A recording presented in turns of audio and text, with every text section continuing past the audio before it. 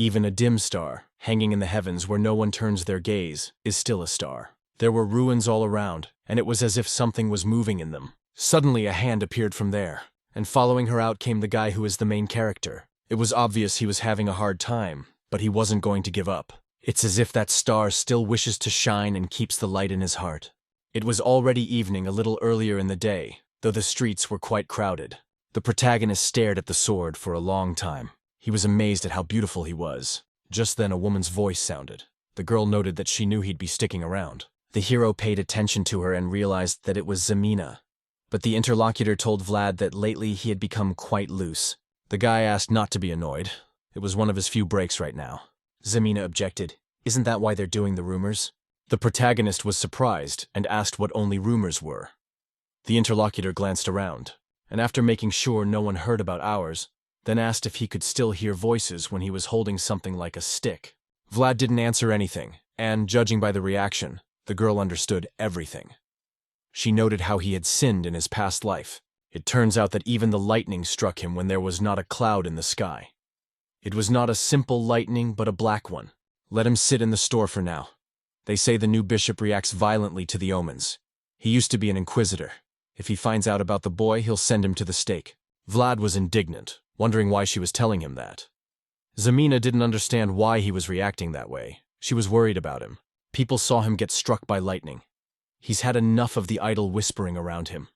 What would happen if the church found out? The guy replied that he wouldn't be judged just for gawking at the sword for a bit. The girl called him stupid and told him to just buy it already. But it was too expensive for Vlad. Zamina asked, wondering how expensive a sword could be in a backwater forge.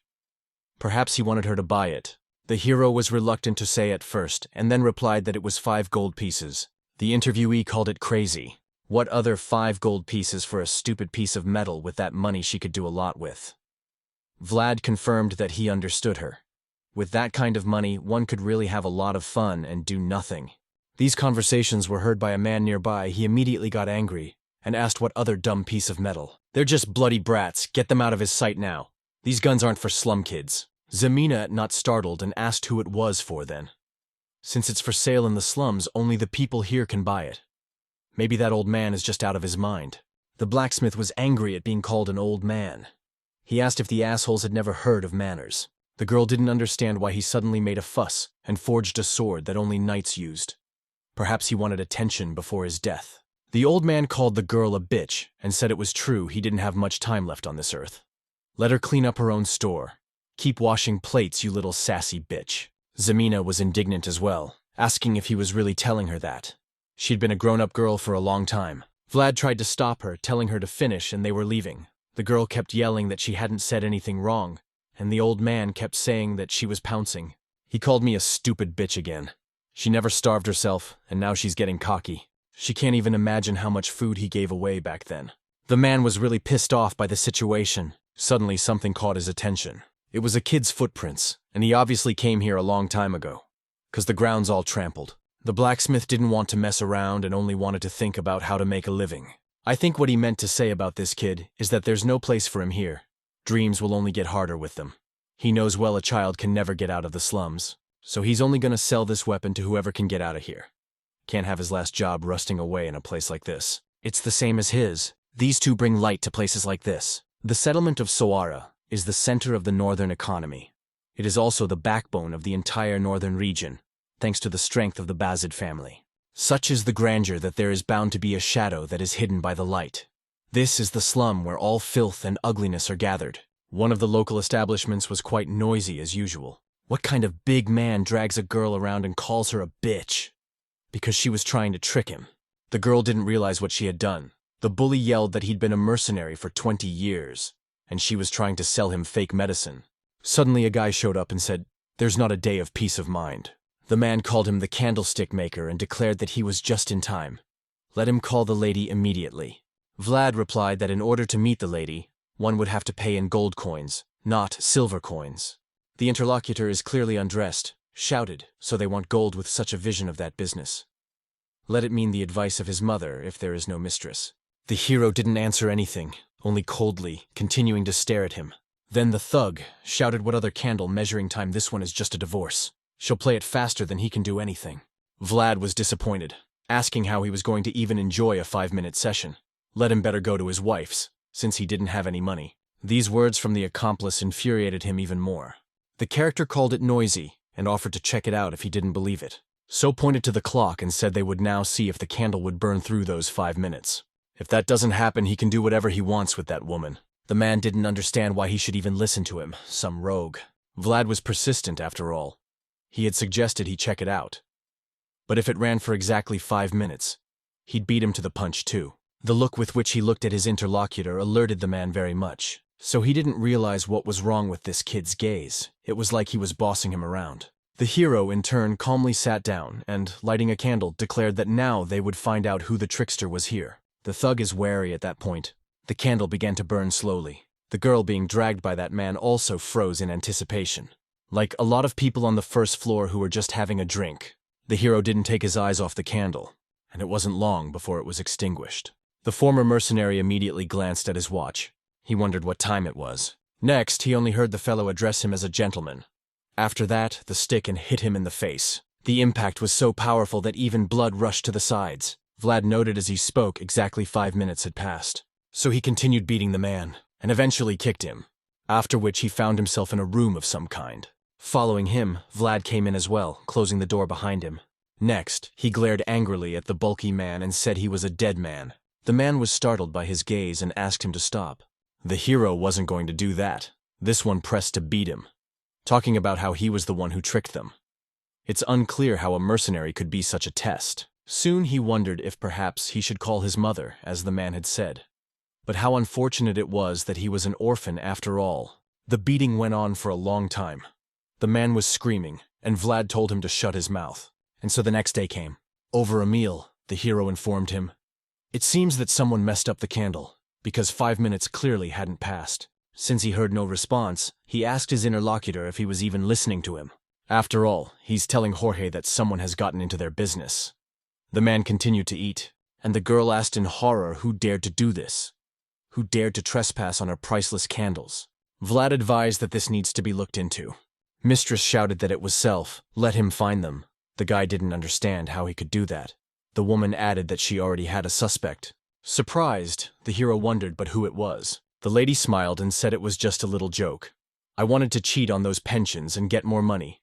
This woman's name is Marcella. She's Mistress Rose Smile. When she reported it, an awkward silence hung. Soon Vlad left and realized that he had literally beaten that man up for nothing. But there's nothing wrong with that. What else could he do? He's just a laborer. Then someone came across his path and greeted him, talking about being proud, hearing what he did yesterday. And he can say he handled it beautifully. Something was bound to happen in his absence. The guy gets tips for selling candles, and they could really use the money right now, 'cause they're broke. Vlad glared at him angrily, wondering what it was that Burley was hinting at now. The man, as well as the others, were startled, talking about not making such a frightening face. He, in turn, is not going to take money for nothing. It's going to be a fair trade. The hero asked what he meant. Burley replied, he gives them money, and he gives them something in return. And he's talking about a pocket thief, clumsy, dumb, and also inexperienced. Showing the battered boy, he asked if Vlad recognized him. He can give it away for 40 silver, and that's a good deal. Vlad only inquired about his ankles and fingers. The interlocutor stated that he would not have called him out if they were cut off. He was just teaching a little lesson, because this guy is all over the place. The hero didn't like this situation at all, but he did pull out a baggie of money and tossed it in. Burley remarked that he knew he could count on it, and Vlad said to just kill that kid next time. The interlocutor noted not to say that. They are robbers, not murderers. The hero only stated that he was fooling his own family. Burley and his companions left. On the way, he declared, as he had said he would, he agreed. Wandering children, his weakness. The hero, in turn, looked at Ned. The boy immediately apologized to him and said he was trying to do things quietly. Vlad said nothing to this, only inquiring if he had any broken bones. Ned was embarrassed, but he said he was fine. The hero said, in that case, let him fuck off, before he breaks his own bones. The boy happily agreed and thanked him. And Vlad realized that his goal of 5 gold pieces was even further away. Soon he told this story to a guy, and he remarked that the kid was lucky. Turns out he even managed to keep all his fingers. This guy's name is Harvin. He's from Captain Hoover's whale hunting family. He added that he became a lesson to everyone. Fingers were chopped off and ankles were cut. He also heard that Rose's smile ruined the candles. Could it really be true? The hero marveled that he was already aware of it. The comrade noted that there have been rumors for a long time, but no one seems to believe them. The lady makes candles, but she is not the kind of person who would do such a thing. Vlad added that this was something he'd already talked about. Jorge seemed to know already, too. They wouldn't make a fuss for nothing. Harvin confirmed that there must be a good reason for this. The hero wondered what he meant. I received a reply saying that they most likely needed money, and not in the long term, but urgently. That's why he asked Vlad to be more careful. There's only one reason why the gang needs to get money fast, and it involves a war with another gang. There are 5 bosses that the slums of Suara are subject to. The first is called the Prodigal Knight Jorge, the next butcher, Black Bear, Player Bone, Whale Hunter, Captain Hoover, and the moneybug, the one-armed Jack. All the dark side of life is silently and imperceptibly coming, and it's happening right now. Vlad was approached by a one-armed Jack. He asked where his boss was. The guy realized that trouble comes when you don't expect it. The catastrophe comes out of the blue. Vlad was surprised that the moneybug showed up in person. Does that mean they are preparing for war? Since the guy didn't answer for a long time, one of the incoming leader's men got angry. After which he shouted to the bastard, "Didn't he hear what the boss said?" He asked where his boss was. The hero only sighed. After which he informed me that he didn't know that. He only serves candles, so he has no idea at all. The interlocutor got angry and swore. Whereupon the latter struck the table, and also stated if he didn't know it, let him go and find it. His blow caused the lights to fly apart. A lot of merchandise was damaged. Those present froze in anticipation of what would happen next. These were also the girls who worked at the facility, as well as visitors and even Zamina. Vlad, for his part, leaned over to the candles and said that he had broken them all. In that case, there would be no more sales today. The guy next to him remarked that he didn't seem to understand the whole situation. The hero said something about a leg. The interlocutor didn't understand what he meant. Vlad immediately glared at him and stated to remove his foot. The one in front of him was once again angered by this one. He started swearing again and took a swing at Vlad. The hero realized that a fight is literally a small war. A planned battlefield as well as a planned situation. He saw that he was being attacked and was already preparing to counterattack. So with a stick he had in his hand, he hit his leg. And it was a very hard blow. A firm grip alone guaranteed victory, Vlad thought. He ended up landing another crushing blow on his opponent, right to the head. The girls couldn't believe their eyes. Like the men who did nothing but gawk. Yeah, and Jack was surprised. And the hero continued to stare, thinking it was the unquestioned rule of the streets. The winner is at the top and the loser is at the bottom. Soon the other members of the guy's gang, the one from which the threat had struck, erupted. They didn't understand how he dared to do such a thing right in front of them. And they were the only ones who particularly liked the boss to stop them. Speaking of which, this guy is really not a slacker. He apologizes for that knock. He only has one arm. He should realize that himself. Vlad pointed out that he doesn't demean cripples. The old man laughed because of this, calling him a crazy rascal. Next he looked at him with fierce eyes as well, and said they would chat, privately sometime. He then asked who he had made an outcast again. Vlad figured, judging by the fact that he didn't remember any of them, they were all dead by now. While they were chatting, Jorge arrived and interrupted their conversation. He asked what had brought the moneybug here. If he'd warned him like that, he'd have fried his meat by now. The interlocutor noted that there is nothing strange. They are not that close. Jorge said since they had guests here, maybe they should talk upstairs. Jack asked to forget about the meat and asked if he had any good liquor. The prodigal knight reported that Marcella does not disappoint when it comes to hospitality. Moneybug offered to check it out. Immediately afterward, they headed there. Vlad was glad it was over just a little more, and he would have been finished. How many of those candles he broke, it's just awful. Soon the guy was approached again by a recently acquainted man. Jack reports that this guy's boss is generous with compliments. He has an eye for good people. Let him come to him if he gets tired of the smell of the candle, because he likes it. The hero replied that he was well fed, paid, and allowed to sleep here too. The interlocutor smiled, stating that they could do that too.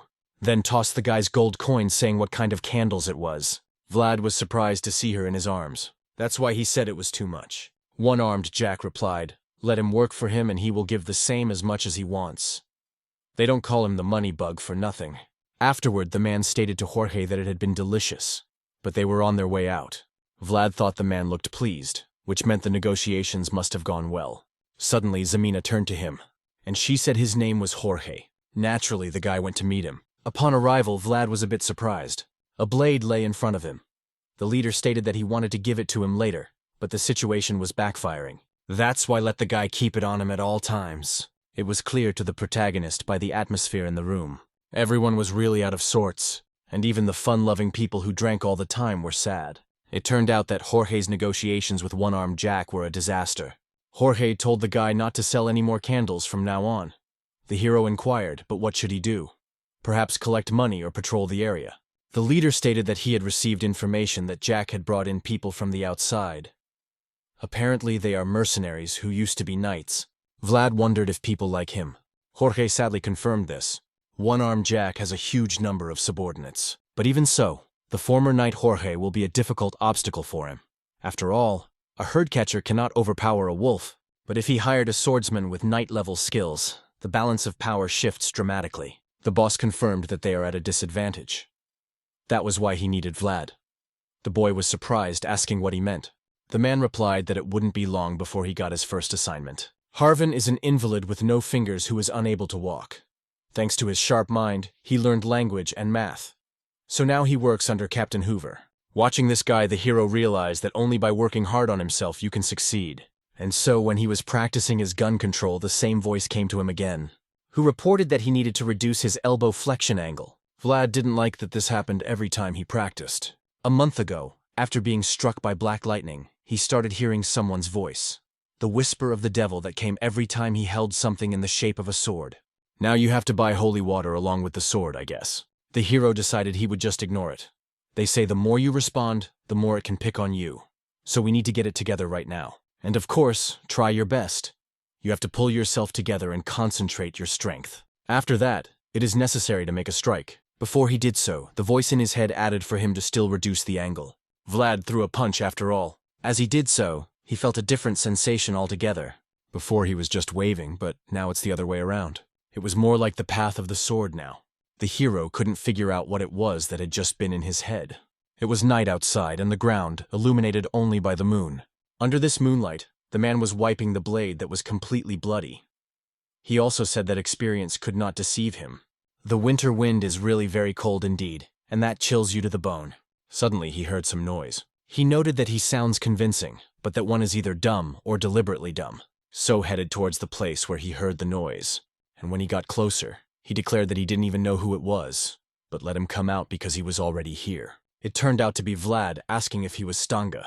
The man confirmed this and said, he must be Vlad. He heard that the guide came from the slums. Blonde and blue-eyed, you'd think he was even a nobleman.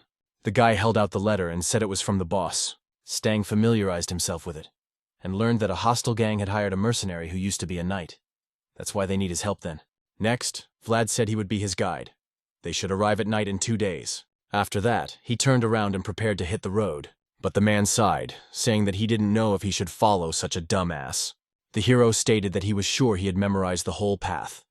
But the interlocutor had his doubts, wondering how a man who makes the sounds of migratory birds in the middle of winter could have memorized the path. The hero was a little wary when he saw the angry look. Stang added, if he got lost, he'd finish him off on the spot. Vlad only asked to follow him. He didn't want to fail his first assignment. The man didn't realize what the hell was going on. He had deliberately given himself a threatening look, and here he just ignored it. It ended up making him smile. So that's why Jorge liked this kid. He's a kid who deserves to be raised. After some time on the road, a rest stop was made. Vlad glanced at his companion. Stang saw the look on his face, and asked why the guy was looking at him like that. He'd never seen a retired knight before. The hero replied that he had never seen it up close. Then the interlocutor called him a redneck, and Vlad asked where he was from. The man replied briefly that he was from Dikia. The guy smiled because of this, stating that it was the middle of nowhere. He wanted to step back, so Stang said he didn't advise getting lost. Otherwise, he'd split him in two right away. The hero asked me not to say such terrible things. You can't even make a joke. The former knight saw the jerky, and it looked pretty fresh. So the question arose as to whether his share was there. Vlad replied that it was just for him. Didn't he take anything with him? Stang pulled out his meat, but it looked pretty weird. The hero picked up his beautiful meat on a stick and started grilling. The former mercenary didn't like the fact that his meat smelled awful. Next, he turned to the guy, asking if perhaps he wanted to know something from him. The hero didn't understand why it was suddenly. Stang went on to say for one answer there would be one piece of his jerky. It's a rare opportunity. Vlad didn't answer anything at first and just gobbled. Then he asked how much he wanted. He could have just asked him. He called him a brat and said he had pride. A knight must always give something in return. Vlad noted that he is retired after all. The man reported, however, he was still strong. The guy interrupted him, asking for his name. Stang ended up giving more of his name and age. Another question Vlad asked was if he knew how to use the aura. The man noted that it was now becoming clear that the one was not so innocent. Answering the question asked, he remarked that not all knights possessed aura. Using it in real combat was a different matter, the hero reiterated, so whether he owned it or not. The man stirred a little.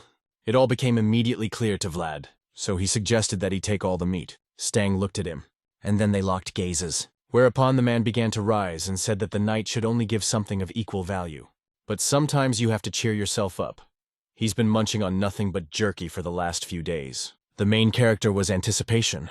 I wonder if he'd really get to see it. The former knight struck the necessary pose. I also closed my left eye at that moment. The guy saw this and wondered why he did it. The man said it was necessary to create your own world in your soul. So let the kid watch carefully. That's what knights are all about. Concentrating his power, he opened his closed eye. Vlad immediately felt the concentrated power on him. It was clearly the aura that Stang had used. Time passed, and they continued on their way. And when they got through the wall, the man said he was all plastered up and like he was a bum. The hero pointed out that this was even better. Better to look like a bum than a knight. The interlocutor noted that he is not talking about his appearance, but about his mood. He has the pride of a knight. Why should he climb such holes? Vlad reported that he had been ordered to sneak him in. It was because of this that they could not pass through the main gate. Still, there was no need to delay as soon as he had a bath prepared for him.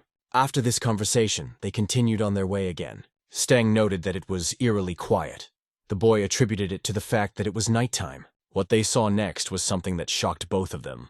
The man asked if it's always like this here. Vlad objected. It looked like someone had already struck. There was a pile of bodies up ahead. The hero offered to go further. He would show a back door that only the gang members know about. The interlocutor asked what about him.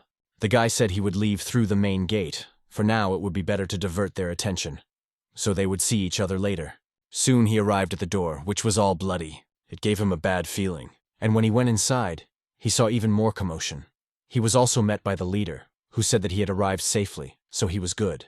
The moneybug has already made its first move.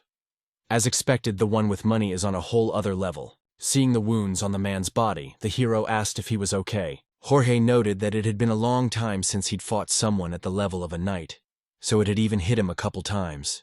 Let him rather say whether he has brought the man of whom he was told. Vlad confirmed that he had brought him.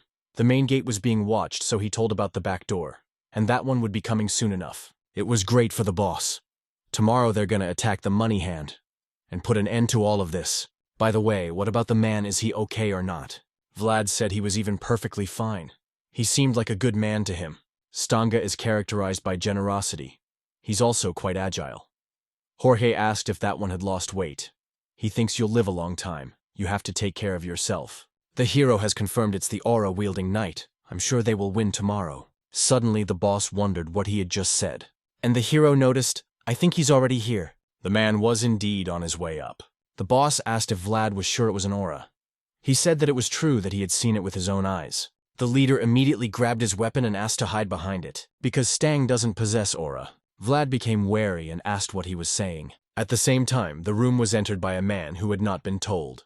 The first thing he said was how far he'd traveled. It's been a while since they've seen Jorge. Before this man met the protagonist, he was wiping a bloody blade. And that's when I heard the sounds. They sounded pretty convincing in his opinion, but he's either stupid or he's being stupid on purpose. Stang had already been killed by him by then, and so in the present, old acquaintances met. Godwin noted that Jorge has changed quite a bit. The interlocutor immediately asked why he was looking for him. An uninvited guest reported that Count Gaidar had passed away. It hasn't been made public yet, as there have been some complications, but we'll soon find out absolutely everything.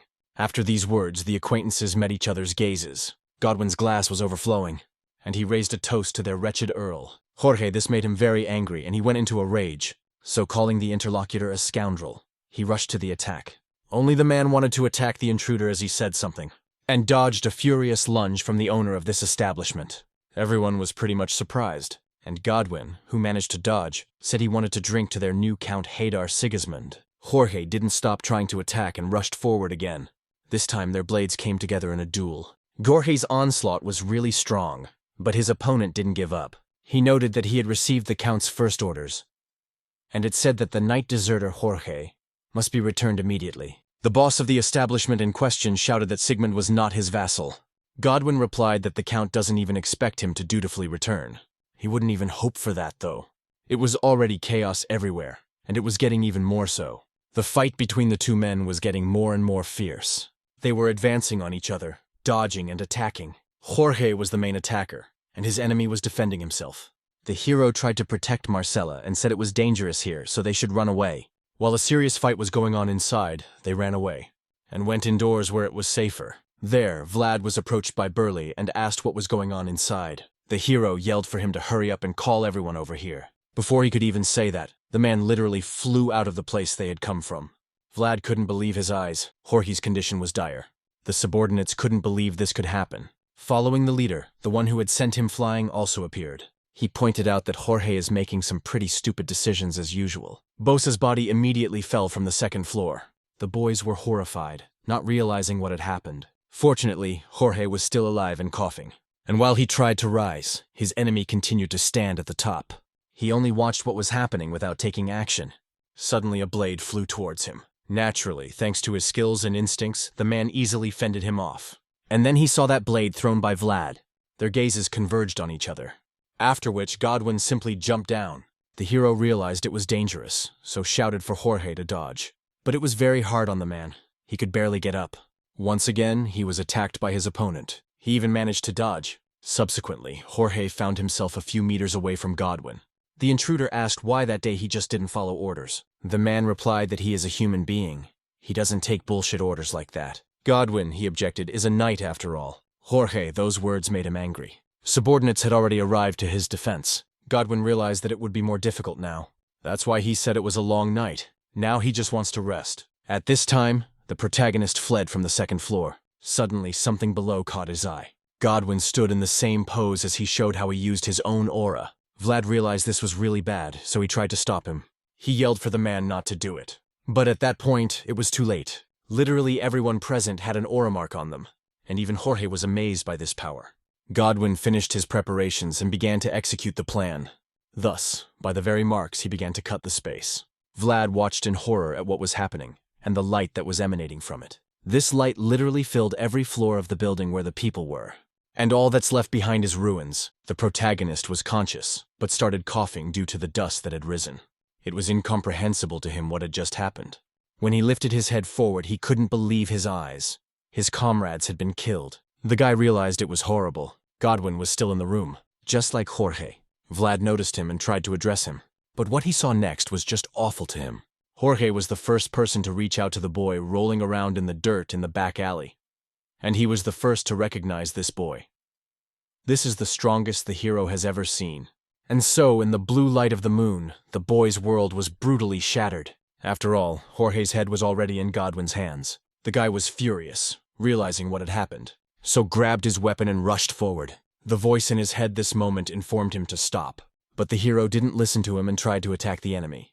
Naturally, Godwin easily dodged, but was surprised at what was happening. Is this really the way of the sword? How does this Slum kid even know about him? Soon the man reported that he had surprised him. The boy didn't listen to him and kept trying to kill him. But because he had no serious skills, was stopped very easily. Godwin made it thanks to a kick. The guy's unprepared body immediately flew off to the side. The man couldn't believe what was happening. This boy had been born this way. I couldn't believe that he had instinctively turned around and fought off the attack. A voice in his head was telling Vlad to breathe. You can't pass out now. Godwin understood perfectly well, if one killed this boy, it would be a great loss now. And even if he comes back one day with a sharper sword, there's no harm done. The man remembered Jorge telling him that it was always nice to keep an eye on someone who had potential. Thanks to that memory, he even smiled. Godwin turned to Vlad, calling him the kid who led him on. Knights accept only fair rewards. The guy wondered what he was talking about. The interlocutor threw meat at him, didn't inform him that his name wasn't Stang, and he wasn't 42. The boy had given him an unfair reward, so let him take it back. He'll take it, talking about Jorge's head, by right of the winner and as his just reward. Once again, the two conversationalists locked gazes. Vlad was angry, so he said he would kill him. The interlocutor answered nothing, and only turned in the other direction. Then leaving, said that with life as it is now, let him not even think of asking for another price for meat. The boy was even angrier at those words. So he shouted, "Let Godwin just wait, he'll kill him." The man at this time was in no hurry to leave with the defeated leader's head, and Vlad continued to scream in despair with tears in his eyes. A short time later, he and Zamina were walking down the street together. The girl helped him get around after his injuries. The wound that Godwin had left behind hurt badly. It even caused the guy to squirm in pain periodically. Earlier, when the intruder left with Jorge's head, he was also squirming. Marcella came up to him and motioned for him to get up. Let him go up because he doesn't want to die. The boy answered nothing and continued to sit pensively. The woman realized that this wasn't going to work and something had to be done. So with the palm of her hand, she slapped the guy's face to cheer him up and asked him to pack. Does he know the difference between the guys who live downtown and them losers from the slums? She speaks of opportunity. Those guys can get up even if they fall, just once they can afford it. But the question arises, what about them? Let him look at the sides. It's the result of just one mistake. They'll die if they're wrong just once. That is their destiny. It is because of this that the girl asks not to miss this once-in-a-lifetime chance. Now the hero remembered that situation. Zamina wondered if he was okay. Perhaps she should go slower. The hero objected and said to keep walking. Right now, he just can't end it like this. Suddenly, some man showed up, yelling that he'd found the guy. It's Jorge's henchman, and he's here. The protagonist realized this was bad, so he grabbed the girl's hand and ordered her to run. Their nest was destroyed and they were climbed on. Even if they were lonely birds, it was time to take to the skies. Soon the pursuers reached a dead end. They didn't understand where those children had gone. Literally like little rats, they disappeared. But maybe they'd gone down another alley. Therefore, all corners were ordered to be checked, and they would be generously rewarded for it. And the guy the hero beat up was the one who ordered it. He noted that he would make him pay back for making him feel shame. The pursuers were told to split up. They couldn't have gotten that far. Vlad, along with Zamina, were behind a locked door. They were wary and waiting to see what would happen next, whether they would find them or not. The guy even thought that they wouldn't be able to escape at this rate. He further remarked to the girl that she'd better come back as soon as things quieted down. She wondered, asking what about him. Vlad replied that he needed to get out of here somehow. The pursuers are very close, so it is too dangerous for them to go together. Zamina objected, for she wanted to stay with him. But the hero declared that he had promised Marcella that she would help him get to a good enough place, and then leave. Let her go to the convent before she blossomed. Or heaven. The girl was stubborn and screamed that she wasn't going anywhere. It made Vlad angry. He called her a fly and asked if she really didn't understand. Would he be able to protect her now? Of course her interlocutor understood that, but she didn't want to lose him. Suddenly a male voice was heard from outside, asking if anyone was here. Startled, Zamina immediately grabbed the blade. Out of the darkness appeared the silhouette of a man carrying a lantern. It was an old man who asked why these children were here. The girl shouted for him to stay away. The interlocutor wondered what was wrong with her. After all, they were the ones who had broken into his house. But Zamina wasn't listening to him at all. She was telling him not to move. Otherwise, she stood, charging. The old man said nothing in response to this, and everyone froze in anticipation of what would happen. Suddenly, the man said he realized the situation they were in, so let them put their guns down. The girl was not convinced by this. She shouted to the old man to give her a sword. He wondered, asking what she was saying. Zamina replied that she was talking about the guns hanging there at his place. It's not safe outside of the city either. And she's not messing around right now, so just let her give it to him. Vlad motioned for her to lower her weapon. But the girl hysterically ordered the sword to be handed over. To the blacksmith, it all became clear. This is how things work in the slums. This is the true face of people who need to take something from others to survive. He, in turn, was just like them. Figures it's her turn. The old man only reported that it was sad. Zamina didn't know what she should do anymore, so she soon prepared herself to go to extreme measures. Vlad thought she was going to use a weapon, so he yelled out not to, and the blacksmith just closed his eyes, waiting to see what would happen. And so the blade swung in the air. The main character just froze at what he saw. The girl did not attack the owner of this room, but cut off her hair. The man stared with surprised eyes, not believing them. Zamina tearfully held the wisps of her hair in her eyes and said she would pay. It wouldn't be enough, but she would definitely pay him later, she swore it.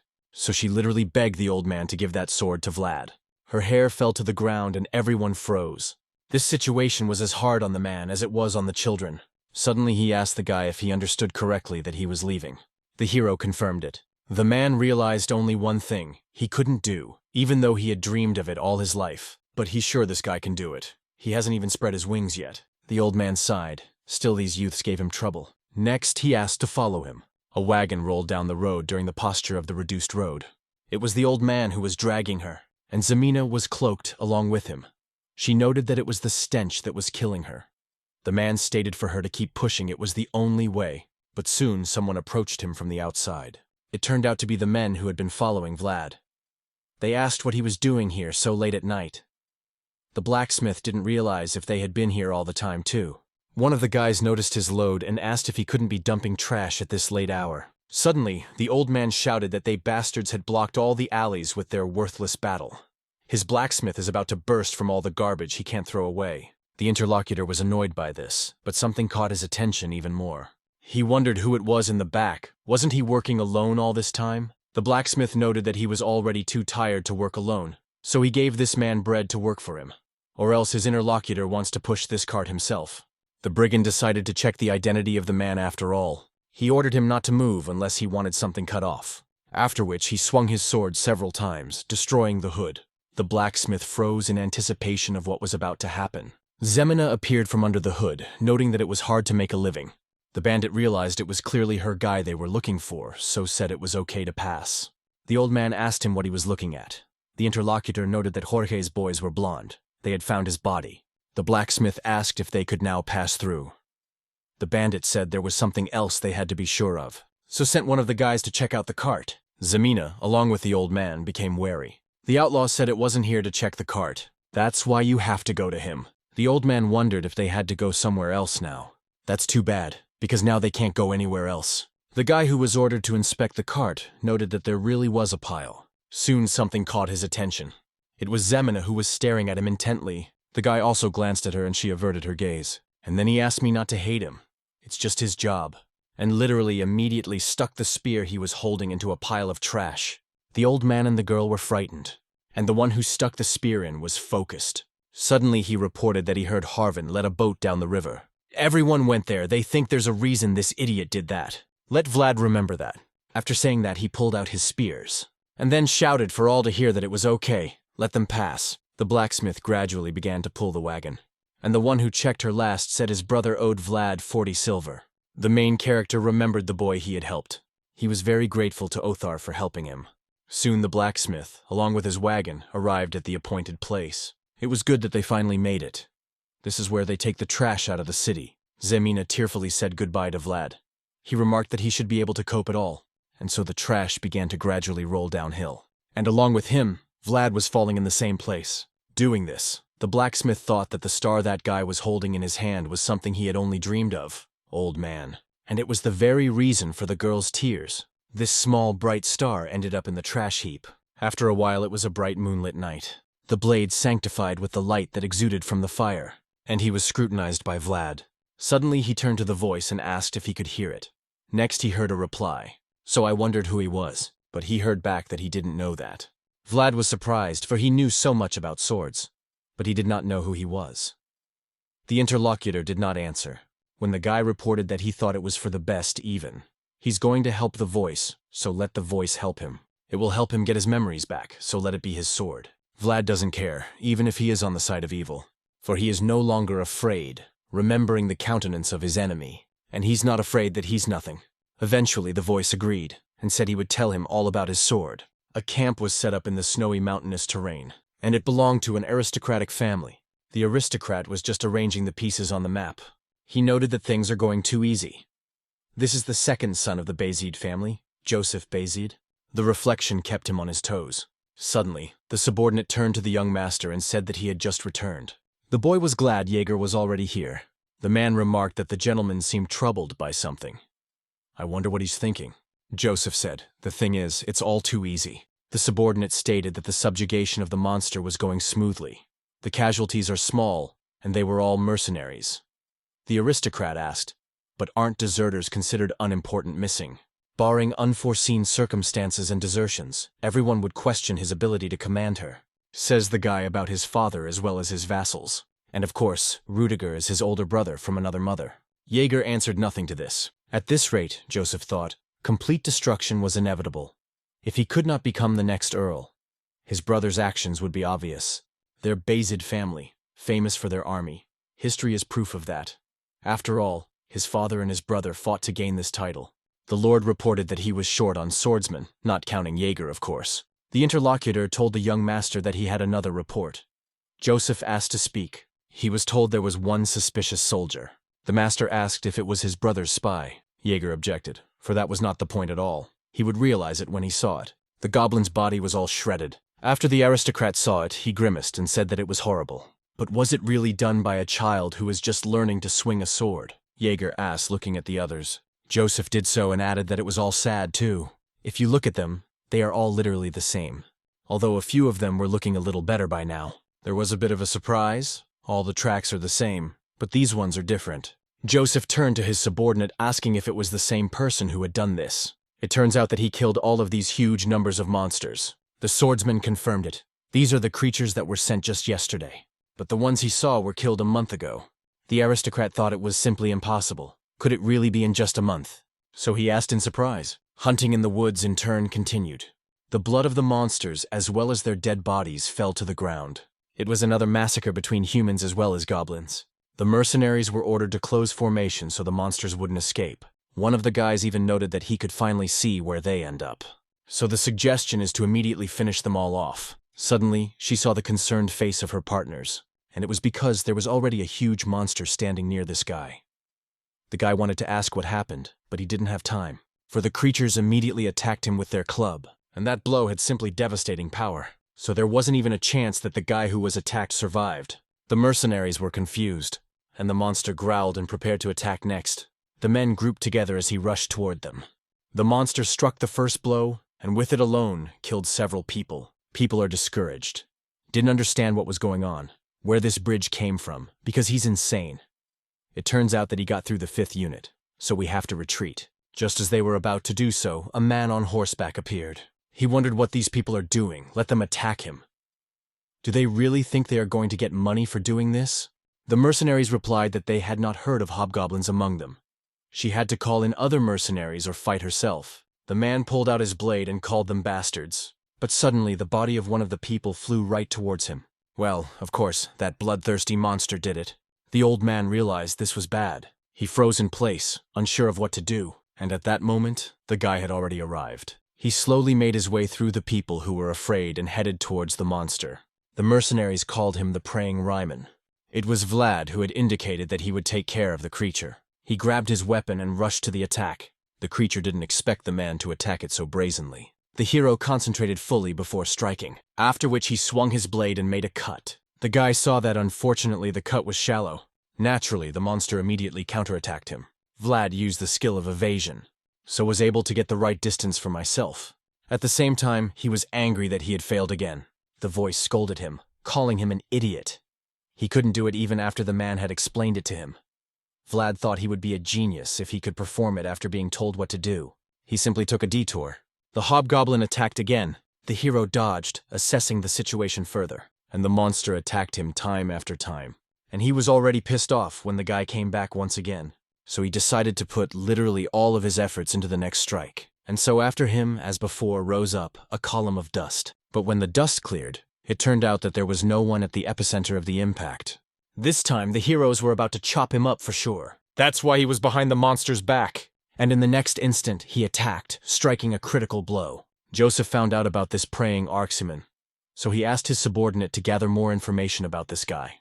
The man said he would do his bidding. The aristocrat continued to think it was all just nonsense. The cuts on goblin bodies are so crooked and inept. I can't believe he's been on the path of the sword for a month.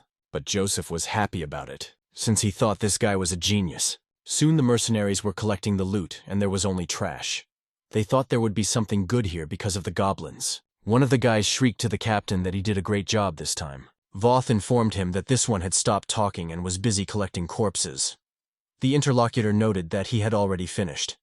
No one would dare to touch those whom the captain had killed. By the way, they're almost done with it, so I wonder what the guy will do now. Maybe she wants to work together with him. With his sword skills and his brains, they do a good job. The hero didn't even finish listening to him and said he doesn't work with crooks. But that guy wasn't going to just let him go. He noted that Ryman could no longer use the mercenary label, and he knows a good man who's good at fixing things up. Vlad immediately turned around and told Goethe that he should know that blabbering gets people killed. If it's a sentence, he's just going to warn him, and if it's a rose, He'll kill. Seeing the creepy look on his face, goosebumps ran down the guy's body. So scared, he said he was just saying it for his own good. It's embarrassing to get such a small thing when he's so good. The hero ordered him to shut up and keep cleaning, or he would say goodbye to his head. That's when the interviewer disengaged from him and said he was leaving. Vlad realized that something would have to be done about him. Next, he just turned around and left the mercenaries to work with the corpses. When one of the boys saw him, he asked if Richmond was going to pray again. Another man said that he was indeed a stalwart. The protagonist actually stuck his sword into the ground and bowed to it. It looked very cool to some people. They thought maybe he really did come from a noble family. He certainly couldn't be from the same class as them. Vlad in turn was angry about not being able to cut off in one blow.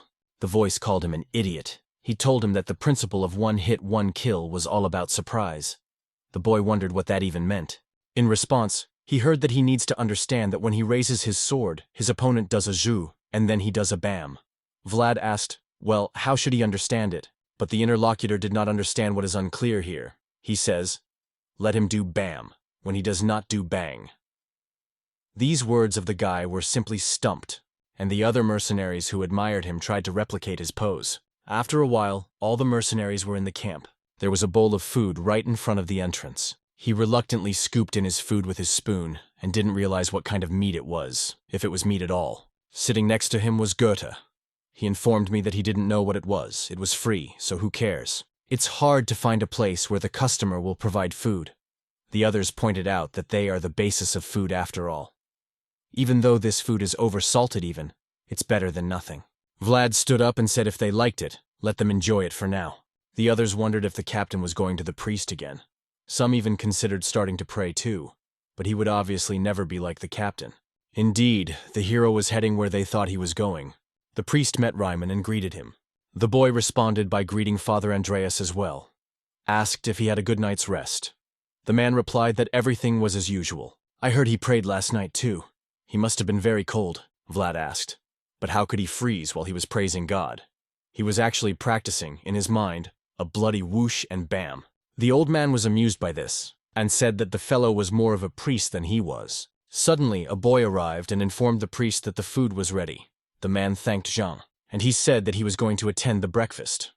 So let Rahman join him, but the hero retorted that he had not come here to eat. The old man was persistent though, and soon they were all seated at the table. Then he suggested that they pray. All three of them, they thanked God for the food. Let them gain strength and let food help them do good to others. While the priest was saying this with one eye, glanced at Ryman, he thought what an honest believer this guy was. Even in the midst of such a low place, he had not lost his faith. He must be led. It is necessary to lead this young man who will always have bloody hands after battles. It could also be his faith that God has bestowed upon him.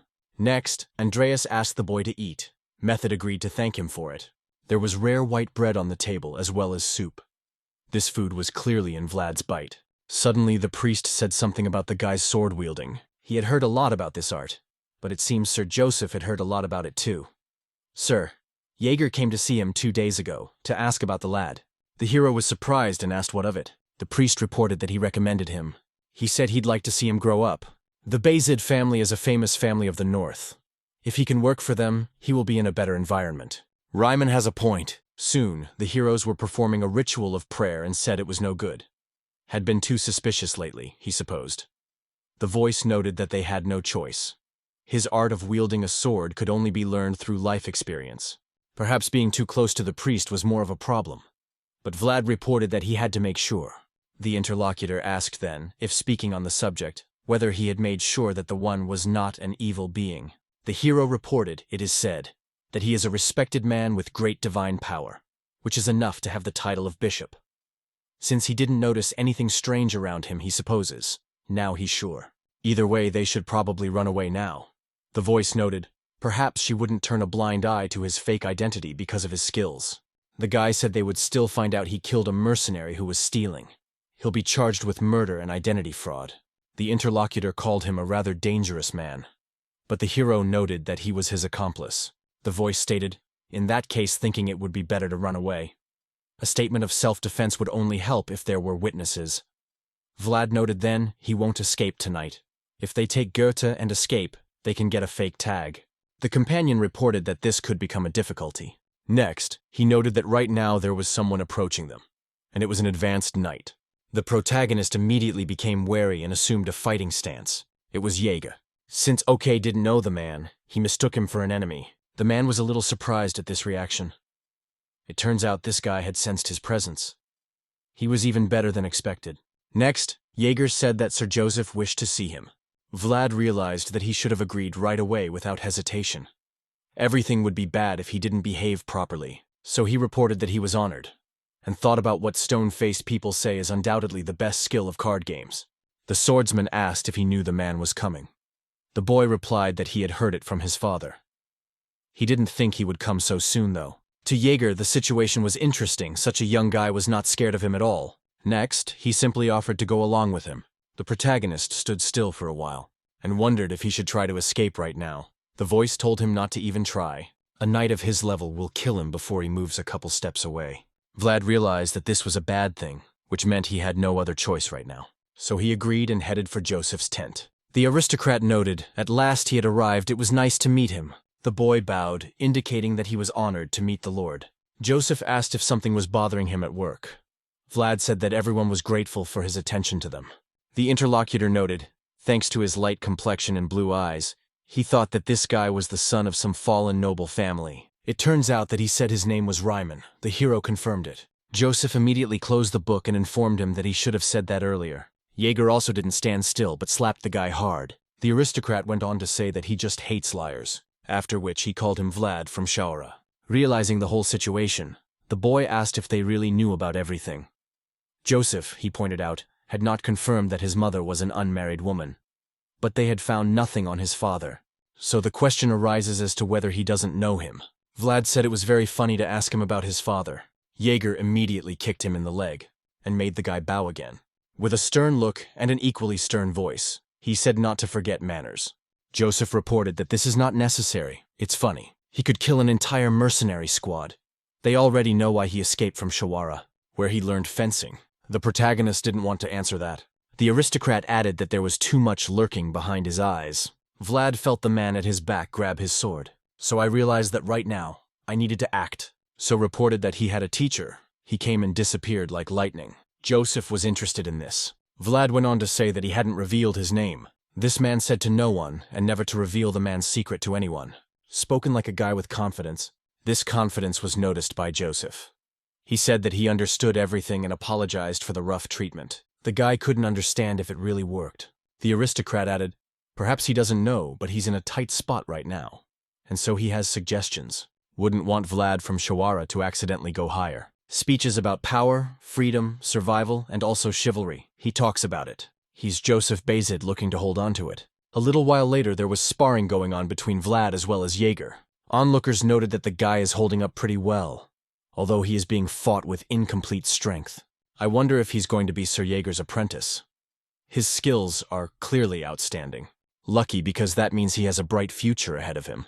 In sparring, Vlad had a tough time. Suddenly, his opponent called him an arrogant little thing. He held his head high in front of Sir Joseph with such poor skills. He simply doesn't know his place.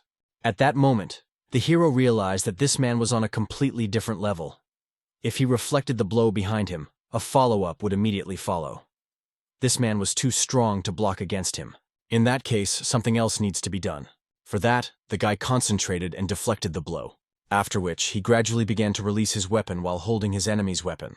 And as a result, he was able to push it away and free himself. After which, a counterattack literally followed in an instant. But Jaeger, even in that split second, had time to react. The audience was thrilled that he did it and called him a good boy. The man said to get it right, he should be good at least at that. But the hero berated himself for failing. His opponent simply allowed him to hit. Suddenly, Jaeger said he would spar twice a day in the morning and the evening.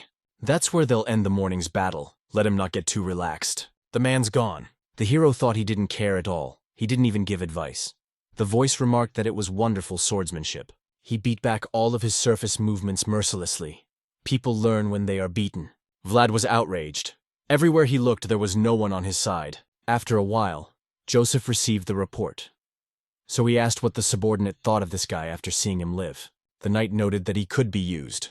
Right now, he might even get the Count's attention, if he was aware of it. The master was glad, for as he thought, he was right. Jaeger added, The problem is that he is arrogant and doesn't know his place. Joseph reported that this was to be expected since he grew up in Backstreet. You can learn good etiquette if you do it gradually. He thinks he has the right man for the job. The interlocutor realized it was about him, but said that nothing could be trusted to an infidel. Joseph added, if he bowed his head, he wouldn't believe him anyway. It was better to let him show him what he was like on the inside. Earlier, the guy had informed him that he had something he had to do at any cost, so the aristocrat said it could be for the best.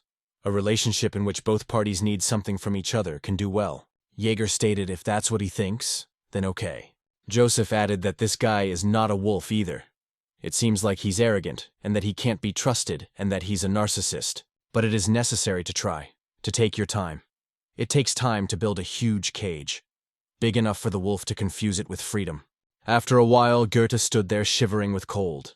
He didn't understand why it was winter and a bloody fog. He was also thinking about Captain Vlad serving under Sir Jaeger. He should have gotten his attention sooner. It's okay though, it's all so good. Getting promoted is pretty great too. And what could be better than me coming on an expedition weather like this? Suddenly, he was approached by a man, wondering if something was wrong. The boy objected to Sir Roderick nothing much had happened. Then the man declared that he had pulled himself together and worked properly. Goethe bowed and said he understood. Let him not worry about them. After that, the man left. The guy thought they were pretty tight. Not even a needle could get through. So he'd just pass through, which meant he'd be gone for a while. So I guess they can turn a blind eye. Just as he was about to doze off, he heard a noise. The man yelled out what they were doing there. Goethe realized that he still hadn't left. Roderick was yelling about some kid, and didn't know what it meant. He wondered who he was talking to. Apparently the man was communicating with the woman, because he called her crazy, and said he wasn't her child. Goethe was surprised by this and wondered what the matter was, and also why he had suddenly fallen silent. Even a chill ran down my spine. And wary, the boy tried to move closer. Next, something surprised him. Roderick just walked forward at a leisurely pace. But it was unclear where he was suddenly going to camp, for he was clearly in the wrong direction. But there was also something that was more surprising. It's like some black fog was following the man, and it's unclear what it is. Next, Goethe saw a very frightening picture before him.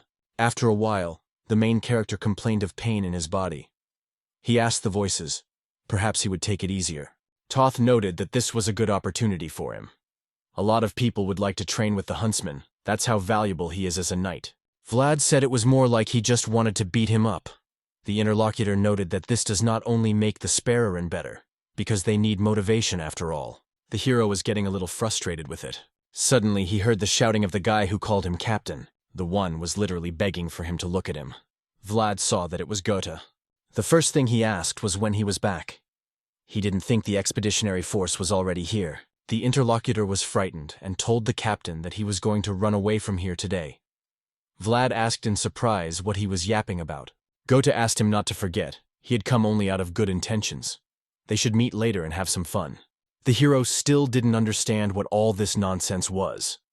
The guy shouted that it wasn't nonsense at all. He had seen it all with his own eyes. These forests, that is, the forests they were to explore, are cursed. Vlad asked what that meant. Goethe pointed out that up to this point they have had deserters after all. But the pay is high, and the work environment is fine. The hero confirmed this. The interlocutor, on the other hand, shouted that they were not deserters at all. They had been taken by the forests. They can't be called deserters about missing people, and he had seen with his own eyes the ghost that was taking these people into the woods. Goethe said it as if he were telling a horror story. An awkward silence hung between them, after which Vlad punched the guy and called him a rascal. He thought the man was joking with him, but the interlocutor kept saying that he was telling him the truth. Just yesterday, even the knight was missing. The hero asked if he was really talking about Roderick. Goethe confirmed this. And while it was coming back, he had already realized something. Literally all the guys who had disappeared up to this point were dark-haired. In the end, Goethe was simply disappointed and berated himself. He led the group behind him and thought he should have just left with his stuff. He mumbled like that the whole way. Jaeger asked if they could trust him. The hero noted that they shouldn't trust him, but still, he's not crazy. The man began to ponder what Joseph thought was a good opportunity. Because instead of a useless expedition of discovering a new direction will be more useful, but that's what he's worried about. So the table of all the missing people had black hair. Vlad said that the 3 knights were put on duty. Something must have happened. The interlocutor noted it was because they were useless, but he realized he just couldn't stay away. With Roderick gone, someone more experienced would have to take his place.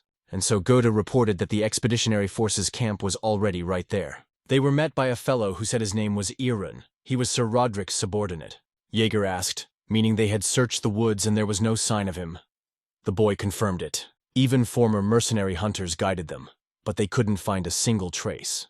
The Jaeger was surprised by this. He decided that apparently he would have to check everything himself, so ordered his men to disperse as far away as possible. After a while, the sun was already setting behind the mountains. Goethe kept saying that all this is wrong, incomprehensible. How the hero could do this to him. He's just a liar who takes advantage of other people's kindness. Vlad said he'd had enough of talking and let him get on with his search. He would bring him something later. The captain came to them and asked if they had found anything. But the answer was not positive. The man reported that they were useless. The guy noted that he was just originally from the city. Jaeger then asked how they were looking for missing people in the alleys. Vlad reported that it was simple to just grab someone and beat them up, and then you could find them. Because of this, the interlocutor again called him useless. He realized that the sun was setting, and dusk would soon fall. He realized that the sun was setting, and it would soon be dusk. Suddenly he noticed something. Then inquired if searches were conducted outside of the river. Goethe replied from what he knew, they had not crossed the river. After all, these places were not even part of the expedition's plan. It became clear that there was no trace of them in the woods, and they had already searched everything there. There was no way they could find Roderick or the unknown woman here. So he ordered the guy to gather all the mercenaries that had dispersed, and now they would be crossing the river. Goethe set about the task at hand. Jaeger noted that this river is not completely frozen. Vlad reported that winter was over, but it would be enough for them to get to the other side. The man added, if they split up and cross this river, it might work. The mercenaries finally arrived and asked what had happened, if they had found the man. Goethe objected, for that was why he had called them. Jaeger said they were going to expand the search area and would cross the river to do so. It is not completely frozen, so they will divide into 3 groups and cross it. And so gradually the mercenaries began to cross over. Vlad saw Goethe's concerned face and asked what was wrong. The one replied that he had a bad feeling about it. The hero stated that it was all bullshit. That's what he'd say. He'd already been up, recently put on. The guy said that's true, of course. Even so, he's also scared. He's not as tough as his captain. Someone like him needs good intuition to survive. And right now, that's exactly what it is. That's why he says you shouldn't cross the river.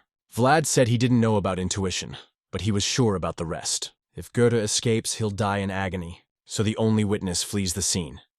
Even he would have caught him and killed him. Cut the crap, just let him follow. Crossing the river is just his way of surviving. The interlocutor reported that none of this is a big deal, it's just all wrong. He then very reluctantly stepped onto the ice. There was a cracking sound, so the guy asked the captain if the ice could crack. Vlad confirmed it. If he kept talking, he would break the ice, and he would throw it here himself. Next, Goethe just fell on the ice and said he couldn't move on. The hero grabbed him and was telling him to get up. They were the only ones left behind. Suddenly Goethe began to drink it, as if he had seen a ghost. Vlad got mad at him about it, but suddenly I saw what that guy was screaming so crazily about. It turned out that there were dead bodies in the river directly below them. This information was heard by the rest of the squad as well. It became clear to everyone that there were dead bodies in that river right below them. Suddenly something strange began to happen to the ice. The ice was starting to crack very quickly, so we need to run to shore. But they didn't have time to do that, and corpses were coming out of the water. It was not a count that was supposed to attack people. Those present didn't realize what the hell was going on, and they were surrounded. The mercenaries asked Mr. Jaeger what they should do. The man was very angry. He realized it was a trap. An elaborate one, as if they knew you were coming. This place was clearly not for the living. The camp itself was quite peaceful. The Holy Father thanked God for watching over them today. May he guide them with his light so that they will always stay on the right path. Suddenly he stopped reciting the prayer. The boy sitting next to him didn't understand what had happened, so he asked, and it was all about the water that was in the grail. The priest was horrified when he saw the dark energy inside. After that, a thick fog gradually began to envelop the camp, and there was a woman who kept talking about her child. It was an unholy thing that was looking for its child. The river was also turbulent at this time. Goethe was attacked by a dead man, so here was frightened, turning to the captain. Moments later, this day part was cut in half, and the main character did it, of course. Just as he wanted, he managed to cut the monster down with a single blow, but the rest of the dead also didn't stand idly by and rushed to attack. Vlad sensed the enemy approaching and was ready, so in just a few blows, he easily dealt with all the enemies. Goethe only cried out in horror as the slashed parts of the monsters flew at him. The hero shouted for the rascal to get up and take the spear, but he replied that he simply couldn't do it. Vlad began to worry, and a voice told him not to panic. It is necessary to think about doing it first. The guy was well aware that because of the number of these monsters and me to pass. I wonder if Sir Jaeger's okay. The man fought all the monsters fiercely. As for some mercenaries, they couldn't handle the onslaught on themselves and were bitten. It became clear to the man that the situation was bad. These dead men had no end. It turns out they planned this ambush very well. He doesn't know who planned it, but he knows exactly who's behind it. Therefore, he immediately began to use his power, and an aura began to ooze from his left eye. The captain applied it, realizing there was no time to lose now. It was at this time that another mob of the dead pounced on him, and this man already had plans for them. Literally moments later, tags began to appear on the creatures. These were the battle aura application marks that needed to be cut through. Of course, after completing all the preparations, Jaeger carried out the intended action. The mercenaries rejoiced at this and decided to all run to him, and the man continued to neutralize his enemies with ease, whereupon he shrieked to Vlad to follow the agreement. The hero turned his attention to him, after which he asked what he should do. Jaeger shouted for him to return to camp immediately and protect Joseph at all costs. Vlad understood and replied that he would follow orders, so he ran toward the camp and called Goethe along with him. The captain only hoped he didn't make it to camp in one piece. Suddenly, a painfully familiar man appeared at his back. The swordsman sensed him, so immediately turned around in his direction and stated that he was late. The one who got his attention when you were Roderick. The camp itself was quiet for a while. Joseph went on about his business, reading a book. Suddenly he heard some strange shouting from outside. The subordinates were terrified. The aristocrat wondered if this was an ambush. And then the old man came rushing to him. Joseph asked Borden what was going on there. The interlocutor did not give a clear answer. The guy got angry, asking, did the guy barge in on him without even finding out what was going on? Borden said it's because His Majesty's safety comes first. But this angered the Lord even more, for he also came unarmed. The old man really hadn't even noticed that it was so. Joseph stated that his brother had been too kind to him, and he would have hanged him long ago for such a thing. The subordinate realized it was a serious mistake, so apologized. Then the priest and the others also arrived at the tent. Joseph was glad to see them, and he asked Mr. Andreas what was going on there. The priest said it was demons. Let him just look at it. This Bible is written in holy ink. The master couldn't believe his eyes. The letters in this particular book were shaking like crazy. And that means something very powerful is headed their way. Joseph asked, but was there any way to stop it? Andreas replied that unfortunately he was not an exorcist. Of course he will try to do his best with his divine powers, but he doubts it will do any good. Everything became clear to the Lord. He realized that none of the knights had ever managed to create their own worlds again, but right now they just don't have any other choice. So he stood at the head of all these people and told them to follow him. Outside, the picture was pretty bad. Joseph's attention was drawn to the fog. And the mercenaries were like, "You're crazy, he didn't scream and say he wasn't a child." The aristocrat covered his nose, realizing this safety measure. He reported that this fog must be causing the soldiers to hallucinate. The priest also commented that it is definitely not a natural phenomenon. Suddenly Joseph realized that he too had fallen under the effect of this phenomenon. Next came the woman's penetrating voice. She gradually walked on and asked where her child was. The priest and the boy who helped him were amazed. Nor, in fact, could anyone else believe the damn thing. The woman-like creature continued on its way. Suddenly, she turned her head sharply in the direction of those people, and with a crazed expression on her face, she shouted that she had finally found him, and she was looking straight at the dark-haired Joseph. The woman rushed forward and tried to grab him, but she still didn't succeed, because she soon fell under the effects of the sacred barrier. It was applied by a priest using divine power, and the boy helped him do it. Thus, the people under the effect of this barrier were safe. Joseph began to think about what to do in this situation. It turns out that only Sir Jaeger can defeat this monster. Kaida and Maxime weren't enough, they had already been killed. And this was despite the fact that Andreas had used his blessing. The undead kept trying to get through the barrier, but it failed. The Lord concluded that it was a curse, and because this creature breaks through the divine barrier without fearing it, this curse is meant for him. Then the question arises as to who it might be. Jean kept singing, but it was getting harder and harder. So soon he was unable to do so. Andreas asked him to stay put. The sun would surely rise again. Since the divine barrier had weakened, the woman could already enter it. The boy noticed this, and realized that it was impossible to give up now. So he immediately, through the pain, started drinking again. And the curse, as before, could not enter. Joseph realized that the priest was at his limit and the psalm was about to end. In that case, is this really the end? They're in such dire straits that they can't wait for dawn. What happened next was something I didn't expect. He saw someone coming from a distance. The creature also sensed danger at its back, and Vlad was approaching him. The voice said it was the spawn of a curse. Hence, it could not be harmed with an ordinary blade. The hero wondered, but what to do? The interlocutor asked if perhaps she happened to know how to use aura, but Vlad said it had to be a joke. Then the voice pointed out that there was one way after all. If he lets me borrow his body for a while. The hero is fished out, asking if this is really possible. The interlocutor noted that he could use mana himself, but he's not sure if he can use it in his body, and even if it does for a while, he won't be able to move. Therefore, he would not advise it. Then Vlad declared that if he did not kill the creature, he would kill him. The voice explained that it was the way of the sword. After a little thought, Vlad agreed to the proposal. The interlocutor asked if he was sure about it. The boy confirmed, for he had promised Joseph. It was his duty in exchange for faith he pledged allegiance. The voice respected his decision. After that, the boy rushed to the attack. The woman-like creature began screaming furiously. Suddenly, Vlad felt something strange happen to his body. A voice shouted that it was time to let her right eye close. At that moment, it was as if a bolt of lightning had appeared. And next, the hero saw the world of voice. His eye began to glow at that, and the weapon was gradually covered in a battle aura similar to lightning. The curse sensed the danger. Vlad was fully concentrated, and it was as if his body was extending itself. Thus, he struck the fatal blow, the creature in front of him. Because of this, the monster was defeated. Those present were stunned by what they saw. Joseph saw perfectly well what had happened. The guy's right eye was clearly exuding following auras, and soon he fell to his knees and also began to scream.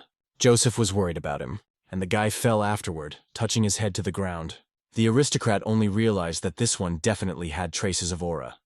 He has no idea how the guy achieved it, but he was sure he had to pay for it somehow. Surprisingly for everyone, after applying the monster's battle aura, he was still alive. The hero couldn't move, and the woman-like creature was closing in on him. Joseph rushed to his side and ordered the priests not to stop praying. He lifted the boy up and asked him to hold on to himself. I wasn't going to let them go on the curse. So this woman grabbed the aristocrat's leg. He ended up falling to one knee, started cursing his frail and cursed body. He can't even handle it, and it's annoying. But suddenly a subordinate came to his defense. He grabbed him by his clothes. It was Borden who apologized for his impertinence. Then he threw Joseph and Vlad's body aside with his great strength. Left alone with the monster, the curse screamed because of it, and the boys found themselves near the priest, who continued to use divine power. Joseph said, "You first." Glad to have him on his side, the hero thanked him, after which he tried to get up. Also, turning to Andreas, he asked for a blessing on his own sword. After all, it is necessary to put this woman out of her misery. The old man noted that he understood, after which he grabbed the blade with his bare palm and slashed his hand. That was the way he blessed his sword. Vlad accepted it and thanked him for honoring the request, after which he prepared for further battle. He approached the woman who was the curse. Because of her wounds, she wasn't so scary anymore, and only begged for help finding her own child. Vlad was sad to see this picture. If only for a moment he had just recently seen something. It was the same woman who was locked in the dungeon, and she was begging to save her child. The guy also saw a defenseless child there on the cold floor. The woman continued to beg for a long time for her baby to be returned to her. She could only beg while her child was dying before her eyes, and it really is the most horrifying thing for a mother to see. Before helping her out of her misery, the guy asked her to rest in peace. At this point, she just kept asking where he was, as the hero thrust his sword into her. And so when the curse was finally broken, the woman was devoid of suffering, and the sun rose from behind the horizon. It turned out that the curse in question was not simple at all. It was used by a necromancer in the neighborhood. Now that's a race really enjoyed, and literally endured this woman's soul in front of his eyes. But soon what he held on to dissipated. The man couldn't believe his own eyes. He no longer felt her presence. Then she must have been murdered. But who could it be? There's only one knight among them who can use aura. And just when he thought of this man, Jaeger showed up. He said he was the rat manipulating these puppets. At that moment, the necromancer froze. A cold sweat ran after her, and he realized he was finished. After a time, the man in question was introduced to Joseph. The Lord noted, so this was the man who dispatched the dead in the darkness. The swordsman confirmed it, and it turns out that woman was looking for this one. What he held in his hands was more like a child's coffin. Joseph asked to give it to the priest, He would not investigate everything on his return to Varna. It seems that their expedition ended in failure. Jaeger noted that he had no excuses, and the gentleman said that although it was a complete failure, somehow he felt relieved. The swordsman inquired about that guy. "My lord, it appears he has found the right man for him, the one who would become his sword. This guy really shines brighter than the others." After a while, the heroes just woke up and found out that he had slept for 3 whole days in a row. The voice confirmed this and informed him that therefore let him be careful next time. He didn't know that the side effects would be so strong. Vlad noted that he was still glad he thought they would pack up and leave immediately, load him up as if he were some kind of luggage. The interlocutor reported they must have been waiting for him to recover for the time being.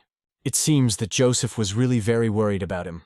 In order to find out, the hero got up and came out of his tent, but what he saw didn't surprise him much. Even though the camp was empty, no wonder everyone ran away after so much trouble. Although it wasn't, Goethe was nearby.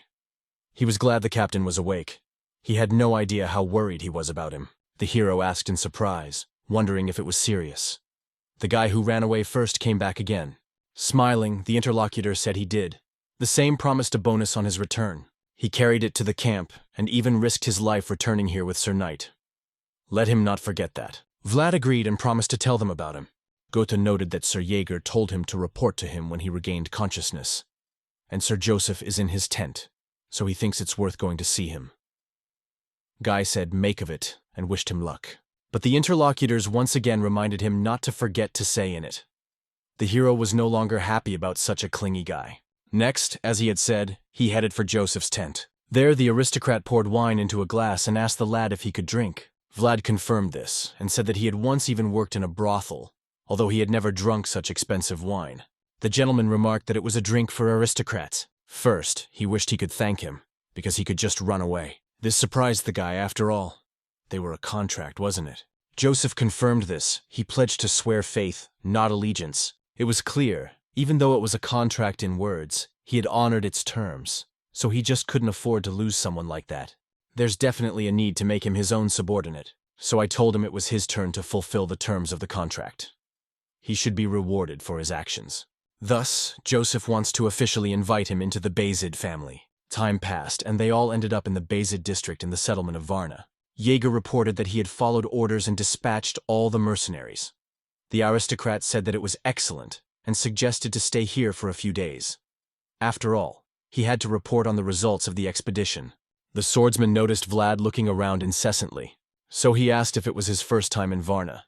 The hero replied that it was the first time everywhere. For this, the interlocutor called him a redneck. Joseph said that he could take the day off and walk around the city if he wanted.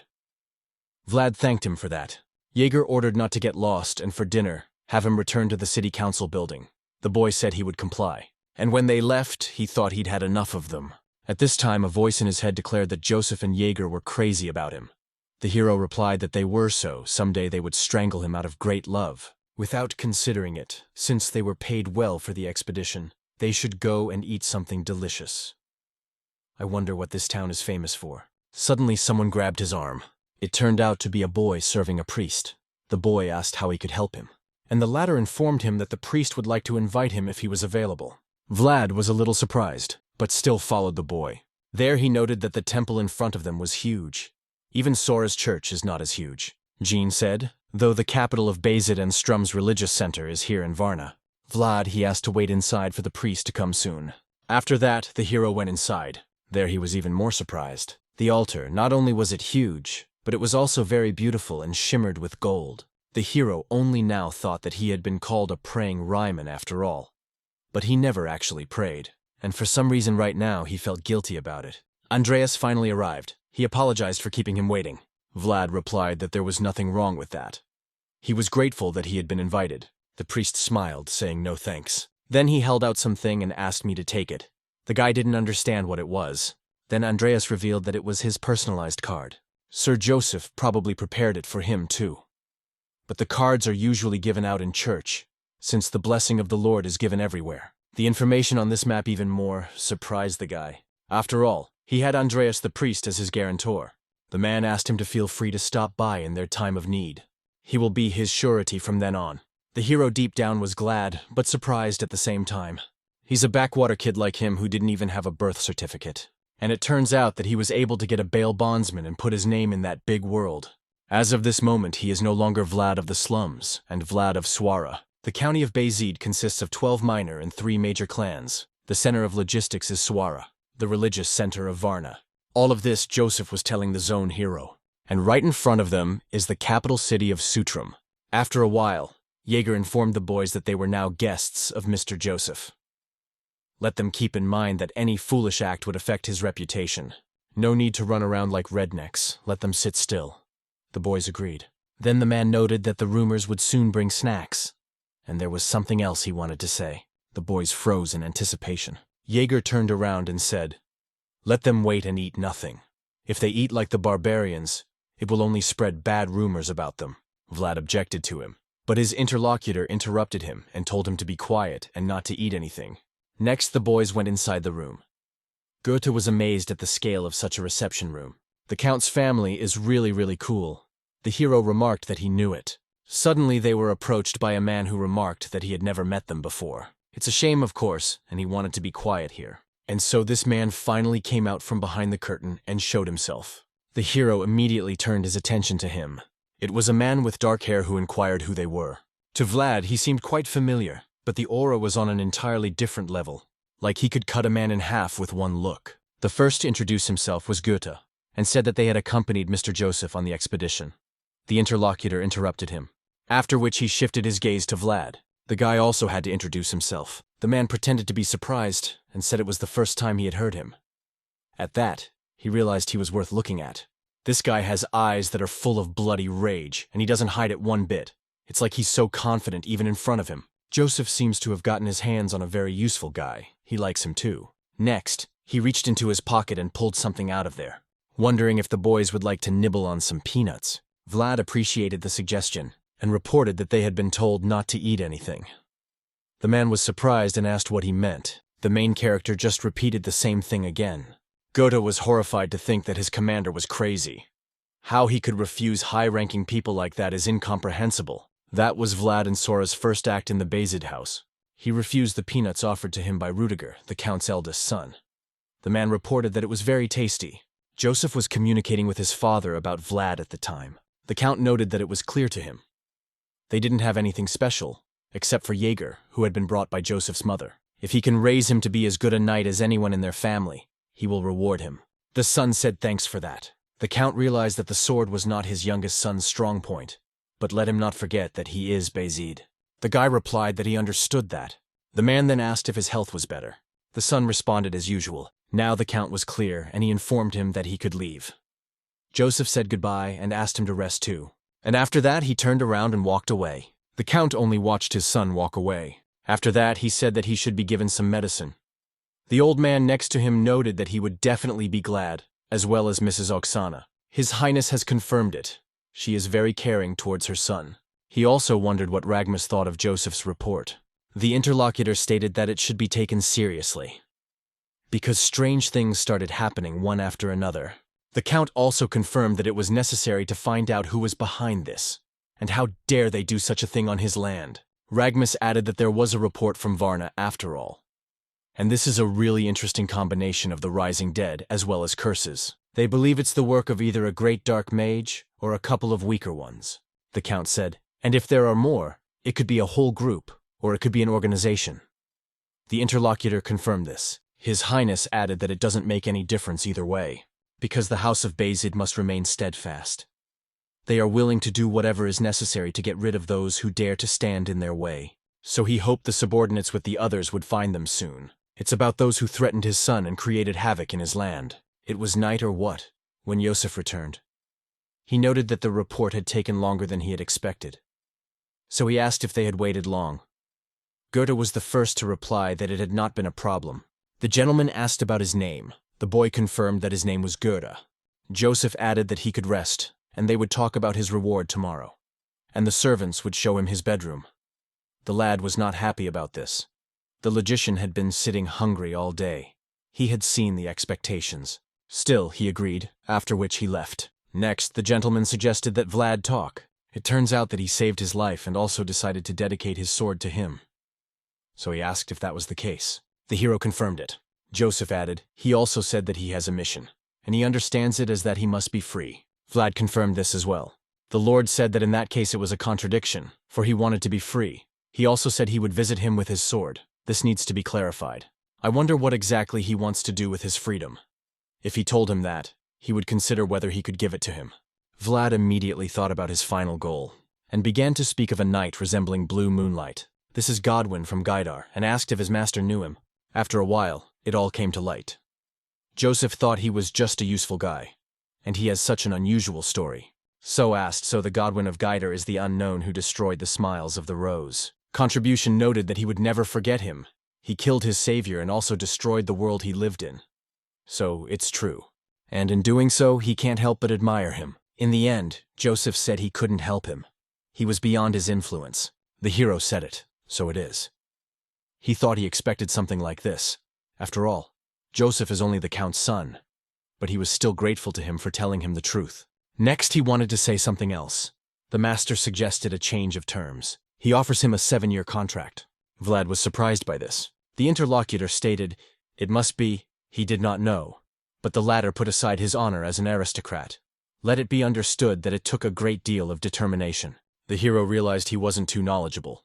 But it seems to be an unprecedented case judging by the reaction. He promises him a wonderful future for his salvation. For all those 7 years he will clothe him, feed him as well as train him, raising a knight who will be able to do anything no matter how far he goes. Vlad was strongly attracted to the prospect of becoming a knight. Joseph added that he in turn would be loyal to him and would only do what he said and allowed. Of course it would be impossible to do anything connected with Godwin. He does, however, allow him to do business with the slums of Sawara, and may even help him with it. He had heard that Zamina owed someone a favor right now. It really got the hero's attention. The man asked what could be accomplished with one sword in hand, for the sword was not the only sharp weapon.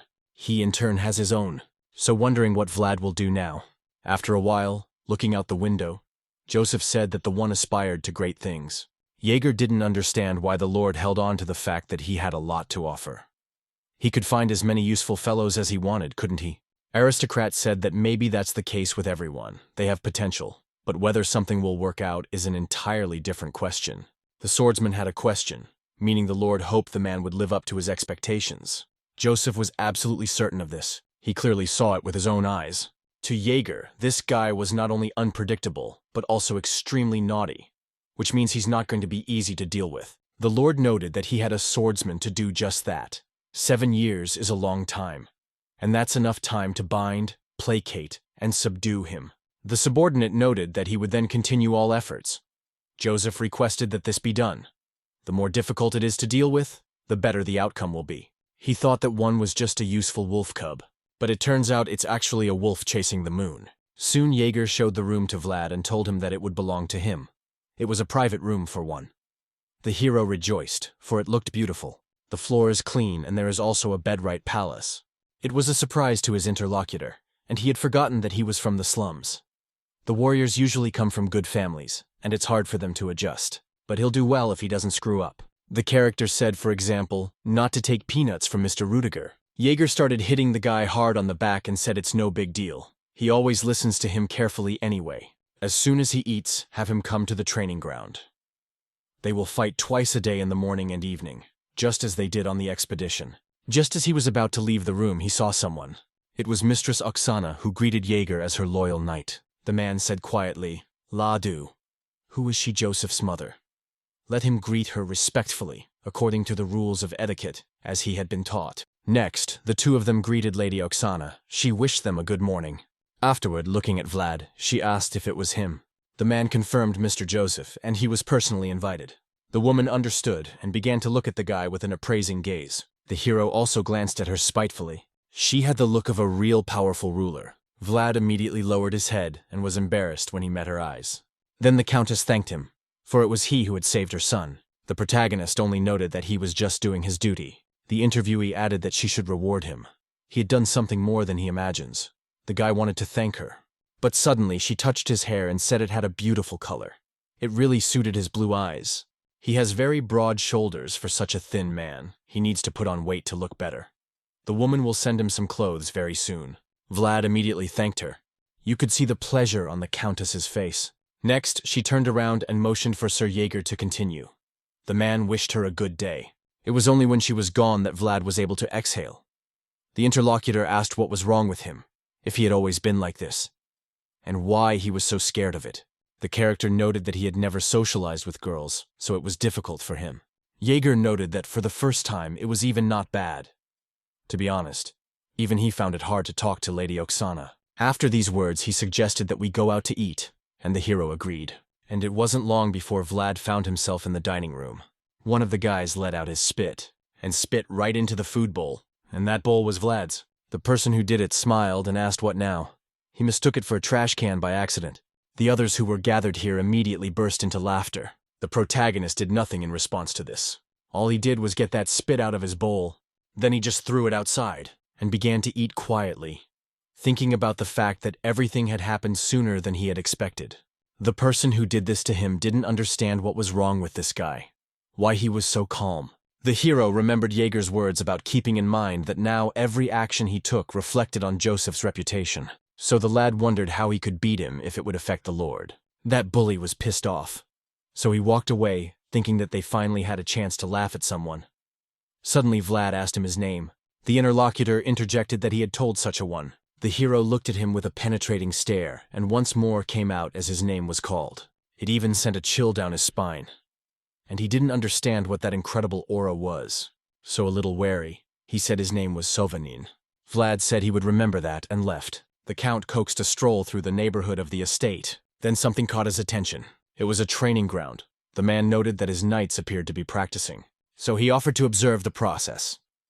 The subordinates didn't mind. His Majesty focused his attention on one man. Naturally, it was Vlad. To be sure, he asked if it was the same guy. He'd heard he was blonde. If so, he's pretty cute. Ragmus, for his part, asked, looking the other way. The Count shifted his gaze there.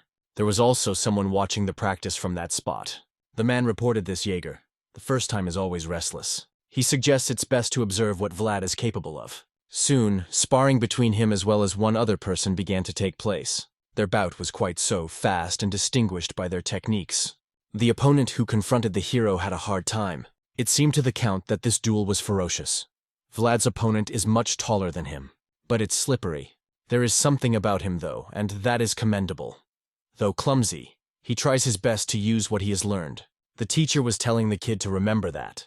All the great knights started with this. It's about footwork. He needs to deceive his opponent with his shoulders and his gaze. If he accomplishes all of this, he can control his movements. The hero remembered those words well, so he dodged his opponent and prepared to counterstrike. The opponent barely had time to see that lunge, but the counterattack was so swift that he didn't even have time to do anything. And Vlad hit him very easily with his weapon. The guy immediately twisted from the hard blow and didn't realize what was happening. He was definitely aiming to the left. The hero immediately grabbed him by the hair. Next, he asked a Sovanin supporter if he liked laughing in the cafeteria. If so, let him giggle a little more now. And so he threw another punch, broke this guy's nose. The rest of the people present were surprised at what was happening. They were immediately wary when they saw it from the bloodthirsty duelist. The old man was also surprised and remarked that they were practicing. But was it normal for him to hit him like that? The Count informed that there was nothing wrong with that. To become a knight, you need a strong spirit. He seems to be enjoying it. Ragmus confirmed this as well. The protagonist continued the beating and was asked to stop. The guy yelled one more time for him to stop. Did he really think he was a waste of space? Eventually Vlad did stop, and released the head of his bloody sparring partner. After which he stood up imperiously, towering over him. And then he looked at the man who had tried to stop him and apologized for getting carried away. He looked at the man who had tried to stop him and apologized, for he'd gotten carried away. The interlocutor was wary, not realizing what that piercing gaze was all about. The hero in turn left, and stopped. He only stopped next to Sovanin. The guy hollered at him and told him to tell them he was sorry. They must realize that he couldn't recover from being carried away so much. The interlocutor was really getting pretty pissed off about it. The character added that he also wants to apologize to him right now, because he says it doesn't end there. He'll call him out if the trial is fresh, then he can spit. The guy was terrified, realizing that this man is really crazy. Mr. Joseph literally brought in some rabid dog from the slums. After a while, Goethe asked the captain if what he had heard was true. He beat the other vassals. There's a rumor among the servants. Vlad didn't answer that. She asked how he was doing, if he could do the job. The interlocutor replied, "Of course she is up to him." Nor does he think she is usually and stableman. After all, he is the stable boy of the great Count Basid. Though that's not what the conversation is about right now. He'd heard that he was all over the estate beating the crap out of the guys, and that was a crime. Vlad didn't understand why he was acting as if this news was news. Had he forgotten the fact that he had always been a criminal, and he was the one who still pitied them? Goethe understood everything. The hero said that of course he didn't just beat them up. He didn't suggest it himself. The interlocutor voices a question. But why does he think it's okay? Vlad replied that no one talked to him unnecessarily now, and it was more comfortable that way. Suddenly someone approached them. This guy said his name was Portly Cunner. The hero inquired what business he had with them. The interlocutor was confused and didn't know what to say. Vlad said, "Let him sit down or leave already and don't stand there." Portly couldn't believe he'd been offered a seat, so he sat down and gave thanks for that. But the hero thought he meant to leave, not to sit down. The fat guy reported that he eats alone all the time, in the bathroom or something. Suddenly Vlad called the sausage precious. The interlocutor asked if it was tasty. Then he told me that his father was putting them up. The Canner family supplies all the meat around here. They have been in the cattle business for generations. We may have a wish for more, if he wants his sausage. The guy asked in surprise what was going on and what he thought of him. But after a little while, they ended up in a very interesting place where there was a mountain of food. Portly said that his father had sent it to him for him to eat. But of course, he couldn't eat that much on his own. The hero realized that all the vassals here were children of great families. He hadn't forgotten that they were the kind of people he would never have spoken to while living in the slums. Still, it would be nice to make at least one useful acquaintance here, so he asked the fat man if he wanted to eat with them. The interlocutor was very pleased with the proposal. The hero confirmed this and added that they'll get along. And he's not doing it for the sausage. On the way, Jaeger pondered that serving Mr. Joseph and raising people is not so easy. He only gets a chance to catch his breath when Cade and Maxim are resting. Suddenly, his musings were interrupted by a man, who wondered where he was going in such a hurry. Jaeger saluted Sir Gregory, but he didn't want to see him. The interlocutor noticed this and said that his displeasure was too noticeable. Jaeger replied, as he could see, that he was quite busy at the moment. Gregory was not surprised by this. He must be very busy on his own, fulfilling all of Mr. Joseph's knowledge. The interlocutor asked if the man had something to say to him. The man replied that a man like him should educate a student. To be honest, he feels that it is not too late. In response, Jaeger simply offered to focus on his student, and he didn't understand why he was suddenly talking about it. Gregory pointed out that his dear Portly was all grown up. He just needed to lose some weight. He did not understand what he wanted to say. He heard from his co-worker that Vlad seemed pretty good. He is content, courageous, and strong in spirit. Jaeger repeated that he was busy and didn't understand what he needed. Gregory reported that it wasn't quite right for a knight to meddle in the affairs of an apprentice, and this one is awkward. But it seems that Vlad has been warming up to Portly lately. Jaeger reported that this guy has no friends at all. He thinks he is the best. But the interlocutor asked him to tell Moist to make friends with his student. He is the nephew of his cousin, and he cannot beat him. It is simply useless to ask for others. The interlocutor asked if he really wanted it for free. Then Gregory noted if it worked out, he could then seek help from him later. Jaeger said he was disobeying him. On his knees, it turned out that he was making progress, and the man only repeated that the student really didn't listen to him. And so their discussion continued. In the stables, Goethe told the captain that it wasn't about him at all. He can't even get on his horse. But all the horses are well trained, and they are not afraid of people. However, when he approaches them, they are frightened and run away. It certainly has nothing to do with skill. And the other stable boy said it was strange too. The hero realized it was bad, even though it had always been that way. Dogs, cats, and all animals just hate him. They get scared when he just walks past them. It's probably the same with horses. Suddenly he remembered something. It turns out that he was riding Sir Ager's horse at the time, the night they fled from the dead. But Goethe held the reins. A comrade pointed out that his horse was very expensive. Vlad realized that it was terrible. He could only ride expensive horses. But you can't just take it and say so. He insisted that the one on the left learn to ride. So while they were chatting, a girl approached them, who reported that Ms. Oksana was calling for Vlad. The hero was surprised by this, but of course he could not refuse an audience with her and went to see her. Mistress noted who would have thought he grew up in the slums. The clothes they dressed him up in really fit him. The woman asked the master not to adjust the clothes closely. He is, after all, 17 years old and still growing. Joseph had grown a lot at that age. When summer comes, she's going to get him some other clothes.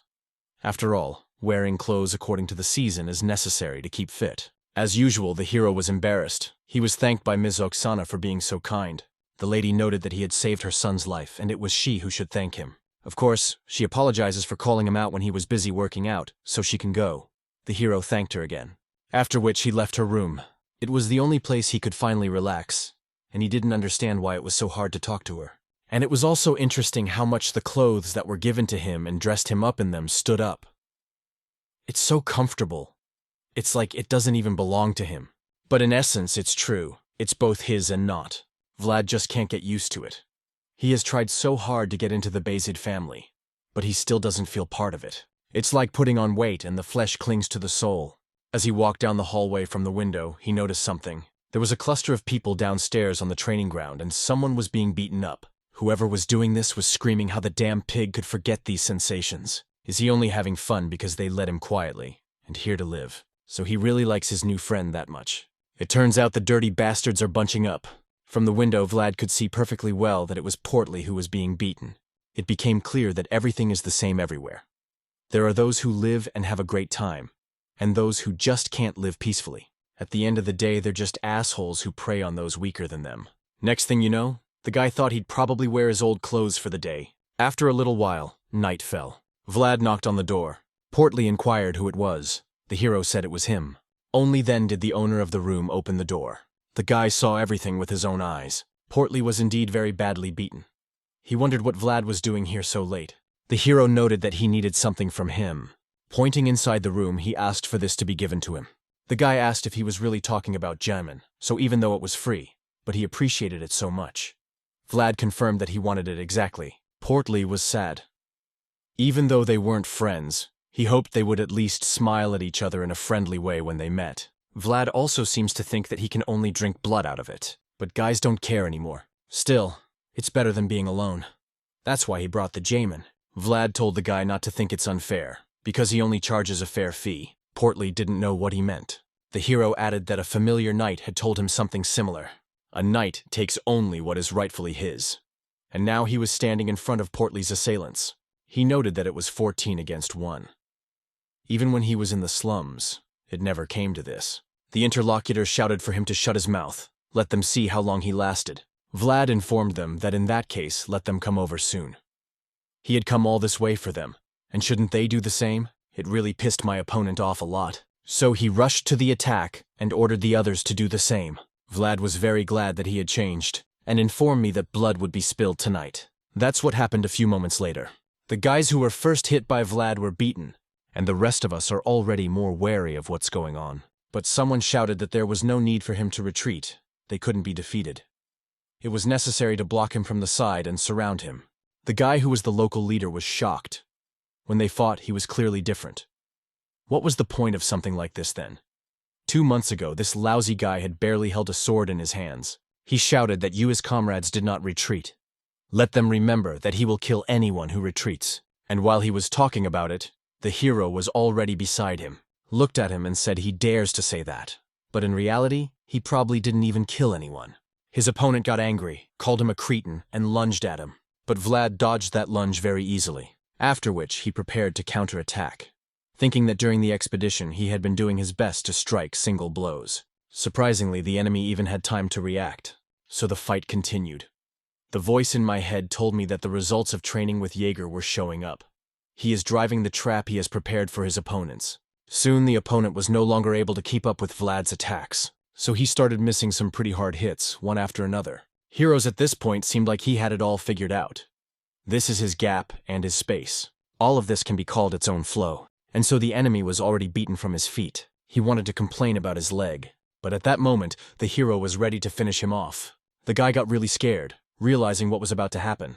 Vlad didn't stop for a second and continued to strike. From behind, it could seem as if he was actually thrusting his wooden sword into his opponent's head. That's why the other guys were very wary. But Vlad simply stuck his sword near his enemy's head. Although it didn't make it any easier for the guy lying on the ground.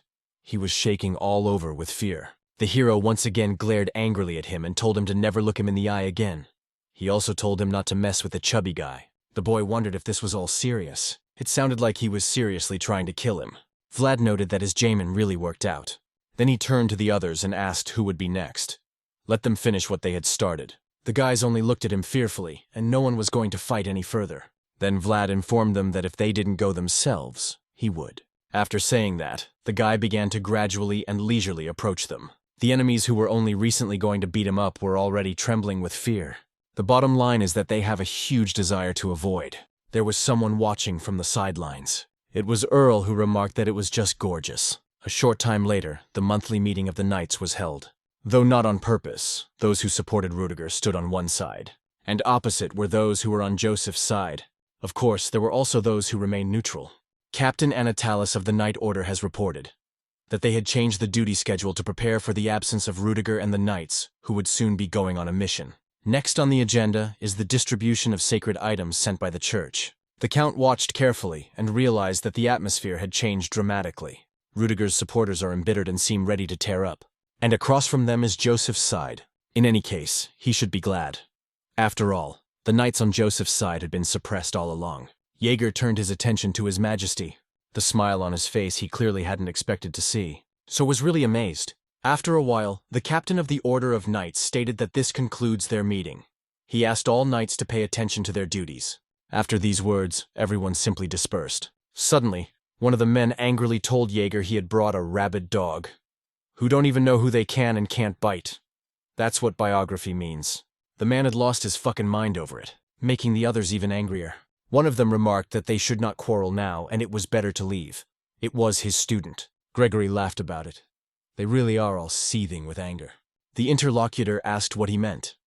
Gregory noted that he understood everything, so why was he playing innocent? Everything had been revealed a long time ago. He managed to hear that Vlad had taken a mass beating. Even the drill instructor had said he couldn't handle him because he wasn't standard. Jaeger pretended like he didn't know anything, and thought he was a pain in the ass. Then his interlocutor thanked him and said, as promised, he could address him. Regardless of the seriousness of the request, the man noted that he would keep that in mind, and said goodbye. At that moment he was really proud of his student, but it wasn't surprising to her, who was teaching him after all. It was the least he should have done. After a little while, several men stood looking at the uniforms. Joseph reported that his father had sent it as a gift. The man reported that it was too good for a mere student. Jaeger, on the other hand, picked up on the fact that it was the orc skin of a grey orc. Joseph confirmed it. Grey orcs are only found in the north. Armor made of grey orc skin signifies a northern warrior. The Count must have taken a great liking to Vlad. Methinks the lad has proven himself worthy of such respect. After all, he had earned his father's approval in just a month. The swordsman noted that it was true, at least no student would defeat him. Joseph had heard about it as well. Rumors spread around quickly enough. They can't sit idly by either. Jaeger saw the envelope and asked what it was. The gentleman advised that this is the next step. The interlocutor read the contents of this letter and said it was an unusual invitation. Joseph inquired if he could answer it. Jaeger said he'd do it with ease. It just so happened that he had been holding back lately and cleaning up after him. The gentleman noted that's great, then it's settled. So they're going to Dermar. After a time, Joseph's carriage did indeed set out on its journey. The main character was also in the carriage with him. The gentleman was telling us that Dermar is famous for its lemons. This city should be thanked because you can hardly find fruit in the north. And this is exactly one of the ways to the central regions, which is also important for northerners. Vlad inquired if that is why Sir Jaeger went. Joseph confirmed that after all, a crisis is an opportunity, especially if that crisis is not his. There's a controversy going on in the Hainal family right now. An invitation from the rightful heir is pretty much a cry for help. The character noted that I have to say, the world of the aristocrats, in quite complex. Joseph reported that this is after all a battle for the lands of Dermar, and Vlad added that they were between members of the same family. The Lord explained, it was because feuding with one's relatives is a long tradition of aristocrats. The full heiress of the Hainal family is Alicia, but her uncle Endre Hainal claims she is illegitimate. If she's gone, he's sure he'll be the next baron. Alicia was the only child of the barons past, but her inherent limitations as a woman weakened her position. In the end, she had no choice but to prove her innocence through a duel of honor, organized by the church. Joseph thought it was an aloof yet close relationship, even though they're too close. He's only her 8th cousin by blood, but that's certainly enough to consider himself her relative. They're taking this chance to make the Hainals indebted to them, and my father had already approved the idea. It was clear to Vlad. He was really impressed with it. Jaeger is a knight invited by the heiress to defend her honor. The man felt a look on his face and asked what that haughty look was. The hero replied that he had not even done anything. Jaeger said that he's some apprentice dares to ride cozily in a carriage when the knight, who is his mentor, rides on horseback. Vlad said he had nothing to say for himself. The interviewee added that after scattering the other students, he was finally able to walk with his head held high. But that now he couldn't even ride a horse. Can't even believe he's teaching such a dummy. The hero noted that he could ride an expensive horse, I guess. Jaeger shouted that it was he who should ride the expensive horse, for more of an aristocrat than he was. Suddenly the hero felt something strange. He couldn't understand what was wrong with him. His heart had been beating like crazy lately. Could it be because of the scolding? It's not surprising, though. Sir Joseph sitting in front of him is not silent, and on the side is Mr. Jaeger, who nags him every chance he gets. But soon the situation became even more surprising. After all, the guy felt the earthquake like everyone else. At that moment, it was as if the state was starting to close in on them. The captain shouted, "With you all stopped immediately." The knights obeyed him. The protagonist in turn immediately swung the door open. He then led Joseph out of the carriage and asked him to get down. The aristocrat was surprised by this. He noted that Vlad's loyalty was admirable, but he shouldn't panic so much. The boy didn't understand what he meant, and soon it was finally over. Then the hero said that he was experiencing an earthquake for the first time. But Joseph objected that it was not an earthquake. Have him look more closely to the side. The guy was surprised that something had happened to the earth. The aristocrat explained that it was a giant deathworm. He is the descendant of a fallen dragon. Vlad took an interest in the creature. It sounded really cool to him and made him smile. After a while, they arrived in the Hainel family's only city, Daymar. Joseph and the others got out of the carriage and started walking inside. But on the threshold, the gentleman informed Vlad that he could now go wherever he wanted. The boy wondered if he was alone. The master said that he could take this fellow named Goethe with him if he wanted to. Let him go wherever he wants to go and see as much as he wants to see. The boy wondered if he was really allowed to do this. Joseph inquired if he wasn't happy about it. Vlad objected. Of course he would be happy to do it. Then the interlocutor asked him to think about why he had called him here. It's not often you get to see a duel of honor. Not to mention it's a team fight. Who can hear our knights from many different walks of life? Let the guy study them and realize what he has to do. Joseph thought it was better to see once than to hear 10 times. He wants to raise him right anyway. Hopefully this experience will broaden his horizons. Jaeger told the guy, "You're here to make sure he doesn't get beat up in the back alley. And then tonight, we're gonna spar." Vlad replied that he wasn't that stupid, but the man said he had lost faith in him. He can't even ride a horse. He would report to Joseph every night, and if he noticed anything unusual, you would immediately suggest it. Vlad confirmed it. It had been so long since he'd had any free time. Maybe we should take a walk around the neighborhood. This estate is smaller than the Basid's.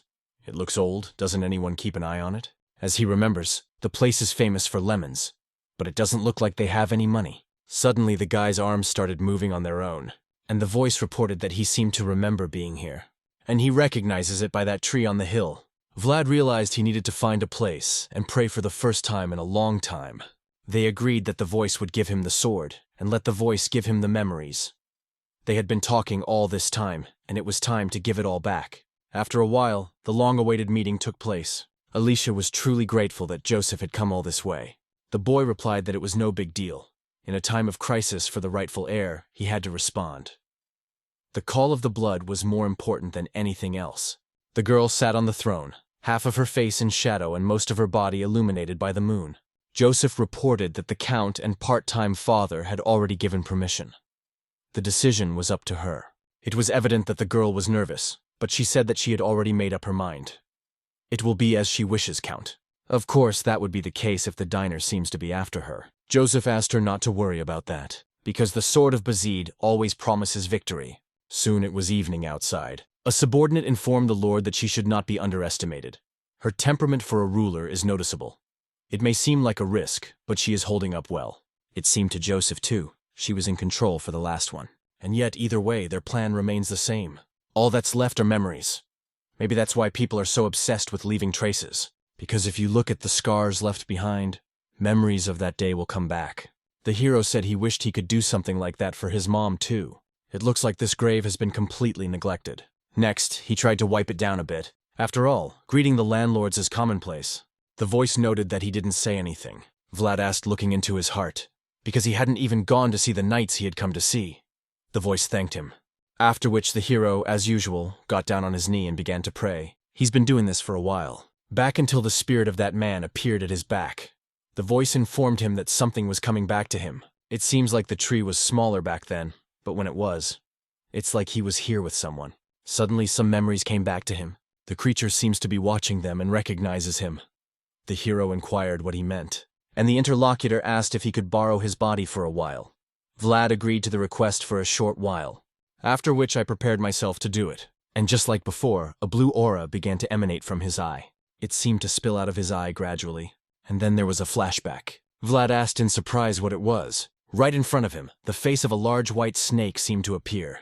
The voices told him it was a spirit. Snake stared at him intently. The hero thought, he's been seeing so many strange things lately, and noted it seems to be looking at him. The interlocutor reported that he is looking at him inside him. The hero was startled when the spirit began to creep toward him. The voice informed him that he didn't think this spirit would bite. But Vlad didn't understand how he would know. That said, when you think about it that way, it's weird and huge, but it doesn't seem threatening at all. On the contrary, it's warm, as if spring has suddenly sprung on this hill. Suddenly a girl appeared behind the guy's back and asked who he was. The voice immediately regained control of his body, and the spirit of the white serpent that was towering on the hill suddenly disappeared. The girl kept asking how he ended up here. Only members of the Hanel family can be here. Vlad immediately apologized. He said he was looking for a quiet place to pray, so he came here. The interlocutor was surprised at this reason. The hero took out his insignia and said that he is not a suspicious person. He is the apprentice of Sir Jaeger. The girl verified his identity and said he was fine, so he's not suspicious. Vlad thanked for the understanding. An awkward silence hung between them. The hero thought it was rude to stand and grave an aristocrat. If she said anything not, Mr. Joseph might find himself in a difficult situation. Then he'll be in trouble. You have to tell her to be quiet. So he asked the girl if there was anything he could do to help her. She's probably a maid and came to tend the grave. The guy had cleaned up the place a bit before she arrived. There were quite a few leaves falling. His companion was surprised that he had cleaned up, his eyes on the grave to make sure. Vlad added that he thinks welcoming landowners is commonplace, so he took the tools she brought and asked her to help. But for that, he wished he could ask her for a favor. Could they forget about today's incident? For if Sir Jaeger found out, he would be very angry. The girl smiled because of that, but proudly informed him that if he cleaned up well, she might forget. The guy thought that was terrible. He said handsome people were always hard to persuade, so he indignantly began carefully scrubbing the grave. The girls found it really funny. They continued to be here together for a while the wind swirled the falling leaves. Some time passed, and the hero returned to the estate, where the battle was fought. Vlad watched him admiringly without taking his eyes off him. That's exactly what the duel between the knights was. The voice noted that they had pretty good power. The hero remarked, wondering if he was talking about Colin. The interlocutor confirmed it. If he got to the guy, it could grind his bones. Vlad himself realized that this man was very strong. It was no wonder that he was called the Dirty Boar of Middle-earth. That said, he finds Sir Pablo more impressive. The voice noted that it was so. He has excellent shield technique. He is agile enough to parry most attacks. The hero couldn't believe this was a warm-up fight before tomorrow. Does he really have to be that good to be a knight? Then the interlocutor pointed out that Sir Borden was also a knight, and the boy realized that all knights are different. When he was still in Sor, he didn't know that, but now he seems to understand. He understands his place in this vast world. It's hard, and he has quite a long way to go. Soon the day of the duel finally arrived. The hero was helping his mentor put on his uniform. The man just about asked him to tighten it even tighter. The guy did so and turned his attention sideways. So this man standing there is trying to take the head seat away from his niece. His name is Endre Haynal, Jaeger asked, watching carefully. It's not every day a guy gets to witness a knight's duel. And he also added that he doesn't know what happened yesterday, but it's worth worrying about. Vlad was wary and realized it all at once. Mentor asked why he was so surprised at him, since it was all over his face. To the guy, this was truly amazing. After all, the skills of the knights he had secretly learned about were literally incredible. Jaeger reported that the child is starting with walking, and his student is not ready to run yet. The higher the goal, the longer the path that must be traveled. To Vlad, those words made sense. Suddenly someone shouted that a salute was necessary, and the front door immediately swung open. Vlad, he realized, must be Mrs. Haynal's arrival. Who would have thought he'd never seen her before in all this time? I thought they said she was quite young, and so the girl finally did go inside, and her countenance really surprised the protagonist, because it was Alicia Hainel, the girl he'd met on the hill near the graves. The voice noted that he now had an aristocrat's insults on top of his list of crimes. Vlad realized that this was just horror. The mistress slowly walked inward toward her throne, and on the way out, she turned her attention to Vlad. Her gaze was very inexpressive, and the hero noticed it, so immediately he bowed, for he realized to his horror that she recognized him. Alicia only smiled and walked past him, after which she sat on her throne as she should. The priest announced that now that both sides of the duel were in place, they could begin. The gods watching them would be witnesses. The duel, with everything at stake, is about to begin, and this duel should be honorable but brutal. Nobleman's blood is blue, to bear responsibility, duty and karma red, unable to, but Alicia's not ready to spill her blood just yet. That's why she threw the white handkerchief, and asked me to stop the duel quite enough. She gives up and doesn't want to spill blood with you. It was hard on the old man who was performing on her side, but he reported that there is no need to do that now, it's still not over. Though the priest who conducted this battle said to Mr. Duncan that his mistress had forsaken the stream, so let him accept defeat. The opponent informed the captain that it was a great fight. The old man asked if he was still his captain. He raised him to be the future of House Heinel. Who knew he would return with a sword that would kill his own master? What a shame it is for him. The priest reported that the winner of this duel is Sir Shard, knight of Lord Endre. The man's minions said it was a great start. The man noted that she knew it herself. And now the next representatives were to appear. Jaeger was one of them. The priest repeated again that using aura was forbidden here. The fight ends when either the lord or representative surrenders, or in the case of a serious wound, they will allow the duel to continue. The mentor glanced at Vlad. He wanted him to look closely, because this guy hasn't learned to walk yet, and he's already trying to run. The hero looked at it carefully. Jaeger thought about what today's lesson was for him. And the training material will be a wild boar from the central region, which is exactly what attacked. But the man came back quite easily, after which he was dealt another blow and failed again. Jaeger watched his opponent's movements intently. Toth thought he was one step ahead now and was going to win for sure. So once again I attacked, and decided I needed to be a little faster. And also add some power to your attack. But even with these adjustments, his opponent easily dodged. Jaeger had no trouble doing that. So far, he was just backing away and dodging punches without doing anything. This wild boar from the central region is said to be incredibly strong, and is rapidly cornering its enemy right now. Pablo, for his part, didn't think so at all. He didn't understand why they thought he was cornering him. They probably hadn't even noticed how the go had taken an unexpected turn at some point. I'm sure the sword wielder was feeling it himself right now. Colin was really having a hard time. He didn't understand why he couldn't reach his enemy. Suddenly Jaeger, as if to mock him, called him over as if he were a bull. The interlocutor was furious about this and lunged forward again, but that's what Jaeger needed. He immediately counterattacked, using his weapon. The voice told Lad to watch the best. Scrutinize this one, he should definitely see. The enemy's attack was repulsed by Jaeger in an instant. The old man just couldn't believe it. But he saw clearly in his opponent, a confident look in his eyes. Jaeger manages to buck his foe off. The battle continued, and a voice asked if the guy saw his mentor create a loophole. When blocking a blow, it is inevitably created.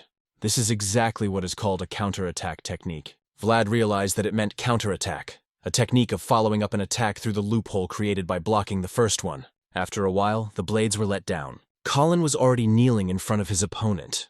He realized that this man was on a whole other level, on a level that seems insurmountable. So he figured it out and let me know he lost. The judge said that in such a case, Miss Alicia's representative, Sir Jaeger, won. His opponent's representatives were not happy about it, of course, but Jaeger himself was very pleased with himself. Next, he approached the protagonist and asked if he was watching carefully. The guy confirmed this and thanked me for such a lesson. And now it was finally time for the final duel to begin. Pablo said his name. The opponent didn't understand what was wrong. They had known each other for a long time, but the man repeated his name again, in greeting. The interlocutor had no choice but to give his name as Joubert. A voice informs Vlad that Alicia has definitely found a good representative. Pablo is on par with Colin, but Joubert is ahead above them. What happened next was something no one expected. Alicia was a little surprised that the wallpaper didn't start. Suddenly her spokesman bowed. Joseph couldn't believe his eyes, nor could I understand why this man was suddenly bowing. Joubert gave his name, and said that he, as a representative of the Chazard family, refused to duel. Alicia was so dumbfounded she couldn't believe it. Just like the rest of them. Joseph, this one, was out of his mind with anger. Ender informed since he was refusing. In that case, the duel was over. Joseph realized that this meant he originally had 4 cards in his hand. Ender noted, "Let them all acknowledge before the gods that he was the only Heinel." Suddenly Joseph said that this was not the end. The interlocutor noted that this girl's knight had refused to duel. He understands his feelings, but the duel is already over. Guy pointed out until he made up his mind, the duel couldn't end. The Basid family isn't going to just accept some exodus. Mr. Endre was asked to at least listen to him. After all, Mr. Joseph represents the North. Their knights answer to the center. If anything goes wrong, there will be conflict between the North as well as the center. The man inquired as to what they should do in such a case. Joseph pondered that if the best outcome was no longer possible, he would prefer to at least avoid the worst. Right now, the best outcome would only come from a sure shot. Only then would it be possible to plan for the future. That's why he simply asked to be allowed to continue the duel. Miss Alicia's reputation can't be allowed to suffer by having her rights taken away. Andre wondered if he had someone to replace Sir Joubert. If he did, he accepted his request. It was clear to him that Duncan was the only one of this girl's knights. There is an unwritten rule that the authorities can't take too many knights with them. So there's no way the duels will take place. Joseph replied that of course there is. Ender was immediately wary, and the Earl's heir reported that his name to Miss Alicia's honor represents a powerful warrior. And he pointed his finger directly at Vlad, after which he called a representative of Vlad from Sora. Ender became indignant and shouted that he was not a knight, so he was not worthy to participate in this duel. Joseph noted that anyone with a weapon in their hand can participate in the duel of honor. The man objected that his opponent was a knight after all. Sending an apprentice to dishonor Arstain is a mistake, Joseph shouted, and whether they were even human. Perhaps they are going to let this happen, given the honor of House Basid. Wouldn't he dare mock his family? He vouches for this guy himself. Ender realized he needed to perform here, so he agreed, thinking about what some apprentice there might do. In the end, Vlad asked in surprise if he was really going to duel with the knight.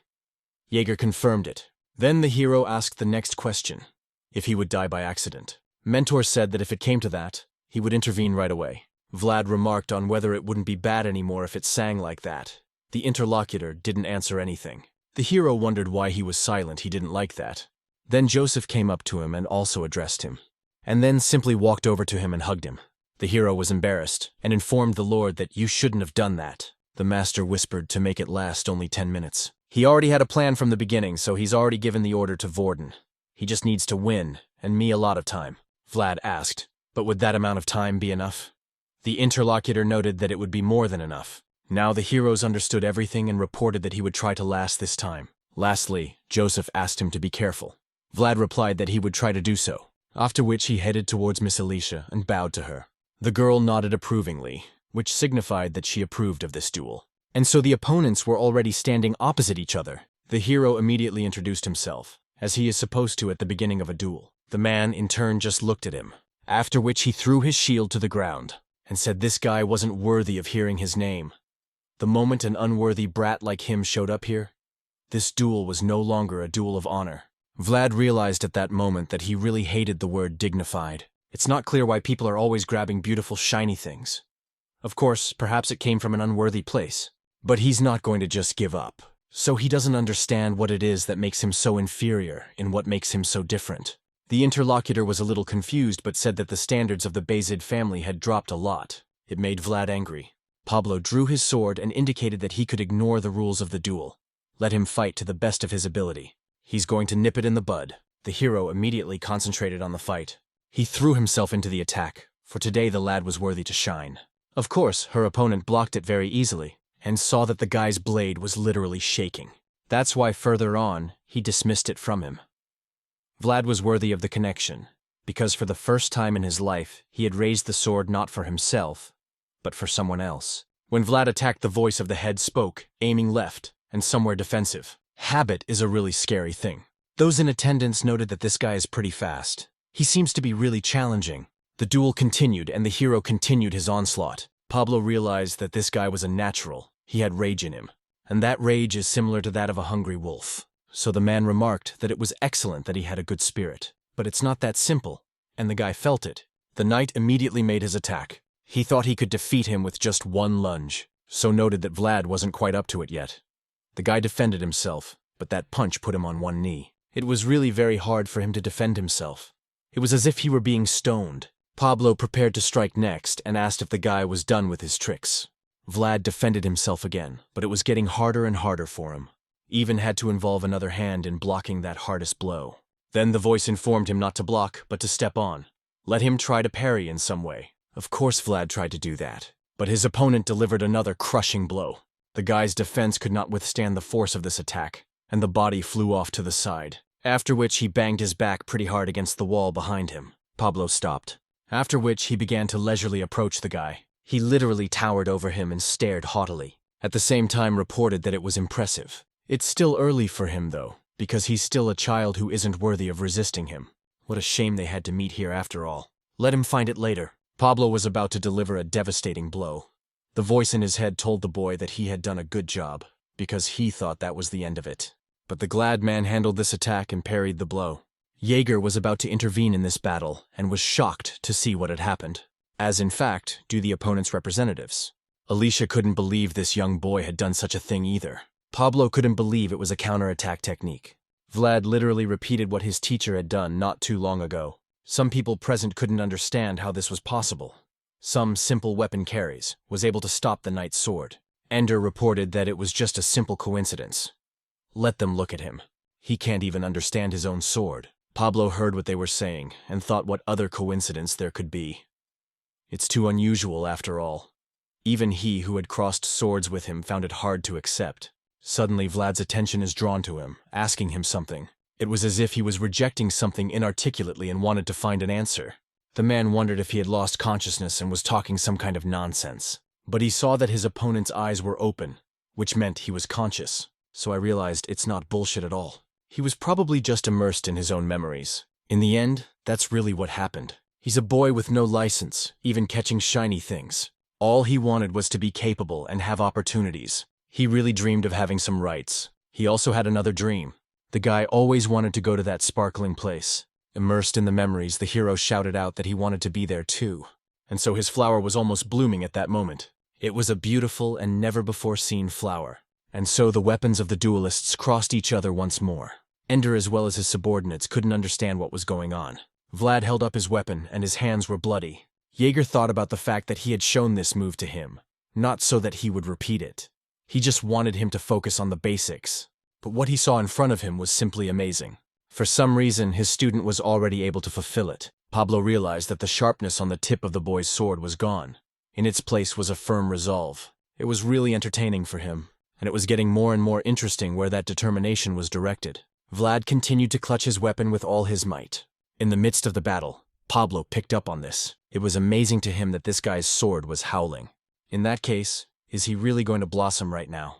If this is the case, the man does not just need to do it. He must do his duty as a knight right now. So he immediately attacked and wanted the guy to block that punch, and let him show him his own world, in which its buds are about to bloom.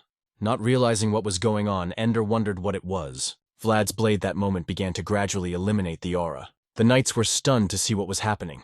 They understood everything perfectly well, and it was that premonition. It was clear to Pablo what was about to happen too. So he shouted for a shield to be brought to him quickly. One of the guys immediately rushed over to him and handed him a shield.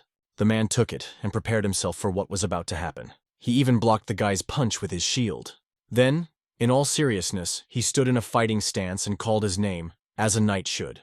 After which he said that the guy who got his license should also give his name. The hero was about to do so and plunged back into his memories. He's a boy born together with no rights, but slowly walking towards that radiance I've always dreamed of. He did prove himself worthy of having rights, and that glow that was in his eyes blossomed all the brighter. But there was also a certain power awakened in him. The hero exclaimed his name that he was Vlad of Suara. After which his battle aura was conducted and began to ooze out at all sides. That light that came from him literally blinded my eyes. Those present could not believe what was happening and only shielded themselves from that light. But they continued to watch with interest. Ender began to realize that things were getting worse in his direction. In order to make the battle worthwhile, Pablo also utilized the battle aura. After that, he was ready for battle and shouted for Vlad of Suara to attack. The hero wasn't going to hold back, so he rushed into the attack. A moment later, this battle was no longer a simple duel, but a fierce battle using battle aura. Eventually, Vlad's bloody hand lay on the ground holding the weapon. Pablo was pleased with himself and smiled. He noted that Vlad had done a really good job, and the hero was already unconscious at that moment. Ender was horrified and started screaming that it was an aura. It's banned in duels, and the bastard should be disqualified. Pablo in turn thought that his representative was a pathetic wretch. Even when he sees a beautiful flower, he thinks only of the fruit that will appear after his death.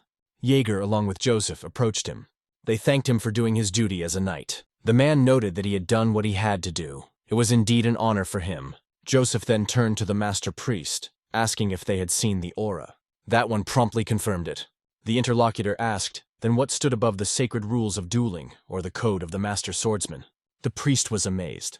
It is a code, and has only been possessed by one person in history, and is legally assigned an honorary title. A swordmaster's code is both an honor and a duty, which is also tied to the power of the king. He turned to Ender and said that they were facing a conflict of rules and code. Which is more important, honor or duty? No one present could give an answer to that one.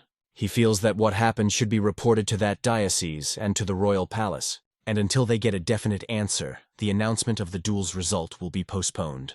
All young and delicate creatures deserve the right to let their flower bloom. Perhaps it is something beautiful, and the youngsters who express their world through them are very precious. Therefore, they are all obligated to dutifully defend these points. All those who raise the noble sword sworn by the king, the founder by his own name, must do the warrior's duty. It was the swordmaster and king, the founder, who spoke. It constituted the first code of Frausen. Some time passed after the incident. Vlad continued to lie in bed and twisted around. Suddenly he turned to Goethe and asked for water. The guy poured immediately. The hero noted that all his bones ached terribly.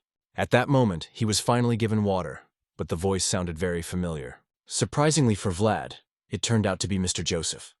The aristocrat noted that he was glad he seemed to have already regained his strength. The hero immediately got up and apologized. The interlocutor noted that there was no need. Let him make himself comfortable. He inquired if he had pain somewhere in a certain place. Vlad objected. Then Joseph thanked him. To be honest, he had never imagined that he could do so much. Thanks to him, the duel was postponed. The boy asked in what sense it had been postponed. The aristocrat explained, meaning that it was postponed without determining the outcome. The situation became more complicated as the rules of the holy duel and the swordmaster's code collided. The hero thought about the swordmaster's code. A voice had once told him about it. Joseph went on to say that to become a knight, one must take an oath according to the code of the master swordsman. If all went well, the day would come when he would take that oath too. The hero was stunned by this information. It turns out he might be a knight after all. Joseph has had enough of Vlad taking care of himself. He must realize that it would be problematic to stay here for too long. The hero replied that he was fine. Even now he could fight. But the gentleman replied that he just couldn't let that happen, because he's a man who cherishes a subject who deserves it. Alicia talked about guests they leave one after another. She, in turn, is upset that she couldn't even warn them. She further asked if Ender was leaving as well. The knight noted that the battle had already been postponed. He requested an ejection of personal protection through the priest. The girl couldn't believe that she just had to let those who tried to push her to her downfall leave the world. She felt like her heart was literally breaking. The old man reported, "At that time there still will be. Restless periods take time to grow stronger. It was important that she take full control of Daymar." Alicia realized herself that she just had to do it. She further asked how the lemon harvest was going. The interviewee noted that it was not going very well. The ruler added that harvests continue to fall. In that case, isn't it time for them to switch and grow more barley? Knights asked if perhaps they should just wait and see what happens next. They can't make the decision to change the industry structure so easily. Alicia noted that he was right. It really is. It would be difficult to make that decision at this point. She realized that after completing the mountain-like ordeal, she was left with the feeling that there was another mountain ahead of her. And that clearly did not make her happy. Suddenly something caught her eye in the window. She asked Mr. Duncan if it was correct that most knights could ride. The man didn't understand the question at first, and then confirmed that it is true that one cannot call oneself a knight if one does not know how to saddle a horse. This skill is as important as swordsmanship. The girl believed that the gods could not give everything at once. The old man wondered what she was talking about, so he looked out the window too. And there he saw Vlad trying to saddle his horse, but failing miserably. So he expressed Sir Jaeger's deepest sympathy and pain.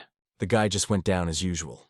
And while he was trying to get up, the man remarked that he had said that it would work out on an expensive horse, didn't he? The boy remarked, perhaps it was necessary for it to be even more expensive.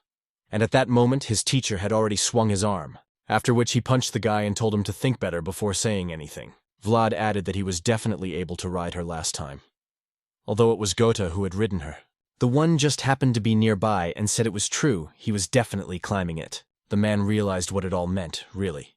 He thought it would work if he trained him himself. Is it really all about the horse? Even his horse is moving away from him. It's like she's afraid of something standing in front of her. Jaeger reported that they would be done for the day.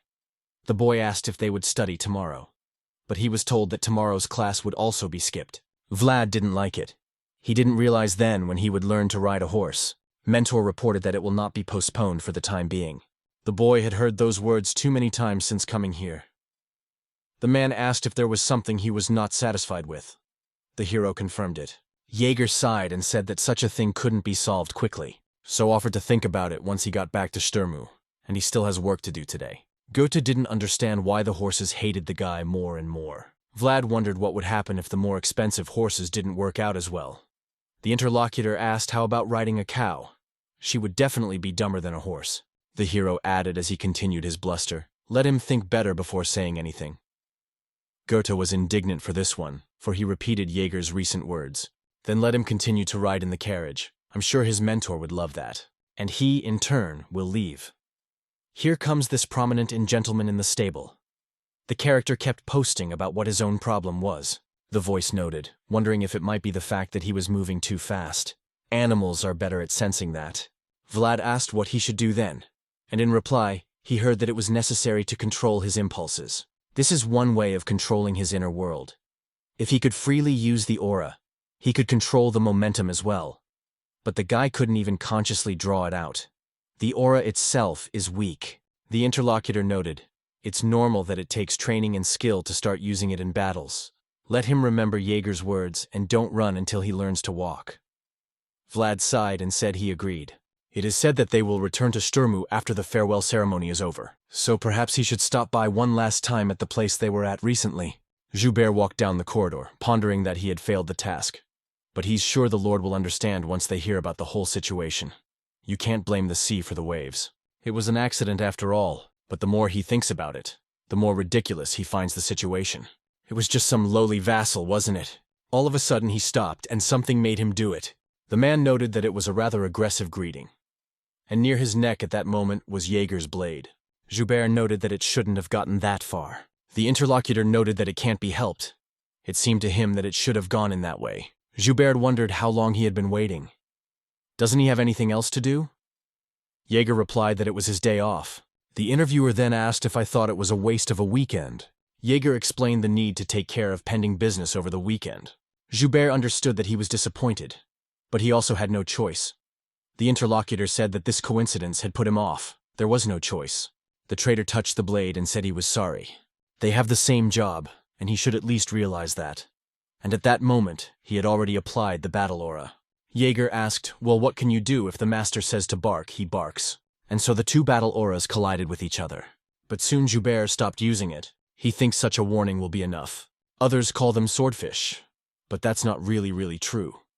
The male next to him is also a dog who bites when his master commands. If he's done yapping, he can enjoy his day off.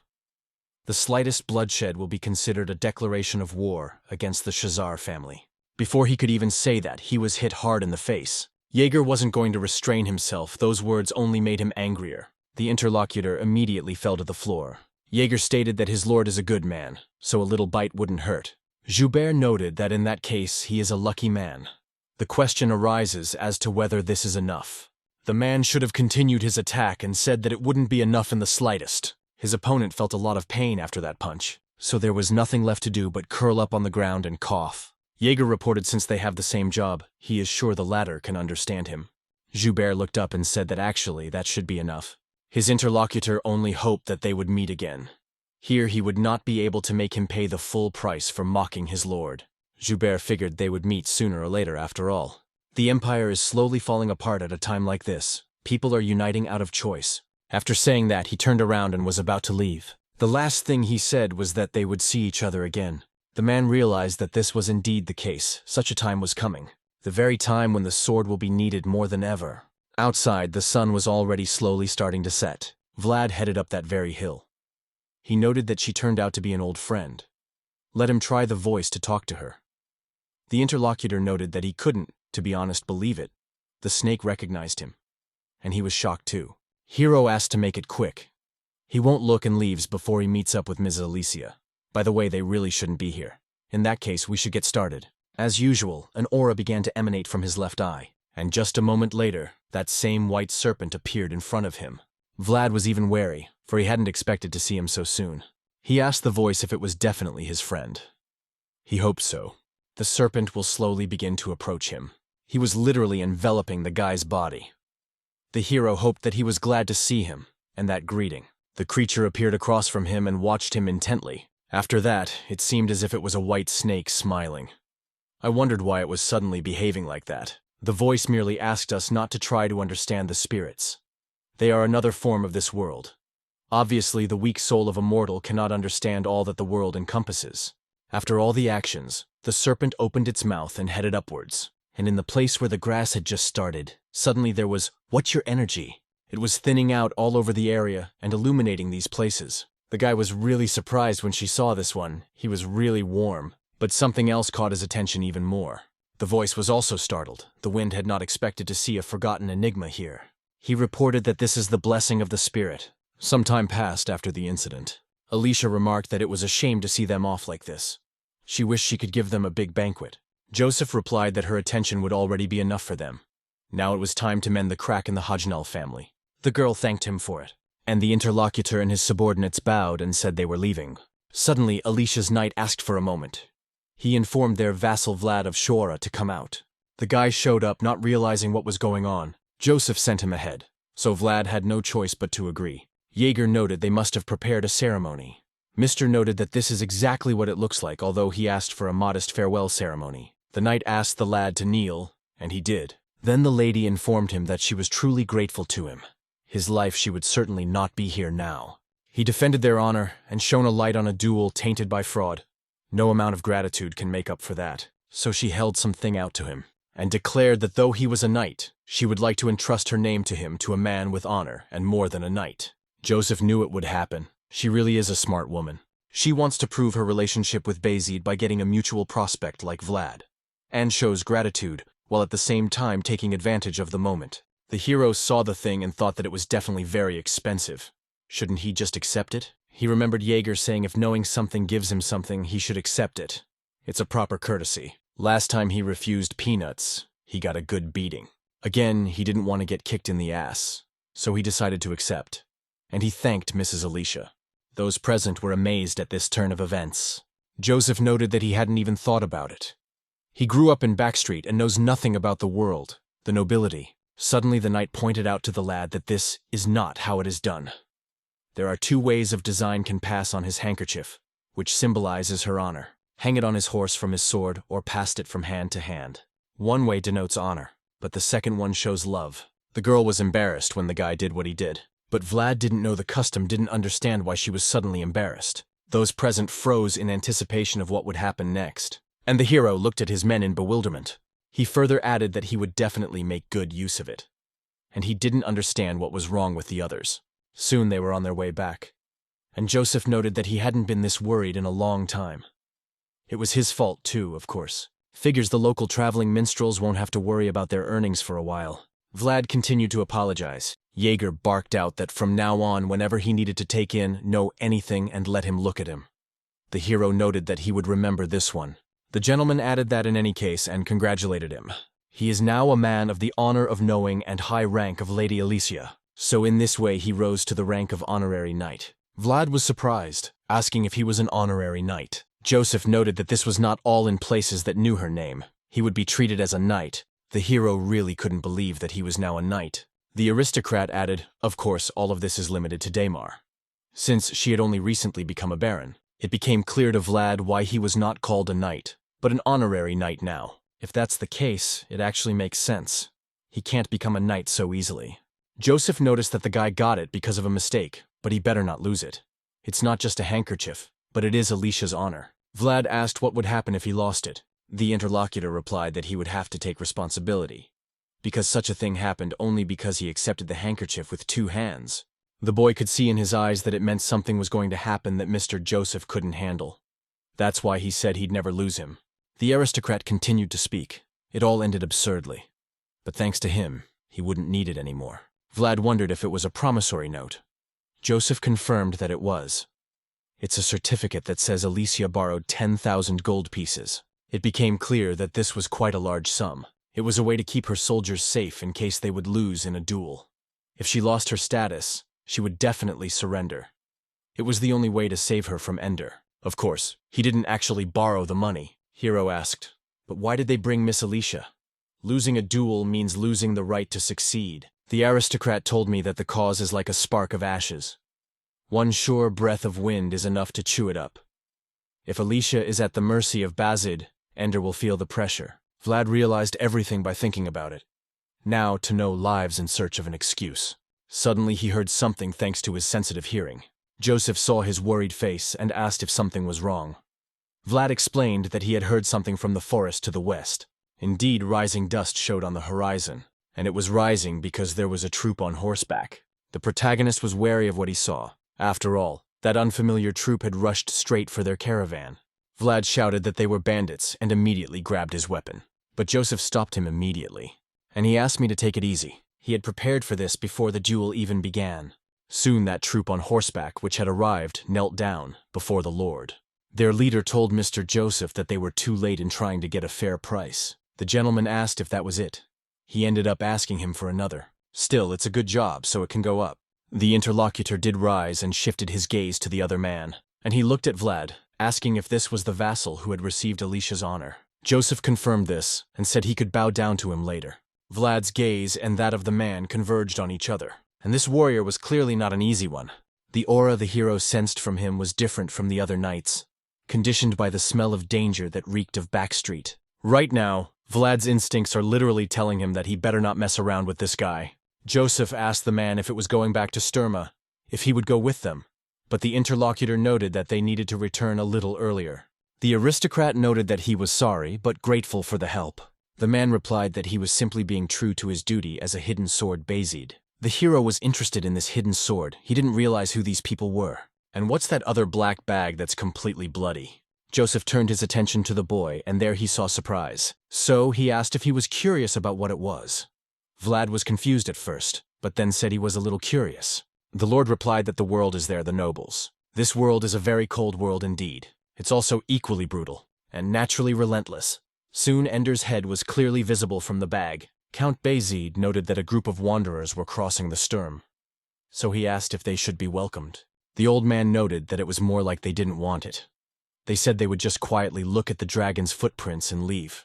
The Lord wondered then if these were the voices of the gods who wished for nothing. It had been a long time since he'd seen such sincere travelers, so he noted it was probably okay if they kept an eye on them for a while. The subordinate knew he would say that. The Count explained it was because they had the right to enjoy what they deserved. The old man understood and said he would prepare everything in that case. There was something else that interested the Lord. He had heard that his second son and also Vlad had accomplished a great feat this time. The interlocutor confirmed that the report had text that would make even an old man's heart beat faster. The Count thought about the first Swordmaster's codex. It had been a long time since he had heard of that text. It made him nostalgic. It is an elite education that began by selecting those with proven pedigree and talent. Uncut diamonds are handled with care and caution.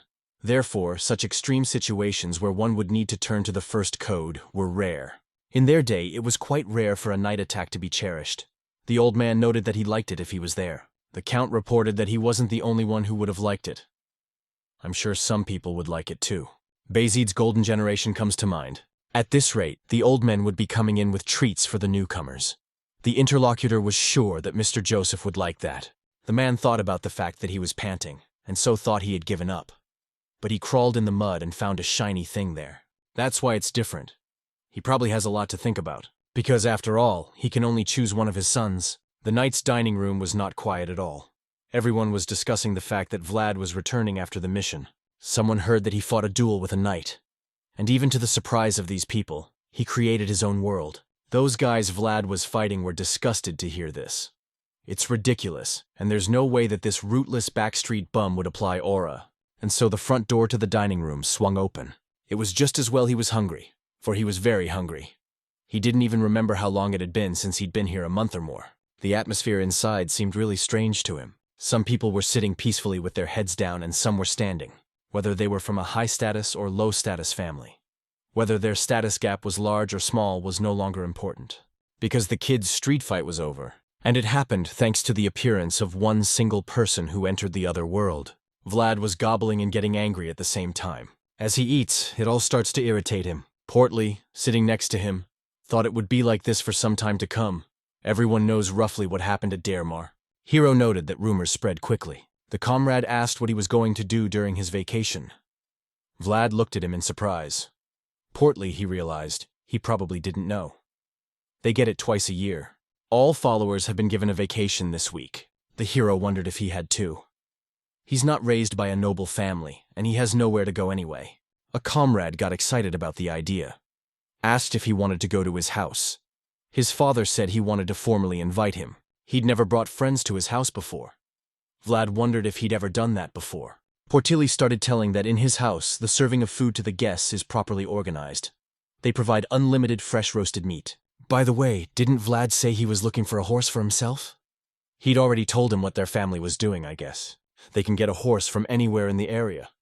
The hero was interested in that, and the fat man went on to say that they could find some horses with a better pedigree than Sir Igor's horse. Vlad immediately asked if he was sure of that. He would definitely get a vacation. The interlocutor confirmed it. After a while, the heroes were practicing with their mentor as usual. In doing so, he had a pretty hard time. Jaeger saw it perfectly well. So continuing to attack, asked the guy to focus, but Vlad continued to miss the slightest of punches. He really didn't have time to block them. The mentor was angry about it, so he decided to strike quite a blow, and that one came right on his student's back.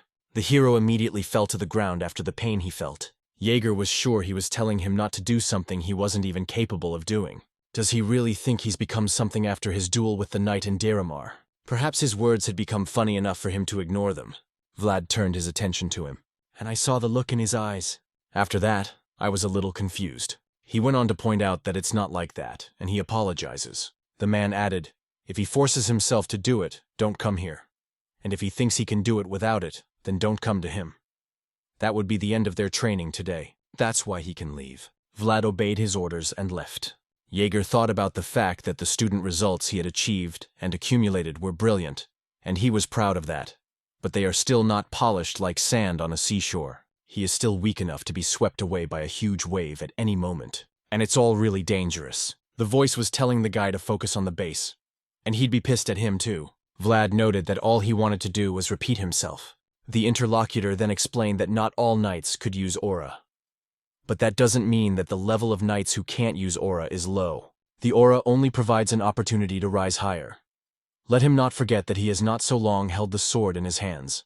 A great flower blooms only on a firm foundation. That man wouldn't even scold him if he wasn't worthy. Let him think again about his mentor's words. Vlad sighed, but confirmed that he would. He had really gotten used to the scorn as well as the ridicule by now. But what he saw on Jaeger's face recently was disappointment. The guy was really uncomfortable with this. That facial expression hurt more than a blow with a wooden sword. The voice added. In the end, he couldn't even broach the subject of vacation. Vlad realized that he really hadn't, even though it's clear to him that nothing matters anymore. What kind of vacation can we talk about in such a situation? Today he must practice, swinging his blade until he has no thoughts.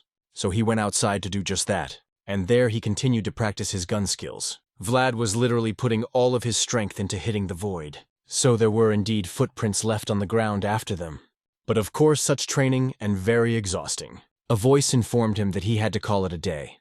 The boy asked if that was all. The interlocutor explained that he had long since fulfilled the day's quota. If he harnessed himself too much, he would only exhaust himself. Besides, if he got injured by accident, all his efforts would just be in vain.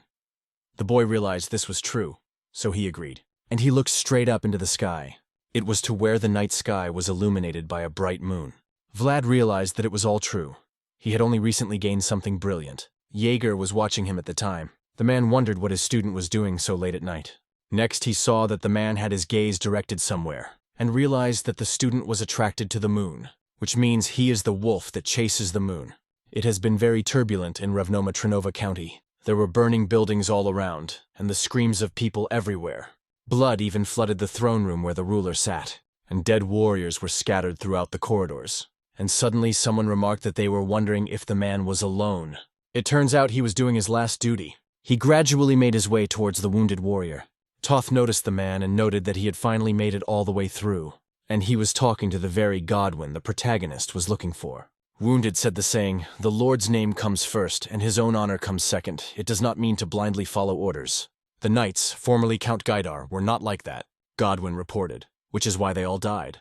The interlocutor called his name again, and said that his light too was bound to go out someday. Let him give this one to Count Gaidar, and this man will be waiting for him right in hell. Godwin indicated that he would be sure to pass it on, after which he swung his own blade and blood flew everywhere. The hero heard about the vacation and was surprised. Joseph confirmed that he had a vacation. He was invited to Connor's house after all. The guy didn't understand how he knew this information. The interlocutor noted that rumors spread quickly. Sir Gregory's assistant was happy to tell it on every corner. The hero realized how things happened. The gentleman added that he was going to give him a leave of absence anyway, and there was no reason to send him away when he had already made up his own mind where he was going. The boy thanked him for that, after which he immediately looked at his mentor, and the man covered his eyes and stood silently. Even Joseph was surprised at this reaction. He's realized that something seems to have happened to yours. If he intervenes, this awkward silence will end. However, some relationships are worth respecting and not getting in the way of them. Vlad felt like he was even having a hard time just breathing. Perhaps he should greet him and leave. Suddenly Jaeger said, though he would be off duty, a knight should never leave his sword behind. The guy didn't expect to hear that and, confused, said he understood. The interlocutor added that if he misses even one day of training, he will notice it immediately. And if he missed a week, the others would notice it too. Although he realized that this guy was the kind of person who was lazy and shirked training. But he certainly won't lose his way if he keeps his eye on it. The man noted that they would see his results when he returned. Vlad rejoiced and stated that he understood him. Joseph had also said that he had better not expect much from the horses. His problem would be really hard for even House Canare to solve. Let him analyze the horses' behavior. If some of the horses are less hostile to him, find out let them where they come from. The guy said he'd do it. Joseph let him go and said they would see each other in a week. And he doesn't have to buy gifts on the way home. Vlad realized what he was implying, so he said he'd remember everything. It's clear what that means. He definitely doesn't want to. Before that, he liked the Haman that Portly had given him. The men were left alone. Suddenly Joseph remarked, so he went to Connora's house. The swordsman said that if they were lucky, they might even meet. The master said it was possible, as they were both very prominent figures. But Jaeger was also worried that if someone was watching and keeping an eye on them. Joseph stated if they need something, they will directly ask for it. He has no plans to give them anything at all, though. Soon the hero was standing there with no face on him. He didn't understand why we were here. Mistress Oksana informed that this color suits him. She also asked if he was already attracted to leather armor. He has quite strong bones and everything fits him well, so you can try out a lot of outfits. Vlad was embarrassed as usual, his thanking her. Next the woman noted, he seems to go to Connor's house. When one goes to visit, one must be ritualistic. These are the most basic manners and a good way to not tarnish your parents' name. Next, she approached him and asked therefore to preserve her reputation. Such words Vlad really did not expect and was amazed. The woman looked at him tenderly and smiled warmly. Even more embarrassed, the guy said he would do anything. Oksana added, as soon as this vacation is over with him, she means him a teacher. He had already made a serious mistake by accepting the lady's honor with his own hands, whether he agreed with it. The hero knew it was true, so he apologized. The mistress went on to say that the title of a knight equaled the gender of an aristocrat. Therefore, he should learn to behave appropriately. Vlad only quite agreed. The countess also prepared a basket of treats and asked to take them with her. Joseph brought them with him, the unpleasantness of going into a stranger's house empty-handed. Vlad once again thanked her for her concern. The woman smiled and asked only for a good night's rest, and so the guy was no longer empty-handed in the hallway. There he turned his attention to his own reflection in the mirror. And right now, he felt like he was out of place, and he's wearing clothes that don't fit him at all. For some reason, he was reminded of Zamina at that moment. More recently, he had been told that she was in a convent, so he hopes she's doing well. She probably also wears clothes that don't suit her at all. As it turns out, Zamina is indeed in a convent. They were just discussing that the servant of House Basid was becoming quite popular. I believe he used his aura in Dermar. This guy doesn't just stand out, he's also handsome. He is a blonde man who has blue eyes. He could have been born into some noble family. And since he showed his aura so early, perhaps he would be representative of the North, the environment, and the Knights. Zamina had heard that information, but thought it didn't matter, because she thought about the fact that Vlad wouldn't have succeeded so quickly. It would be really good if he was just alive and well. After gossiping, the girls turned their attention to the girl. They called her a redhead and asked her what she was doing there, just waving her arms around. She hasn't contributed anything, so she should pay with her labor for the rest of her life. Let her get the floor faster and go wash the dishes if she doesn't want to be scolded by the head sister. Though even if she gets out of here, she won't have anything to do, and no one will come and take her away from here. It would be really good for her to get used to convent work right away. And so they were about to leave. So let her finish her business before lunch. Zamina realized all of this from Rose's smile. Memories rolled over her. Then the nun said that their house is not for anyone. They are close to God. They cannot accept girls who go to dirty places. Marcella objected to her, shouting that it wasn't true. They were all still girls. The bishop was looking after them. The interviewee noted, even if that is the case, they can't suddenly take them in. But the girl didn't understand why that was so. How much money she had to donate to them to make it happen. They could feed these kids for 10 years and still have some left over. The nun hesitated when it came to this. Zamina inquired, "But what about Madame?" The latter replied that they had better think of themselves. So it wasn't long before they were going inside the monastery. And the nun said Marcella was not allowed in. But the woman, a little disappointed, replied that she had no hope. Only asked her to take care of these children properly. He is not very good at his job. Suddenly, those brigands who were searching appeared on the horizon and shouted that the woman was here. The girl shrieked for everyone to get inside faster. And that's when one of the men jumped her. Zamina realized that this was terrible and would not turn out well. So she wished she could stay with her, but it didn't work out. The woman was taken away by the robbers, but the girl remained in the monastery. Now she remembered that terrible night with trepidation and with tears. She was very sad and wished she could see Vlad. Soon the heroes finally did arrive at the appointed place. He realized that this man was not from the nobility, and was said to be an influential man. Well, that's really too much. The butler greeted the gentleman's Yura.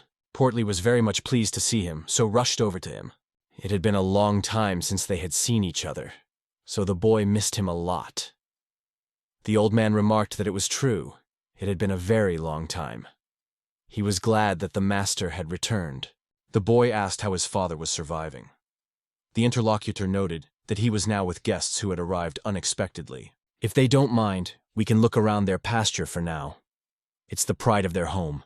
Voth agreed and assured him that he had no objection. Butler thanked him for his understanding. Then the boy remarked that he would like to see the horses first. He had heard a lot about them. The interlocutor agreed and said that was not what they would do. The lord of this house will personally provide him with their precious stallions, and the rest of us should pay no attention for the time being. Next, he suggested they go where they should go. As usual, Lady Lada horses were losing their minds and were amazed. They were really scared of this guy and ran away. Actually, the same thing happened with the bloodthirsty buffalo. And not even the sheep gave in. Literally every animal that was introduced to the guy just ran away. Vlad was just devastated, wondering if he could even ride a cow, and why the sheep even reacted to him like that. The butler was surprised and said it was pretty serious. So he asked if the boy had gone to church. The hero replied that he was definitely not cursed. His guarantor was Father Andreas. When his interlocutor apologized to him, the boy thought these animals were driving him crazy. What good was an aura if he couldn't even climb a horse? When the others will steeply ride the enemy, all he has to do is run after them and swallow dust. Portly asked to look at the ones they have in their pasture. He'll show him all the stones both for fighting and for regular riding and working, and which are bred for meat. Wouldn't there be at least one there for him? Vlad said that he was probably right. The comrade confirmed it. There are beautiful horses he's never even seen before. They have a good pedigree, and his father chose them himself. He's going to ask permission to show them to him. It would be fine, so the guy offered to come back tomorrow as well. In the meantime, he should just enjoy his dinner and relax. Just like that, evening came unnoticed outside. At this time, the kitchen was just as the meat was roasting and giving off its wonderful flavors. Vlad saw that there was a huge amount of meat, and it was incredible to him. He asked his comrade if everything was rich at home. What if someone shrieked their arrival? It was a man who greeted them and said that he was the lord of this house. His name is Orson Canore. He also apologized for not being able to personally meet their dear guest. Vlad also greeted him and told him that he was a vassal of Mr. Jaeger. But the man knew who he was, and rumors about him had already reached Struma. He was pleased to meet him. The man remembered that it was said that this kid had applied the Swordmaster's code. The birth of a new star is a celebration for all of Struma. It turns out that Portly has made a wonderful friend. Next, he suggested coming inside. They should talk while dinner was being prepared. As lord of the house, he was very pleased to have such a precious guest drop by today. Vlad remembered, it was said, it was the other guests here. So would they really be sitting together? Orson was just asking if they shouldn't all be happy since it was all because of Basid. The hero was surprised, wondering who it could be. Finally, at last, they arrived at the room they needed. It was there that Vlad saw something he clearly didn't expect. At the end of the room, near a set of swordsmen, sat an aristocrat. The first thought that came to the hero's mind was why this man was here. Rudiger noted that they hadn't seen each other in a while and asked how Vlad was doing. Vlad, as his comrade, immediately bowed their heads, and the guy said he didn't think he'd meet him here. The gentleman wondered if he could sit at the same table with him. But the food being prepared for them looked too delicious, and he couldn't refuse. The guy understood what this was all about, and wondered why he hadn't gotten the peanuts then. But something troubled him even more. Those were the gazes of the swordsmen who were also in this room. And they certainly didn't bode well for him. To Vlad, it was more like they just hated him. Though in a way, he had refused Mr. Rudiger's kindness, and also beat up every single one of their vassals. Still, he would gain nothing by being intimidated here. The guy replied that today was okay, and he was looking forward to this day too. Mr. stated, so that's how their views came together. That actually made him smile. The man further remarked that he had heard that he was on vacation, but could he then spare him some time tomorrow? The aristocrat suggests going to a place together, and so the next day came. As planned, the O's did not head out on the road. The hero was sitting in the wagon as usual, and was not very happy about the trip. And there was this interesting girl next to him. She wondered why he was looking at her like that.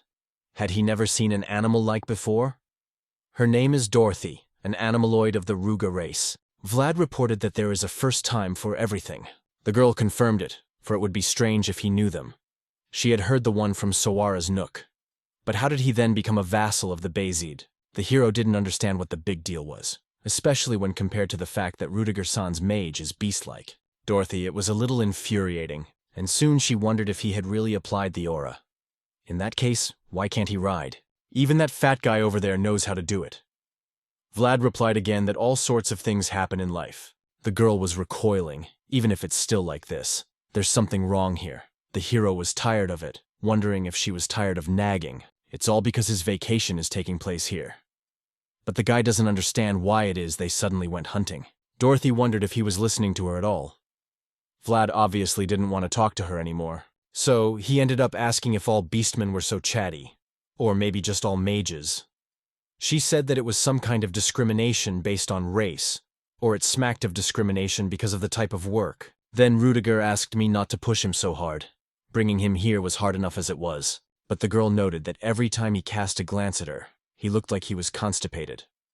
The master reported that it was normal to molest others. Dorothy became indignant. One of the subordinates suggested to the gentleman to go there.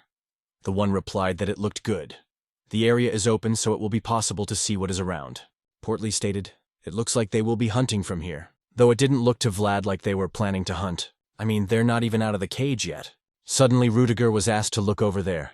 He took one look and reported that they were lucky. I can't even believe what they will see in the pilgrim's hand. The master ordered the flag to be raised to demonstrate their intentions. He would not want them to be feared. And so, as ordered, the flag rose beside him. Rudiger now proposed to find their prey. The horses checked out quietly on the grass, and they had a ringleader at their head who was separate from them. Suddenly he felt something strange, and then something emerged from the ground. The pilgrims quietly continued on their own journey, and on the slope, which was not far away at all, rode Rudiger and his warriors. Vlad realized what kind of hunt this was. It was clearly just an escort, and he hadn't originally come here because of the falcons. At that moment, the guy's carriage bounced on a rock. He noted that he was starting to get carsick, so he'd rather walk. Portly asked if he was all right. Does he feel like he's going to throw up? Vlad objected. He didn't feel that bad. But his heart won't stop pounding. The comrade suggested that the wagon may have been shaking a lot. The hero informed him that there was nothing to be done. He would stomp his feet. There is a very beautiful view from here. The man confirmed it. He really wanted to show it to him. This meadow stretches all the way to Varna. Sometimes there are monsters on thanks to Joseph's sulfur this year. They don't worry about them much. Vlad asked if it was because of Joseph. Portly confirmed this speech about that conquest last winter, in which the lad had participated. Then the hero remembered everything. That means they are no longer in danger here. It was only when he said this that he saw something strange, and wondered what it was. And so when what he saw came closer, he saw the horses. How fast they were rushing surprised him. They had a leader at the front, who led the whole pack. In the other, the hero felt something strange. He didn't realize what was going on. A pack of wild horses were seen by those present, and they were of good quality. So far, they are just being uninvited guests. But Rudiger was surprised by something, namely why they're moving south. The knights noted that this was indeed strange. They should head north, where new sprouts would grow. But the horses were running very fast, as if you were running away from someone. The gentleman got the distinct feeling that they were in a hurry, or the possibility that someone was chasing them. That feeling never left Vlad's body, and it had to do with the leader of a pack of horses. The guy could sense perfectly well that they were scared, but I couldn't figure out what caused it. Soon the earth began to shake, and the gentleman was informed that there had been an earthquake. Although Vlad was well aware that this was no earthquake, he remembered this shivering very well. And indeed, it wasn't long before everyone could see that something was chasing the horses, for that creature had shown itself out of the ground. Upon seeing him, the knights were dumbfounded, and the pilgrims naturally also stopped gazing at him. And Vlad just confirmed his hunch, for as they thought it was one of the remains, the fallen dragon deathworm. This huge creature then appeared there as the earth and then again climbed into it. And when it appeared, it gradually devoured the horses. Dorothy noted that something was wrong here. The deathworm doesn't eat meat. But then she couldn't understand why it was happening. And suddenly she realized everything. It was only when she looked closely at the creature's head that she saw everything. And I yelled out that I realized what it was. It was his forehead, because there's a weird energy coming out of it. The worm didn't stop and continued to attack the horses. The knight shouted to Mr. Rudiger that the wild horses had changed direction and were now rushing at the pilgrims. The aristocrat did indeed see that stone from which a strange energy was exuding. And the skull suddenly and unexpectedly changed the direction of the view. And he wasn't just looking at the horses, he was looking at the people ahead of him.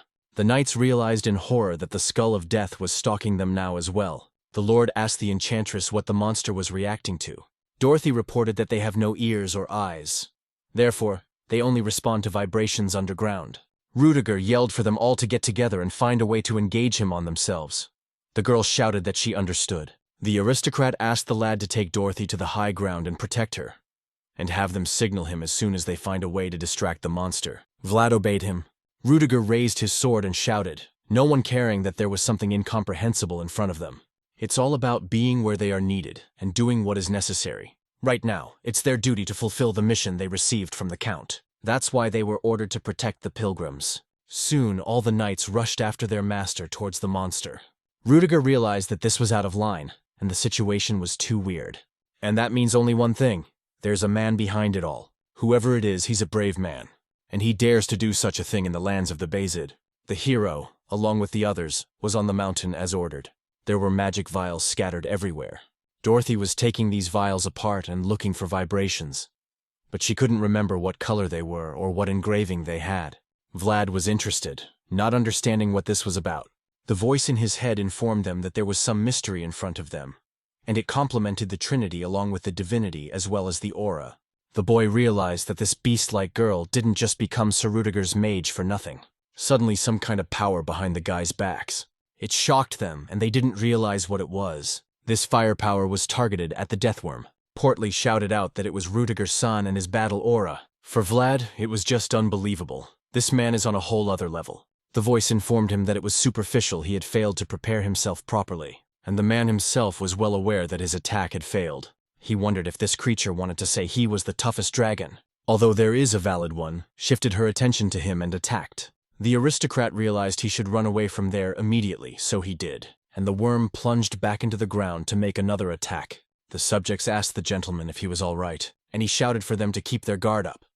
And this skull of death wouldn't escape so easily. The voice told Vlad that the situation was heating up.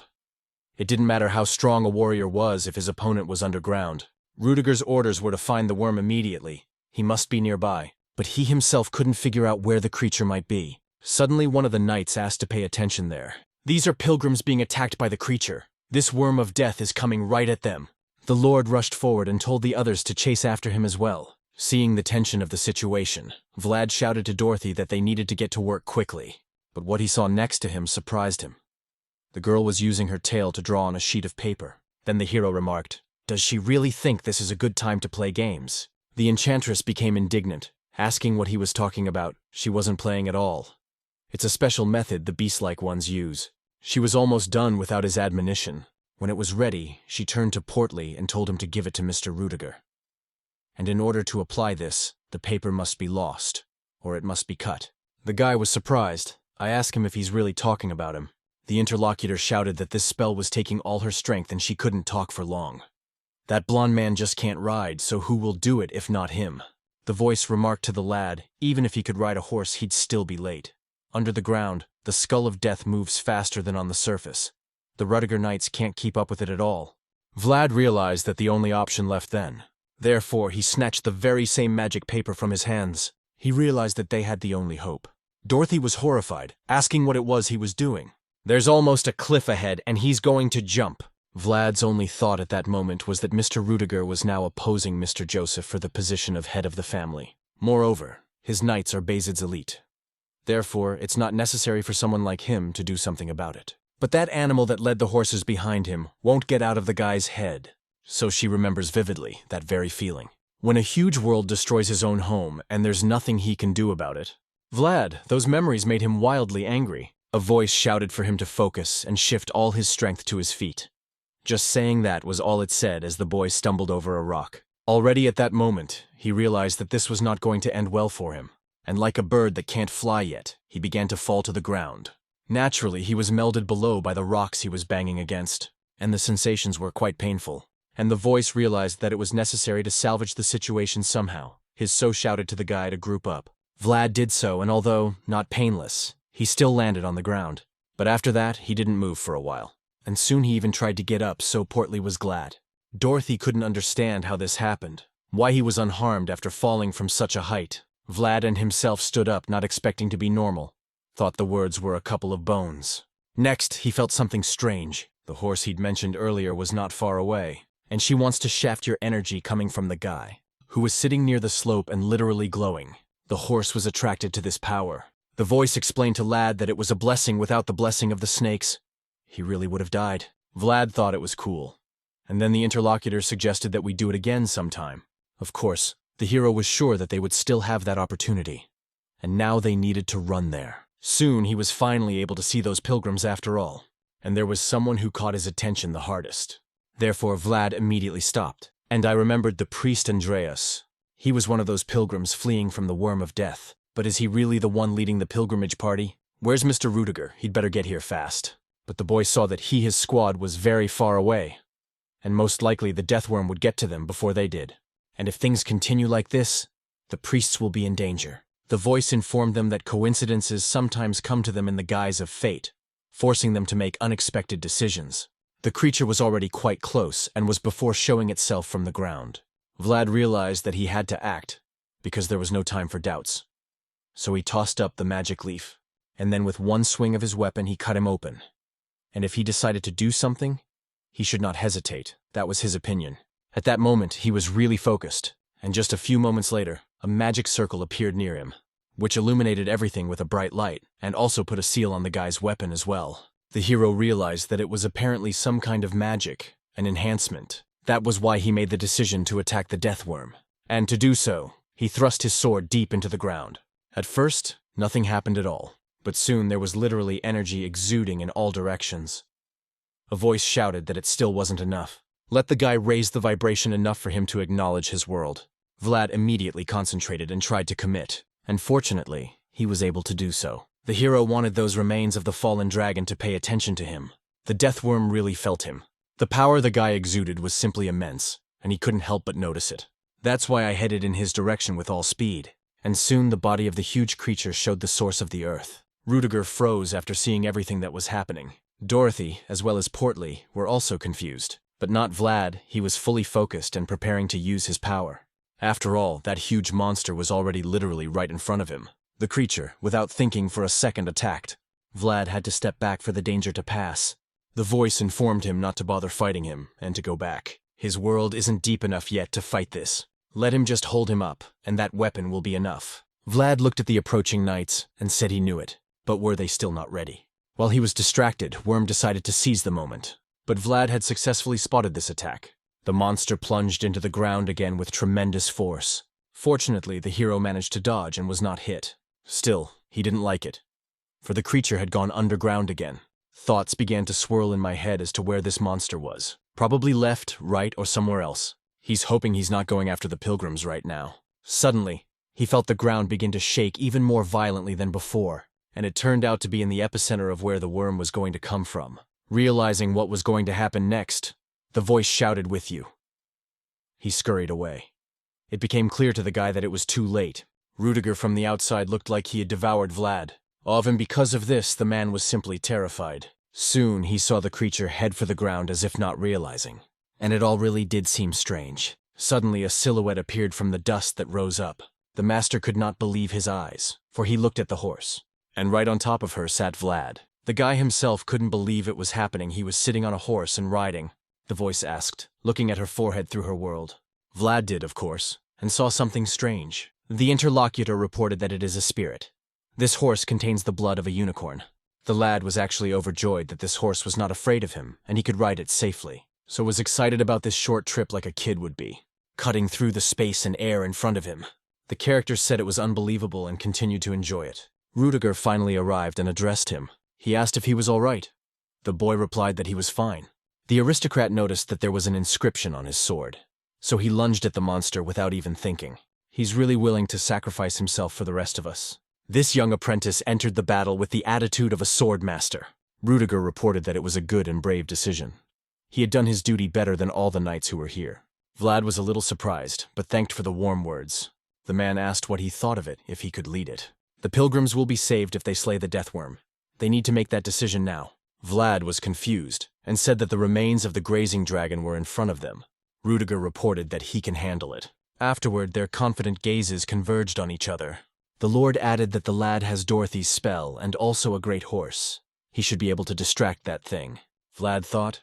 But would he be able to control this horse? He looked carefully into the creature's eyes, and then it was immediately clear to him. It turns out he's also just trying to save his pack. In that case, he offers to try with him. So he informed the master that he would do as he told him. The man remarked that it was beautiful. Let him go around that hill and come back to him. It will be waiting for him on the other side. The order was crystal clear to Vlad. That's why the knights as well as him were soon divided.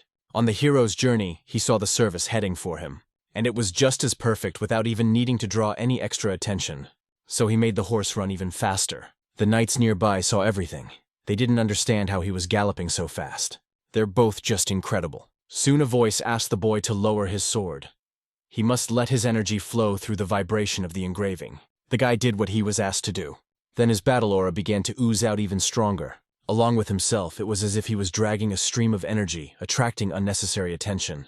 The interlocutor asked, watching carefully, the dragon stalking after him. He does indeed rush after its glow. At this time, Rudiger ordered the faithful to be taken to safety and the rest of the men to prepare.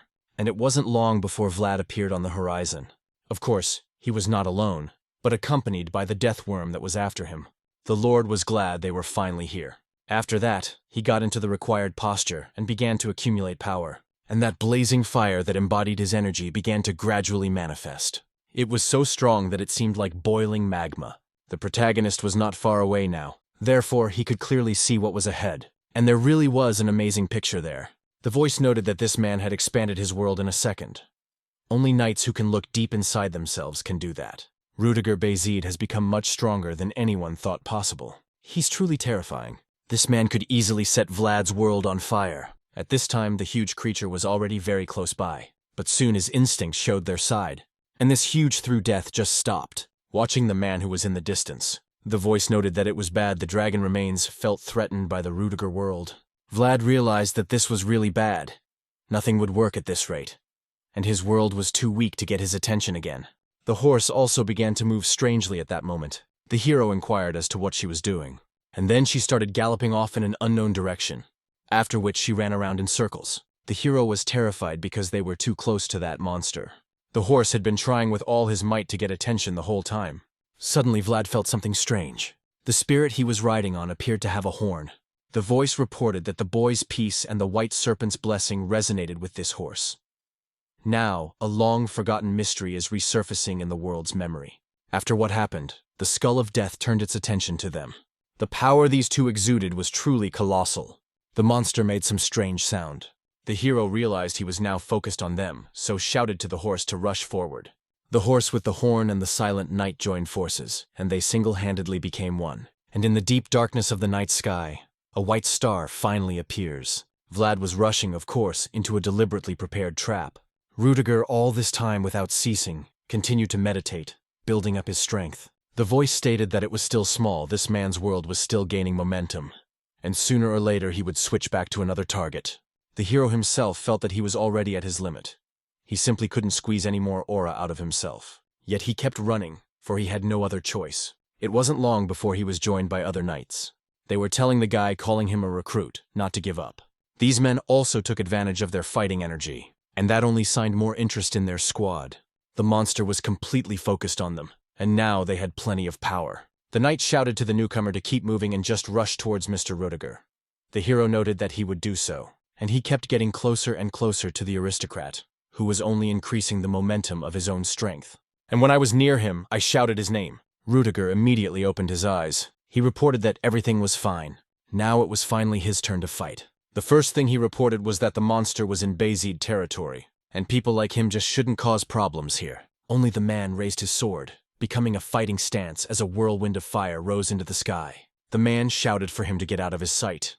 After which, using a huge accumulated force, he made an incision. This power was so enormous that the mighty skull of death, the descendant of the dragon, could not resist it. So he was simply destroyed. Those present froze, seeing the picture that unfolded before their eyes. The hero was also engaged by this sight. He realized that before him was a knight who could look inside himself, and this is what the real world looks like. It is a sight that truly goes beyond reason. The world of the knights is looking at a mountain with no end in sight, no matter how much one climbs up it. Nor is Godwin so perhaps, and even Sir Jaeger or Pablo. I wonder if Vlad will ever be able to do that. The voice reported, of course he could. If his world is strong enough that nothing can shake it. Rudiger sat near the blazing ground. The hero walked up to him and asked if he was okay. The man praised him for a great job. He did a good job. Vlad wondered if all the grass was burning at this rate. In response, he heard that it would be fine. There was a lot of water in the grass. The fire would go out after a while. But first he'd like a cold glass of beer. And after these words he sat down near his interlocutor. The voice noted, the price for expanding his world for a limited time seemed to have caught up with him. The gentleman inquired if he would help him stand up. Vlad crouched down and said he was dying too. It was just another not-so-pretty gesture the guy didn't know about. But the aristocrat wasn't angry, and that only made him smile. Soon he reported that Vlad was riding that horse perfectly, and so those rumors he had heard were not true. The hero replied that he was the problem. After that, they both turned their attention to the side. There was a horse there, and Rudiger reported that it was a fine horse. The hero confirmed it. He still wanted to say something, but suddenly someone shoved him. It was the knights who noted that for fresh blood, he wasn't bad. Their followers would be overjoyed. They praised the guy and even suggested we get together sometime. Vlad was a little confused, but thanked them for it. Suddenly a familiar voice addressed him. The protagonist saw that it was Father Andreas who approached him. He rejoiced and said it was very good that the one was intact. The old man was also very happy to see him, just as he thought it would be. He could still see that beautiful light from afar. It is the light that pierces the most impenetrable darkness. The priest knelt before the guy and thanked him. The hero was confused, not realizing what's going on. Andreas turned to God and said that the boy who heard his will was acting on the call of his heart. That's why he asks to be comforted by the protector of their world. And bless this shining boy. All the other pilgrims also knelt down and began to pray. Today, many hearts have crossed over to the side of light. The boy's world has expanded. The sun was already setting over the horizon, and the count read carefully the messages he received. He asked the old man if he was sure for sure that this was correct information. So it was confirmed Dorothy had sent this message through the crystal ball. The Lord was beyond angry. He sent them just in case, but there was dark magic again. Counselor noted, it appears that some of them have settled in the north. The Empire isn't saying anything thick about it, so the old cursed creatures are showing up little by little. But at least they got some good news. The man said it was true. Now this guy's name comes up a lot. This is the event of the monster hunt last winter, as well as the honor duel in Hainal. And now he's also helped the pilgrims. If it wasn't for this guy, shame might have fallen on Basid. It made the Count smile, and it was commendable on Vlad's part. Soon he asked his subordinate to call Joseph to him. The interlocutor asked him already. Yes, he was thinking of giving him permission. And the Lord replied, "Decent people should enjoy the rights they have earned." And somewhere on the flat area, a camp was set up, in which the pilgrims and also the knights were together. The protagonist sat alone by the fire. He was busy sharpening his sword.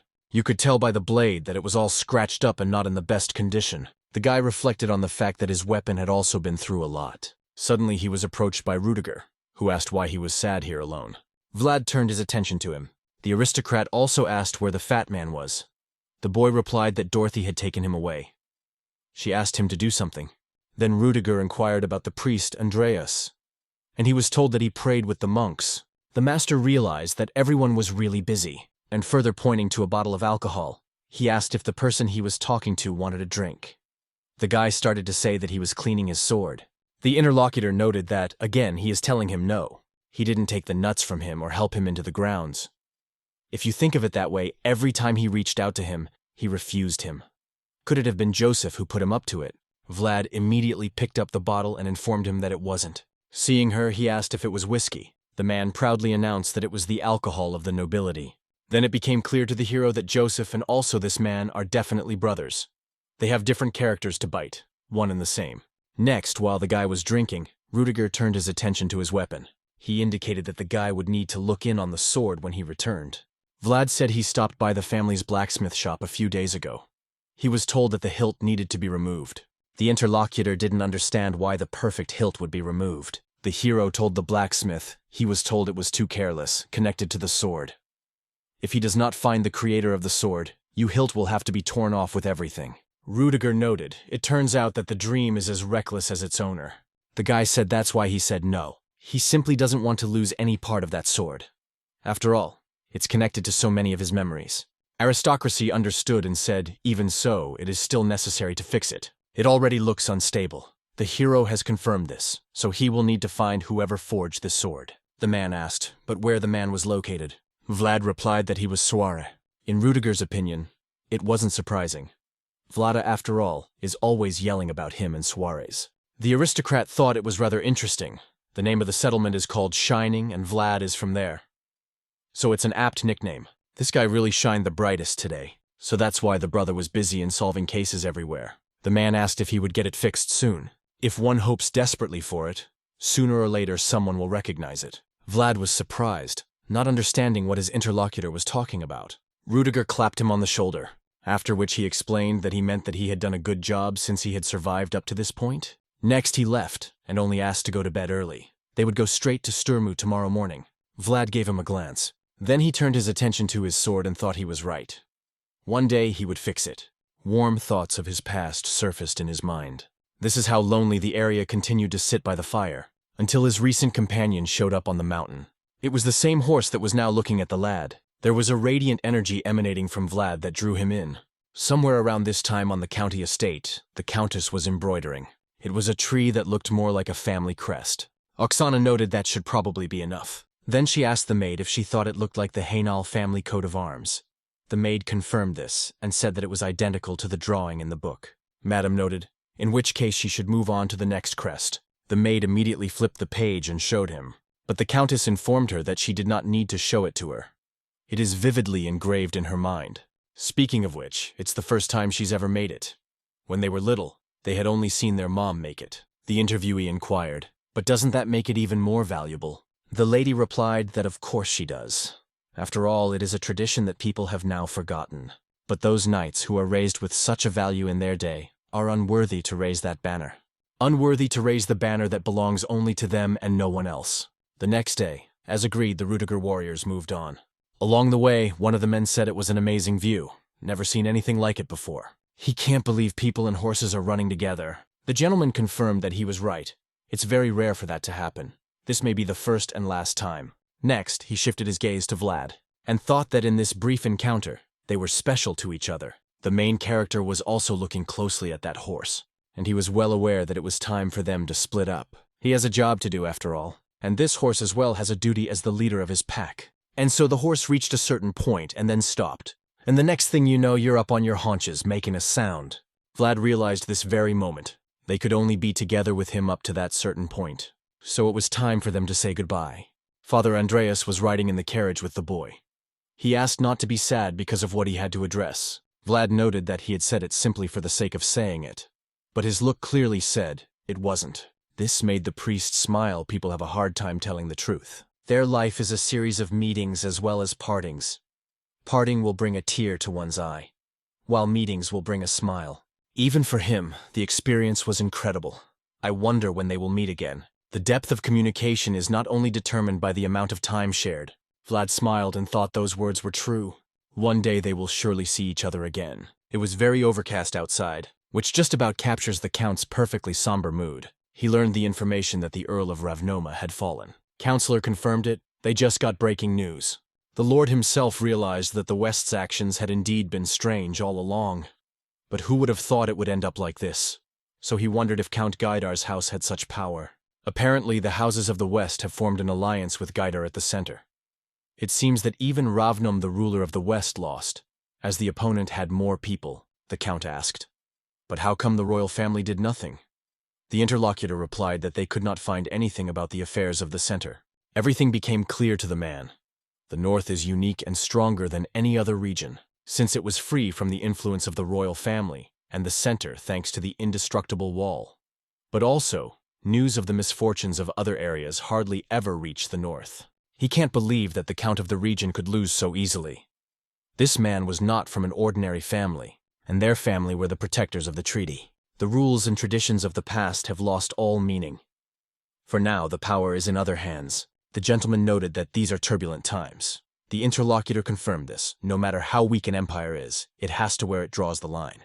The Count thought that the fall of Count Ravnum might be a sign of a new era. Suddenly he saw those pilgrims who had arrived recently, and realized it was bad because they weren't pilgrims. And these are refugees from Ravnoma who want the old treaty honored. Vlad stood there, unsure of what to do.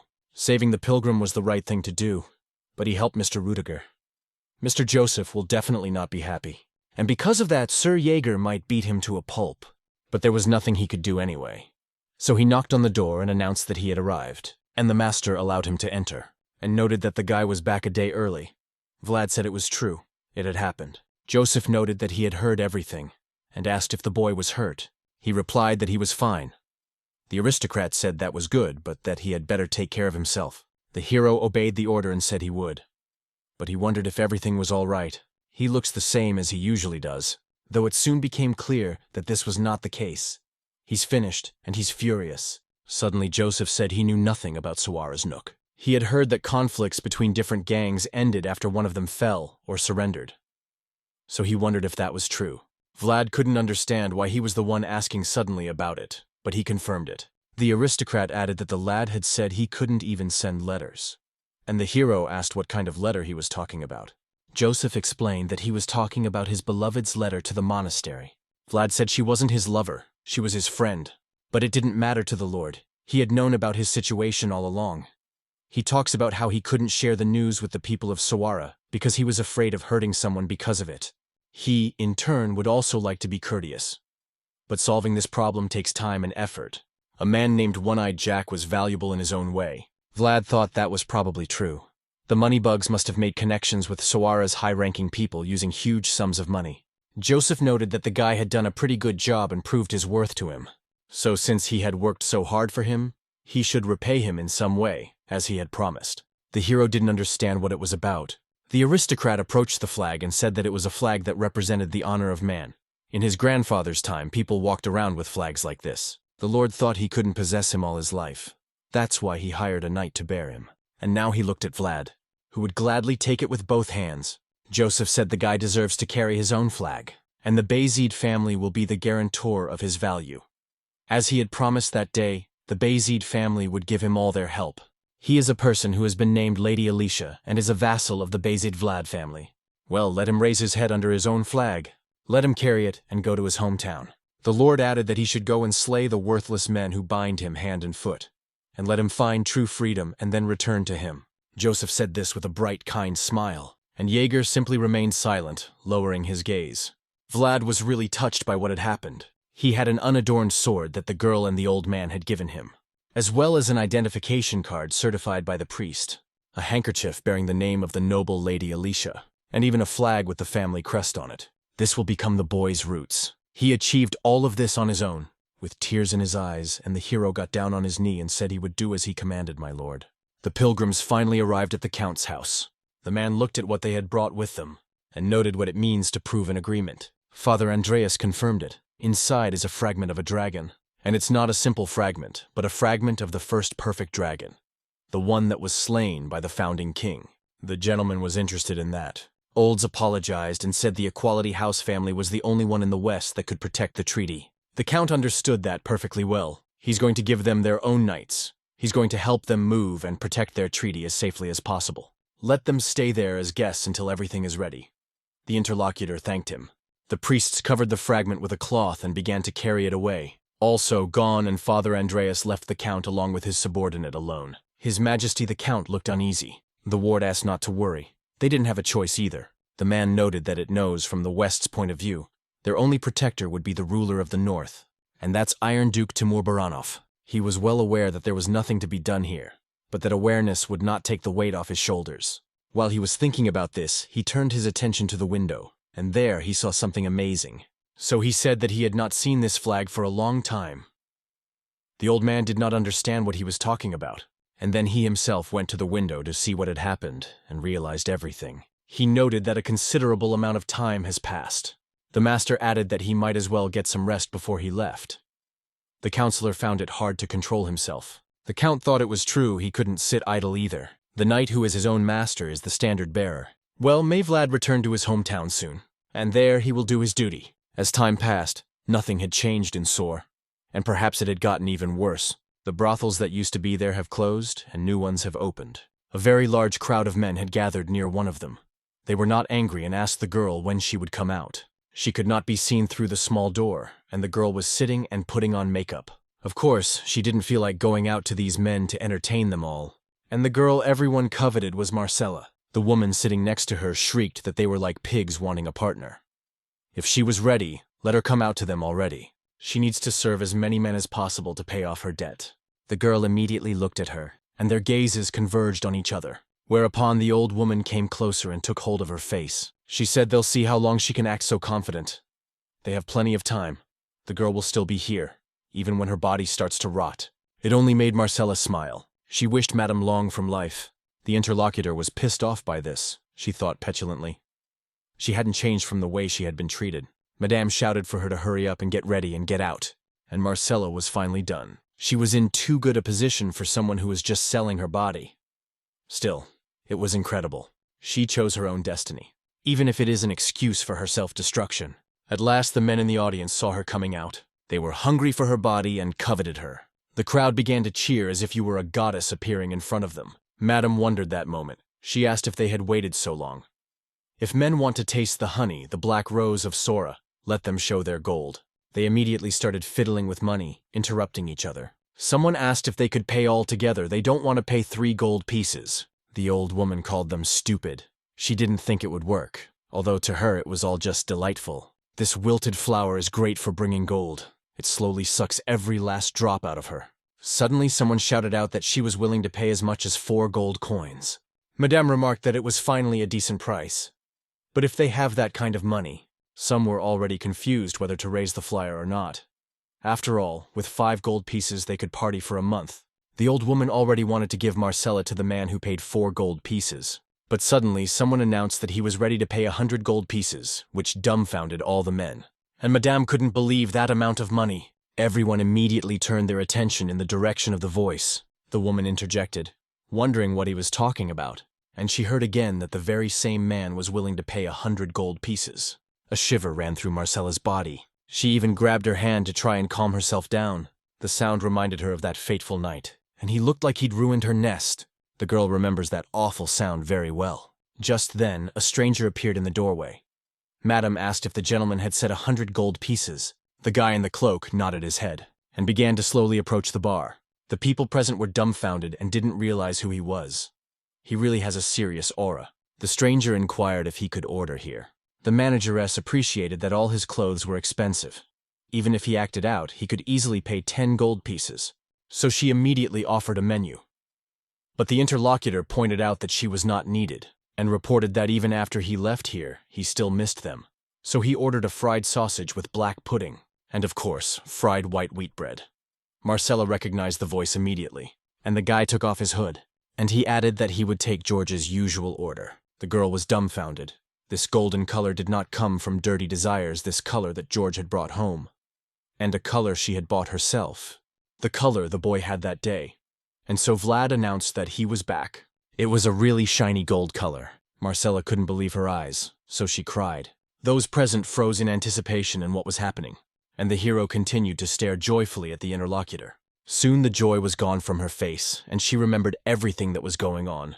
So immediately she whispered for him to leave quickly. After all, this establishment is run by the subordinates of one-armed Jack. And while they chatted, Madame watched intently. The woman wondered if they knew each other and were behaving in some unusual way. So I decided it was necessary to separate them before they threw something out. And for that, she signaled to the men who were sitting at the table. They realized without delay what they needed to do. So we got up and headed for the bar. The protagonist sensed their presence and heard them coming, and further informed him that there was something that needed to be done before he would pay. He would need to do the math. The old woman was surprised and asked what other counts were. The guy reported that it was about one-armed Jack, and he needs something from him. The guards were surprised to hear about this man and called the guy crazy. One of them was about to attack and asked how dare he say the boss's name. But unfortunately for him, he didn't even get to finish that way. The guy cut him off. So this man fell dead to the ground, and the rest of us just couldn't believe our eyes. For them, what happened was certainly out of character, and Marcella was shocked too. Blood from the dead man's body began to flood the floor. The old woman was frightened, so much so that she screamed. Put a gun on her. The hero orders her to be quiet. Let her be quiet and wait for him over there. If he collects not enough, but they who will take from them what she has. The woman was pretty freaked out when she heard that. The other guards didn't understand what the hell he was doing here, or who the bastard even was. They also wondered who had sent him. Vlad realized that he was now facing a battle. Therefore, he reported that he was Jorge's last blade. The guys were surprised. It was as if they had forgotten that man. And then one of them shouted out that he remembered everything was a blonde man with blue eyes. That scoundrel's name must be Vlad. The interlocutor asked what he meant if it was that guy, but wasn't he dead then? What does it matter now, though? They hit the jackpot. They'll just take his head to the boss and he'll shower them with gold. If he's survived so far, he's not likely to just give up now. But he's literally looking for his own death. The main character got sick of the chatter, so she told them to come over. It'll be like before when they were going to kill him. That look caused goosebumps to run down the enemy's skin. They didn't realize what was going on, whether this was definitely the guy from before. Right now, everything is talking about how he's some kind of bloodthirsty wolf. Vlad noted if they continue to stand like this, then he will do it himself. So he immediately rushed forward and pounced on the first man he saw. He, of course, defeated him very easily. The others weren't going to run away and grab to attack from behind. But the hero noticed this attack perfectly and counterattacked, killing the one who attacked him. Next, he was surrounded on all sides, but the guy fought and killed without delay. The rules he used were one punch, one yell, and behind that one scream followed. Someone's life that was forfeited. Vlad was going to not let any of them leave alive to get revenge. Though there were many guards, they were all dying one after another. Vlad realized that they would stop until they paid in blood. For Marcella's tears that she's been shedding all this time. That's how the carnage went on for a while. Another similar establishment had a relaxed atmosphere. One-armed Jack was in it, and he was drinking. There were quite a few different thoughts swirling around in his head at that moment. Among whom, of course, was Jorge. After his disappearance, the slums of Suara practically belonged to him. In doing so, he is going to climb even higher and will not stop there. It was because of this that he did not hesitate to live and steal other people's things and walk over the corpses of his enemies and forest higher and higher. But it wasn't until the end that he realized something. It's that life in the slums is mostly concentrated in the hands of the bigger shots. That was the reason the man cursed this damn life. He used to stubbornly believe that he could get everything only by winning. But now he was here, despite the defeat. Jorge turned out to be a winner and just died. One day the same thing will happen to him. A few words from someone higher up can easily decide his fate. So once again, men were not given the best words about life. Suddenly, one of his subordinates burst in and informed him that they were in trouble. The gentleman inquired as to why he was making so much noise. The guy was terrified, shouting that they were surrounded. The boss asked where it happened and who did it. The guy replied that literally all the slums surrounded them on all sides, surrounded by soldiers. And now he's really talking seriously, even with the back full of soldiers. And those who did this are the guardians of Suara. The brigands did not understand what this nonsense was. I don't understand why they would do that. I mean, they paid them months in advance. Someone suggested that they might just be patrolling them. But you can just see how many of them there are. They were really up to something. It all made Jack smile. He knew this day would come soon. But could it really be today? That's even better, though. After all, when things are falling apart before his eyes, it's better that way than to worry out of ignorance. At this time, the salaryman completed his business in the brothel. The knights lined up in the square, as well as the manager of the place. He informed Borden that it had been reported to them that the guards had carried out the order. Knight inquired if all the alleys were blocked off. The interlocutor confirmed this. They were doing everything they could. Borden said if he says he did his best, then why did he let it happen? He's talking about what the Count found out. The manager hesitated and replied that he had no excuse. One-armed Jack is a very talented man. That's why it happened. The interlocutor interrupted him with a look that showed him not to continue. So the man cast his eyes downward. He didn't realize who this knight was who was talking to him, and how he could even be so knowledgeable about the situation in the slums of Suara. The manager further noted, "Destroyed they are here. He is glad that Suara's faction, which is a cancerous tumor, will be destroyed." Borden understood that the cancerous tumor was not the settlement, but this man himself. How could such a slum boss run such a large system? He's running the whole thing, justifying himself as mayor. And it's obvious that it's about the big kickbacks he's getting. As those who eat meat are seen, so those who take bribes stand out. This is immediately obvious. Suddenly the mer inquired as to who would be going inside. Borden replied that the Basid family had specially sent a knight here, and he, in turn, is already here. That's the one in that alley over there. The manager asked in confusion if he was alone. Is nothing going to happen to this man? He has gathered all the guardians of the Suara. It is better to entrust it to them. Borden noted that this was not going to happen, but the interlocutor did not understand why. The man didn't say it, but he thought it was because Mr. Joseph had put his all into it. And this will be Vlad's official debut. Soon, too, Borden himself asked the lad if he was sure he could do it. Perhaps he'll just take some soldiers with him. I hear there are over 50 men there. If he gets hurt, he won't be able to see Mr. Joseph. The hero replied that if there was going to get hurt out there, he would make sure they didn't get hurt. But the interlocutor kept saying he couldn't let that happen. Vlad didn't answer anything to that, and just kept staring at the building in front of him. His gaze was confident, and he was focused on the situation. The old man understood, so he asked if he promised, and further handed him the banner, saying that it was Mr. Joseph who had requested it. Give it to him in front of everyone. And now it was time to get started, to which Vlad, of course, agreed. After which he stabbed the banner into the ground with all his might. After this manipulation, the banner unfurled, and several coats of arms clearly showed there. The guards were surprised that it was a banner. They thought everyone had long forgotten about this tradition. But who is this guy anyway, and how did he get the banner about such a young age? Although it is said that Count Basid personally dispatched this knight. Vlad heard them, of course, but paid no attention to these conversations. All he could think about was that this was his land now, and he goes by the honorable names that have recognized him. So he will command, and even the lives of these people are now in his hands. Borden immediately unwrapped the roll-up. He called these people assholes, and from the slums let one-armed Jack hear it all. He broke the rules and law of the Basid family and took people's lives. So Peter Basid, the rightful owner of Suara, can no longer tolerate his sins, and sent a trusted person. All the rights he has are guaranteed by him, and also by the Church of the Faith. One-armed Jack and his accomplices let them open the doors immediately and let his confidant in. The guards began tapping their spears, and they all shouted the last name of Basid. The gang members just couldn't believe it. And the guards praised the messenger and wanted him to kill the one-armed Jack. The hero stood waiting under these shouts for what would happen next. Borden reported that he now has the right as well as the men. Let him act without hesitation. The boy gave thanks for that and drew his sword. Lastly, his interlocutor asked him to be more careful. The voice noted that the man must be getting ready. Let the guy widen his field of vision. He could come from anywhere. This fight would be completely unlike any he had been in so far. One of the fundamentals of combat is to take the initiative, and to get off to an unusual start. Vlad heard him and began to manifest his own world, thinking about what would have happened if he hadn't brought Godwin. Maybe Jorge would still be alive then too. Alternatively, if one-armed Jack hadn't threatened Jorge, maybe he wouldn't have had to call Godwin. Guys do chase a multitude if, and would eventually exit one. He has to kill one-armed Jack. Finally, at last, the battle aura was released, so the hero swung his sword to open a way in. That blow instantly shattered the door, and a bright flash burst inside the room. The brigands could not believe what had happened. He was not confused. Some were instantly wounded, and some were even nearly killed, and so while they were trying to recover, the hero went inside. He thought that this man's world was devouring his world. That is why it is necessary to put an end to it here and now. Cut the clutter and move forward.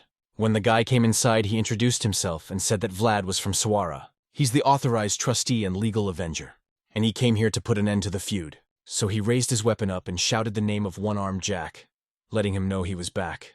The man heard everything perfectly well, so he was in a stupor. That voice did indeed sound familiar to him.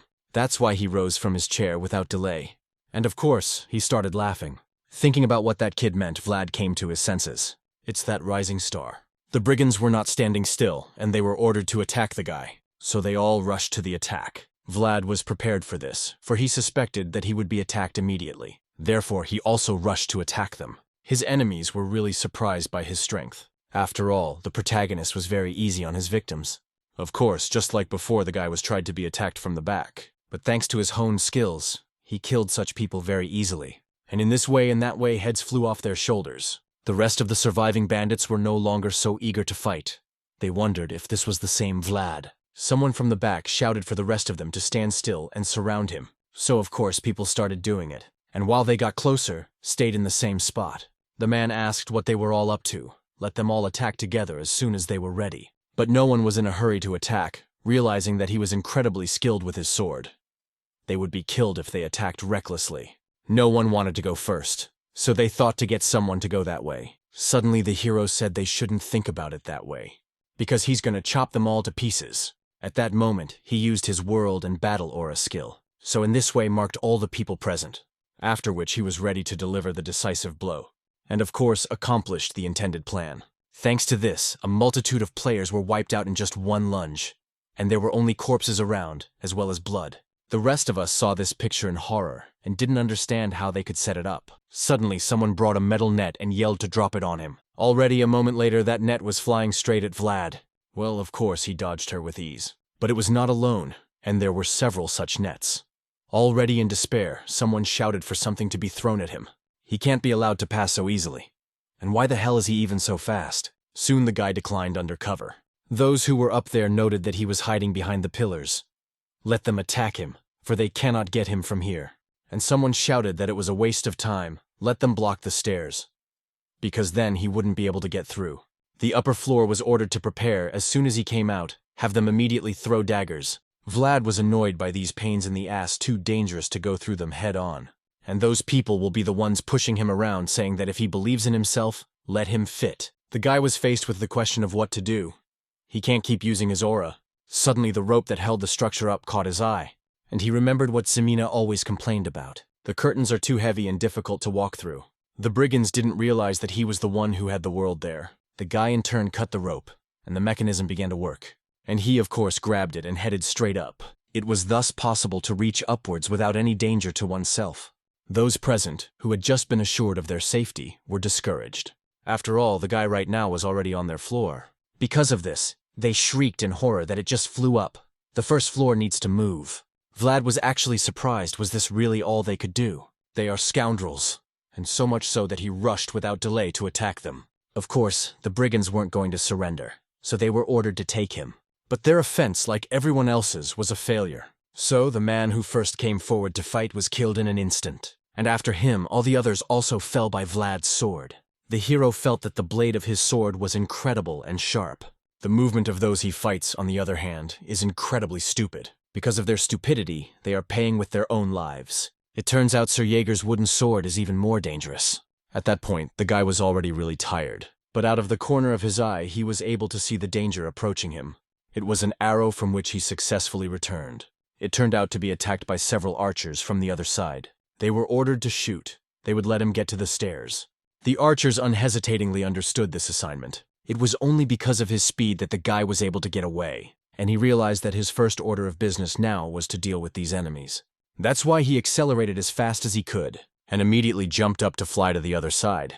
The distance was of course huge, so I had to hook onto the chandelier.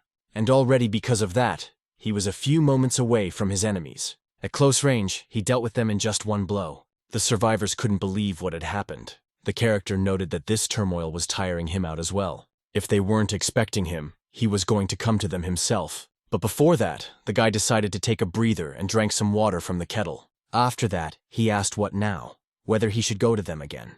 Or will they come to him now? He would go on after all, for he must collect payment from them for living in his house all this time. Those words and gaze gave the attendees goosebumps. One-armed Jack must have thought this was his territory. But it was a fatal mistake on his part, for that smile rose. And of course, Vlad's nest. The harbor was much quieter than the former brothel, Rose's smile. Harvin sat back and pondered whether One-Armed Jack had lost his mind altogether. Even market bandits don't go as far as he does. It's not clear what a guy is supposed to do when he's robbing so openly. After Jorge died, he became a completely different person. Before, of course, he had sucked the prisoners dry, but he had never turned a case into a dead end. Then the guy no longer sees any hope now. In a matter of months, the economy of Simplicity Alley has collapsed, and it's driving him crazy. How is he supposed to report that someone stole so much of their contraband? Suddenly a guy came into Harvin's room and asked if he had heard what had happened. The alleys were blocked off. Thoth didn't understand what the man was talking about. Who could have blocked them? The interlocutor pointed out that it was the people from Sturma who had tried. They came to catch the One-Armed Jack. That's why Soara's guards surrounded them on all sides. Harvin realized that this was terrible. Apparently One-Armed Jack had crossed the line after all. Even if Jack did leave them down the alleys, blood would be spilled. Suddenly the arriving man asked if they weren't so close to him. The interlocutor inquired, he said. And in response he heard that it was about Vlad. Harvin couldn't understand why he was suddenly talking about him. The interlocutor noted that he had not seen it himself, of course, but that a blond man had arrived with the arrivals from Sturma. Harvin got angry, asking if he was the only and blond man in the world. The guy replied that he wasn't, and was taken aback that the man had identified himself as Vlad from Suara. The interlocutor literally could not believe it. He asked if he was serious about it. The acquaintance replied that he was responsible for his words. He heard that he had not long ago put his banner in front of the Smiling Rose. Then he saw that something was wrong, so he asked if he was all right. All Harvin could think about was that he'd heard a lot of rumors all this time. The first of these was that in the Duel of Honor in Daymar, he had an aura. He was also referred to as a young vassal of Basid who had accomplished an amazing feat in the hunt for the Death Worm, and behind it all was a man who called himself Vlad and Suarez. But it turns out that all those rumors may now be true, so the guy decided that he needed to figure it all out for himself. At the same time, the protagonist continued to fight desperately. He killed the enemies one after another, and they kept coming and coming. Hopefully they can at least hurt him from the back. On this they failed, and in numerous instances lost a limb and then their lives. And so the lonely battle between the protagonist and the crowd of enemies continued. They all didn't end, but Vlad, as he said, wasn't going to leave anyone alive, so he rushed to attack them, and proceeded to kill, leaving bloody footprints on his clothes as well as all over the room. After so many lives taken, his clothes were more like a bloody mess. The voice that was the guy's head was watching the whole thing. He was well aware that people who saw the guy move were missing before speech. Of course, it's talent as well as fierce effort, even his strong will deep inside. It's like he's a real butcher. Attacking another victim, the guy noted that he had so much time, so could have left his teeth back. This was exactly the man he'd knocked his teeth out with the first time he'd met Jack. He noted that he wouldn't need them all now, and plunged his own blade into his chest, then killed him. The voice reported that this should be enough. Vlad looked at the mountain of corpses he had left behind, and noted that it was definitely enough. He won't be able to accurately recreate the scene of that day, but putting an end to it was only a matter of time. Jack continued to be in his own room upstairs. The protagonist, of course, knew exactly where it was, so headed towards it. Soon the door to the room of this gang leader swung open. After that, Vlad slowly began to enter. Inside, he reported that he was already here, and called the man sitting in front of him the boss. One-Armed Jack immediately greeted the rising star. Afterward, he asked if he wanted a drink. Next, he turned around and looked at the guy. The one standing in the doorway and the light coming from it made it hard to see properly. That made Jack smile, and he noted that he was not to be trifled with. It turns out he's the Vlad of Suara. He had heard a lot about him, of course, but he still didn't believe those rumors. I should have called him in a lot sooner, told the manager to beat the crap out of him. Or not, that question hangs in the air. The guy must have just killed that manager by now. Jack smiled and said he was glad at least someone familiar did it. He pushed it to the back of his mind because he didn't want anything to do with him. Even so, he doesn't like uncertainty, and he's already prepared for battle. There was a promiscuous connection between them. There was also Jack's interested look and Vlad's cold gaze. For the leader of the group, it was a world that fed off his world. The hero, in turn, no longer experiences the infinite blessing as he once did. Now he's completely confident. This world is no longer capable of holding him, and so the two sworn enemies stood before each other. Vlad reported that he was attacking, and the opponent didn't mind at all. The hero immediately rushed to the attack. He realized that this man had always been something of an enemy to him. But still, he's going to treat him with respect. The guy's quick attack was soon blocked. The hero was even surprised at how easily Jack fended her off. But he didn't stop there and continued his onslaught, and their blades soon recoiled into each other. Vlad found himself a few meters behind, but rather quickly he shortened his distance and continued his onslaught. It was his way of expressing his respect for the allies, and it was that he fought without sparing his enemy. It was getting harder and harder for the enemy to fight him. The guy had already started using his battle aura, so he even put Jack on one knee. He was immeasurably cruel, but even though strong, but it's a lawsuit, Jack still managed to fend off the attack, after which he, without hesitation, immediately rushed into a counterattack, and said it was just amazing. Rising star with a wooden sword in his hands changed beyond recognition. It's clear now. He has to be at least as good as him to come back here. The progress that is available is truly admirable. After all, Jack had a dream once upon a time. He remembered standing on those same streets as a little boy. He dreamed of obtaining those shining stars at any cost. And for that, of course, he needed the strength to grab onto the shining stars. Even more power, and with it more blood. The man did literally everything in his power, because there is no line between good and evil. Thus he reached the top of the slum. But he couldn't understand why he hadn't gotten one step closer to the stars. Though they had lost their luster, for they were covered with blood and greed, they were still the same stars. And now something else was blinding him. This light was so bright that Jack had to cover his face. And there he saw a guy attacking with a sword. At that moment, it wasn't even clear what it had just been. And his arm was already cut off, and Vlad did it, of course. To grasp the radiance, one must become worthy of shining oneself. The hand flew off somewhere far to the side along with the dagger. Jack felt a sharp pain and immediately covered the one that had been severed with his other mangled limb. After that, the guy stopped, and his opponent was angry at first, after which he smiled brightly. He laughed and said it was just great, hoping Jorge could see them. The protagonist was more than a little pissed off at the mention of this man, so once again he lunged forward and ordered them to shut up. But the enemy still kept fighting and fended off the blow with his hook. Vlad thought that this man clearly didn't deserve forgiveness. After all, he's the one involved in Jorge's murder, the one who took Rose's shattered smile. And he is the scoundrel who sold Marcella, which means he deserves a miserable death. Jack was having a really hard time at that moment, but he kept laughing and said it was a beautiful day. You need to open all the rum barrels and have a party. Vlad actually climbed higher than he did. The main character just kept yelling at him to shut up. And so once again they collided and threw each other off. But they were not separated for long, for both immediately rushed to the attack, which ultimately ended tragically for one of them. The shadow perfectly reflected everything that had happened. Jack laughed and thought that was probably even better. That's instead of him being crushed by the big world like Jorge, let him rather be trampled by a young world trying to rise above. Vlad inquired as to his last words. The man touched his head with the hook, trying as if to stroke it, and reported that he really did a great job. Let him rest before he leaves. Vlad was still bailed out, so he didn't want to take it so kindly. Next, he just pulled out his blade, whereupon Jack backed away. His wound was very deep and blood was oozing out of it that could not be stopped. Therefore, he reported that this would be enough for him. He realized he was living as a villain, but it was still cruel. Though he was eventually alienated by the shining world, he smiled once again and said he had done well. Really had a great time. And those words were addressed to Jorge. Jack continued on his way back and found himself at the edge of a cliff, whereupon they swung down for a second, unafraid of him. Only one last look at Vlad, and then flew like a bird without wings straight down. The hero remained in the same place. He thought about how revenge is really sweet, so it had to happen. She didn't realize it was coming in her mouth that he was experiencing. Next, he turned around and looked at the table, after which he headed over there with small steps. It was there that the glass of alcohol Jack had recently offered him stood. The guy flipped it over and drank the contents, after which I could finally exhale. He had a recent opponent in front of him saying that one had climbed higher than him. It was these thoughts that kept the guy on his toes. Next, he held out his palm on the table and told his boss to take it, because a knight should only take what he is paid for. On the table was a gold coin that was bloody. It was the same one Jack had given Vlad when they first met. This place is the smile of a rose. Instead, these passers-by are like water for a long time. And today is what happened. The hero finally made it downstairs after all, where he saw the body of Jack, who smiled to the last. Today, a frozen drop of water in those eyes, and left a ripple in the world of a little boy.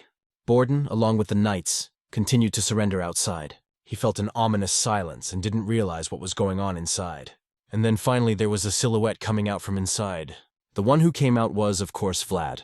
Borden paid attention to his appearance, and also at the look the guy had after the incident. This sent a chill running through the affairs of those present. There was so much blood on Vlad's clothes that it was astounding. It was beyond everyone's comprehension, but he had seriously put down over 50 men by himself. It's hard to believe, even when one sees it with one's own eyes. These guards are no match for him. Borden thought about it out of respect. Rather, you could call it a fear that everyone experiences. Vlad inexpressively raised his eyes upward, and those he looked at froze in anticipation of what would happen. But the guy didn't say anything and just turned the other way, after which he left. Suddenly, he heard someone shout his name, and that made him turn around. It turned out to be Harvin, who also shouted his own name. Vlad was so tired that he didn't even remember who it was, and the interlocutor kept shouting, but the guards wouldn't let him in. Finally, at last, the hero remembered who this man was. Borden thought they looked familiar, so asked to let that guy in. Whereupon Harvin headed out to meet his old comrade, but soon he also froze because of what he saw in front of his own, and asked Vlad if he was all right. The hero finally did smile when he saw him. His blade collapsed to the ground, and Vlad himself was leaning on his interlocutor. He said his whole body ached. A comrade asked what was the matter, what happened here. To this, the protagonist did not answer. He only rejoiced because of what he felt that he had finally returned. Some time passed after the incident. Vlad looked out the window and there was no way he could get used to it. Perhaps it's because the view isn't on a slum. Soon, Gota entered his room, noting that he was already awake. He should have gotten some sleep. The hero reported that it was hard for him to lie down. His whole body was very sore. But he asked what was wrong. The interlocutor noted that he had brought him water to freshen up. The hero didn't share such joy, so asked what was wrong with him. It was really not himself, but asked in what sense he was talking about it. He had always been like that, after all. He thought about the fact that the captain's familiarity and sore was beginning to bear fruit. If so, it would be harder to stay put. The lad didn't follow him around to end up as the Basid's stable boy. Vlad saw right through this man, and it seemed to him that he was up to something. So I asked him not to be afraid. As long as he does his job well, he will take care of him. Goethe asked if he was promising him. Vlad replied that he could do something about it if he wasn't trusted. The guy objected and said that of course he trusted. Such subservience was not to the hero's liking. Goethe reported that Sir Borden wanted to see him as soon as he woke up. Vlad remarked that that was fine. He just had a few things to discuss with him.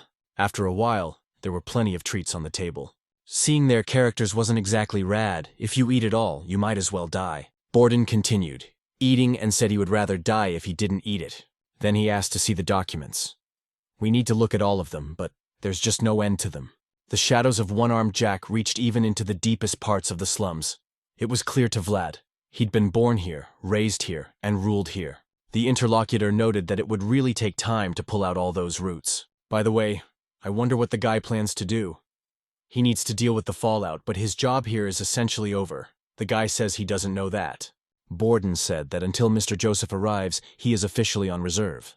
So he asked for help with his work. Vlad didn't realize how he could help him. He didn't know much about these documents. The interlocutor asked if he thought he was out of the loop. The hero received a document that had the captain of the guard as well as a representative of the authorities. The man told me it was a power of arrest. Basically, this paper that allows him to beat people up to a certain extent. Mr. Joseph wants to take the opportunity to clean up the slum, pull out the weeds, and replace them with worthy ones. This is the next step from the Lord. Vlad is really the right man for the job. After all, he knows these slums better than anyone else.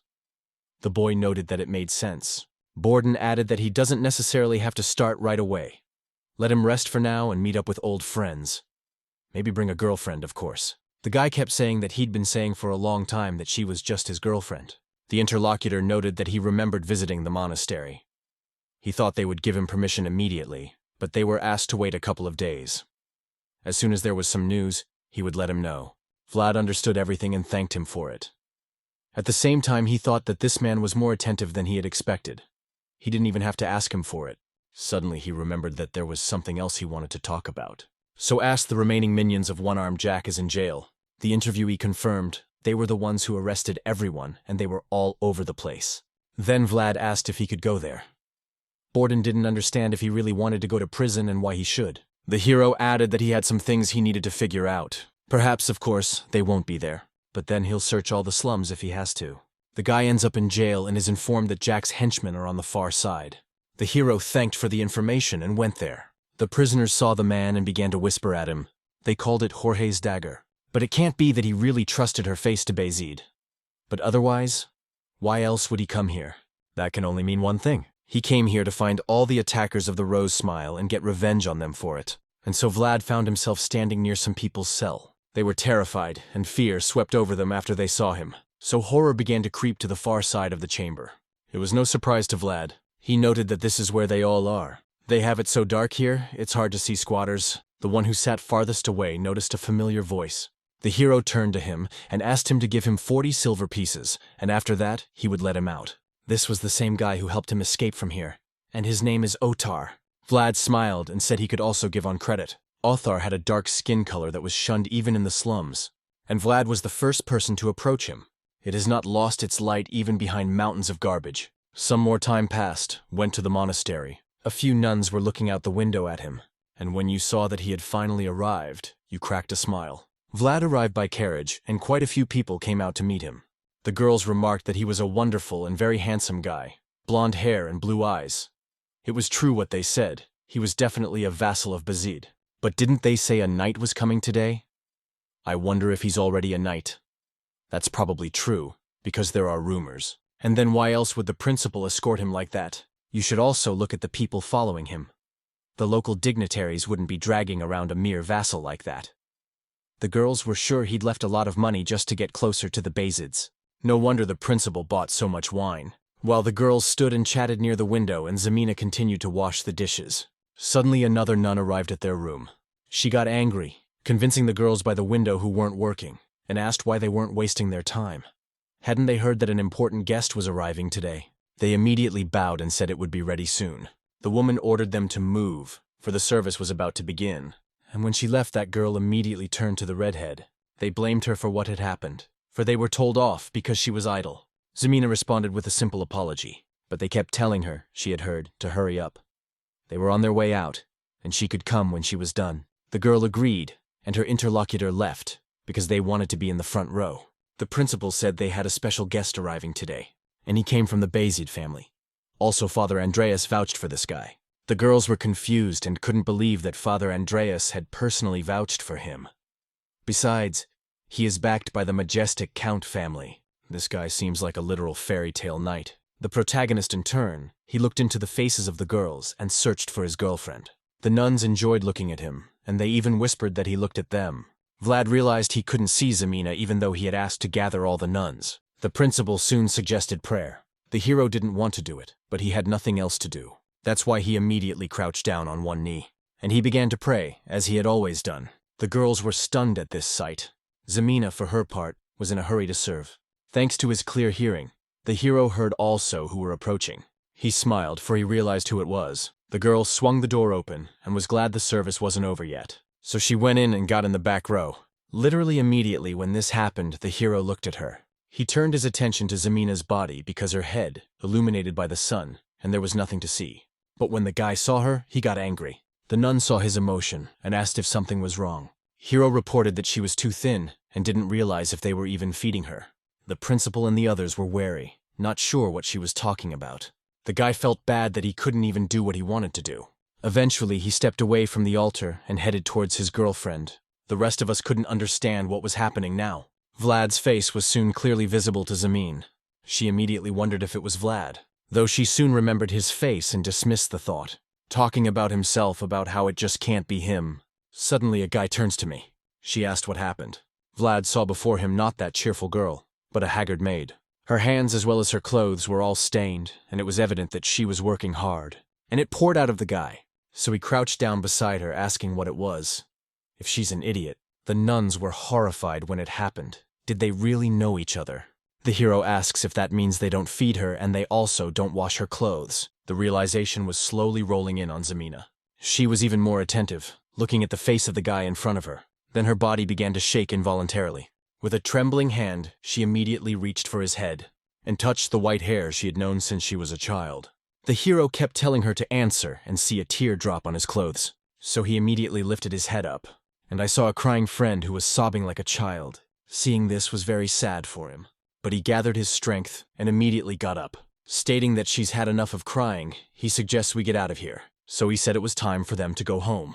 Such words the girl who had no home had never heard in her life. They were just vagrants from the back alleys with no home, no parents, and even no food. But all the while, they were each other's home and literally family. After a while, they were both on their way in the carriage. The girl only glanced involuntarily at Vlad, so he wondered why she was acting this way. The interlocutor asked what he meant. The hero noted that he did not understand why she was looking at him like that. Zamina started to speak, but soon fell silent. The boy sat waiting to see what she would say, and she just put her head down and thought she had changed a lot. So she continued to sit there embarrassed, looking down. Vlad wondered if she was really uncomfortable, even though they hadn't seen each other in only 6 months. The interlocutor replied nothing to this, and soon lifted her head up and looked at him again. To her, Vlad looked more like an aristocrat now. The girl continued to spin around. She was not at all comfortable being here. Suddenly the hero turned to her, and when she raised her head, he shoved some food into her mouth, talking about her being out of sorts. Let her eat it and get it together. Zamina gobbled and asked what it was. Vlad replied that it was caramel a knight he knew had given it to him. The girl didn't understand where he got such expensive things. She hoped he wasn't stealing. The guy noted that she thought she would want to. The interlocutor herself was well aware that this was not the case, and then he saw her begin to sob again. So he wondered why she was crying again. Zamina shouted that he had come too late. After that, she turned around and started crying again. The boy didn't know what to do anymore, so just looked out the window but also started looking outside, and also mentioned that the weather is just perfect today. Wherever a person is born, everyone deserves to receive a star from heaven to his heart. However, releasing a star into the sky is quite different. The blacksmith sat at his home and continued to stare at the smoldering embers. He realized that it all sounded like him. It's useless to fade away without accomplishing anything. So decided that it was necessary to finish up here lately. Not even the vagrants have been looking in here lately. The man stepped outside and turned his attention to the mount on which the sword hung. He wondered how that guy was doing. In his opinion, he was adorable and also pathetic at the same time. Hope he didn't freeze to death. Suddenly he was approached by a guy who asked if they were already closed. The old man confirmed this and asked to come back tomorrow. But the guy pointed out that he couldn't do that. Tomorrow he would be busy, so he needed today. The blacksmith didn't understand what it was that people from the slums could be doing. Vlad reported that he needed his sword repaired. No one had been working on it for a long time. The other blacksmith said they couldn't fix it, and he's the only one who can. The man just couldn't believe his eyes when he saw the guy. The hero inquired thus whether he could do it or not. The blacksmith immediately cheered up and said he would certainly do it. Let him come inside and sit down. Vlad held out the weapon and the master began to examine it. It was clear to him that the owner had done a pretty good job on him, but where that huge nick came from? The boy said it was there from hunting goblins last winter. He wasn't used to the sword then. The man questioned further, and the lad told me that we have honor duels in Daymar. Even more recently he had to be on the belly for a deathworm. A sword had damaged the lard of the ground while he was trying to engage it. The blacksmith was smitten with monster hunting as well as honor duels. Also, this sword even passed even the fight with the remnants of the fallen dragon. At that moment, he was very proud of Vlad. Unlike him, who was wasting his time in the slums, he was performing his duties responsibly. The blacksmith smiled and reported that he was excited, even more so than when he was doing his best work. Let the guy wait here for a while, and now he would fix it. The man set to work enthusiastically, fanning the furnace. In short bursts in the furnace, as if it might at any moment explode after a long time, the old man's passion flared up. The star that had lost its light shone again. Some time passed after that. Harvin asked if the certificate to buy the one-armed Jack Rose smile was now in Vlad's possession. Hero confirmed this and said it was a fair exchange. Comrade smiled, asking if he was now going to run the place. He pointed out that he wasn't. He handed it back to Marcella. She can't open up now, but it'll be resolved soon. Harvin understands now, because there's blood all over the place. He wondered what the guy was going to do next. Would he really go back to Sturm? Vlad has indicated that he will be here for a while. He's on standby now. Comrade was very pleased to see him, so doing the bidding of a noble family. The hero told of being asked to do something in his spare time. Harvin wondered what that was. Vlad reported that it was about the hidden capabilities of the one-armed Jack, or something else they hadn't been able to find. That moneybug was digging holes just about everywhere. A comrade noted that he would be able to help him with that. It's not like whiskey is free, and it's understandable. Vlad added that Marcella seemed to be looking for the other girls, but it seemed to the comrade that they must have been sold, although the guy noted that they must be somewhere not far away. Harvin noticed, if you think of gold and girls that way, there might be a connection between the two. This sounded like a problem for the protagonist. He was able to explore a bit, but there was no trace of it. The comrade inquired who it was from. Vlad told me that there was this girl, her name was Anna, but there were also a few others besides her. Harvin confirmed that he was right. It was strange. There should have been some traces left behind. One-armed Jack did a lot of things while trying to get out of the slums, but he sure as hell wasn't doing this. So he said he would take the case. But recently the staff has been reduced, so he can't offer much help. Suddenly Otar walked up to them and turned to Vlad. He reported that he checked there was a suspicious location just like the man said. The guy realized this was a good thing and suggested we go inside to take a look. So he said goodbye to his companion, who was sitting on the shore. He said that if he found out anything, he would let him know immediately. He was sorry to have Vlad back, but he didn't even take a breath.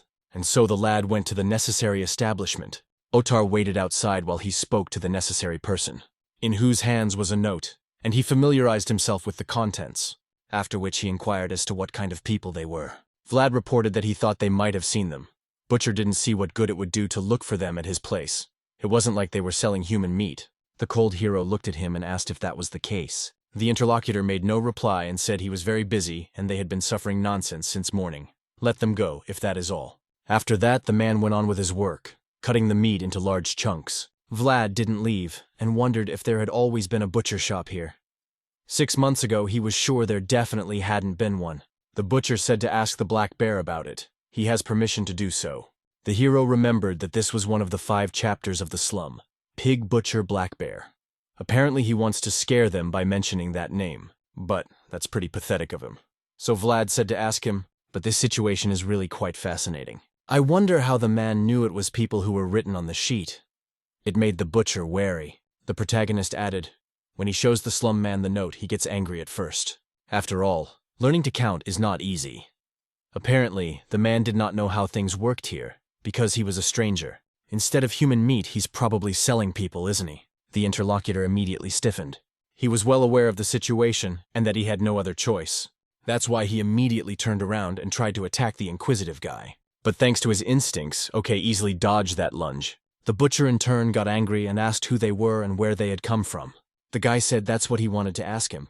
Let them cooperate and then do without bloodshed. But the man's response was to simply send him away. Vlad smiled and noted that this was a good thing. It was more like a slum. So he motioned for Othar to close the door and immediately drew his weapon. After which he informed me that the shop was already closed for the day. It wasn't long before the hero was already wiping the blade clean of blood. He wondered how he had managed to get there. The interlocutor reported, standing there surprisingly, that there have been a lot of strangers here lately. One-armed Jack hasn't been looking after this place at all. You asked if he was the one who made such a mess of the place. Otar noted that he has changed a lot since that day. The butcher tortured by the hero noted that he was a simple rent collector, and merchants should know the details. The guy thought about who would have thought they were irresponsibly trafficking people in the slums. He hadn't originally had any incentive to do so. It was impossible to even believe that they had put down roots this deep. So he said that they had found out the truth after all, so he thought everything should work out. Otar added that the top people would probably find out the details themselves. Then a boy came running toward them who turned to his brother as well as Vlad, and he said he found out what he was asking about. A couple guys saw this one. The hero praised him and handed him a kebab. The boy was very happy to see him. Next, the guy asked, so what those kids saw. The interlocutor noted that they had seen a brunette named Anna. They saw her getting into a carriage a month ago, which they had never noticed here before. Vlad realized, as he thought, it had been sold somewhere before, probably. And the boy added that there was something else strange. Said the girls in the carriage were pregnant. The hero was surprised at this information and asked if you weren't all like this. The kid confirmed this information. They said they all had their bellies picked out. That's really weird. Why would anyone buy pregnant women after all? They can't even work. Vlad thought about this information for a moment. Otar saw his thoughtfulness, so he asked if something was wrong. The fact that Anna was already pregnant surprised the hero. But are there really people who sell pregnant girls? It's nonsense. Even if we're just talking about the slums, it shouldn't happen. Next, the guy remembered that curse and the woman who was looking for her child. As he could see, she was in jail trying to save a child who was dying before her eyes. That's why I voted. I wondered if they could be related. Suddenly, the voice noted that he should be able to pay attention to his own warnings. Eventually, the misgiving would come true. It made the guy angry, and he hoped it wouldn't happen that way. Anyway, it wouldn't hurt to be prepared for it. So it wasn't long before Vlad met with Borden. The man asked if that meant he had encountered unusual activity. The boy confirmed it. The interviewee then inquired if perhaps he should take a break. But the hero added that he was the one who asked to deal with the one-armed Jack. Borden just didn't expect him to handle it so quickly. How can he rest if he hasn't been resting all this time? And he's only just been able to sort through those documents. Is it really that serious that he can't put it off for a day or two? The guy said it was. Borden asked to think hard. It's some sort of impending crisis, I guess. Vlad asked if it is out of his hands. Is it possible? Should he go to the mayor? But the interlocutor added that this was not at all what he had in mind when he talked about it. It turns out he's barely got this vacation and he doesn't want to spend it working. And then he noticed something. There rode a carriage into which he was alarmed. So he inquired if it had been decided from all sides to come. The banner with the family crest told who had arrived, but they said they'd be here in 2 days. At last, the carriage stopped in front of the main mayor's building. Mr. Joseph has arrived to find out all the information. He was greeted by a smiling measure along with his subordinates, and noted how tinny it was that he paid the visit. But the aristocrat simply ignored him and walked over to his men, asked them if everything was all right. Borden confirmed that it must not have been easy for him to come all this way, but the gentleman asked again if nothing had happened. The interlocutor added that of course nothing had happened, but Joseph could see Vlad's concerned face perfectly well, who just put his head down and didn't say anything. So the aristocrat noted, apparently something had happened after all. After figuring it out, he offered to talk about it inside. They were escorted by the measure and informed, stand about his office, let them go through there. But the first thing Jaeger noted was that he would take a look first. It seemed really rude to the mayor. Did he mean to say that he would hide something in his office that could harm Mr. Joseph? The swordsman immediately looked at him angrily and said that it would be up to him. The mayor was wary and continued to mumble that there was nothing suspicious. But if he still didn't believe him, let him see for himself. While they waited at his place, Joseph turned his attention to Vlad. At that he praised him. The hero thanked him for this praise. The aristocrat wondered if that was what he wanted to tell him. Vlad noted, if to talk about it, it seems to him as if he was panicking in vain. But the interlocutor said that everything was fine, let him tell it like it is. At that point, the hero reported that he needed help. But perhaps it would be better to ask the mayor about it. Meanwhile, Joseph thought his training was worthwhile. He really knows how to pick the right moment. After all, belonging to a family does not give him power. Therefore, the gentleman said he made the right decision. Soon, Jaeger reported that everything was in order and they could go inside. Already inside, Joseph remarked to Meru that he had a magnificent office, and of course the beautiful view of Sora. He confirmed that it's all right from here. But Joseph would like to replace this chair because it's too flashy. The mayor was surprised by this and asked what was wrong with his chair. Suddenly she realized what she was talking about, and the gentleman just sat down, after which he asked to go on and say what he was going to say. Those present could not believe it, and Joseph added to keep saying this to the new mayor of Sawara. After a while, Vlad was walking through a not-so-good place, and there he said that the smell made him sick, and it was always very difficult to be here. Otar, who was walking with him, confirmed this. Vlad realized that this was the oldest and yet hardest alley of the slums. The worst part of the nooks and crannies, stinking of blood and all sorts of odors. Plus, there's something else. These are the ones who have been closely following the guy's advances from the nooks and crannies. You can see in the eyes of the people who live here that they live side by side with death. No wonder even one-armed Jack avoided the place. The hero noted that it was expected. I mean, it's Pork Meat Alley. On the spot, he knocked on one of the locked doors. A man peered through the bars and asked who the guy was, and Vlad pointed out that everyone must know about it by now. These guys were watching them from the entrance to the slum. The interlocutor had nothing to say to that, so he closed the grate and asked to wait. The voice noticed that he was trying to get on his nerves. Vlad thought about the fact that he shouldn't have turned a blind eye to such disrespect. But earlier, such an attitude had turned out to be normal for him. Already the honor of many people is associated with his name. After that thought, the hero turned his attention upward, and realized he just couldn't turn a blind eye to something like this. Time had passed, and the sun was even beginning to set over the horizon. And Vlad, along with Otar, continued to stand in the same spot. And then the very man finally came out to meet them, talking about them being able to come in. The protagonist answered nothing to that, trying to calm his nerves. Then the interlocutor was wondering what was going on, why he wasn't coming in. The guy's companion realized they were about to have a hard time. The cheeky man added that he was clear. If he wasn't coming in, then let him just fuck off. And so Vlad finally began to speak. His voice became cold and gruff, and he said that if he closed the door, he was not responsible for the consequences. The interlocutor was a little confused and asked what he meant. The hero grabbed his banner held by Othar and said that the man had asked for it. After that, he immediately stabbed it into the ground, and the banner immediately unfurled. The boy said he was Vlad of Sawara. Under the honorable names that vouched for him, he would use the rights granted to him. Have him go and tell the Black Bear to come out and meet the full representative of Basid. Have these people not even heard the news that was rattling around recently? And does he even know what happens when he erects that banner somewhere? Let him take it seriously. This is his last act of mercy. The city's former mayor was stepping away from his residence. He was very sad to leave her, and he took one last look over there. The whole time he was leaving, the new mayor of the city was watching. Joseph said he didn't intend to feel compassion, but realizes he still feels it. Jaeger explained that the man was simply paying for his crimes. Given all the corruption in the administration that has been uncovered, he will not escape punishment in Sturm. The master assumed that this was the case. He just feels guilty that his actions caused him to be punished. By the way, now he's wondering what the Black Bear said. Vlad was also in the room and indicated that he would cooperate as best he could. Apparently things were going smoothly, although he seemed to be rather stubborn.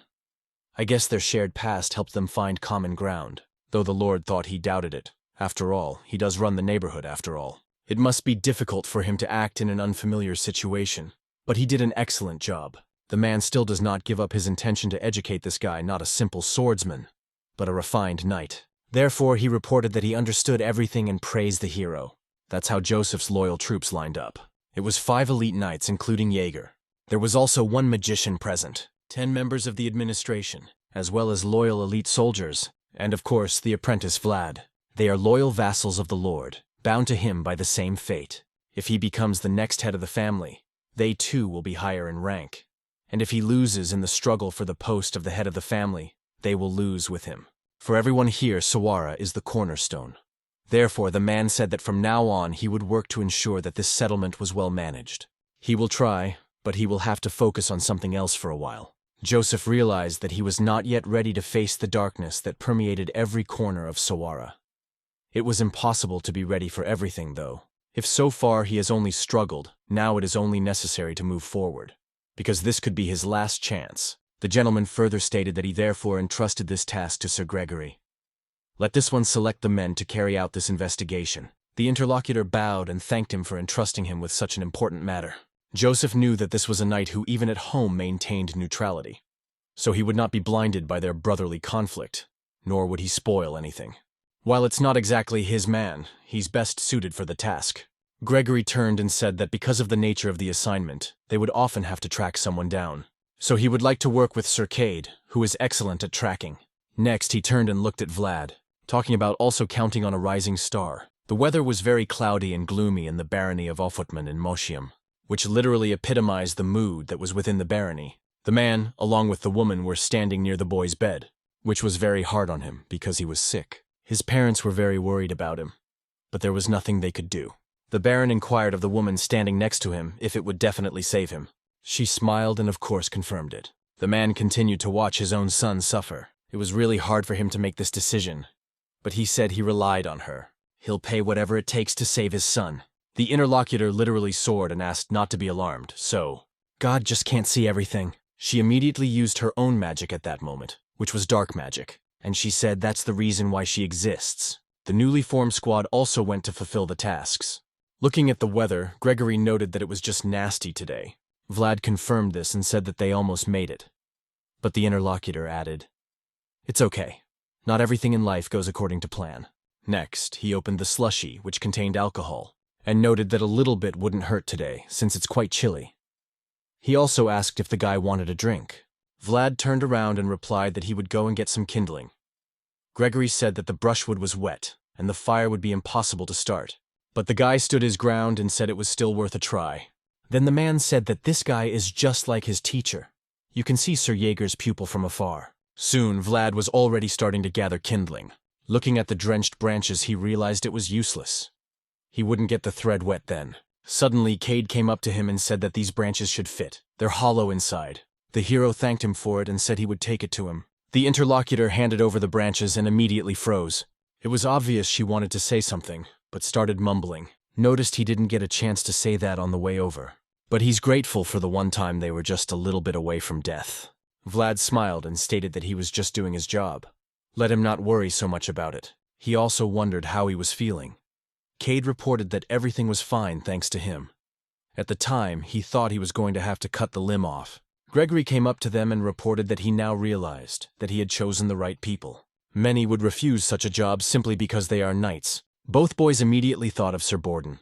The leader added that this movement forward is no longer knights, but mercenaries. They enter Baron Uthman's territory. Thanks to the Black Bear's cooperation, they're on their trail.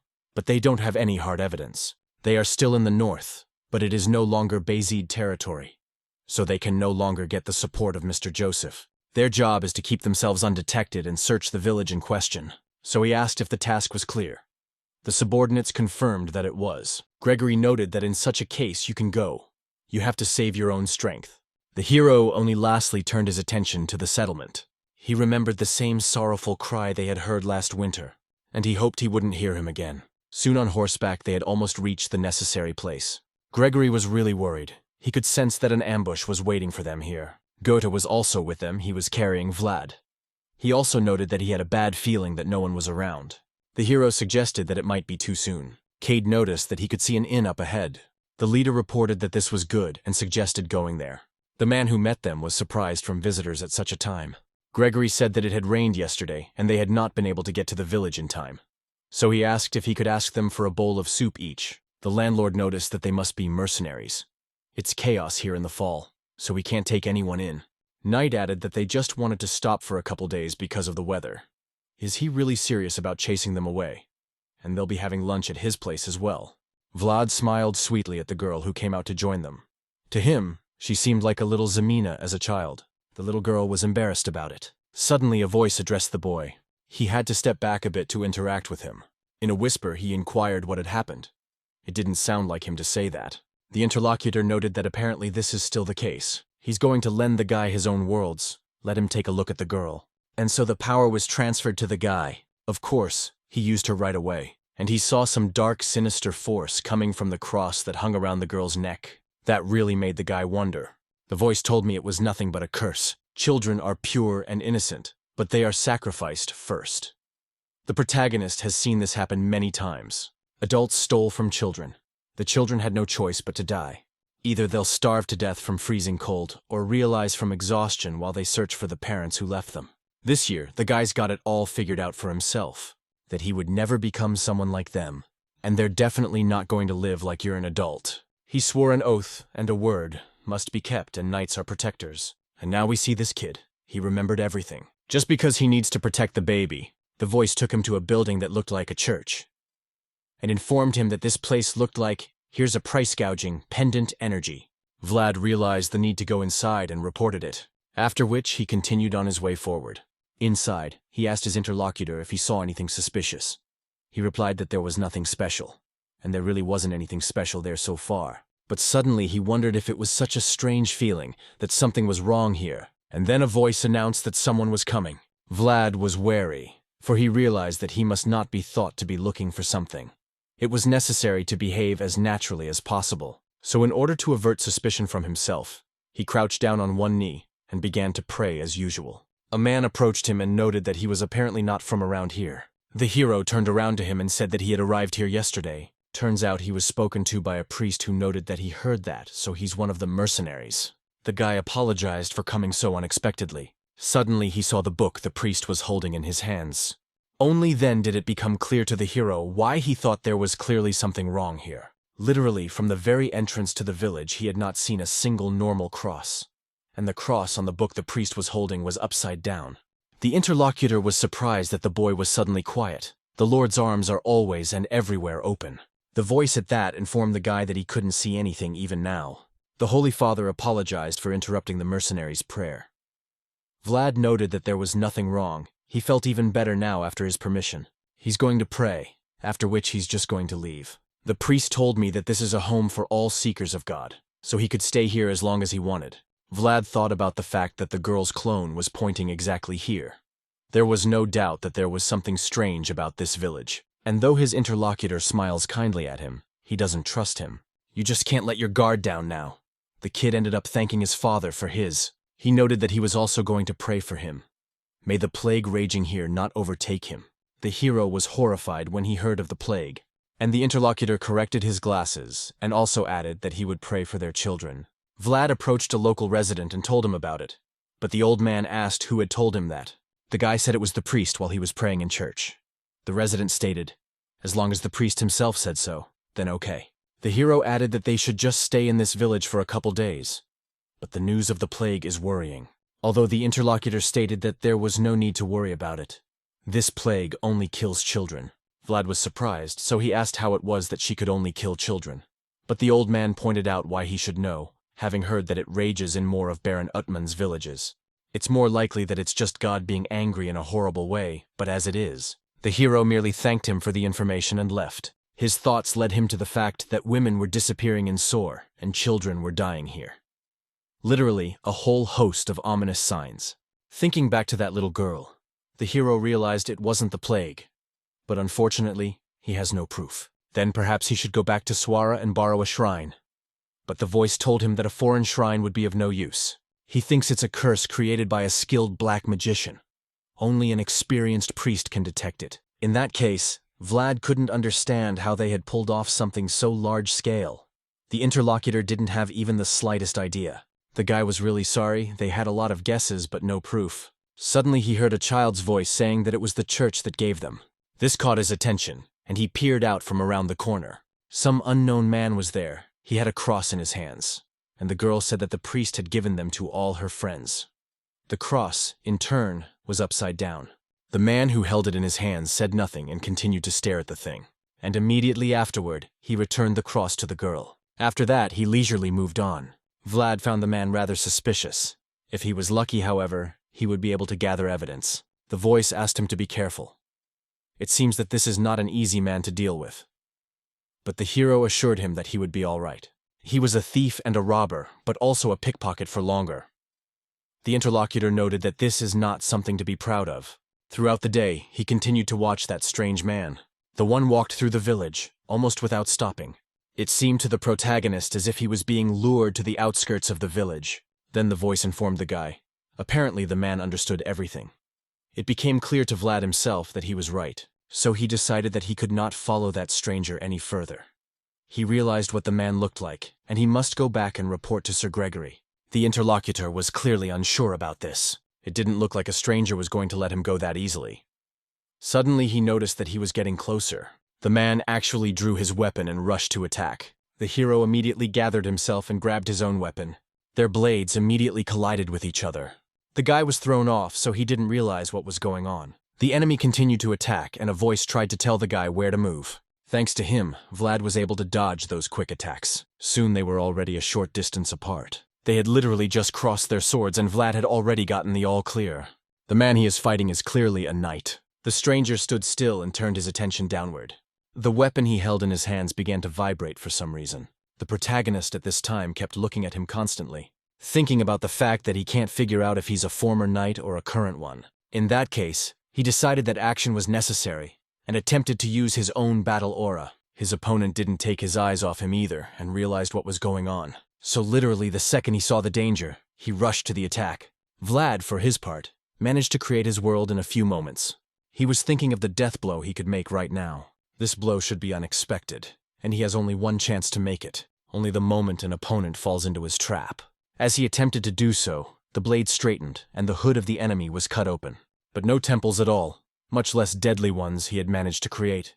On the contrary, after the enemy successfully turned away from that strike, he used his own aura. The protagonist was discouraged when he saw that this person could use aura. Suddenly a voice shouted at him to stop immediately, but the boy realized it was too late.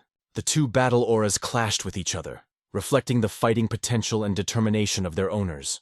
When it was all over, the issuing dust showed the countenance of Vlad, who was sitting on one knee. Even though it was quite difficult for him, he didn't stop using his own power, and his opponent, who apparently had his hood dropped, was walking toward him in full health. The voice informed the guy that they had met in a rather odd situation. Vlad couldn't believe his eyes when he saw who it was. Turns out there was a girl fighting him the whole time. But she was no ordinary girl, she was a holy knight. The protagonist realized, if she is a holy knight, then that means we need to clear things up. But the voice said no, thinking it would be okay to talk now. The sword is quick, and talking takes time. Apparently, she had decided everything for herself a long time ago. You'll need to defeat him first, and then you'll need to talk. Therefore, the divine knight continued her attacks. The voice was telling the guy to block her. Thanks to their new company, they still managed to do it. He felt that all those blows were much heavier. Pablo-san's blows were much easier to deflect. She uses a huge amount of aura and doesn't even show it.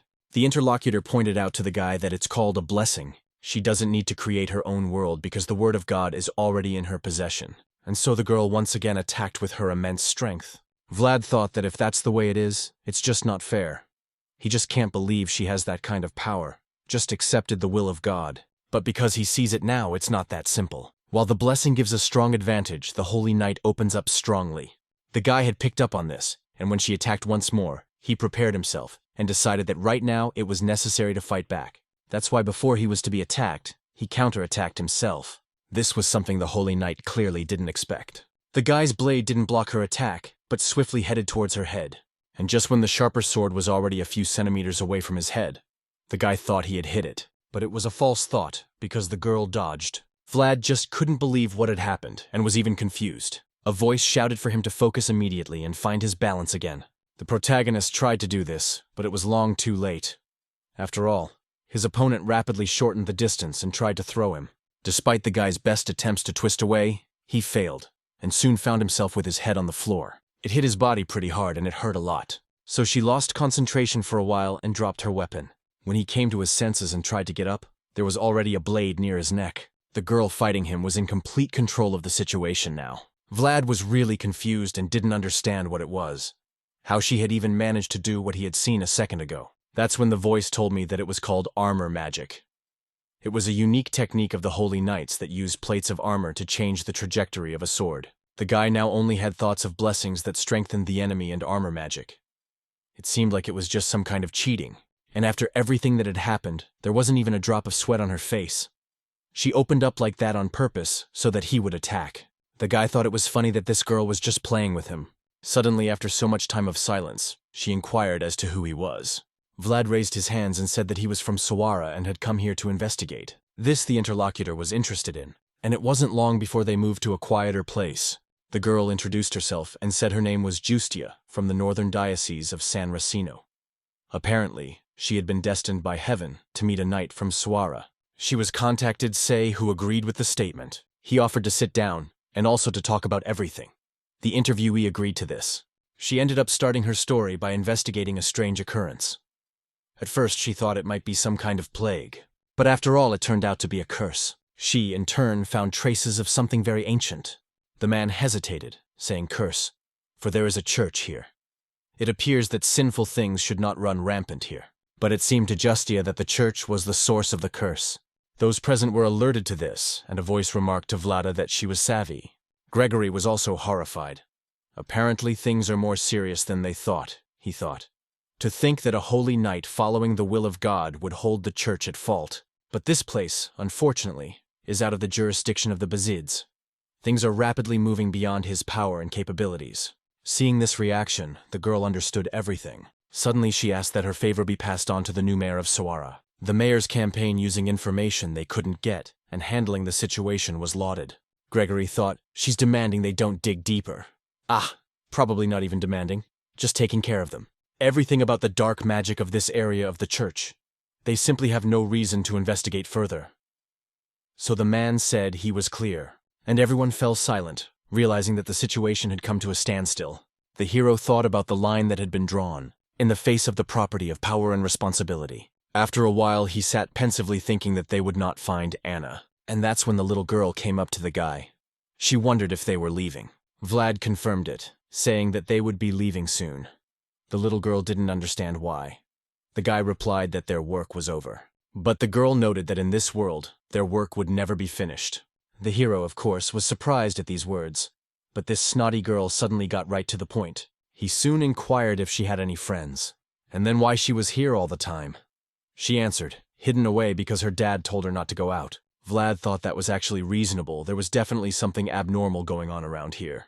The little girl asked why they couldn't stay longer. They talk about how the church will be giving out gifts. The hero wondered what those gifts were. A man joined the conversation and said that they would soon gather the children and perform a blessing ritual. In difficult times, it is worth being thankful for. Vlad wondered, but when they say it will be? They heard it would be in 3 or 4 days. The priest said he would personally gather all the children. The girl kept asking if they could stay until then. The hero answered nothing to this, continuing to drink from his glass. He thought that Justia had sent a carrier pigeon asking for help. The holy nights are at least 4 days away. Then that means it'll be right around the corner. So after weighing everything, he informed the girl that they would be staying. The girl was really pleased and said that in that case, let her take something. Vlad inquired what it was. The little girl held out some small thing and said it was a flower ring. The guy accepted it, but didn't understand how there could be a flower ring without a flower. It became clear to him from here on. Apparently, she had made it from the ivy growing permanent in the parlor. There is not a single, even the tiniest flower in the village. Suddenly, the man told Marianne to go upstairs, and it was already bedtime. She wanted to contradict him, but her father was insistent, so the daughter had no choice but to agree. At last, she only asked Vlad if he was sure he wouldn't be here tomorrow. He didn't answer, but said that they probably would be. But the girl was overjoyed at that too. So she smiled and asked me to promise her, after which I ran quickly to my room. But soon her steps slowed. Wanted It All gradually began to shake harder and harder, and she even ended up losing her concentration. Then she just fell to the floor. Her father turned to her in horror. The main character immediately turned around when he heard the noise and was shocked. The father ran up to the girl, who was already unconscious but still shaking. Vlad also quickly ran towards her. The voice immediately informed him that it would provide him with its world. Problems? It would certainly not solve, but he would at least get an idea of what was going on. The guy immediately used that power, and all she saw was that dark energy, which is what the girl was wearing. The voice was very clear. It said that the curse had activated. At the noise of the austere Torah, the others came running in as well. The first thing Gregory wondered was what was going on. Next he saw what happened. His father tearfully tried to bring Marianne to his senses. Gregory and Justia were clear. The voice said that girl, catching her breath. The life force must be pulling the curse out of her. Heroes was horrified to realize that this white smoke was heading towards the church. But he doesn't understand how to explain to those present what he is seeing. Suddenly the Holy Knight reported that he must have noticed her presence. Unfortunately, she was inattentive and thought she had limited herself accurately enough. She hadn't realized that he was incapable of sensing so much divine power. Pondering everything that had happened, she immediately turned to leave, informed that if she didn't return, have her explain what had happened to her arriving co-workers. Gregory was having a hard enough time taking in the situation, but he didn't say anything. This really made Vlad cringe. He didn't understand why they were just standing there watching. Is it all just because of the boundaries of responsibility and authority? Not a few moments later, from the street came another scream. The woman yelled to her husband that something was wrong with their child. In the other families, the same thing was happening en masse. The children were out of breath and trembling, just like Marianne. Hearing this, the main character became very angry. He thought he wanted to escape the slums not just to survive. He didn't want to hold a sword just because he admired knights. If he just stands there and watches, it will be no different than a slum. It's because of this that the guy is going to take action. Only bereft, about to bear his weapon as Gregory stopped him. The man informed him that he understood his feelings perfectly well. But let him listen to him. A knight's sword must be both sharp and heavy at the same time. He's bound to become one, so he should remember that. Everything has to be justified and demanding accountability. But Vlad said if he can't protect those who need to be protected, then what's the point of justification and responsibility? The captain confirmed that it was correctly said, and now let him repeat after him. The guy didn't get the point and asked what exactly to repeat. Gregory noted that this is the only justification they can rely on. At this time, dark energy continued to emanate from the church bell. It activated the curse. Justia was already outside that very church and saw it with her own eyes. She thought about how as much as this place was imbued with dark energy, it was on God's earth. Nothing can stand in the way of his will. Once inside on the altar, she found a strange sign, and it just discouraged the girl. Also, the entire church was painted and had a priest in the middle of it. The Holy Knight was enraged by this. She drew her sword, for it was sacrilege. The priest smiled and reported the old king had come early. But what confuses him more is why he's here alone. It turns out that the two of them here can't pray for people. The girl didn't understand why he mentioned humans. This place is just overflowing, an alien energy, but there is no sign of other beings here, though these creatures were already in the vicinity, and it wasn't long before Justia felt them. They, like the curse, were activated by the very same bell. Suddenly, the priest shouted that in that case, it was time for the service to begin, and as soon as he reported it, the wicked started running for the church. There was no one in their path, only one door protecting the church. The Holy Knight heard someone start banging on the same door. Since the door was wooden, it soon failed to stand, and from there, the hands of uncleanness emerged. Justia was horrified to discover these creatures. There were cries from some of them that it was dark. The women were also looking for their children, whom they could not forget until they died. This made the girl very angry, and she asked the priest how he could have done it. Did he not fear God at all? The interlocutor said he was to be feared, but he had nothing to do with it. And that's because he doesn't need his hug anymore. At the same time, a dead woman burst inside the church. The Holy Knight realized that there was nothing left for her to do but fight. So she began to pray before the magnificent commander of the divine army. She addressed Saint Rosino standing next to God, asked to come and save their souls at a high price before the forest of oppression of evil. And she's going to be the one to pay the price. As this prayer was said in the sky, a bright flash appeared. This heaven-given blessing came to earth and illuminated the whole church. Even chunks of concrete began to rise upward under his pressure. The Holy Knight, of course, flared up with renewed vigor when this happened, and the creatures could not move and were literally thrashing in agony. The self-proclaimed priest was horrified at what was happening. He realized that this was probably a serious exorcism, a light that can be seen without using your eyes, and even in the dark. He was really impressed by this girl. She radiates such light without any prepared ritual. However, even so, it's not that simple. No matter how bright the torch alone, it has a limit. As far as he recognizes, this spell has the appearance of serious payoff. A miracle that happens at the cost of someone's life. She's the one who knows best. And at the end of this magnificent light, only an even deeper darkness will remain. The blessing still continued to work, suppressing the dark forces. It was directed at a certain uncleanness that was destroyed. But, as previously stated, this spell had, of course, its limit. Just like that, Justia was gradually reaching him. The rest of the dead who were not affected by this spell stood confusedly still. The girl saw them and realized that there were still a lot of them. But how many casualties there were. The priest continued to stand along with his dark blade. He went up to the Holy Knight and said, "It is time for me to be fallen." Justia was already having a hard enough time. It kept rotating to the magnanimous commander of the divine army, Saint Rosino, standing next to God. The interlocutor noted that she was trying in vain, but the girl kept asking, "Let the church crush all her enemies." And so even though the man didn't believe it, the blessing came once again. He was simply horrified when he noticed the extent of it. The Holy Knight thought about the fact that at the very least she would crush him, and would do so even if she had to pay the price of her own life. Suddenly a carriage of fire appeared and burst into the church in question. The girl couldn't understand what was going on, as of course was the dark necromancer's surprise. Along with the carriage arrived the main character, who shouted with "You all clear the roads." And in the path of that fiery wagon was Justia. She realized that she needed to back off, so she did so. When it did, Gregory yelled out that the cart had been pushed out. She was heading straight for the dark priest, but the man was confident and said it was ridiculous. Then with his dark blade he chopped her to pieces. The fire just scattered around and did not do him any damage, but along with it also came a protagonist who was ready to attack. The guy said the man just crossed the line when he took on the kids. Next, his blade converged with his enemy's blade, and the fire that the carriage had brought with it continued to blaze around them. At that moment, the guy's right eye used the voice, and the enemy noticed something was wrong with his eye, and then he watched it more closely to figure it out. Afterward, he saw the silhouette of the voice that the guy always communicated with. He just couldn't believe what he was seeing and reported that he only now recognized him, and also noted that they had met before. Vlad shouted for him to stop this nonsense and let them row soon. So he kept trying to attack him until he killed him.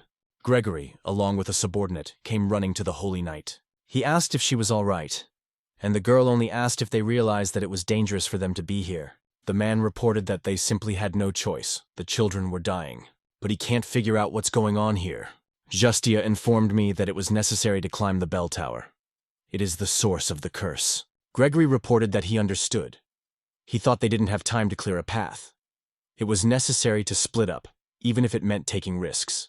Sir Cade doesn't use aura, so he led his gaze in a different direction, to where Vlad was fighting their joint enemy, and realized that it was imperative that he leave first. Therefore, he immediately became a fighting stance and started creating his own world. Soon he was ready, and the man immediately rushed to the attack, to where Vlad continued his battle. Gregory took advantage of the priest's confusion and cut the distance very quickly. Neither the protagonist nor his opponent didn't even notice what happened. But soon the dark priest received his very strong blow. Next, the captain turned to the boy. To him, he reported what Miss Justia said, that there is something in the bell tower. He does not know what is there, but let him destroy it. Vlad understood and said he would carry out that order, after which, without hesitation, it already rushed to fulfill it. The enemy wondered where he was going, and immediately used a skill of his own, thanks to which all the dead people have been trained by their partner. Vlad noticed this and realized that this was really bad. As he ran toward the bell tower, the dead ran right at him. All he had to do was get them out of his way. But unfortunately, there were really too many of them out there. Suddenly an arrow flew over, which immediately destroyed one of the victims. But she was clearly unusual, and could have struck this creature in some way. Vlad didn't realize what had happened, so he turned back to his companions. Turns out Cade was in the blessing zone, and his arrow was getting so amplified. He shouted to the guy that he'd cover him, so let him move forward. Vlad agreed to this, and started running with even more enthusiasm. The arrows kept flying into the dead creatures. They fell one after another, and the protagonist's path became easier and easier. There were still quite a few of them, though, and the voice kept telling him to hurry. The guy realized he had to act now, so he used his battle aura and shouted for them to get out of the way. And in just one lunge, he cleared a path through the remaining creatures. Then I was already on the stairs that led straight up. He immediately rushed there, and there was no one blocking his way, only thinking that all measures are equally important. But not everyone is capable of defending themselves, yet they are sworn to protect. There are times when a person is where they are needed, and if he needs to act, let him not hesitate. It is necessary to burn yourself to be a torch that illuminates the topic. This is the second code of the Swordmaster. Of course, from below, the monsters were not finished and continued to attack. But they were quite weak and were destroyed very easily. Although some attacked Gregory from the back, he immediately turned around, after which he destroyed the creature in one massive motion. His strength was truly astounding. But the dead women were not finished. They continued their onslaught. They were also not to be trifled with, and they were killed. Helping with their destruction was Cade, who was under his blessing. But he was already quite heavy, and all his hands were scarred from pulling the bowstring. Gregory smiled and said he'd be happy to always be so popular. The creature, which was already nearly killed, continued to lash out at him. The man then remarked that he had seen too much shit today, including the smirk of this so-called priest. His interlocutor told him, let him do what he wants, because death is not the end for him. The knight was certainly pissed off by those words. He said they'll see how the place keeps chattering when he chops his head off. All it did was make the enemy smile. Gregory shouted, let him chuckle all the way through. After that, he swung his blade furiously with the use of aura as well. After that, the dark priest's head immediately flew to the floor and rolled down the stairs, leaving only a trail of blood behind her. The dead woman immediately stopped, and their bodies seemed to be shaking. They're unmoved, Cade noted and reported it. Justia uttered the phrase, to defeat an army, you have to deal with their leader. These were Mr. Gregory's words, and he was indeed right. The man at several breathed a sigh of relief and stated that it had not been easy. That's why he's going to get drunk as hell tonight. Suddenly, he heard a familiar voice saying he hadn't had any wine today. Gregory and the others just couldn't believe that this man could still talk. And this was the self-appointed priest who, even with his head cut off, was still alive. He was just noting if it would not be too much trouble to give him a sip of this wine. While the knight was perplexed, the enemy's body also rose up.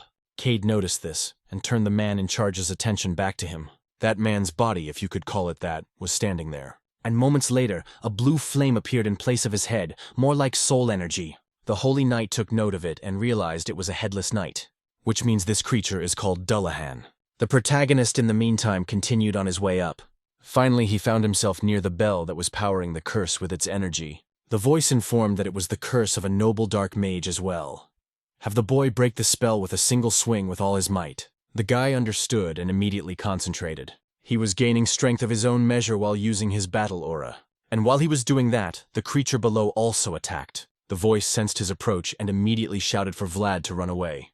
The floor beneath my feet began to gradually crack, and it was clear that it was going to collapse. But the hero couldn't understand what was going on and why this roof was falling apart. Debris had already appeared behind his back and was flying straight at him. It was because of this that he had to run away from there in order to avoid being hit by them. Soon he found himself in a safer together. Even it was in danger as debris flew there as well. There was nothing left for the guy to do but jump down. Then his body, as if he were a wreck, flew down. And with it, the collapsed structure also collapsed, leaving behind only a column of dust that rose high up. Vlad landed safely, but didn't understand what was going on here. And when I looked a little further ahead, it all became clear. The church in which it was located was half destroyed, and the bell had also already fallen. And at his back was the creature that had created it. He noted that it was impressive. The guy turned his attention to him. Dullahan held the source in his hands. He reported that it was a beautiful landing even, from his point of view. Vlad prepared to fight and called the creature an asshole. He knew it wasn't even human. But he had a question as to where the others were. The interlocutor noted, if he is asking that, their lives mean nothing to him. He, in turn, wants only one thing, and he said it, pointing to the dark fire in his hands. The protagonist got angry and yelled for him to give it back, but the interlocutor said let him pick it up himself. It was like he was coaxing the guy to throw himself at him. Of course Vlad did, because he told him to give it to him. Then his world and martial energy converged in a duel together with this creature. Dullahan to keep him from getting so close. There's no telling how much longer he'll be this good to his comrade. Vlad was surprised at these terms, asking why he was even his comrade, but the enemy reported that he wasn't talking to him at all, which of course surprised the guy even more, and the battle between them continued. The creature was really strong at the night level, so it had the initiative. Vlad in turn had all this time to defend himself. He even realized that his opponent was speeding up in his attacks. Too fast for him to be able to counterattack. Then a voice informed him not to rely on common sense. This creature doesn't move like a human being anyway. Once again, the guy managed to fend off an attack made on him. But Dullahan quickly shortened the distance again, and wondered if the boy was too slow. The creature attacked him and a voice shouted for the guy to act. So he used this technique he had seen just recently, and fended off that blow. The enemy couldn't believe it, for it was armor magic that was used. But he has a simple leather armor. How could he just do that? Looking closely at the spot where the blow had been struck, he realized everything. Though it was surprising to him, too. After all, this guy even has the blessing of the spirit. Now the protagonist decided to go on the counterattack. Though he delivered a slashing blow, the creature's body was nothing to it. Dullahan only regained his previous form and counterattacked him already. It was really hard for Vlad to fight alongside him. He realized that he might even lose at this rate. If he could also think as deeply about his world as Mr. Rudiger, it would be very good. As he pondered this, he felt something. The boy's growing world needed something to fill it with. The world that tried with the boy's world was the world of the voice. It was that horizon, though they overlapped. It had become theirs. And when the voice informed Vlad that he was allowing it, the main character's strength increased several times because of this. Dullahan, of course, noticed that right away. The voice kept telling the guy to use his world, and that's what he did. Throwing himself into the attack, the guy thought only of the children who were hurt. The enemy was no longer so confident in his own strength, so he immediately became a waterproof stand. Vlad, in turn, swiftly approached him and attacked as if struck by a bolt of lightning. The force of this attack was so powerful and massive that it could be seen from several kilometers away. When it all happened, the guy's toast was literally draining electrical power. The enemy continued to be in front of him. There was a long distance between them and also a dark shadow, although there was a visible wound mark on one of Dullahan's arms. But it was almost insignificant. Vlad realized it was bad to think that he had only left a minor scratch with that blow. His world is too small for the voice world to fit in there, and he's only got 2 or 3 tries left. The creature continued to stare at its wound, which would not heal. And then he revealed that he felt sorry for him because he thought they only had a similar style. As he spoke, his body began to gradually transform. The guy was surprised, not realizing what was going on, and Dullahan showed his true form, where he stood in his armor. The distance between the opponents was quite large, and the tension was heating up. After only a few moments, the dark creature rushed to attack. A voice shouted to the guy to dodge immediately, for the enemy was already at his back. But this attack was so swift that the guy didn't have time to do it, and his body, as if it were a heavy stone, began to fly sideways. Where he landed was the ruins he had hit. Dullahan continued to wait for the dust to clear to see what had happened to the enemy. He also thought about the fact that in that instant, the guy focused his aura to reflect the blow. It turns out he has great potential, and what he saw belied all his expectations of him. You could say it's unpredictable and potential. So he approached Vlad and decided that he needed to be destroyed. At the time, he also reported that the guy needed to be more restrained. The hero was unconscious, so it was easy to kill him. Dullahan attempted it, and there should have been no problems. But in the end, the problems did show up. Surprisingly, the guy who had just been lying unconscious grabbed the blade. But it wasn't Vlad who controlled the body. It was the voice inside it. He wondered if the creature had not heard. Let him leave the kids alone. And once again lightning struck, which illuminated the entire neighborhood with a bright light. Dullahan, because of the harm done to him, began to scream. Voice rising, he didn't know who he even was, only knew he had to do something. Memories of its existence have long since been lost, and all that was left was a scratchy, soul-scratching debt. The only reason for his existence was duty. He couldn't understand why the elders wouldn't leave. Dullahan was still alive, but already badly wounded. He tried to get up and saw the guy's body coming toward him. A moment later, there was a piercing sound, and lightning rumbled again. The voice swiftly headed towards him using a thunderblade. Dullahan just couldn't believe his own eyes. The lightning used by the voice was cutting through space, heading swiftly towards him. It was because of this that the creature had to immediately retreat. But his enemy had very quickly shortened the distance and was already near him. After which he grabbed that monster's head, and with all his might he slammed his body into the ground. The voice didn't understand how this Dullahan dared to make a mess with such pathetic skills. The opponent merely inquired as to who he was in the first place. The interlocutor noted that he has no words to call someone who uses children's blood to live. Therefore he must die, and the voice has decided to do so, but the enemy still managed to break free from his grasp.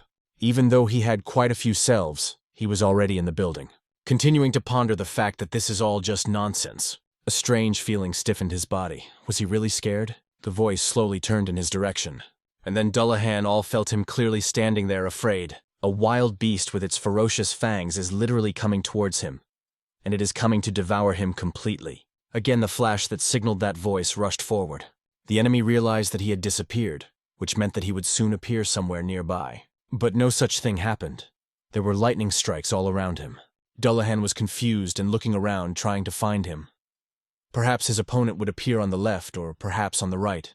The voice was at his back. He wondered if he was talking so much because he was too slow. In a split second, the dark creature turned around and tried to attack. The slit he used was powerful and could kill a person instantly. But the voice was no longer there at all, and thanks to his blistering speed, he was behind again. The creature turned toward him in confusion as before and tried to attack. But all his efforts were simply futile, because the voice was literally right next to him and his blade was already near his head. He only wondered if his kind dared to mock the potential he cherished so much. Dullahan thought about the fact that he had an immortal body that felt no pain, and he didn't understand what it was. What is this sharp pain that torments his soul? The voice continued to attack swiftly, striking fiercely with flashes of lightning.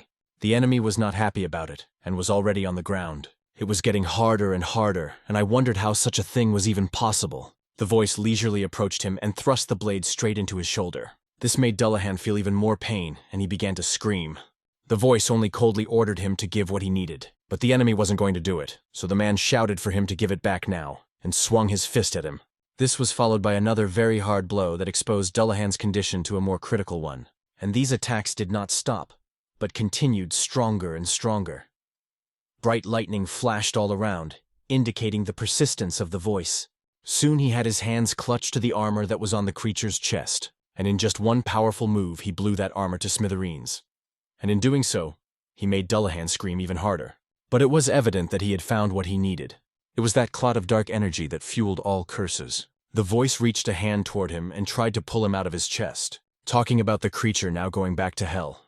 Dullahan resisted, and didn't want that to happen. For a while, the clot of dark energy continued to stay in place, but after a few moments, the voice still managed to pull it out a bit, after which, he concentrated even more energy in order to accomplish what he had planned. And that energy radiated brightly throughout the settlement. It signaled the victory of good over evil, and the destruction of the curse that filled the entire settlement. All evil came out of Marianne's body, which was wrapped in the curse. The same thing happened to the rest of the children who were subjected to this curse. The forces of darkness gradually subsided and were filled with light white energy, and the voice reported that he knew exactly what he knew, but couldn't remember. Dullahan was still alive and looking at him intently, waiting to see what would happen to him next. His enemy couldn't remember how to kill villains like him. It became clear to the voice that he was not on the same side as him. He thought that this creature, like him, had managed to escape death. And even though he can't remember, that doesn't mean there aren't any other ways. So after a few swings of the weapon, limbs flew off. The voice said it would simply strip him of his finials, which would be tantamount to his death. Dullahan realized it was really bad and tried to crawl away from it. But his speed prevented him from doing so, and he was very slow. And the limbs were getting smaller and smaller. Already the legs had been cut off, and there was only one arm left in his body. The creature crawled some distance away and turned to a certain Lamashht. The voices were alarmed by this. A moment later, darkness appeared from above, which gradually settled downwards. It enveloped Dullahan and headed straight for him. The creature rejoiced, for it thought this power would save it. A multitude of dark limbs appeared, reaching straight for him. The voice realized that it wasn't at all what his enemy thought it was. Yes, and the monster himself realized that he was being tried to attack. Thus, those limbs that appeared out of the darkness grabbed him. What prompted the agonizing, gradual destruction of this creature? The voice did nothing, watching what was happening, only thinking that his immortality was returning. Dullahan tried to save himself to the last, but it was too late, and just moments later, there was nothing left of him at all. The voice took its turn to wonder about the name the monster had shouted. He couldn't remember the name at all, but he had a strange feeling about it. It's unclear what this creature that was just mentioned is. The body he was in also made itself known. His limbs were shaking, and it was clear he'd overworked the guy's body. But he is pleased that Vlad is still growing at an astonishing rate. He is proud of the fact that he has been able to last until now. It will be necessary to apologize to him when he comes to his senses. And now the body of the protagonist collapsed to the ground, because he had no strength at all, and it was gradually dawning outside. And the sun's rays covered this settlement, which had been sheltered by darkness. In the barony of Utman, a girl sat on a throne. She pondered while your soul shone. Her footprints were relentless. He used magic that used to be everywhere.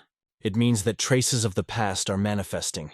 Now everything is becoming clear, which means it is time to act. It was the hour when the cracks appeared, and this is the very era of chaos she's been waiting for all along. So said Bone Knights take whatever they like from the lying in front of her. These are Baron Uthman's knights, so they're sure to be pleased. He's already paid in full. Nevertheless, his only son escaped death. Moshiach melts the darkness within him. They remain on these lands for the time being. The woman was saying this to her own knights, who all consisted of Dullahans. These beings reported that the will of the mistress would follow, and her name was Lamashtu.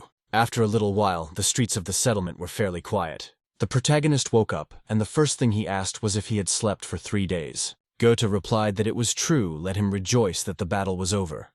When he found it, as was more like some kind of sack, he has no idea what he went through to get him here. Vlad asked about the knights, if they were all right. The interlocutor noted that the captain was in the worst condition. Let him not worry about the others and rest. He's going to go and report that he's awake, have him call if anything. The hero thanked him for that, and soon he was alone, happy that everyone was alive. The voice confirmed it. That's the most important thing. It seems that Justia's barrier was strong enough that it was able to hold up to the end. She is truly powerful. Vlad felt the same way. He noted, however, that he was somehow unaccustomed to talking to him without a sword in his hands. The interlocutor said that it was because the horizons of their worlds had united. That's why now the guy can mentally communicate with him. And it turned out to be a real thing. It was amazing for Vlad, because there was no need to whisper or check to make sure no one was watching. No need to pretend he was praying. The hero fell silent, and after a few moments he noted that he had never told him. It's only their secret, of course. But he saved everyone.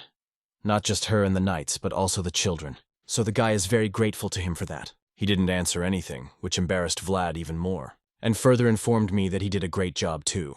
That made the guy smile. He liked that they had such a warm relationship. Chattering happily, he continued to sit and look out the window. A little time passed, and the man stopped him, telling him to stay back. Vlad stated that he is from Suara, and Miss Justia should know him. The interlocutor did not believe him at once and looked at him with an appraising gaze. Then he turned the other way, and ordered me to wait here. There was nothing for the lad to do but to innovate his order. Of course, he was really glad that the sacred knights had arrived, even though they were late. The villagers could finally breathe easy. Soon the man returned and said the guy could come in. Vlad thanked him for that and followed him inside. But what he saw alarmed him and beat him from his thoughts. Inside were a large number of corpses of those women.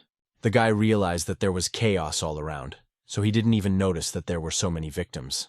Justia spotted him and asked what he was doing here. Vlad greeted her and asked if he could look around. She informed him that Sir Gregory had already identified the missing women.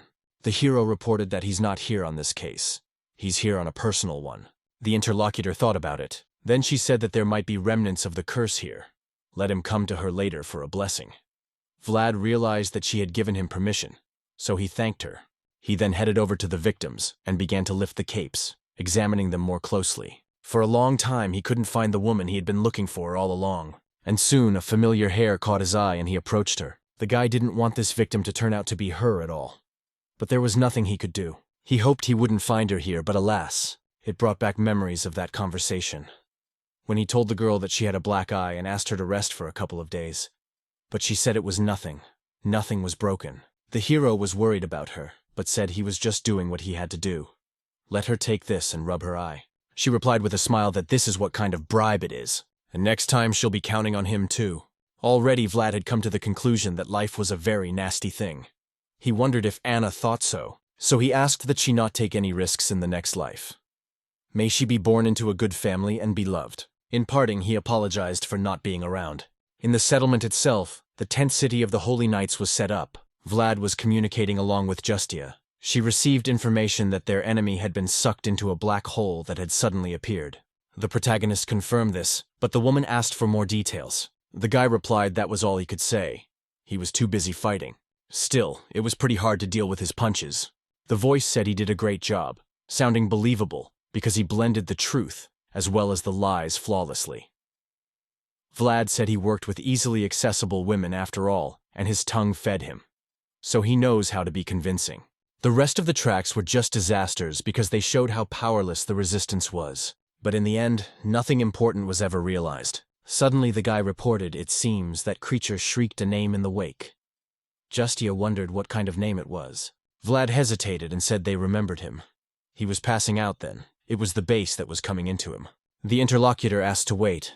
He could probably remember if the train. The guy said the word was like llama, or perhaps lamashu. The girl was wary when she heard him and her hands trembled. So she inquired if she was talking about lamashtu. The main character confirmed this, it seems. He said so at the time. The hand of the interviewee squeezed the apple so hard that juice spurted out of it. Afterwards, she thanked me for my cooperation. The guy was surprised to see what had happened. Justia rose and reported that Saint Rosino would not forget how he fought, and now he could rest. Saying this, she left the tent. The voice noted pretty well the fact that she didn't suspect him. But the guy wondered if he'd seen the look on her face. It was like she was suddenly a completely different person. A guest has arrived at the residence of Mayor Sawara. Joseph poured the tea and inquired when Lamud had come to see him. The old man reported that it had actually been a long time ago. The gentleman added that he would have met him if he had said he was coming. The interlocutor merely informed him that he was now a most simple man. And then, how could he trouble the young gentleman so much? First of all, he's interested in even being a boy. Joseph reported that he was now on a mission, and has traveled to the barony of Uthman. They should hear from him soon, as well as this news. Lamud was surprised that he was still an apprentice and already on a mission. He actually met with the head before coming here. He had 1 coin left, so he wanted to take stock. To Joseph, everything became clear. If talking about the coin meant that he had not come to see Vlad easily. Lamud noted that the students at Sturm are very dumb. He can't believe that those who are supposed to represent the Basids are all like this. So he wonders if their student is the same. Jaeger tells me she's definitely better than most. But she likes to take her turn at being willful. It seemed to the old man that, judging by the fact that he spoke of him that way, he was useful enough. And we shouldn't be so surprised about that. He'd already shown him all his bad sides when he was young, along with that constant nagging. Lamud's only hope was that he would like him. If it's like Savanen, who behaves like this because he's under his parents' wing, he'll get it from him, even if he's a good student. Joseph reported that he had no parents. He understood Lamud's intentions perfectly well, and it was necessary to interest him as much as possible. So he said that the boy had grown up in the slums without parents and had achieved everything by his own efforts. It was because of this that he chose to mention that he grew up in poverty. That way he could remind him of the hardships he had gone through in the past, how he had accomplished everything himself.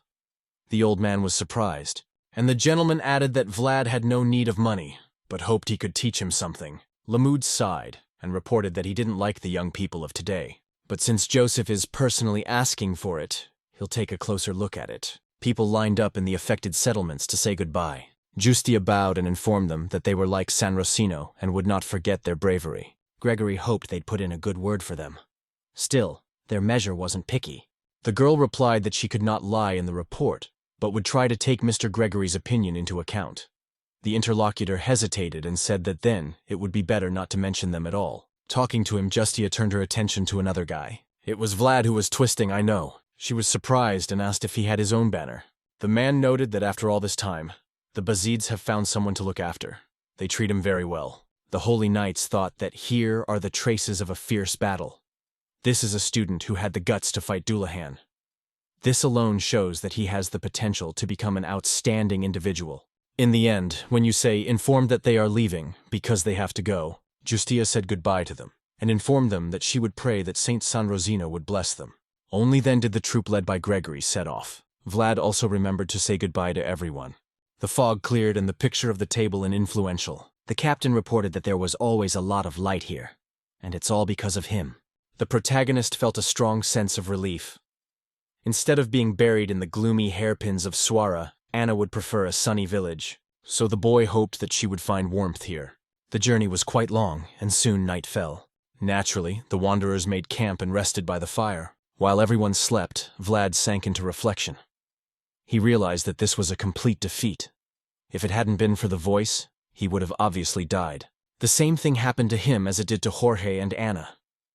He would have been overwhelmed by a huge world that he was unable to cope with. Suddenly Gregory woke up and wondered what he was thinking about. The hero thoughtfully replied that he was thinking of different things. It seemed to his interlocutor that he was thinking about something serious. Vlad said there are so many incredible people in the world. He doesn't know how long he'll last among them. The captain, without hesitation, said that literally everyone has thought like that at least once in their lives, and he can say with certainty that there is no clear answer. But he has drawn his own conclusions. The hero was interested in this, and asked what the conclusions were. Gregory reported that it is necessary to keep burning. There is no way to keep a fire going when the wind blows. But as long as the flame remains, it can always be rekindled. In that case, let Vlad hang in there and keep burning all the time. That cut into the boy's thoughts, and he realized that those words were true. There was no certain way to become strong enough to catch up with everyone in an instant, so there is a need to just hang on and keep the flame alive. And you need to focus on the present, because if he wants to pit against a suddenly huge world, he has to be a huge flame. While the guy was pondering all this, he was being watched by someone from the slope, and it was none other than the horse the guy had met the other day. In his own eyes, this animal could clearly see stars and glow. A little more time passed, and the squad arrived in Swara. Joseph welcomed them and informed them that they had done a great job. He wished he could praise their diligence in accomplishing this task, and that they persisted until they identified the root of the problem. However, he cannot turn a blind eye to the fact that they have bared their swords on another ruler's land. The entire squad apologized for this. Realii reported that as the leader of the reconnaissance team, he was ready to bear any punishment. Suddenly, someone from the back said that these are different times.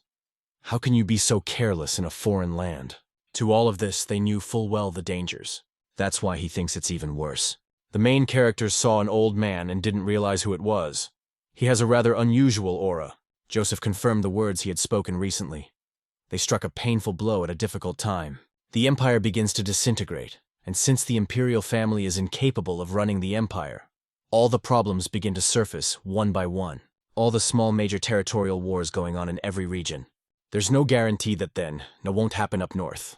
Gregory once again apologized for that. Joseph added that in times like this, when they see the consequences of past mistakes, the Iron Dukes pay attention to what is happening in the village. He is well aware that they did it because of good intentions, but caused too much trouble. Vlad couldn't find a word for it. He was truly ashamed of it. Suddenly, Lamud said they needed to leave earlier. He had heard that the Holy Knight of San Rosino was there, so they must have turned things over to him. It made Vlad angry. He thought that this old man had no right to say such things, because he didn't know anything. He wasn't even in your situation. The old man kept saying that today's children don't think about the consequences of their actions. The main character couldn't stand it and said it would have been worse if they hadn't intervened. Those present were surprised because of the fact that he started to say this, and Lamud was already interested. He looked at the guy who had reported that otherwise the children had died, and what he saw in front of him really struck him. So he wondered where Mr. Joseph had found such a man. The old man thought that this guy was an ordinary brat, but he can see everything clearly in front of him now, and it's literally a beast.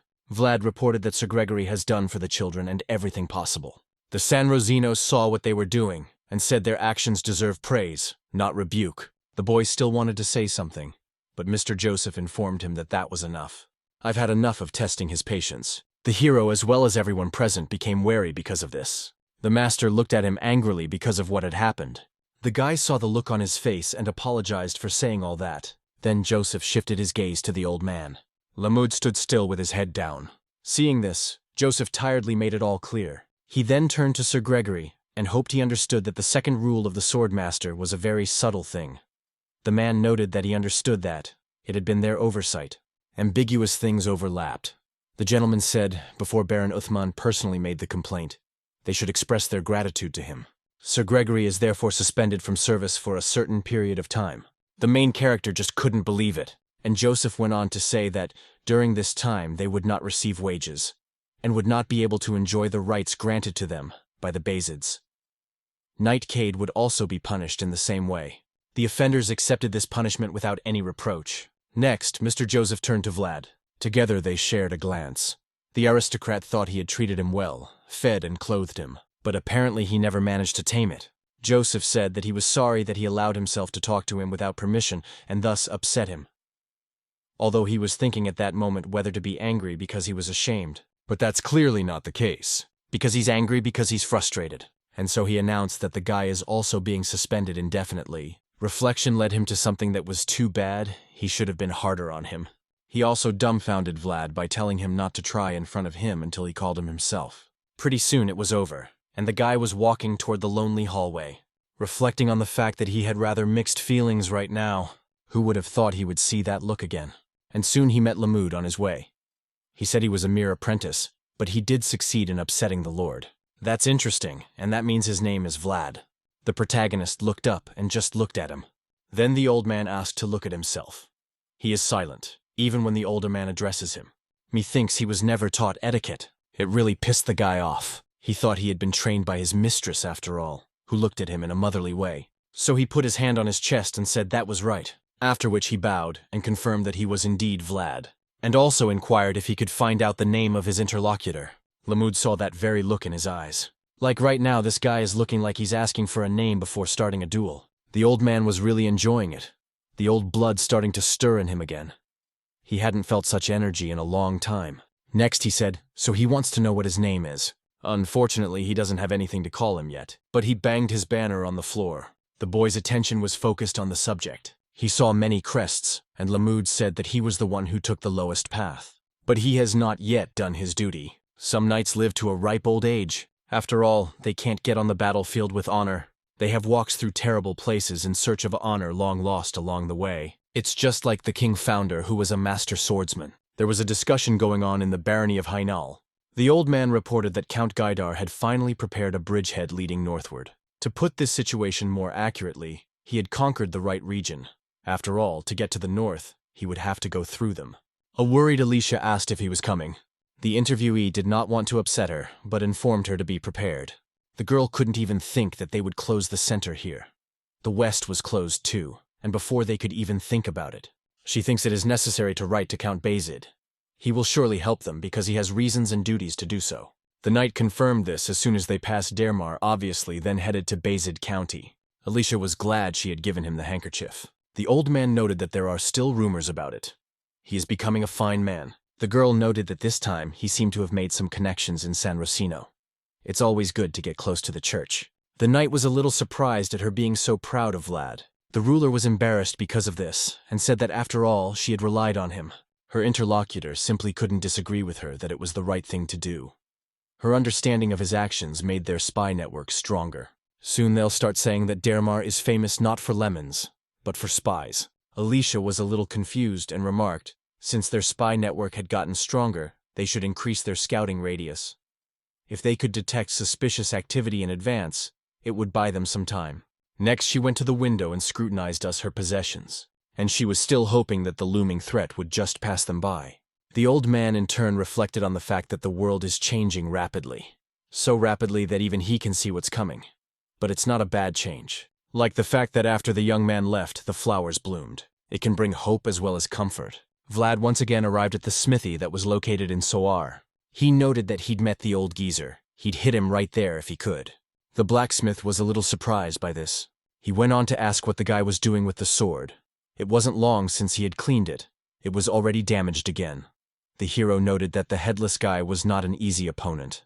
The man was surprised and asked what he meant by that. The boy hesitated and didn't even know how to explain. The more he explores the world, the more unseen creatures he fights. I guess that's his destiny. The blacksmith listened to him and asked if it was time for him to change his sword then. Vlad wondered. The old man added that it was barely better than this porn-forged mercenary swords. He is lucky enough to be able to chop monsters with it. It's made of ordinary iron, forged by an ordinary blacksmith.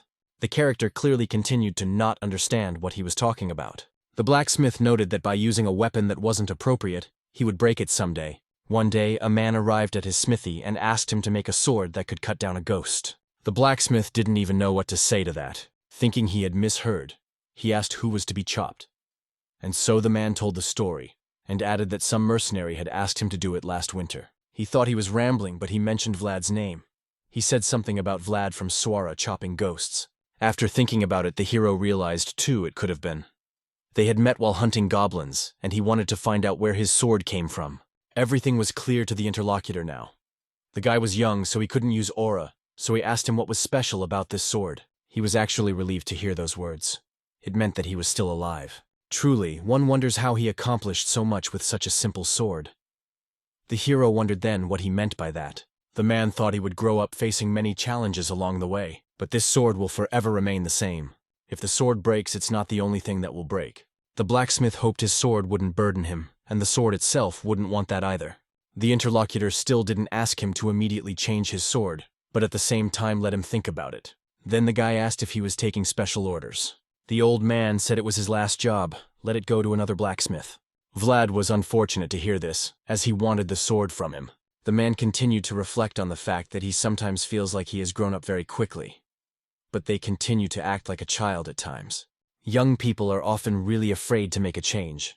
But for old people like him, it becomes the norm. Next he asked if Vlad was going to pick up his sword today. He replied that he had nothing important to do today, but soon he remembered something. That he might need this weapon.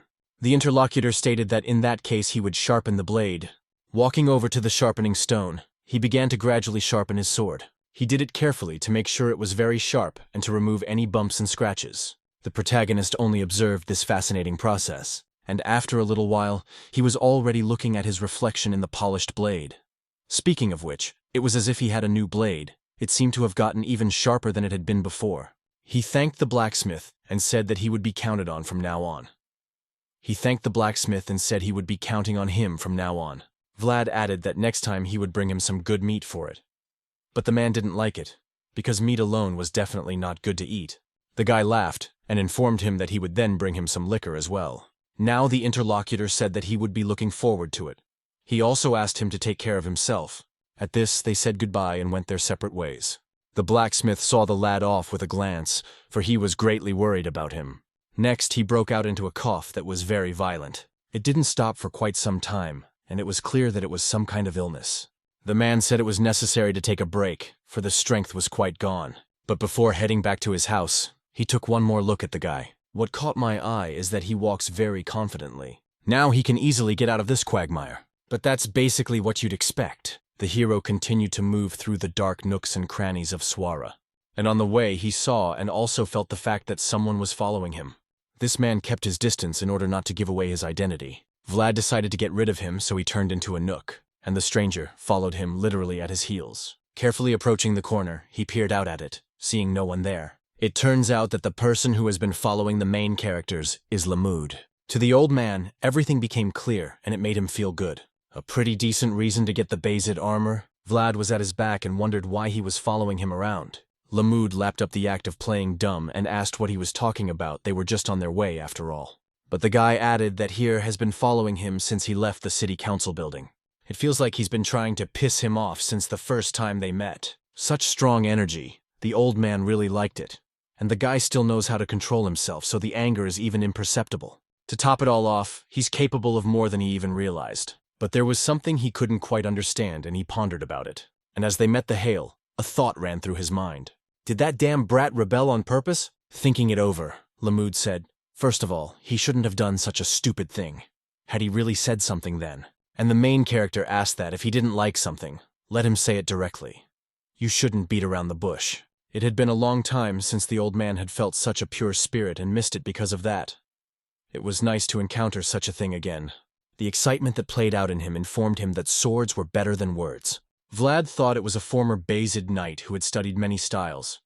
No idea what his name was or why he was doing this, but Sir Joseph vouched for this old man.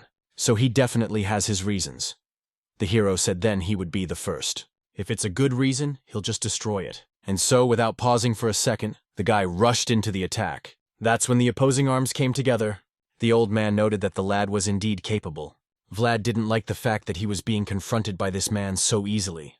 So he decided to add some more strength and attacked furiously. Leading, therefore, the battle was him, and the old men defended themselves and stepped back. There was only the scraping sound of blades rubbing against each other. The guy tried attacking from different angles and different techniques. He finally came to the conclusion that this man was reflecting his attacks with the end of his sword.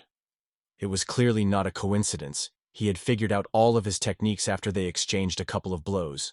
He realized it from his own senses. This old man fought with countless swords. Suddenly Lamud asked if he was already done.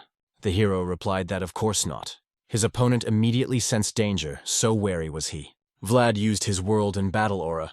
Talking about just starting a battle, Lamud was surprised because of the fact that even in turbulent times, only a few could use aura at such a young age. It's just crazy, but he liked it a lot. And so continuing the battle and the hero rapidly shortened the distance.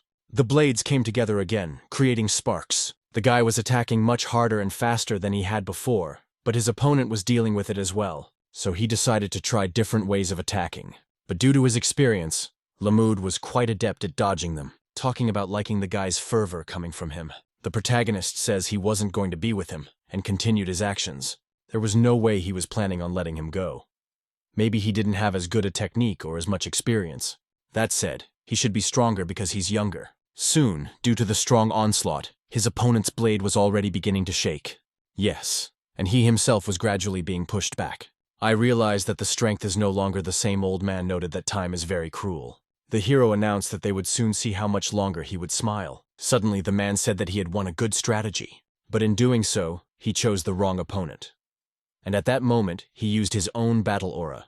After that, both opponents' blades were already shaking. The old man noted that it's probably pretty good, this physical eviction. It was really hard for Vlad to hold back his onslaught, and he realized that this man had become stronger. But the old man informed him that it was too early for him to be surprised. If he adapted, he too could use this power. After saying that, he immediately grabbed the guy's blade. The hero thought it was just crazy how he was holding the sword filled with aura with his bare hands. It turns out he took his sword, so something had to be done, and the guy immediately threw his weapon away. Lamud wondered, waiting to see what would happen next. And the hero reached for the dagger that always hung at his belt, and tried to throw another punch, which was pretty discouraging. It made the old man smile again. This asshole is quite bright. It was wise to drop the sword during normal training. He wouldn't encounter such a thing. Such insolence is only characteristic of the possessor of a beastly heart. Since his opponent's blade was no longer needed, he let it go. After which he strengthened his own arm and attacked. The protagonist didn't expect this at all, so this blow missed. The force used on him was simply enormous, so his body swiftly flew very far away, and he was only able to land after a few dozen meters of flight. The old man only came to his senses a little after the incident. He realized it was bad. He wished harder and didn't even notice it. So concerned, he ran up to the guy and inquired if he was okay. The one lay there, immobilized, and the old man thought he had lost consciousness, which meant his defenses were still pretty weak. When Lamud chatted with Joseph, the latter noted that he valued him very much as an opportunity, so asked him to do no harm. So now he wondered what he should say. At this time, Vlad was still conscious. He remembered what Gregory had said, that it was all right as long as the flame was burning. So as fast as he could, the guy got up and rushed back into the attack. His opponent clearly wasn't expecting it. This boy really still hasn't given up.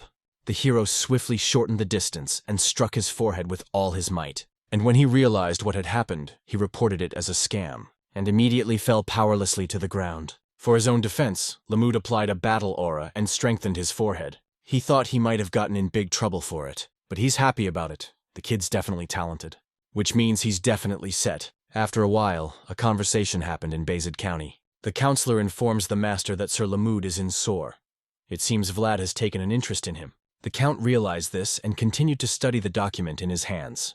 The old man added that it was good news, and the gentleman confirmed it. Sir Lamud was a knight of the previous chapter, and even he is difficult to communicate with. The moment she sees what kind of students they have, she sighs and walks away. The count is rather uneasy about this. I wonder if he can say that some pride has returned to them. Or is it just a sigh, because that's the only thing that can get his attention? The counselor listened carefully and advised that times are changing. Sir Lamud is living proof of troubled times. He grew up to become a knight, though he began as an apprentice. He won't be interested in apprentices raised in safety. The count noted no matter how much times change, some things are constant. His sigh meant more than a mere complaint or a grudge, and that left a big impression on him. That San Rosino sent him armor. The old man stated that their recognition made it even more special, and the master said it was necessary to send her to Swara.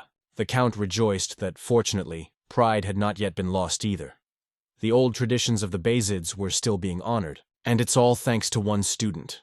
He just woke up and felt a severe pain in his head. So blamed the old man that his head still hurt. He's never seen anything like this before.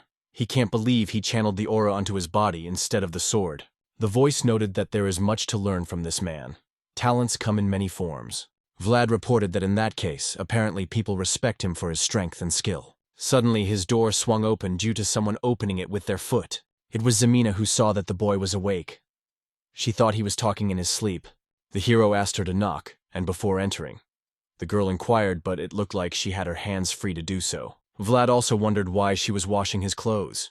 He could do it all himself. Then the interlocutor smiled and, calling him sir, said it was a service provided by their tavern. They must do so. He was a guest of a room on the 4th floor of the most expensive. The guy thought the guest would learn pretty seriously. He went on to say that he didn't even have the money to pay for the eggs. But Zamina replied that it's all free because the fact that he lives here helps them. Now Rose's smile has become a tavern, and a bunch of scumbags who are out of the loop come here. Vlad asked if his name alone was enough. The girl told what Marcella had said, that his name carried enough weight. After all, he is covered by the measure of Swara and the second son of Basid. Thus, he is a full-fledged knight. The hero explained that this was not the case, and asked not to say such things to anyone. Her companion was surprised, and said that from what she saw, he was clearly a knight. Next, she saw this very handkerchief and asked if he was Lady Alicia's knight. Vlad immediately hesitated and started mumbling that something had happened. But Zamina already glared angrily at him and told him she was glad she'd cut his hair and helped him get the sword. He had accomplished a lot. The guy felt ashamed, so noted that he was very grateful. The girl would not listen to him and immediately left, slamming the door very hard behind her. And the hero only informed me that he would always be grateful for it. Valuable individuals shine wherever they go. The horse ran with all the speed he could muster, and behind him also on horseback rushed the men who were trying to catch him. People will always wait for valuable personalities. When this horse betrayed the position of leader, he went in search of the guy, remembering what had happened. But at the same time, the chase was on for him, and those people were out to get him and were throwing ropes on him.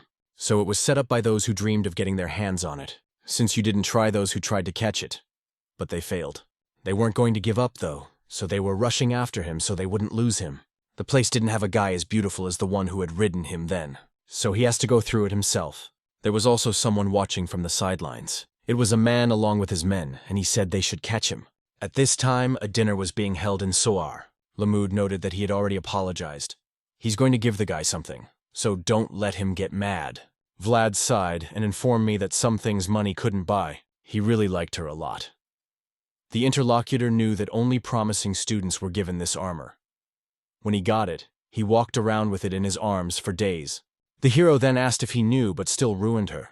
The old man then suggested going somewhere. It was necessary to show the young master how useful he was.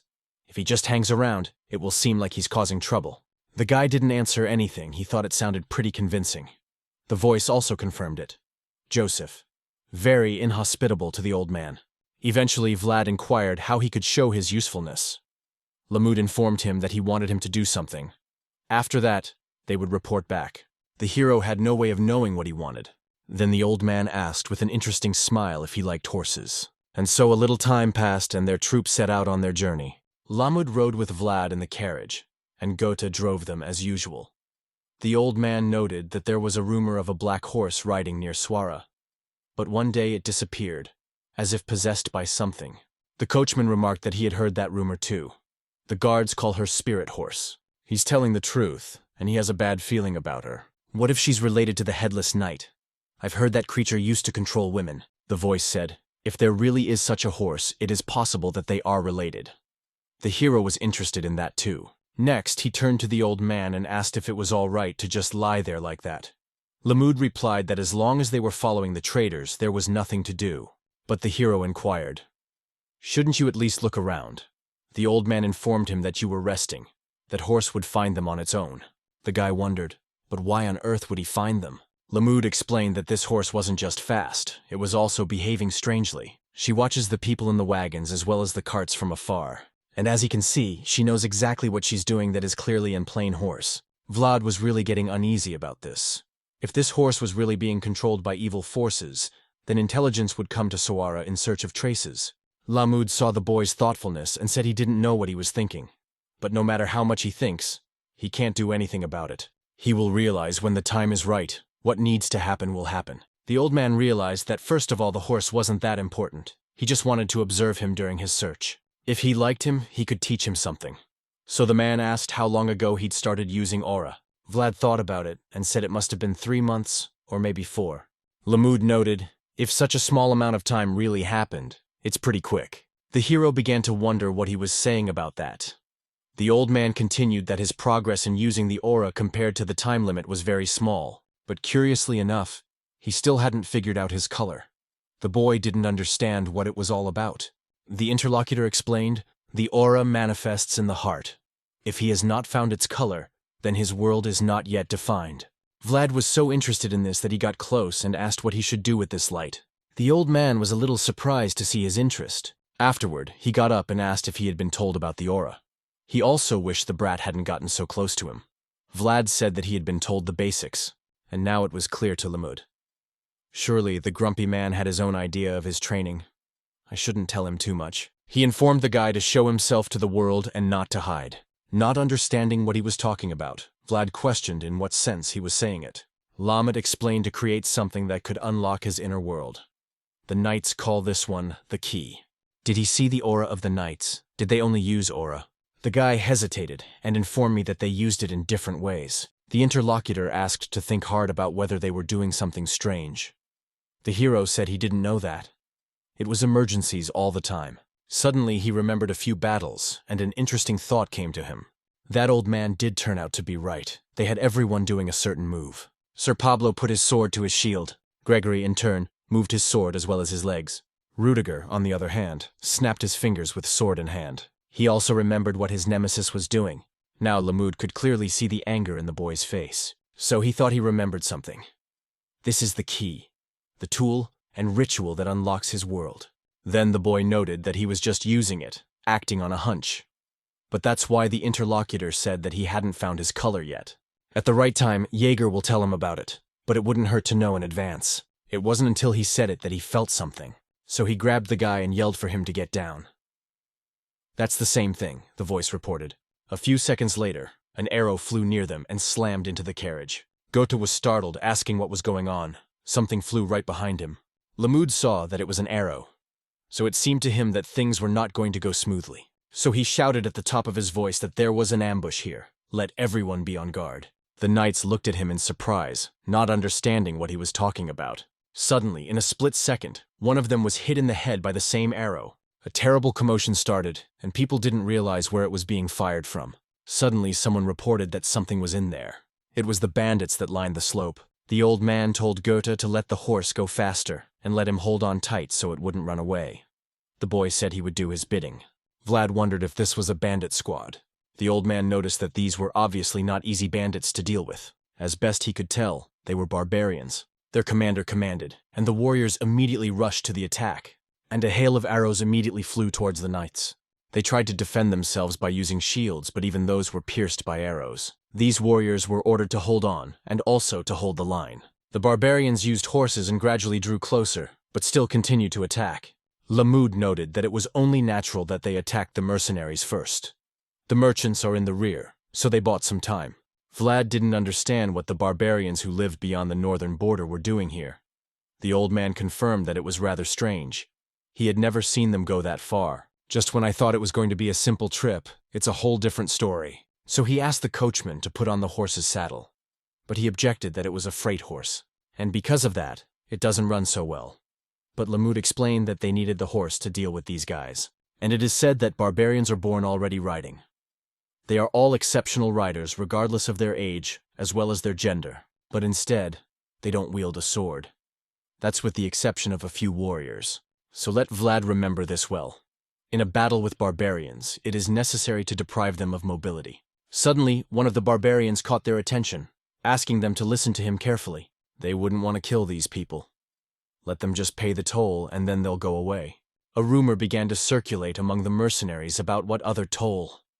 Would they really let them go then? The merchant agreed to pay, but inquired how much money was needed. The enemy leader stated that they needed everything they had.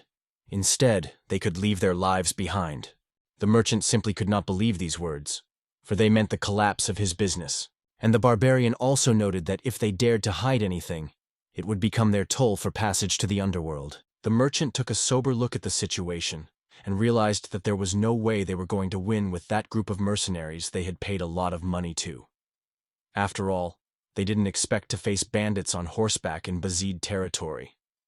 To top it all off, these people are also barbarians. That's why staying alive is more important than any of this right now. But the question arises as to whether this man can be trusted. One of the subordinates looked at the leader, and the man nodded to him for them to head forward. So the man, along with the others, moved toward the merchants. Then the protagonist notices them coming. He thinks they're going to try to steal. He really doesn't like them. Lamud reported that he tried to like them, but it didn't work out.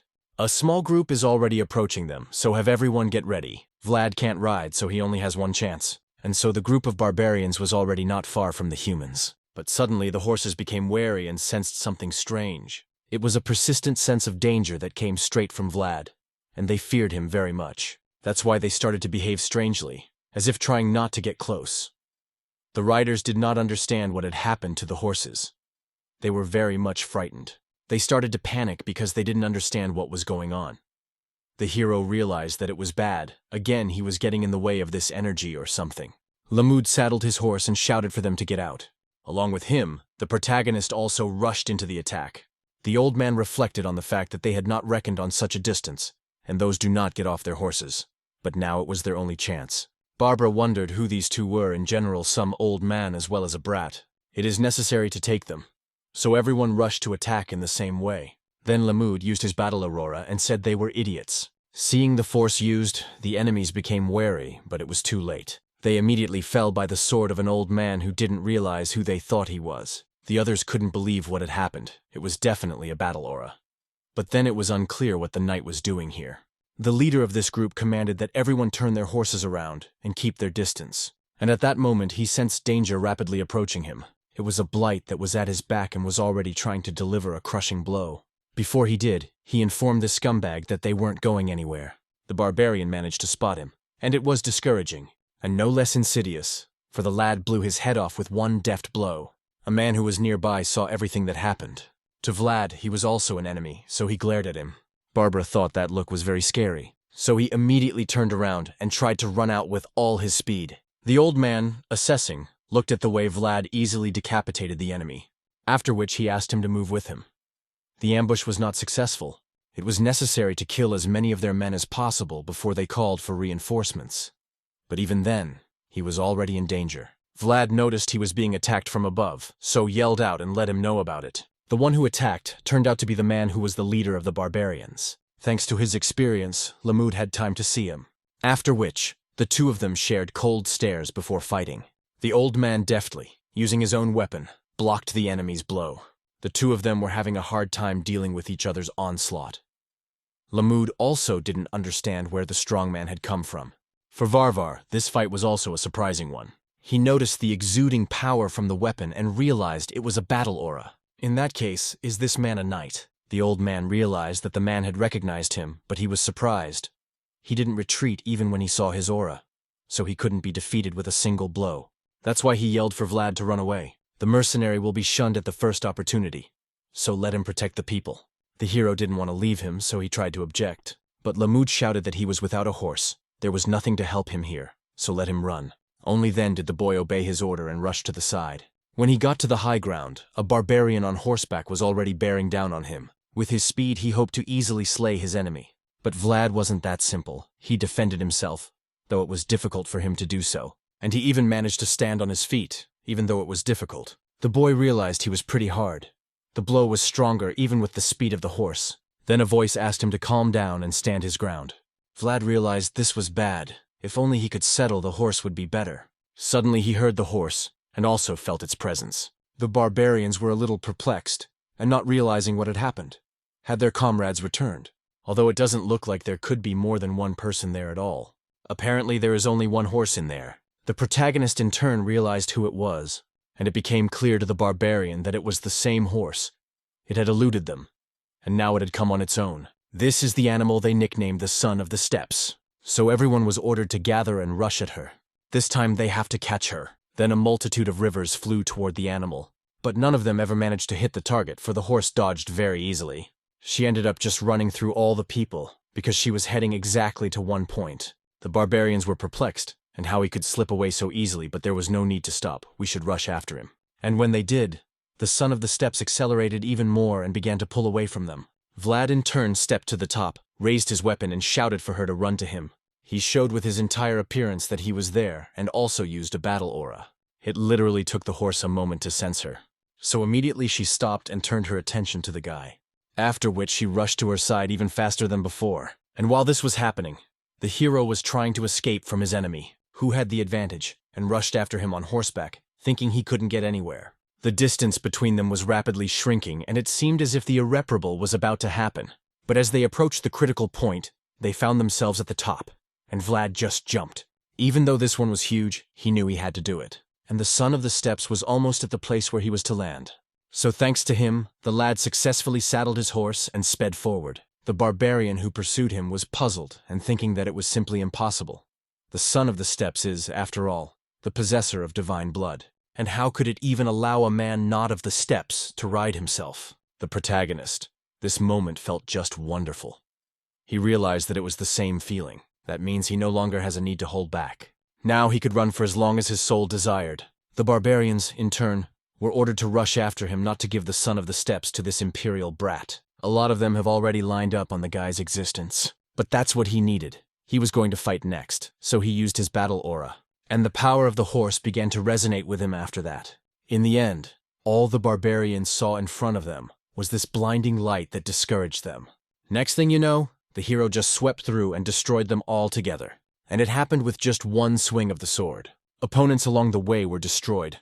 But the hero, along with his horse, kept moving forward. The surviving enemies were horrified, realizing that this man was also a knight. It's terrible how many he's killed already. There's no need to fight him head on. You need to rest for a while and attack from a distance. Vlad saw that these people were trying to get away from him, so he switched to them. Now they were running away at full speed and worried about him being behind them. The elder ordered his men to split up. He wouldn't surround him right away. But the Son of the Steppes was not going to let that happen and used his force. So the horses on which the enemies were rushing sensed her. Immediately they began to revolt. The barbarians were perplexed that with their horses they did not turn, and as if they were very frightened. But what the hell could have scared the hell out of them so badly? When the older man turned back around, he realized everything. He saw in front of him a simply terrifying picture. The hero and the horse were one and the same, and it was as if they were going to destroy everyone. The guy informed these people that now it's not them hunting them, it's them hunting them. And while he was fighting, the leader of these warriors also didn't stop fighting. The old man continued to defend himself against the equally strong blows on him. In doing so, their furious battle was fought on horses that literally ran in unison. But soon Lamud noticed that something was wrong with his horse. It became clear that this was very bad. The horse can't handle this pressure. It's too much pressure for a cargo horse. The opponent saw everything perfectly well the same way, so he raised his weapon, reported that it was over. He delivered a crushing blow, but the old man defended himself as usual. The horse couldn't take it anymore, though, and started to fall. Because of this, the knight landed on the ground in a bad way. The enemy leader immediately stopped. The cargo horse was in a very bad way at that point.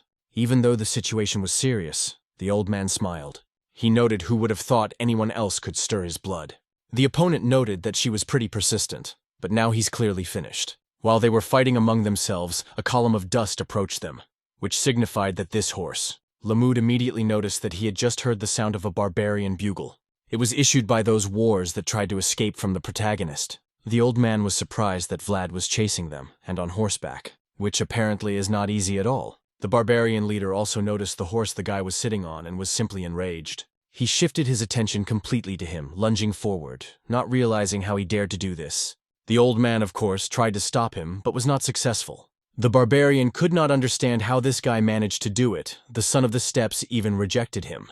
So he shouted to the water to get off his horse immediately. The guy looked at him and didn't understand what he was doing here, or what had happened to the old man. Though in the distance he saw Lamud approaching them as well. It made him feel better about himself because the one still lived. The barbarian, for his part, kept yelling for him to get off immediately. This horse was not for him. Vlad told him to get off his ass. Why the hell is he even telling him what to do? The interlocutor ordered him to shut up and immediately used his own combat power. The protagonist couldn't believe his own eyes, and the voice informed that it is magic some barbarians use it to create their own worlds. In that case, the guy realized that this person was at least at the level of a knight capable of controlling aura. The barbarian continued to shout something that would take his life as payment for tarnishing the divine horse. But Vlad had already used his battle aura and told him to just try to do it. The distance between the opponents was rapidly shrinking, and so, in an instant, they came together and struck at each other. But they did not strike hard with these blows and continued to fight. Their battle aura applied to their knees continued to collide with each other, and the strengths of the rivals were not inferior at all. The barbarian leader decided to change his tactics a bit, so he grabbed the horse's buckle and ordered it to stop. She obeyed her rider immediately. Thus, the barbarian found himself behind the protagonist's back. A voice shouted that the one had caught up with him, and the guy realized that was bad. It was too late to react, and the enemy was about to strike a devastating blow. It became clear to the horse what was going on, and he decided to act on his own. So the right side of his novice went under, and it was as if he had made a dodge. By doing so, an enemy strike that could have been fatal came to naught. Vlad sighed and noted that it was dangerous enough. He was grateful that the animal had saved him. While he could catch his breath, he thought about this horse that had divine blood flowing in it. Sure, he supposed this animal was unusual, but not to this extent. Right now, she and he were literally one and the same. The character has met a lot of incredibly strong people, but amazingly, this barbarian could still repel his sword strikes. In this battle, he gets a major problem. The voice said it was about riding technique, because he didn't even have a saddle or a bridle. He realized that it was true that his legs were shaking so much that he couldn't even walk. The interlocutor reported that the longer this went on, the more difficult it would be for him. And it became clear that something had to be done. And so he remembered the words of the old man who had asked to carve into his brain. Fighting a barbarian should knock him out of the saddle. Those words were just what the guy needed. And he understood everything. So with a command to the horse, moved forward and decided it was time to get dirty. When the knight attacked the barbarian, thought they couldn't be allowed to continue this, which meant that it had to be put to an end. And he applied even more battle aura, encouraging the enemy to attack him sooner rather than later. Vlad was rapidly approaching him to us, finally beginning to pull his horse aside. That was the ruse he had in mind for something he wanted to do, namely to raise dust that would block the view for the opponent. The rest of the barbarians that had been watching the battle shouted that the guy was running away, and when their leader was finally able to look properly, he saw that this was what was happening. That's why he got more angry, calling the guy a dishonorable bastard. That's the best he could do. Yet he also dares to make a divine horse. Enraged, he accelerated his horse at the speed it could only run. Well, Vlad smiled at that because that was what he wanted. So he noted what he had heard about them being born on horseback, and he lived in the mud of horses' hooves. The barbarian didn't realize what nonsense he was talking about now. The guy remarked that he had done so much for him. Now it was just a matter of waiting for him to do something for him. Undeterred, he removed his cloak and threw it behind his back. She flew toward the enemy who had been communicating behind him all this time. Of course, The barbarian grabbed it and threw it back, saying that his tricks wouldn't work. But soon he was radically surprised at what he saw before him. In fact, the protagonist at this time jumped from his horse and flew towards the enemy. Eventually, he even managed to grab him by the neck. And lastly, he noted that it was time for a mud fight. The opponent was confused by the situation, not realizing what was going on. And a moment later, the two of them had already hit the ground and were rolling. Their speed was so great that they just couldn't stop. And in the end, it even fell off a cliff, the edge of which was not far away. Both guys flew headfirst into the air, and only landed when their bodies touched the bottom. The barbarians couldn't believe what had happened. Lamud, too, was confused by the situation. He thought about how no matter how strong the knight was from such a fall, he would clearly die. So I froze, waiting to see what happened there. But when the dust cleared and he saw everything, he smiled, talking about the guy being an asshole. He just can't believe that the one realized everything before he taught him. Using the battle aura, and the hero already had the enemy under his control. Suddenly the barbarian leader said his name was Yaga of the Butt Flame. But the hero coldly asked, "So what?" A conversation happened at the mayor's residence in Sor. The woman noted that she understands they decided to send word to them, so let them be careful. Joseph inquired about the plan. The nuns started talking about it. When Vlad tried to take Zamina away, she asked him to wait, because she didn't understand what was going on. How can he even take the monks away so easily without following any procedures? And even if he's from Basid, he can't do as he pleases. The hero asked, "But is it true? After all, it is only because of the Basids that they have a future." The woman told this, and added that it is just to society to talk like this. Especially since just people are extremely impatient and vicious. That's why this guy is sure to cause trouble for this gentleman. Joseph listened to her intently without saying anything. The principal added to Meru that she was worried that the latter might tarnish his honor. The mayor knew that Vlad had been disrespectful at the monastery. So much time has passed since then, and she decides to complain. She's doing it under the guise of a warning. It was when San Rosino recognized his natives of the nooks and crannies, supported by the priest Andrea. Rather, this is most likely done explicitly on purpose. A monastery can only be run by one person. That man is Bishop Pierre. The Sora is run by two men. He, Joseph Basid, who is called by birth, and also the Bishop of Sawara, follows God's word and watches over the people. But this equilibrium was disturbed by the achievements of his subjects, giving him greater influence. Their intentions are now very clear to the man. He was the one who had originally been their target. It appears that Vlad has given them a reason, but boundaries must be respected. They should realize that he is not obliged to do anything because of the students' disobedience. There must be some hidden agenda in this. Suddenly someone arrived and addressed Mr. Joseph. He apologized for being distracting. It was Jaeger who reported that the stableman in Sir Lamud's escort had returned. The gentleman was a little wary, noting apparently, the news is bad. And it was Goethe who was frightened and reported that the barbarians were there. The nun was horrified, so horrified she couldn't find the word. And Joseph asked where it was. The boy noted that it was on the road, and Sawara to Varna, they attacked people. The gentleman inquired if he had escaped. The interlocutor noted that this is not at all the case. Mr. Lamud ordered to call for help. Vlad held them in charge, and thus deterred the attack. Joseph asked what was the matter with the mercenaries who were protecting the merchants. The lad replied that they had fled at the first opportunity, and if it hadn't been for Sir Lamud and Vlad, they would have died. Mr. noted, so it turns out the two of them are repelling a surprise attack. Goethe confirmed this immediately. The man smiled, seeing the nun's displeasure, and then he told Jaeger that he wanted him to lead the troops himself. Let Goethe lead them. That said, they need to hurry. The two of them obeyed the order. When Joseph was alone with the nun again, he asked if he was good. She could not understand what he was saying. The mayor noted, even though he may be of low origin, even though he may be impatient, he is following the will of God and protecting the young lambs. The woman had nothing to say but to agree. Joseph thought if Bishop Pierre was to meet him, he would ask that he give him something at the first opportunity, namely that he was very touched by his concern for him. The nun became concerned, and the man went on to say that he would visit him personally soon. He would like to meet this bishop, face to face. Vlad, along with the traders and mercenaries, continued onward. He kept a close eye on the situation to ensure that they would not be attacked, and noted that their pursuers are getting bigger and bigger. Lamud confirmed it. A lot of them are going south. He thought if they were just common bandits, they'd run away as soon as they were caught. Apparently, he is a very experienced warrior. In that case, it's no good. They'll never get to Sora. The question of the end appeared.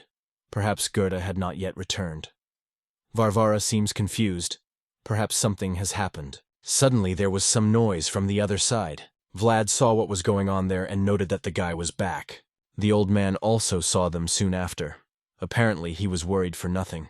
The merchants were overjoyed, for these were troops from Sawara, which meant they were saved. The barbarian realized this was a bad thing, they were pretty fast. So he told the old man that he was a good thinker. Had they not left the load, things would have been different. Lamud explained that it was an advantage of old age, and now reinforcements had arrived, and it was his turn to ask questions. Why the hell did they even end up here? Why they traveled so far? The interlocutor replied that it was simple. They needed a son of the steppes. The old man noted it might be true that they had gone to get a horse. But then why loot? The barbarian reported that it was because they needed something to eat, too. And now there's no reason for them to go south anymore. They didn't expect a son of the steppes to choose a boy from the empire. Suddenly Jaeger arrived and told the teacher that time was cruel. Who would have thought he couldn't handle a couple of barbarians? Lamud was angry and asked what he had said if he had a war horse. The barbarians would have been long gone from Varna. In any case, the interlocutor was glad that the one was fine. He was going to take them to Sawara. But the old man wondered what was doing with the pursuers. They had their own problems. Jaeger explained that they were so not quiet, so it was better to avoid the barbarians. So he's going to talk them into leaving. He immediately applied his battle aura. The barbarian leader felt a strong energy, and the man went on to say he would do it like a civilized person. The barbarians who were at a great distance also felt this power. Their leader thought it was terrible. It's a whole other level of peace. This man will kill everyone if he wants to. Therefore, he immediately shouted for everyone to leave immediately. They hesitated, for they did not want to leave their leader. But the guy shouted out that he wasn't an idiot. Doesn't he understand? Stop talking and let them leave. The barbarians couldn't figure out what to do. If they left him here, the Ataman would be angry. But now, they are at Sawara. It is unknown if they have more troops. To top it all off, another night is here, and they've had enough of the old man and the kid. That's why someone suggested actually coming back. They don't think they're going to hurt him, because they don't want enmity with them either. The others listened to him and decided whether to do as he said. The prisoner only cried out with you. They all lived, and they will surely meet again. The old man remarked that it was really civilized, and his pupil declared that you got your face. Those barbarians who had threatened them did indeed retreat. The merchants thanked Vlad for protecting them. As the men approached, the horse turned its attention to them. There were quite a few merchants, and she had everyone happily approaching. Then the horse reared up and almost threw Vlad off of him. Those present noted that this animal is ferocious, probably because it is wild. Therefore, one should probably stay away. The hero didn't understand what had happened to his new horse. Let him calm down. And here came Jaeger, who asked whose horse this horse was. Vlad told me that he met him when he was fighting the death worm, and somehow, this horse had found him. The mentor marveled that it was the same wild horse. The guy confirmed this, and said she was bigger than the others. You can tell it's unusual. It is necessary to make a saddle for him on his return. It seemed to Jaeger that apparently he had now found his horse. It was not until it began to get dark that they arrived at Sawara. At the entrance, the mentor asked the guy what was wrong, why he wasn't going. Vlad replied, "It's because the horse isn't coming, and he doesn't understand why." To Jaeger, this was surprising, but now it was clear. He didn't like being approached by traitors. The rider is hated by the other horses.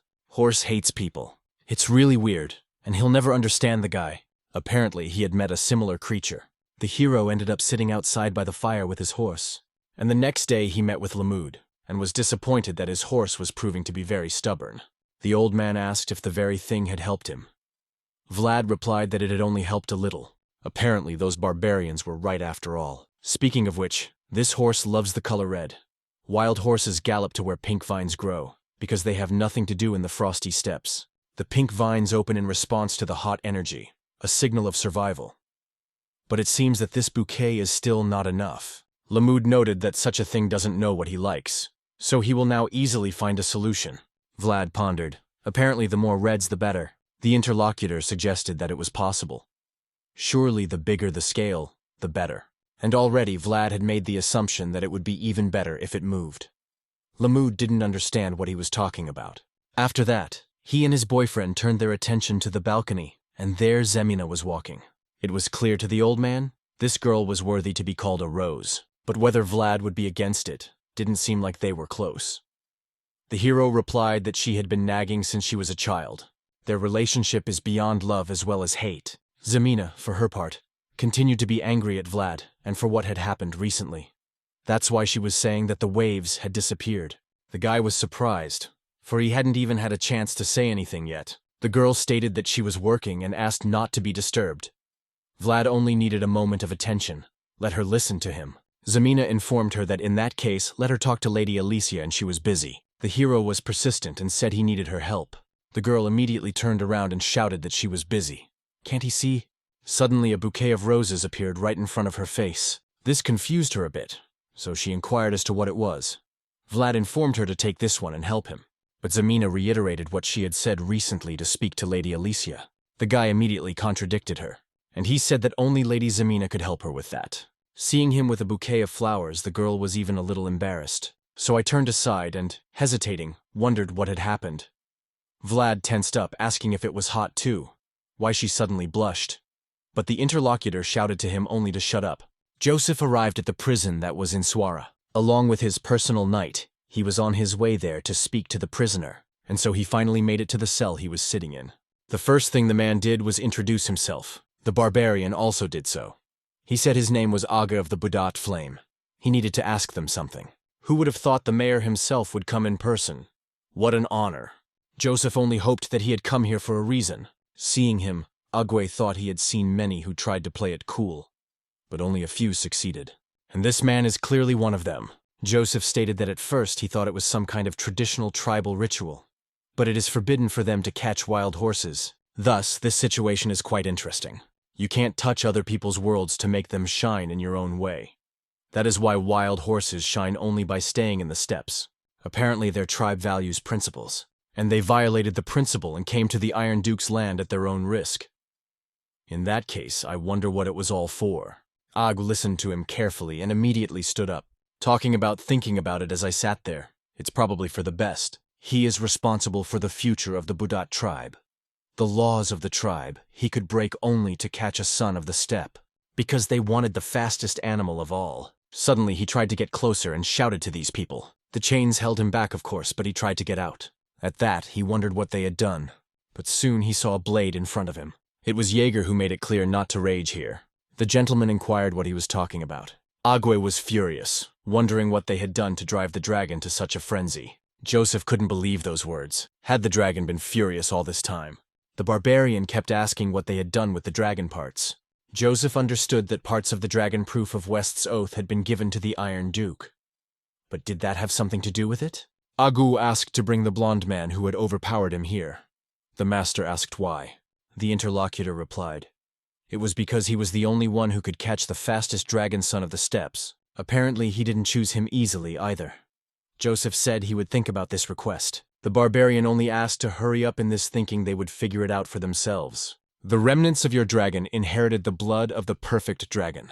Lived and still didn't know they were dragons, but something changed. And so once they realize that, then it's out of their domain. So he will ask again what they did with the dragon parts. It was snowing as usual in the Duchy of Baran in the capital city of Vastapol. The Duke was in his fortress and surveying his own domain, realizing that the fallen dragon is moaning.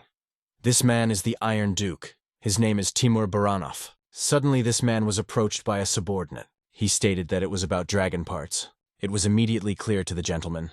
He realized it had started again and went immediately inside. I wondered what they were doing with magic. The interlocutor pointed out that this time it didn't look very good. Timur shouted with you. He didn't call a priest to engrave your prayers. The Lord inquired if the sacred knights were not here. He was informed that Captain Gunther of the Knights would be arriving shortly. The Duke shouted with you. They immediately directed him to him. And so he approached that very door. That's where all the noise was coming from. It became very clear to the man, this energy was completely different. Without hesitation, he swung the door open and immediately entered the room. But what he saw inside made him very surprised. Do the parts of the dragon resonate with each other? The Tavern Rose Smile Girl was a little confused. In front of her were many merchants with jewelry, but the girl noted that if they were looking for Vlad, he had gone on a mission. The merchants were a little disappointed. Apparently they were a little late. Although they had said they had to hurry, someone hadn't been able to say hello to him at the monastery, so they had prepared a gift for him. And the girl was just thinking that perhaps she shouldn't have talked about him, sir, getting a little carried away. Though no, it is a chance. Rumor has it that the pilots are traders from the barbarians, which means it could make him even more famous. So she informed him that Vlad has been very busy lately. After all, he's a promising talent with a lot of promise. All the merchants confirmed it with one voice. He has a great future ahead of him. Marcella and the others didn't know when he would be back, but asked if they would give them their names. They were gladly going to do so. Zamina continued to watch from the sidelines, and soon she thought it necessary to rejoice. But it seems as if Vlad is getting more and more distant. Then Marcella turned to her. The girl didn't look away at first, so the woman had to call her name again. Mistress began to wave her hand. When she told her what needed to be done, Zamina was surprised. Did she really mean to tell her to take care of the visitors who came to see Vlad? Marcella confirmed that now they would communicate with him through her. The girl objected that they were important people, in which case it would be better for the mistress to take over. And she thought that if she made a mistake that Vlad could get into trouble. The woman was a little incomprehensible at her reaction, so she soon said that this girl here was the most qualified in the matter of receiving Vlad's visitors, and if she hadn't been there, he wouldn't be the way he is now. She would want Zamina to believe in herself. The girl was a little embarrassed, asking if she was telling the truth. The girl confirmed that she would succeed. Zamina pointed out that she would probably make a mistake and didn't know what to do about it. Marcella didn't understand, so what if she made a mistake, let Vlad deal with it later? She heard him ask her to help him get the horse's attention, so she could see that he definitely needed her. The woman then asked to follow her to her room. Zamina did not understand why. Marcella smiled and told me that it's not only men who fight. Women have their battles too. Jorge gave Vlad the dagger, and she in turn is going to help the girl. Talking to Joseph, Lamud said stability is important in growth. Count Gaidar can't go north right now. His troops are fierce, but the remnants of Ravnoma, the former alliance leader, still remain somewhere in the west. And they in turn are also supported by dwarves. Before leaving the north, we need to determine the reason for this. The master was in agreement, and the old man was worried about something else. Joseph inquired what the occasion was. Lamud explained that it concerns the ducat. Therefore it seems to him that his latest assignment must concern a disciple of the Basids. The Lord might consider it a cold calculation, but if he could give advice to the Basids, that the knights of the west have already surpassed the knights of the north. It all became clear to Joseph. It seemed to the old man that he was too calm. He followed the inferior, though he looked up to the western knights, and the thought that he hadn't done what he should have done couldn't get out of his head. It was then that the north was strongest and most honorable, the beast that relentlessly chased the barbarians. Colder than the north wind was only the discrimination of the north center. Northerners fought for literally absolutely everything. But what now with the stability has gone with the rigor? On the other hand, the west is gradually moving further and further ahead. Don't take Hainal's request so seriously, but get ready before it's too late. Joseph was in complete agreement with the previous speaker. The present north has even changed territorially. And yet the north still also creates tough nuts. The old man also looked out the window, and he smiled, confirming the words he had recently spoken. After all, the new generation will always take the place of the old. The hero came back and didn't understand what was going on here. So why does he see so many people gathered here? The voice noted that yours was something interesting, and everyone came out to watch. The hero was a little surprised, and the voice confirmed it, and asked him to think about his actions. He tried blindfolding the horse to get it into the castle, tried dragging it by force, luring it with food and begging. The boy realized he had tried everything. The interlocutor added that he was a young man whose name swiftly flew into increase. But he found himself helpless against a horse. Wasn't that interesting? Though Vlad continued to think that wasn't why the people had gathered. Suddenly he heard a familiar voice addressing him. It was Zamina, who wondered how long the wait would be. Vlad looked at her carefully and asked why she was wearing a dress. The voice explained that it was women's battle dress. He was impressed by how thoroughly she had prepared, and so the girls shouted that it was time. So she immediately took off her red veil and showed off her beautiful red earrings. The guy glared at her, and saw a gorgeously dressed girl who was really all red. Those in attendance were just thrilled. They say she was skillful, lurking. And to everyone's surprise, the horsey reacted. Zamina looked at this horse and realized it was even scarier in person. She's got a huge number of people watching her right now. But does all this really scare her? If she couldn't even handle it, she didn't deserve to be around Vlad. So she smiled and invited the horse to come over to her. The son of the steppes did not resist at all and immediately started walking. Those in attendance couldn't believe it. They weren't going, and it probably worked. The horse did not resist at all and continued onward. The protagonist wondered if this horse had a special preference. Soon, together with him, they were already near the girl. The horse stared at her intently, for she was all dressed in red, and Zamina's gaze converged with his at that moment. After which she reached out to him with her hand, and he politely gave himself over to be touched. Suddenly some of the people started calling out Zamina's name, calling her a lady. The man also called her the Purple Lady and the Rose of Sora. The protagonist saw that it was Harvin, another name shouted by Othar and his little brother. So literally everyone started calling her the Purple Lady of Pink Sawara. The tavern workers, as well as Marcella herself, were watching all of this closely. The girls saw the children and the precious rose, and inquired of Madame when she had made it all. She only asked him to look carefully. He wouldn't see such a thing, even if they had all the money in the world. The girls didn't know what she was talking about, and the woman asked if they had ever in their lives seen people from the slums get nothing but attention. When people from the slums were greeted with such applause, that's exactly what happened today, and all of Sawara is watching these two closely. It was, as usual, not at all calm in the north. Parts of dead monsters were scattered everywhere, and there was blood everywhere. Rudiger, along with his subordinate, were at this location. The man noted that there is only total destruction all around. The enchantress stated that they died all instantly. There were more than 50 of them. The gentleman confirmed this, and said it all happened so fast that they probably didn't realize they were dying. So Joseph's reports were correct. The girl said it was true, he did not understand. The Swordmaster tore the perfect creature to shreds. It fell to the ground, its blood spreading all over the world. That was how the descendants of the fallen dragon came to be. Some lost their wings, some lost their scales, and some lost their own eyes. They were divided, oblivious to their origins. And one, for reasons unknown, realized he was a dragon. The master confirmed it. It turns out that this is one of the dragons with the most perfect paw. Life is a never-ending series of choices. No one can decide for a person, so sometimes you have to act on your own. And in this moment, a person realizes who they really are. Sigmund and his army were across the street from a familiar man. He noted, wondering if Jorge had decided to disobey orders. Jorge replied that he was not his master. Sigmund said, "Execute all who were left after the dwarven movement on this order the seal of his uncle Count Gaidar." The interlocutor asked for a closer look. "These dwarves are mere refugees, after all," Sigmund remarked. Apparently he figured they were the same. But Jorge didn't think the Count could not have ordered such a thing. His interlocutor told him doubt in decisions means infidelity. He betrayed the oath of allegiance he took under the banner of Gaidar, or as. Jorge reported that he was a human being, and could not carry out such a reckless order. Then everything became clear to Sigmund. He turned to the warriors and inquired if they would go after Jorge. The men only bowed their heads and no one said anything. Soon they turned around to leave and apologized to him.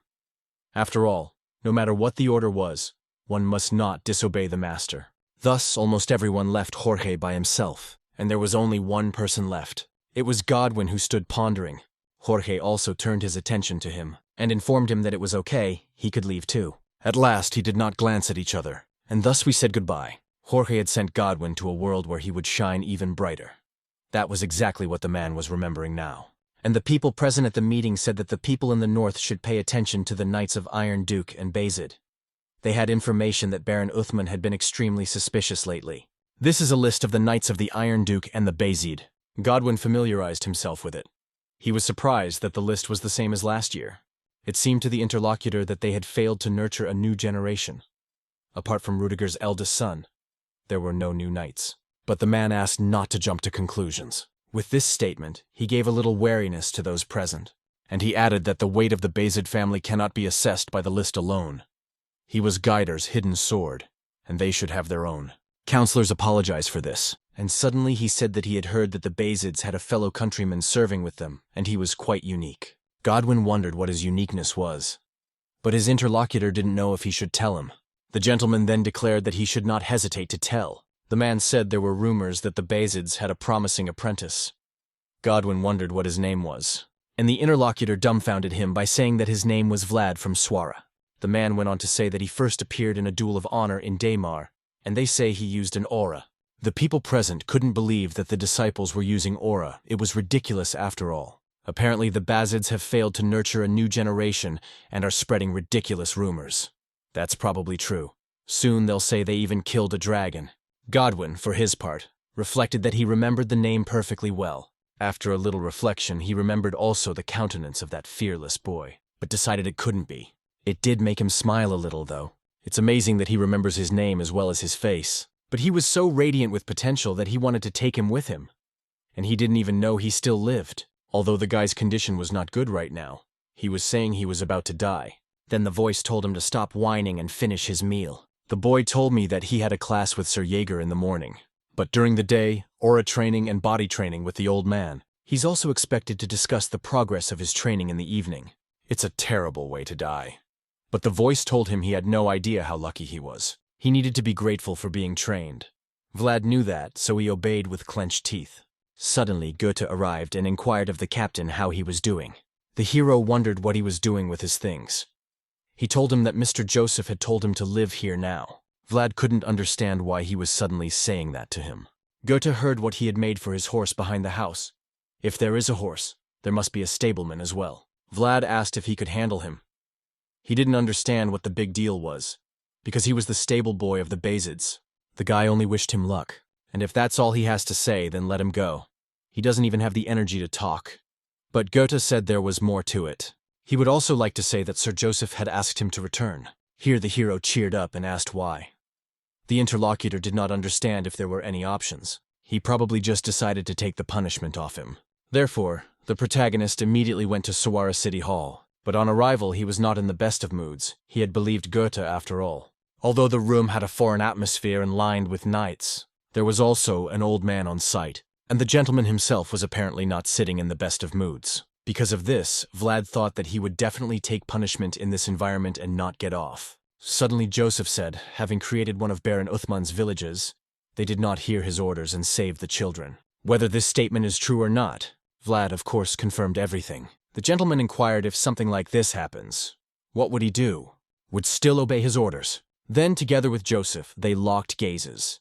Vlad thought about the fact that he had sworn to be honest with him, not loyal to him. So he realized that it was impossible to lie now, as much as you didn't want to. So noted that probably listened to him. Joseph loved it. He realized that this was the reason he had chosen Vlad in the first place. So the man stood up and said, while honor is a light, helping others shine consciousness helps him shine. And it will also be his compass if he should lose his way. It turns out Vlad has found his way. He went to the window and threw off his cloak. Speaking of hoping that this armor would help him protect his consciousness, Vlad was actually surprised. Joseph revealed that this armor was one that had been sent by San Rosino. This organization forges the finest iron armor and incredible armor created with many techniques. That caused the guy to hesitate a little bit. The Lord understood that he couldn't bear to take off the old armor, because every scratch was proof of the path he had traveled. But this armor is proof of a new path found. Vlad wondered what he meant by that. Then Joseph asked him to come over and take a look for himself. Prinesi was still confused, but still approached, and there he saw a new nickname engraved on his armor, Vlad the Protector of Children. Jaeger was really pleased with his student at that moment, and also the rest of us were very happy for the guy. Joseph in turn revealed that this would now be his path. In the north, the warriors lined the mountain and awaited the arrival of their men. The heir to the Iron Duke of Volkov-Baranov noted that they were already here. It was just their men rushing toward them. They were cognitive signs, and it seemed as if someone was chasing them. In the end, it touched reality. A white dragon-like creature rushed after him. People were in a hurry, realizing that they could be caught at any moment, though he still had a little more to go and they would reach their comrades. The monster, in turn, was about to reach for it as well. Volkov prepared himself to attack, and for that, he used his own battle energy, which flared purple all over the slope he was on. People realized it was the right time. They had to deal with it. Volkov swung his own spear, trying to throw it with all his might. The creature could feel the immense power that was overhead. Literally in an instant, the spear the man had thrown was near his head. Because of this, Volkov thought he had successfully caught him. But the monster turned his attention to him at the last moment, and with an unsophisticated and also quite deft movement of the moon ripe to return. The man couldn't believe it. He had come back from the spear at such a short distance. The creature was very fast, but he didn't think it was that fast. This is the fastest dragon, named Lindblom. So the man shouted for his men to go and not lose him. They decided to surround the creature and cut off its escape routes. But the dragon, for his part, was ready for it. He opened his mouth and decided to use a magic shot. People saw that he was gradually accumulating energy, and so, as was to happen, the breath was ordered to disperse. Volkov prepared to attack, asking if he thought the man would let him use it. After which, he immediately threw this arrow and it swiftly rushed forward. The creature saw danger approaching him, so decided not to apply breath and again dodged rather nimbly, whereupon it stopped, its gaze upward. Together with Volkov, they met gazes, and behind that, Lindblom turned around to run away. The warriors realized he was trying to get away from them, so they decided to rush after him. All together, they immediately snapped out of their seats and started forward. But thanks to its speed, The dragon ran away from them very quickly. People realized it was over for them, they couldn't keep up with him, and the creature continued to rush forward, moving away from the humans. Volkov was watching from the slope and saw everything perfectly, so realized it was their operation that failed. A meeting happened at the residence, and the mayor and Soar. Rudiger noted that it all had the expected mother's wonderful flavor. Nowhere else is there such good tea. Joseph answered nothing to this. He only inquired why his brother had come. He doubted that it was just to have tea. The brother didn't understand why he was so tense. He had to visit his brother only on business or something. It's not like they're strangers. At that moment, he sensed a look of dislike from his younger brother, so he asked him not to look at him that way. I guess the barbarian was right after all. Joseph was wary, asking if that was really the case. And Rudiger did indeed confirm that the dragon was coming. If in the west, it's the worm of death, then in the north, this creature is called Lindbloom. He lives among the coldest north winds and the coldest and fastest dragon. But Joseph noticed that he didn't usually show up this time of year, although he did not always show up in the winter either. The older brother said that there must be a change coming, and the death worm wasn't behaving as it usually did. Lindbloom has already tasted the blood of the white orcs. We must get rid of him before he gets any more violent. Joseph inquired in what direction he was traveling then. Rudiger didn't know that. He moved so fast that it was hard to find tracks. Little brother, that it still doesn't mean they are powerless. The elder agreed with this, and so he ordered Lindbloom to be subdued. Joseph wondered how he could help him. Sayora will support him in any way she can. Rudiger revealed that he still needed knights in addition to scouting the area. The brother realized this was a reasonable request, and inquired how many men he needed. The interlocutor was taken aback by the fact that he needed one person. Joseph couldn't believe it. Wouldn't he need at least a few strong knights to deal with the dragon? In a situation like this, he wouldn't be able to refuse even if he asked for all his men. So he once again asked if he really only needed one knight. Rudiger said, unlike the death worm, knights are fine with Lindbloom, but only if they can reach him. Joseph wondered, so who he wanted after all. Elder brother only smiled about it. Suddenly Vlad knocked on the door and announced that he had arrived at the master's orders. Joseph was surprised because of the fact that he had given no such order. Rudiger apologized then. He was so impatient that he had called him without his younger brother's permission. It's been a long time since I've seen him, and he called him the strongest dragon slayer of the north. After a little while, evening came. Vlad was sitting in the same room with Zamina, cleaning his weapon. Talking about this outing lasting more than a month, the girl understood and said he was pretty popular. Also, this situation made her smile a little, and she said it would be great if his mom could see it. The hero was surprised, not sure why she was bringing it up all of a sudden. Zamina replied that everything was just the way she happened to remember it. The guy added that it's been over a decade, and the girl reported that she didn't remember her own mom, but remembered his mom perfectly. Even in utter despair, she didn't abandon him like his mom had abandoned her. Vlad was sad, all of it to remember. Lowering his head, he said he barely remembered her. Next, they continued to go about their own business, and soon Zamina cut the thread, and then announced that everything was ready. The third symbol of San Rosino is already perched on its banner. The girl noted that you couldn't even tell that someone else was doing it, but the countess was very skillful at embroidery. The guy looked at the not-so-pretty embroidery, but said he couldn't tell the difference. Next, Zamina asked if the dragon was very dangerous. The hero confirmed it is also called the embodiment of terror. The girl noted if it took more than a month, winter would be here before he returned. Vlad reported that this is because fall goes by very quickly. His interlocutor hesitated a little, after which she came over and held out a handkerchief, asking him to take it with him. The hero inquired what it was. Zamina didn't understand if he couldn't see it was a handkerchief. The guy hesitated a bit, contemplating this situation. Next he smiled slyly and asked if he was the one she was so busy with. Zamina got angry immediately, throwing that handkerchief in his face and asking what he was talking about. She just felt sorry for him, or else he's always wearing his silk handkerchief, he can't even use it. And it's pure cotton, it can be used for health. After that, she immediately left and told him to be careful. When that happened, the hero called her a kid, and then still looked at that handkerchief. And that made him smile again. She'd said she'd made it for him to use, hadn't she? But in that case, why did you put your name on it? After a little while, the outing took place. Rudiger stated to the guy that he only asked for him, so why would he need 3? Then what does it all mean? Vlad replied, it's probably because he's worried. The gentleman stated, it's not that. He knows him well, and the man is probably pleased with him. After all, there was no way he would have given him such a set otherwise. It's a barbarian, and also an old man knight of the Basids. If he can find a case for them, they might prove useful. But for now, they clearly don't get along. So the aristocrat said that Vlad would command them. The hero was surprised, asking what he was telling him, for the position was not high enough. Rudiger said, "Okay, barbarian, but how can he give orders to a former knight of the patriarch? He would definitely listen to the boy. Let him do something already, or his head would burst now." But the hero didn't understand what he should do with them. He has no idea how to quiet these two. Lamut said that the barbarian had survived the prison and crawled out, and his interlocutor pointed out to the old man that he was also still alive, though he could already feel death approaching him. They argued for a long time about death and the weapons they possessed, and they came to the point where they could deal with each other with their bare hands. Vlad realized he wasn't going to be able to pacify them, so he wanted to go home. Suddenly he felt something distinctly, so immediately turned around in the direction the feeling came from and caught Rudiger's attention. Stating what accrued from there, he hears the smell of blood. The enchantress noted that he was not a wolf.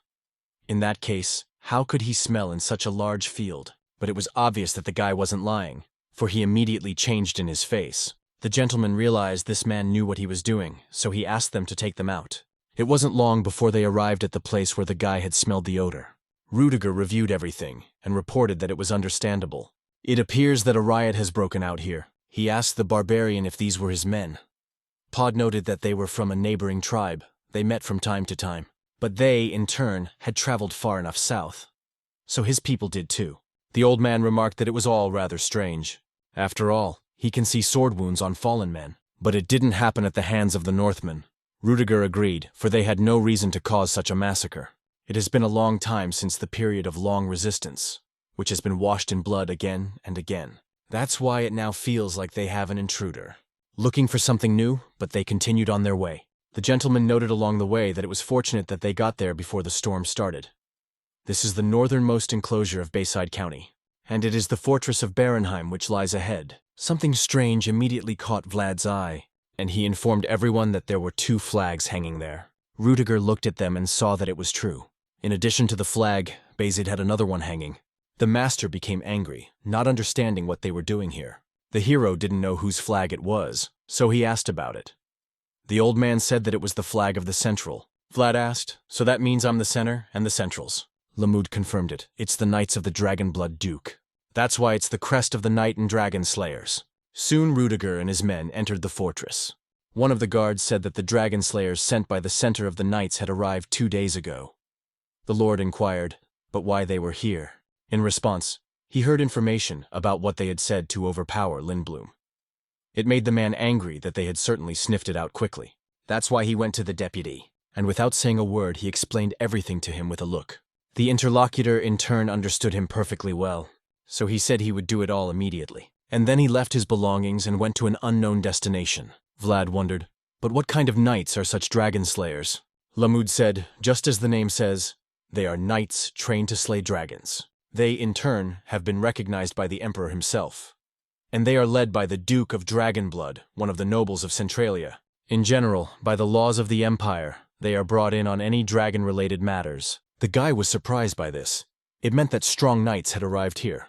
And along the way, something else caught his eye. Seeing the cinders marks, the hero noticed.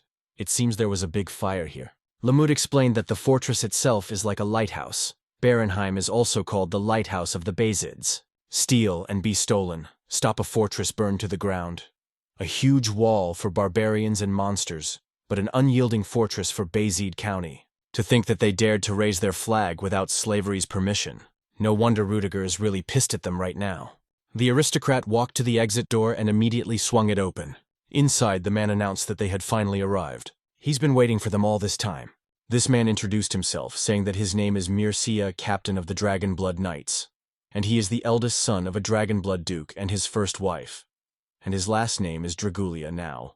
Rudiger saw that an important person had arrived and was not told. He also introduced himself and said he was the temporary captain of Fortress Barenheim. Together they glanced between them and were cold-blooded and angry. The protagonist was watching from the sidelines at this time, and soon he also locked eyes with this uninvited guest, after which he felt something strange, but he couldn't figure out what it was in the first place. The deathworm made him feel the same way, and this man gives me the same feeling. Their gazes locked on each other for a while, until Mircea smiled. Suddenly Rudiger wondered behind the attack on the barbarians if the Knights of Dracono were behind the assassin. The interlocutor explained that it had to be done. They are like knights, summoned with the permission of the Emperor. They have centuries of knowledge and experience. Lindblom is the fastest among the remains of the fallen dragon. They can't catch up to him, so they'll have to get his attention. And barbarian corpses will serve as bait. Ogwi got angry about this and shouted that they were goddamn imperial bastards. He thinks they're just disgusting, and he's going to go into battle. The old man next to him realized that it was about to get dangerous.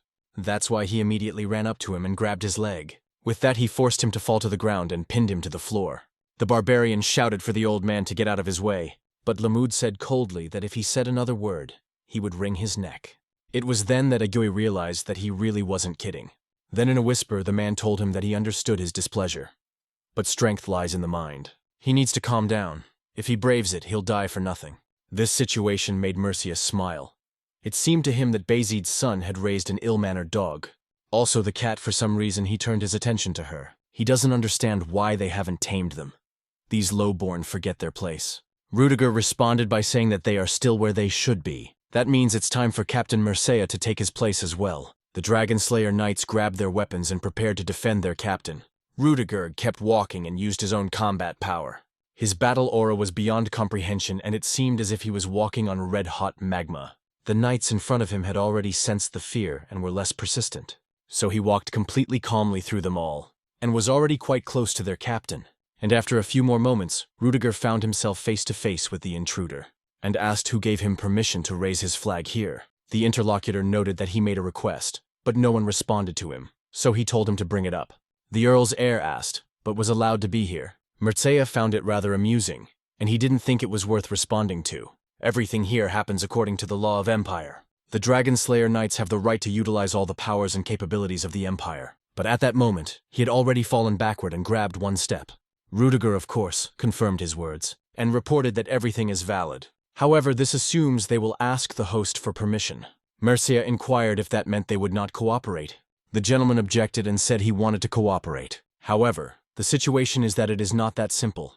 The man pointed his finger somewhere toward the window. There were flags, and he advised that the necessary procedures needed to be followed.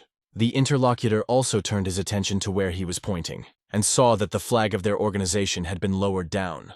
And then he fell to the ground. The Dragon Slayer Knights clutched their weapons and didn't understand how they dared to touch the flag of Centralia. Lamud was angry at these people from Centralia. It turns out that's why no one wants to be associated with them. No one is going to do anything here. I mean, the owner of this place didn't authorize anything. Rudiger turned to Captain Mercia again, and told him to request to raise his own flag with them, because they are now in the land of Basid, so let them ask to work with them to slay the dragon. And in that case, he suggests a fresh start. The interlocutor didn't like that, and noted that Rudiger would regret it. The county heir didn't even know that the central nobles were familiar with pity. All of life is full of regret, regardless of the decisions a person makes. In such a case, they simply have to perform the necessary actions first. Some time passed after their meeting, and Mercia contacted his people. The interlocutor told him about this guy named Vlad, 17 years old. This guy was born in the slums of Sawara in Basid State. Upon hearing this information, the man wondered if it was a slum, but he has golden hair and blue eyes and a heartbeat that he felt in an instant. The man is absolutely certain that he could not be wrong. The events he gets involved in always change their course from the expected one. He was born too far away and also too low. That said, it was all strange, and they say that a good family sprouts anywhere. Though could such seeds really be sown in such a place? After some thought, he told his interlocutor that this information was not enough for him. Let him find out more about him. The one replied that they were able to learn of his deeds outside of Sawara, but his deeds inside the city were not known at all. The restaurant didn't understand why that was, if they didn't have enough spies in the north. The man he was talking to hesitated a bit and stated that as far as he was concerned, already all their vines in Sor were killed. After he became the new mayor, it seems he was able to gain complete control of the city. The captain was surprised, for the man had only been mayor for a short time. The subordinates confirmed it, but during this time he managed to establish influence rather quickly. And for that, he took advantage of missing persons cases. Mercia thought about swords being similar to political power. They should be strong and sharp, but also flu-like at the same time. Of course he's heard of Joseph Basid, and he can't even lift a sword. But he understands quality better than anyone. Seems like the Earl's sons are pretty competent at what they do. They both are, but both can only get to one place. The man thought he might as well try to figure it out himself. In another room, Lamud talked about how there were no secret plans in his day. Even though it wasn't implied, they initially figured out who attacked the village. If you disregard the method used, which is quite brutal, it's no different than knights and dragon slayers using barbarians as bait. Rudiger listened to him and said that means they only have to use traps to catch Lindblom, but that's ridiculous. Suddenly, the sorceress noted that if they couldn't kill the dragon, those could definitely use this as a reason to linger in their territories.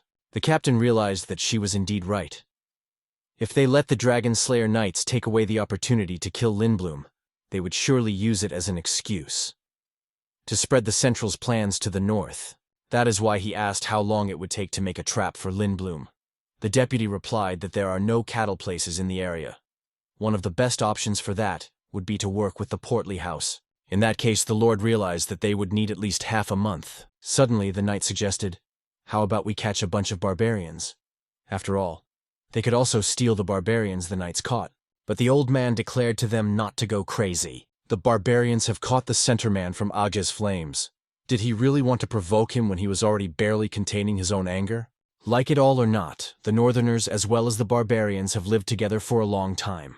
So if they use them as bait, what will happen to the peace they have maintained for so long? The entire North would be engulfed in flames of war just because of their attempts to slay the dragon. The knight who spoke of it realized their mistake. That is why they immediately apologized, for they had not foreseen it. The old man added that a better future awaits them. Rudiger did not interfere with their dialogue, but he realized that Sir Lamud was absolutely right. Whatever they chose to do, the consequences would be dire. In that case, there is a possibility that the Central and also did such a situation. They always enjoyed watching the self-destruction of the North. After thinking about it, he said of what he had heard the horse, "Vlada is very fast." The old man replied, "So he wouldn't even think about saddling her. Everyone in Sor already knows that this horse doesn't listen to anyone." Rudiger wondered if he was really that stubborn. In response, he heard that he was much worse than he had ever imagined. The captain realized that in such a case that method too was out. He thought of borrowing his horse and trying to cut Lindblom off. They really do seem to deserve to be called dragon slayers.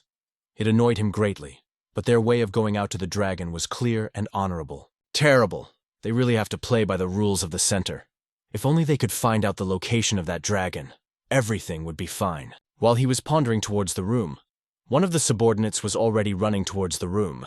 It was Sir Rudiger he wanted. The captain asked what had happened. He was answered that the fortress had been visited by people asking for the gates to be opened.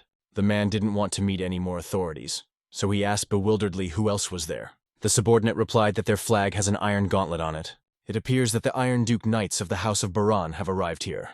The White Dragon at this time continued to enjoy the remains of the humans. He was covered in blood from eating the bodies, and so his rage grew stronger and stronger, and with it the dragon itself grew stronger, about to continue devouring the human. The hero refused the favor indicated to him, saying he didn't need it. But Dorothy reported that his face is not protected at all, and this mark will give him resistance to the cold, so let him do it. Vlad couldn't understand why she only used it on him. Everyone else had their faces uncovered as well. The sorceress explained it was because he would be on the battlefield the longest. The knights have confirmed it, after all? He is the best dragon repellent in Basid. Let him run like a death worm then. And so, while he didn't resist, Dorothy completed her manipulation. Thus, several marks appeared on the guy's face, which surprisingly enough absorbed into his skin rather quickly. The girl instructed him to remember to be wary of his breath, because that imprint was vulnerable. The hero agreed to this, and the sorceress said she would do the same for his horse. The boy allowed it, but asked him to be careful not to bite her. The interlocutor smiled. "A horse is not a dog, why should he bite it?" Here he said it was true, but the whole thing, because he does it often. Gerda once tried to drive a saddle and got bitten. Soon an old man arrived and asked if they were done with their preparations. The boy confirmed that they had. Lamud noted that the scouts had just returned. The dragon had successfully taken the bait laid out by the dragon-slaying knights, so now the situation has become quite complicated. Agua wants to make sure that the slaughter of his tribe was not the work of the Northmen. The pressure between them and the barbarians will last for some time yet. Either way though, right now, they should just put their best foot forward without thinking about it. The old man further inquired if the guy had the details of the entire mission. Vlad smiled and said that there was nothing particularly difficult. He just needed to bring Lindblom to a certain point. Lamud confirmed it. If he led him to the North Canyon, Rudiger, who had probably ambushed him there, would run out at him. At that very moment, though, perhaps Duke Baranov's spears would fly. In that case, if he had any questions. Vlad said there were none. The interlocutor added that he would let him ask in that case. He is a near strategy, is he not? So let him not forget that this is not just a dragon hunt, and the outcome of this mission will determine the future of the North. Now a cold war has begun between the Northerners as well as the Central, Baranov on the east and Basid on the northwest. These two houses are known as the North supporting pillars. The next generation of these families will also be involved in this confrontation, and also along with them will be their uninvited guest, a duke in dragon blood. Their presence alone could already mean a threat to the Empire. The fact that the heads of the three houses gathered in one place is just something. But still, if the two houses working together still can't kill the dragon, then while the Dragon Slayer Knights will be busy with it, the central ones will use the dragon as a reason to slaughter the Northmen. So Vlad needs to remember that Lindblum must be killed by the Northern Sword. The protagonist listened to him carefully and said that he understood everything perfectly. The main character listened to him attentively and said that he understood everything perfectly. After a little while there was a great noise. Those present were wary, paying attention to him. Rudiger immediately understood everything and said that their target was already here. So stepped forward and inquired if the vanguard was ready. They all said in one voice that they were ready. The captain then informed them that in that case they would meet in the canyon. The warriors, along with the deputy of the fortress, set off. Of course, along with them went in the main character. Rudiger watched them carefully as they walked. Suddenly Baranov wondered if this servant was sure to cope. He looked young enough. The heir to the county noted that he didn't have to worry about it. He was his best move. Even though this guy really doesn't look like that, but he has already lured a death worm to the surface of the earth once before. And much to everyone's surprise, he couldn't even ride yet. The interviewer just couldn't believe it, so he said it was all nonsense. But Rudiger added that that's the kind of person Vlad is. He always does something unexpected. Baranov realized that a person's age really doesn't say everything about him. What matters is experience, as well as skills. Everything he has accumulated to date will determine the success of the mission. The man thought that in this generation of House Basid, only Rudiger was worth paying attention to. However, it turns out that it's not like that at all. There is another worthy person. A little time passed and the squad leader reported that, based on their intelligence and captured barbarians, Lindblum should be right on course. You could say he's in a pissed-off state right now, since he has violated his own territory and is now moving south, ignoring his normal behavior. In this case, you could even say that it's as if it has its own purpose, the leader asked, wondering if he meant to say that the dragon remnant had gained intelligence. The interlocutor explained that he should only have the basic instincts of a normal monster. That said, if he realized he was a dragon, as they said, magic was a possibility. The deputy fortress thought that last time, the death worm had also only targeted pilgrims. In that case, does he really think he is a dragon? As he moved on, he saw unfamiliar footprints, so announced that it looked like they had found the right place. They were really lucky that it had snowed last night. All the other tracks had been covered, so now only Lindblum's tracks were visible. He must have passed through here quite recently, so should follow the trail quietly. Thus, the whole troop leisurely began to advance, and outside the loggia, the sun was even starting to gradually set. Vlad found the situation rather strange. They said Lindblum was moving south and ignoring his normal behavior. But the tracks, in turn, are heading north little by little, and they're leading them toward the woods, where his movements will be pretty much restricted. Just when he thought about it, a strange feeling enveloped his entire body. In a few moments, he realized that the situation was really bad. It turned out to be a trap, and the monster was already right in front of him. Together with the guy, he met his gaze, and then the hero shouted for everyone to scatter. The knights turned to his side, not realizing what was happening, and a moment later, they saw the white dragon attack Vlad. Fortunately, Vlad managed to twist away at the last moment thanks to the way he had guided the horse. But the situation turned out to be very dangerous indeed. The ferocious creature wanted to kill all these people. The deputy ordered the others to light the torches immediately. Of course they performed all of these things too, but these torches were unusual and magical. To all this, everyone else was ordered to surround the creature and distract it. So the knights on horseback immediately surrounded him, confusing the dragon. Lindblum had a misunderstanding of what was going on, and everything was swirling around him. He confusedly began to look in different directions, and what he saw seemed to him as if it were a fiery knighthood, and they were on different sides, preventing him from advancing. Lindblum made the decision to act, so he tried to charge his breath. Those present found that he was preparing to attack with his breath, so it was necessary to spread out faster. The dragon had already gained the necessary amount of energy to exhale, and so blue flames spread around the area which he spewed from his mouth. It, in turn, was directed at a specific person, and as it spread over his body, it began to form a larger crust of ice. Therefore, this warrior, along with his horse, was frozen. But after this happened, others immediately rushed to this man's defense. Several men struck hard at the dragon literally at the same time. In the end, they saw that it only got his attention and he was barely hurt. But what happened? These people just couldn't believe it. While they were confused, the leader shouted for them to get away. Of course, the subordinates tried to do so, but it was quite late. Only eventually did the knight see that the monster was already near him. And after another moment, both men were destroyed by the creature. The deputy realized the situation was critical. Therefore, realizing the gravity of the situation, he immediately applied his battle energy. When it did, his torch lit up like a bright flash. Lindblom just couldn't help but notice him, so his attention focused entirely there, and he began to gradually head after the man. The deputy yelled to everyone that he would lead from the front and let them keep their distance. So he made the horse run with all his might, and the monster sped after him. Of course, the others were not left out and followed as well. They didn't throw the creature out of sight, but they tried to keep their distance. After accelerating, the dragon made an unexpected movement. It jumped upward, and did so in order to make a run up the mountain, which was on the left, to the deputy. The man just couldn't believe his eyes. The monster they were after didn't just chase him away, it was ahead of him.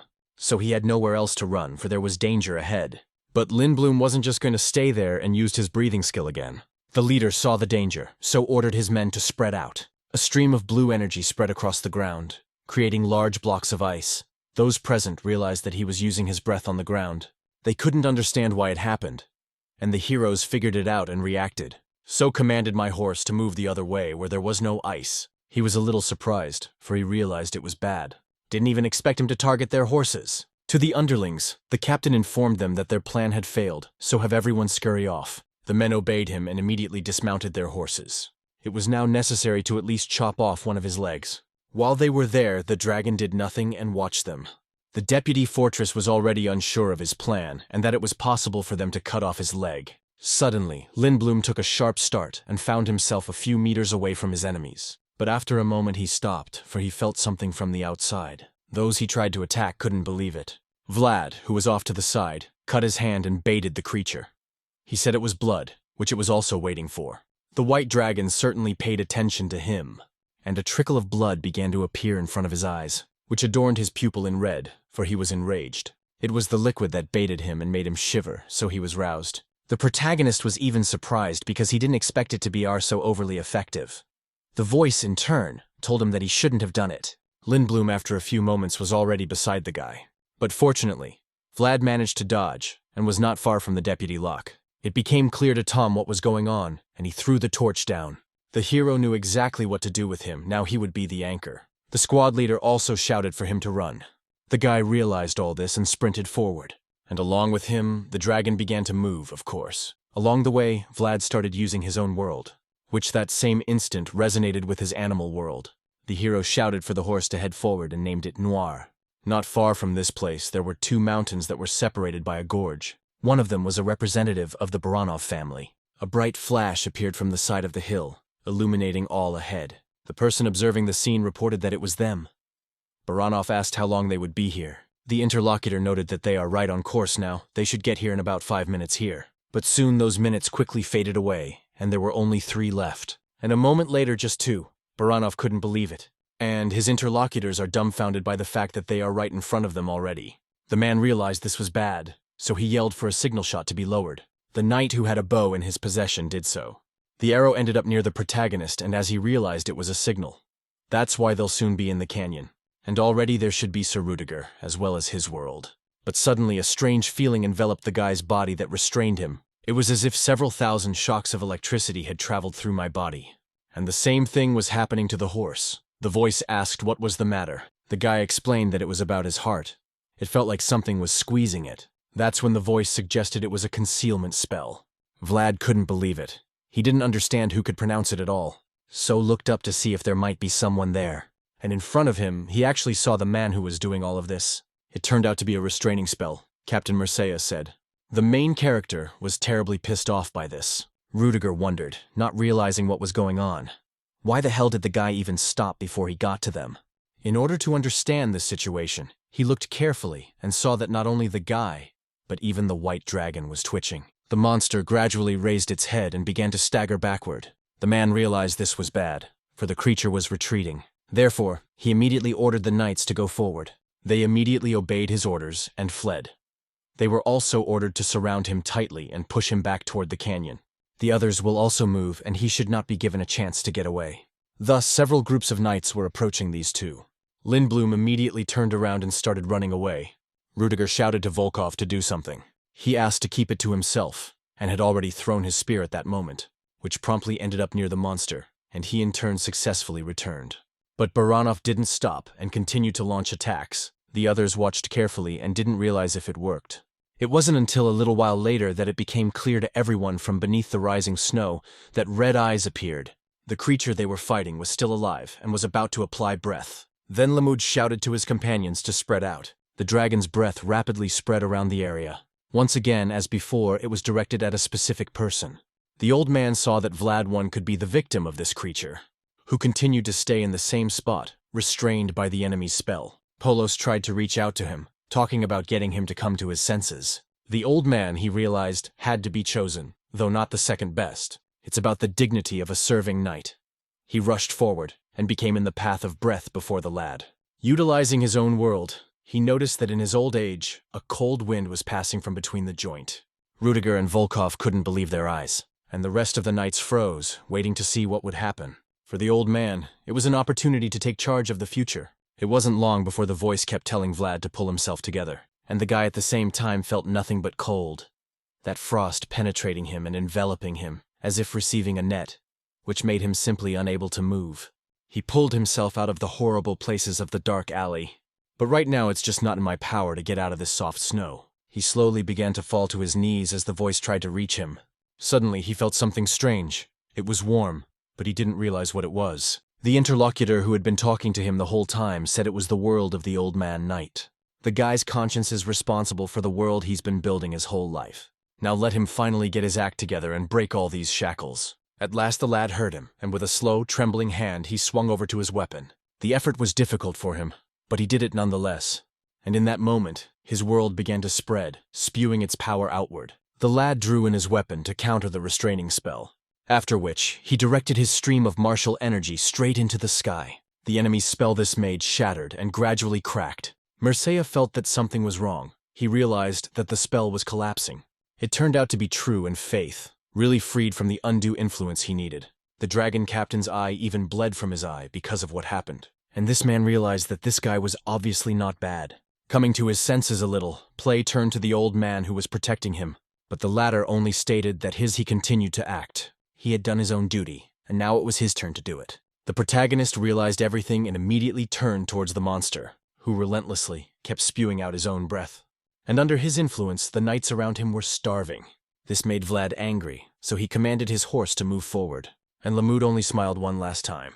Rudiger realized that the engraving would help them withstand the cold, but it would be very hard for his men to move now. If he deployed his world there, he would trap literally everyone in it. It really annoys him. Are they really going to lose because of a measly step difference? Suddenly, he saw the main character appear from behind the snow up above. The guy had already applied his own world and was rushing forward with confidence. The voice was telling him to use all his power now. Swiftly, the hero moved closer to the creature they were fighting, and the monster jumped towards him as well.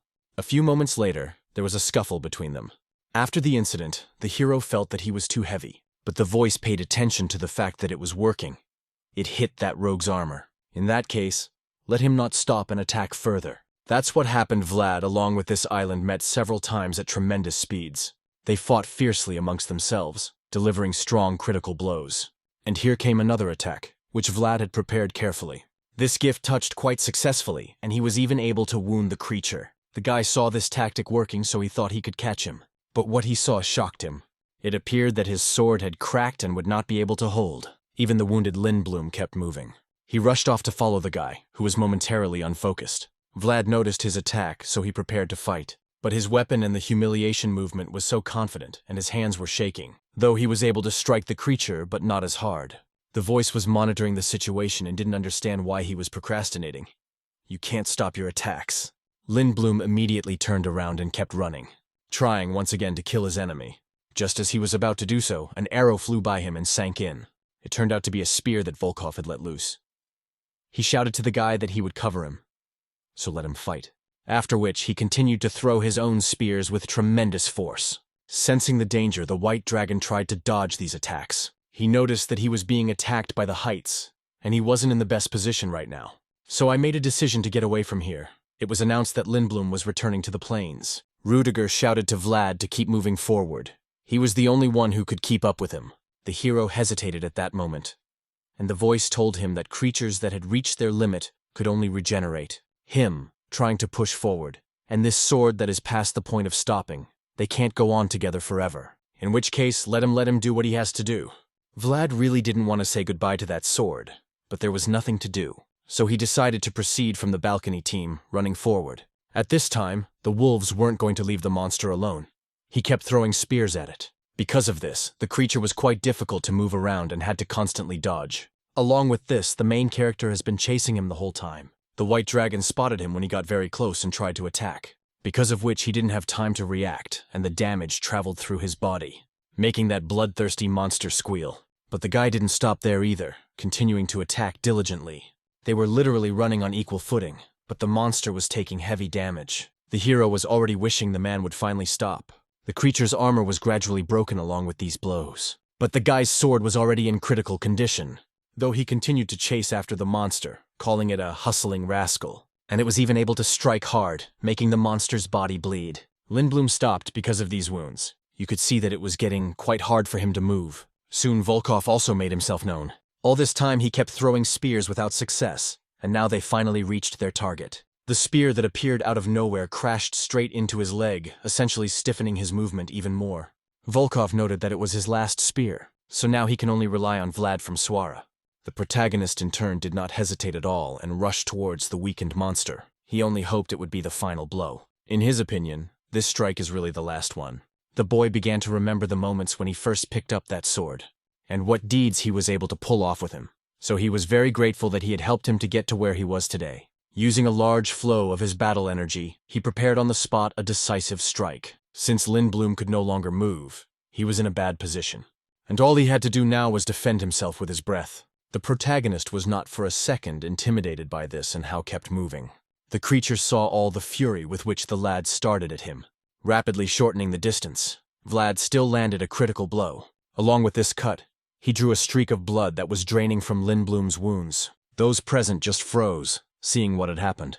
Mercenaries couldn't believe his own eyes. Along with this blow, Lad also said goodbye to his weapon with tears in his eyes.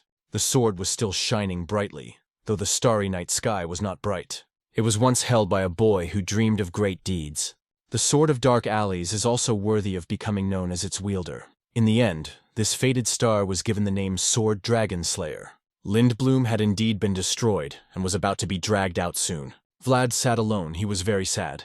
At that very moment, Rudiger came up to him and thanked him for a job well done.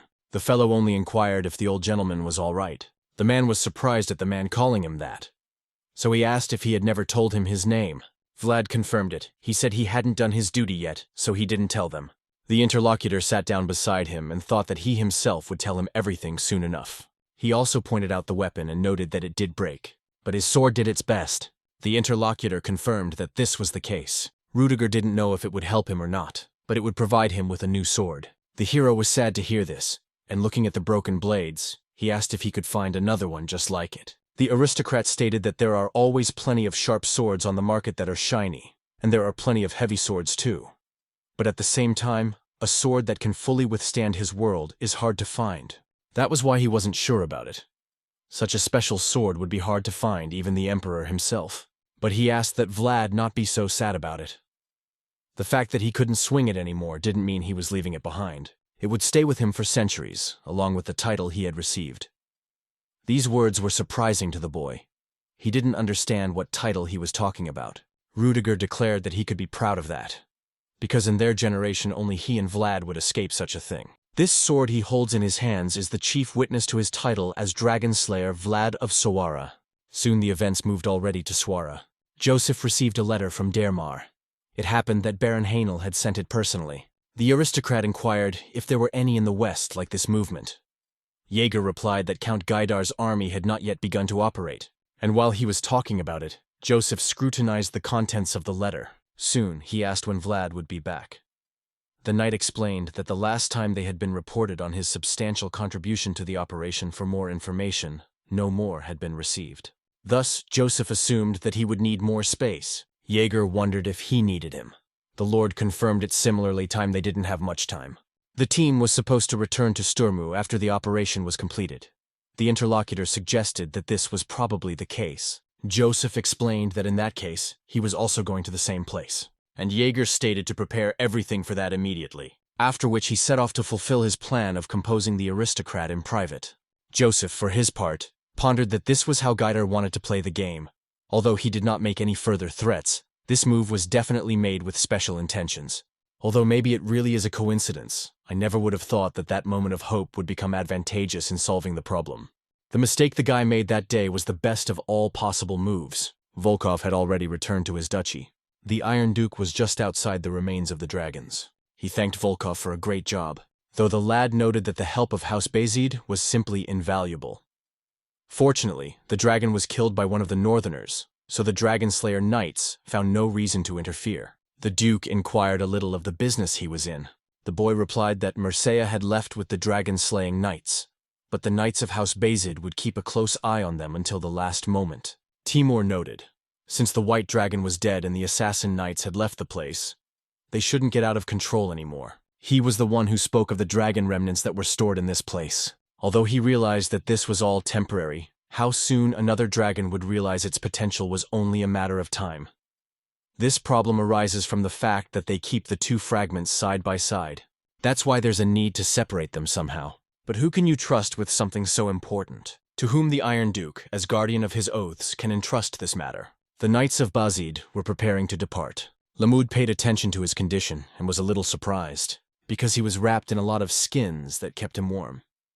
He asked the boy if he was carrying a corpse. Vlad explained that there was a very cold wind, and it was still a long way off before the assault. These words made the old man smile, and he noted that the man of the north was afraid of the cold. The boy inquired, but didn't he say that at that age, bones were already starting to hurt? Lamud called him an asshole because of it. He can't believe he remembered it. Anyway, stop tying him up so soon he won't be able to bleed to death. It seemed to Rudiger that the preparations were already finished, so he asked Captain Mercenaries if he would go with them to Sturmu. I'm sure his father will be happy to welcome visitors from afar. The interlocutor said it is certainly rare and an opportunity, but he is not sure that he will be able to be there in peace. In that case, the Earl's heir was not going to insist. He was ashamed to let the authorities walk away empty-handed, and as Sir Volkov took the spear, he lasted into Lindblom's leg. Perhaps the captain of the Dragon Slayers wants to take at least the tail with him. Mercenaries replied that he had had enough of his good admonitions. Rudiger then stated, apparently on his long journey home it would only be a burden. They will deal with the barbarians who were captured as prisoners of war. So they ask you to leave all matters from the north to the north and enjoy the road. He agreed to that. He asked if he could have a last word with the new Dragon Slayer. Rudiger didn't want it, but agreed, certainly not for long. He won't let him go if he tries to create something again. It was as if Mercenaries didn't know what he was talking about. The man replied, does the man really think he didn't recognize everything? Earlier, as things happened, he saw the fellow stop with his horse. He could not understand what was going on and why he suddenly stopped. He then turned his attention to the reflection in his blade and saw Mercenaries, by which it was obvious that he was using his spells. So now Rudiger told him to remember that, because there won't be a second warning. The interlocutor noted that he understood everything. That's how they both broke up. The Dragon Squad captain realized that he had indeed acted rashly. This was an opportunity to see that guy's world. He has nothing to be upset about right now, though. He was able to see the most important thing, after all. Here was talking about all the luggage being packed and wondering if they'd forgotten anything. Although he and the old man had lied a little. Suddenly he heard a familiar voice behind him informing him that he wasn't bad. Vlad turned around to see who was talking to him. It was Captain Mercenaries who reported that it was quite impressive. Hero Cold noted, if it wasn't for some people, he would have done even better. Either way, the dragon captain was glad to meet him. But it didn't seem to be all mutual. Vlad immediately turned around and said with his cold gaze that he had no reason to be glad to meet him. But on the contrary, There were hundreds to not want this meeting, Mercenaries stated, sounding sad. It sounds like his intentions to keep him from getting into a dangerous place were misunderstood. Hearing this, the guy asked to stop talking nonsense and leave if there was nothing more to say here. The captain felt a powerful yet calm aura emanating from this guy. Could it be that he had matured so much in such a short time? None of this is surprising, though, because it's the way it should be. You should always hold your head up high. That's the kind of man he was born to be. Mercenaries agreed to his words and said he would ask a few questions and disappear from the place. And his first question was about the heart. Does he start a killer incredibly fast, every time he sees a dragon? The hero stirred when he heard that question, and began to remember the very feelings he had experienced then. The next question that came up was about Lindblom's blue blood. Didn't the guy happen to feel thirsty, but looking at her, the guy stood in a stupor, and the interlocutor stepped closer to him. Then the man asked again if he wanted to drink dragon blood. A short time later, the events shifted to Basid County, the main town of Sturm. The hero was in his room, but he was awake. He couldn't sleep because of all the ruminations that rolled over him, and remembered the dragon captain's question, asking if he had had enough to drink dragon blood. It seemed to the guy that it was all just nonsense, but he already knew that his heart would pound every time he saw a dragon. Even when he faced Lindblom, his heart reacted. But who is this man anyway? And how in fact he knows things about him that the guy himself doesn't even know? Suddenly his musings were interrupted by a knock on the bypass door. Vlad rudely replied not to be disturbed and buggered off. The door was opened by Mr. Rudiger, who was surprised at how cruel he was to him. He had fought with him against the dragon, and twice at that. The guy immediately stood up and apologized. He explained that people came and kept asking him about those events, so he couldn't stand it. The interlocutor understood everything, because he thought that he had some latent dislike for him. Early inquired if he could come in. Vlad politely asked him to do so. The aristocrat entered and noticed the living conditions of the servants. He had never been in such a place. The hero wondered what had brought him here. That's when the man put down the briefcase and said that here was the sword he had recently promised him. It, in turn, was forged by the best blacksmith, Basid. It is not only strong and sharp, but also light and very well balanced. It was forged by a blacksmith who was reputable not only in the north, but in the entire empire. So it would definitely be suitable for the one to use it. The hero was a little confused and said he thought it was too much for him, but the aristocrat objected that it was just right for a dragon slayer. This is the reward he should receive.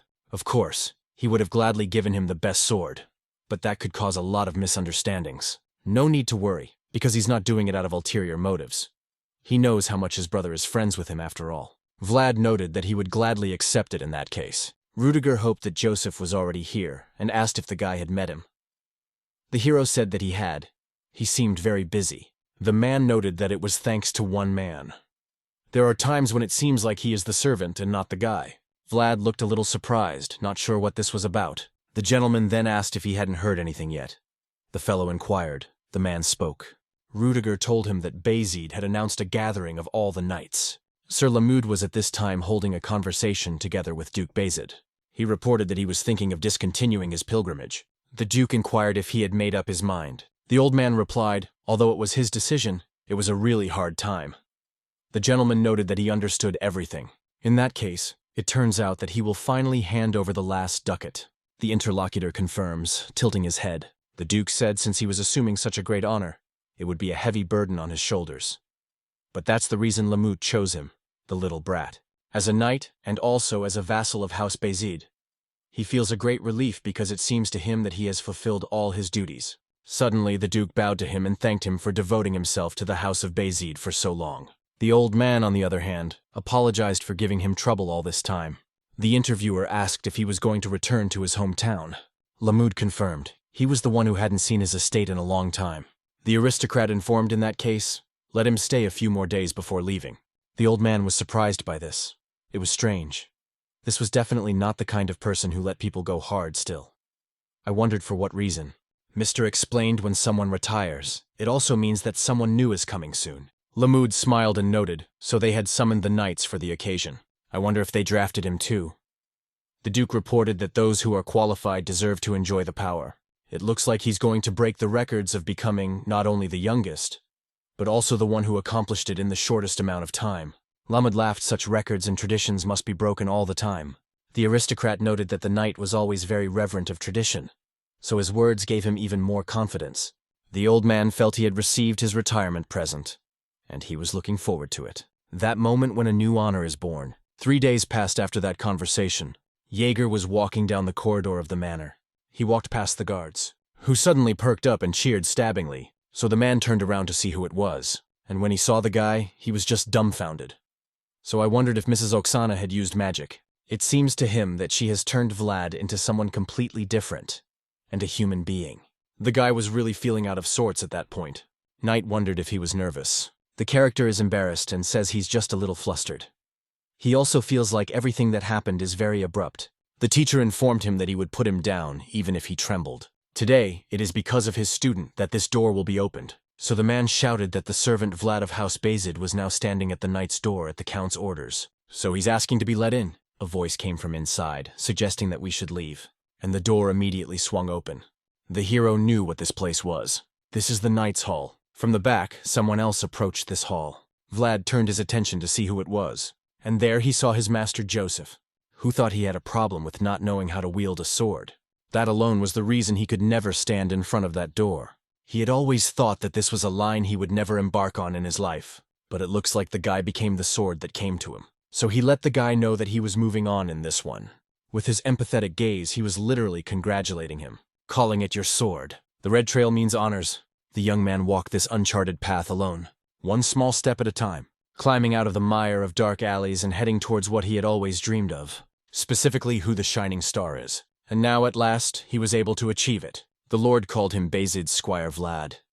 He's done well to get here. Let him take the code of the master swordsman, eternally unchanged his left hand, and will also carve this one into his own heart. A knight must continually return potential. This is the first rule of a swordmaster. Even when faced with enemies, they were determined to protect this young man's potential, for that was the duty of every knight. The count went on to say that a knight should always listen to his mind.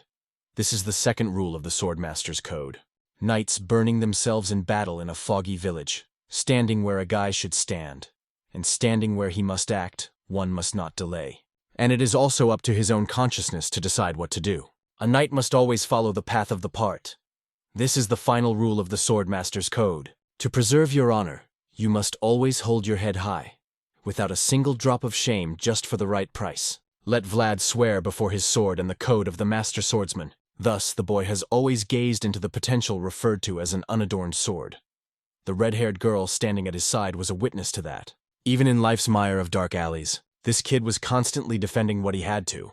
A knight who has seen the smile of a rose can vouch for his conscience. And lifting his gaze to the stars, this boy tried to grasp them with his bare hands as he moved forward. So even though he didn't know the code existed, he still did his best by abiding by it. The same unpainted sword that has been with him all this time is a witness to that. And so it came to the point where the guy swore. He will defend the swordmaster's code with all his strength. Peter Basid, as the patriarch of House Basid, began to order. Being only an inferior squire, when the fellow went down on his knee, let him rise as a noble knight. And so the guy slowly began to rise. He is Lady Alicia's knight. It is also the one who protected the lives of the children of blessed San Rosino, and the dragon slayer whose name was written in the snow with Lindblom's blue blood. And now there's also a newly minted knight recognized by House Basid, Vlad of Swara.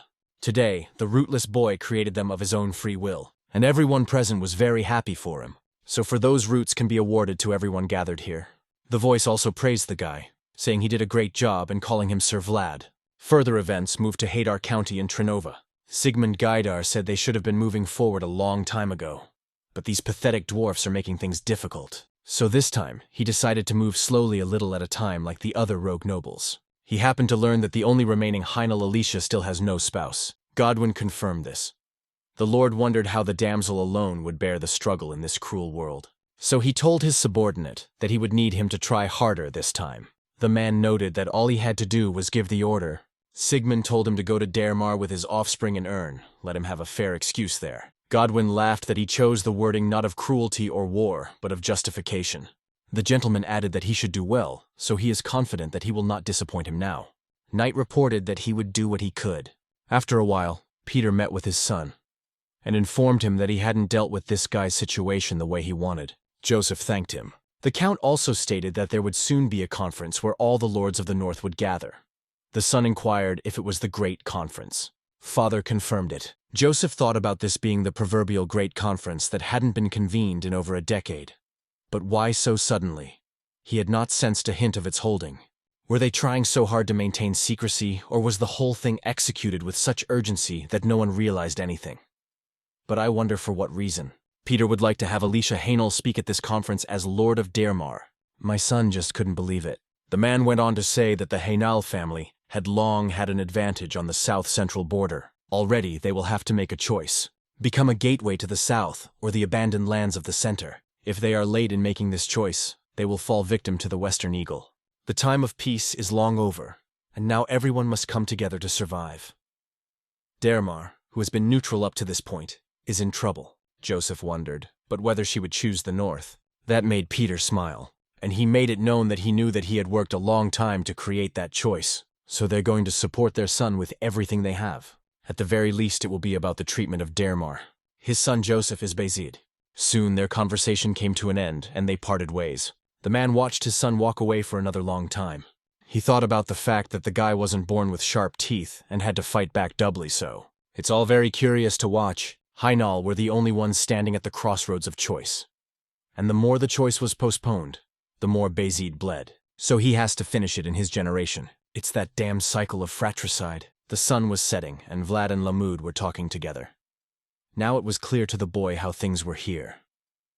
The old man noted that he wanted to show it to him at least once.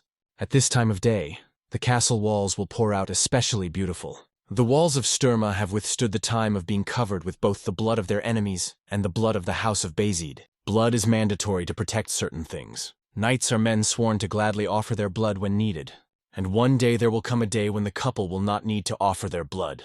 Voth smiled and said he knew it. Finally, his interlocutor introduced himself and stated that his name was Lamud, so let them call him Sir Lamud from now on. He also held out his hand and asked to take something.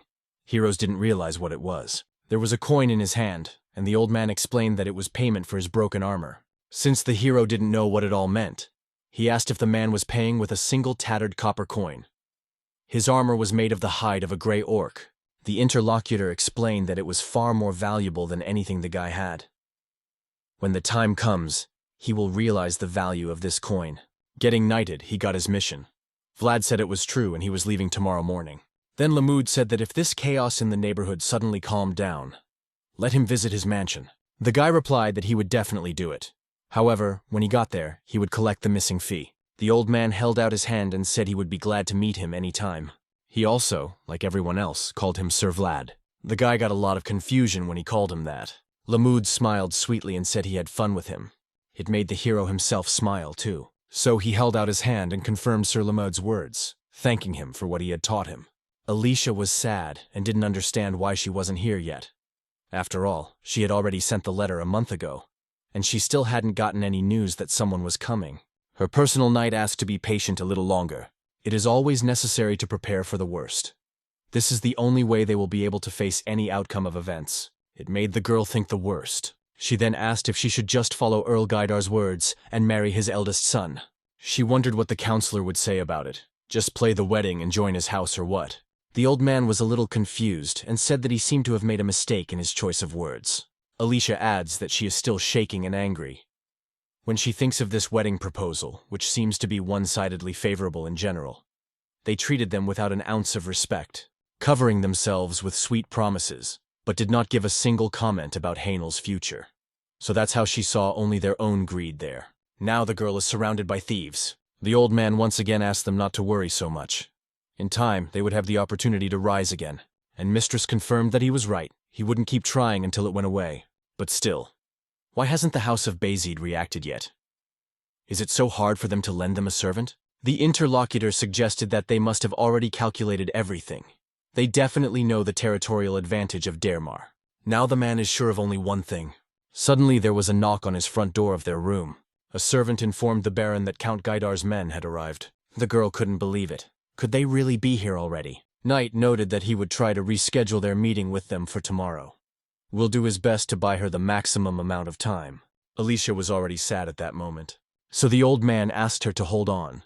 A hungry eagle will spare no one. Count Gaidar's heir, Istvan Gaidar, arrived here. He noted that everything here is very backward. Godwin reported that Dermar has always been like this. They prefer war to diplomacy, and they'd rather turn to farming than commerce. Istvan stated, in other words, They could just be called boring. Further inquired if that means he doesn't have to do anything. Godwin asked to at least introduce himself.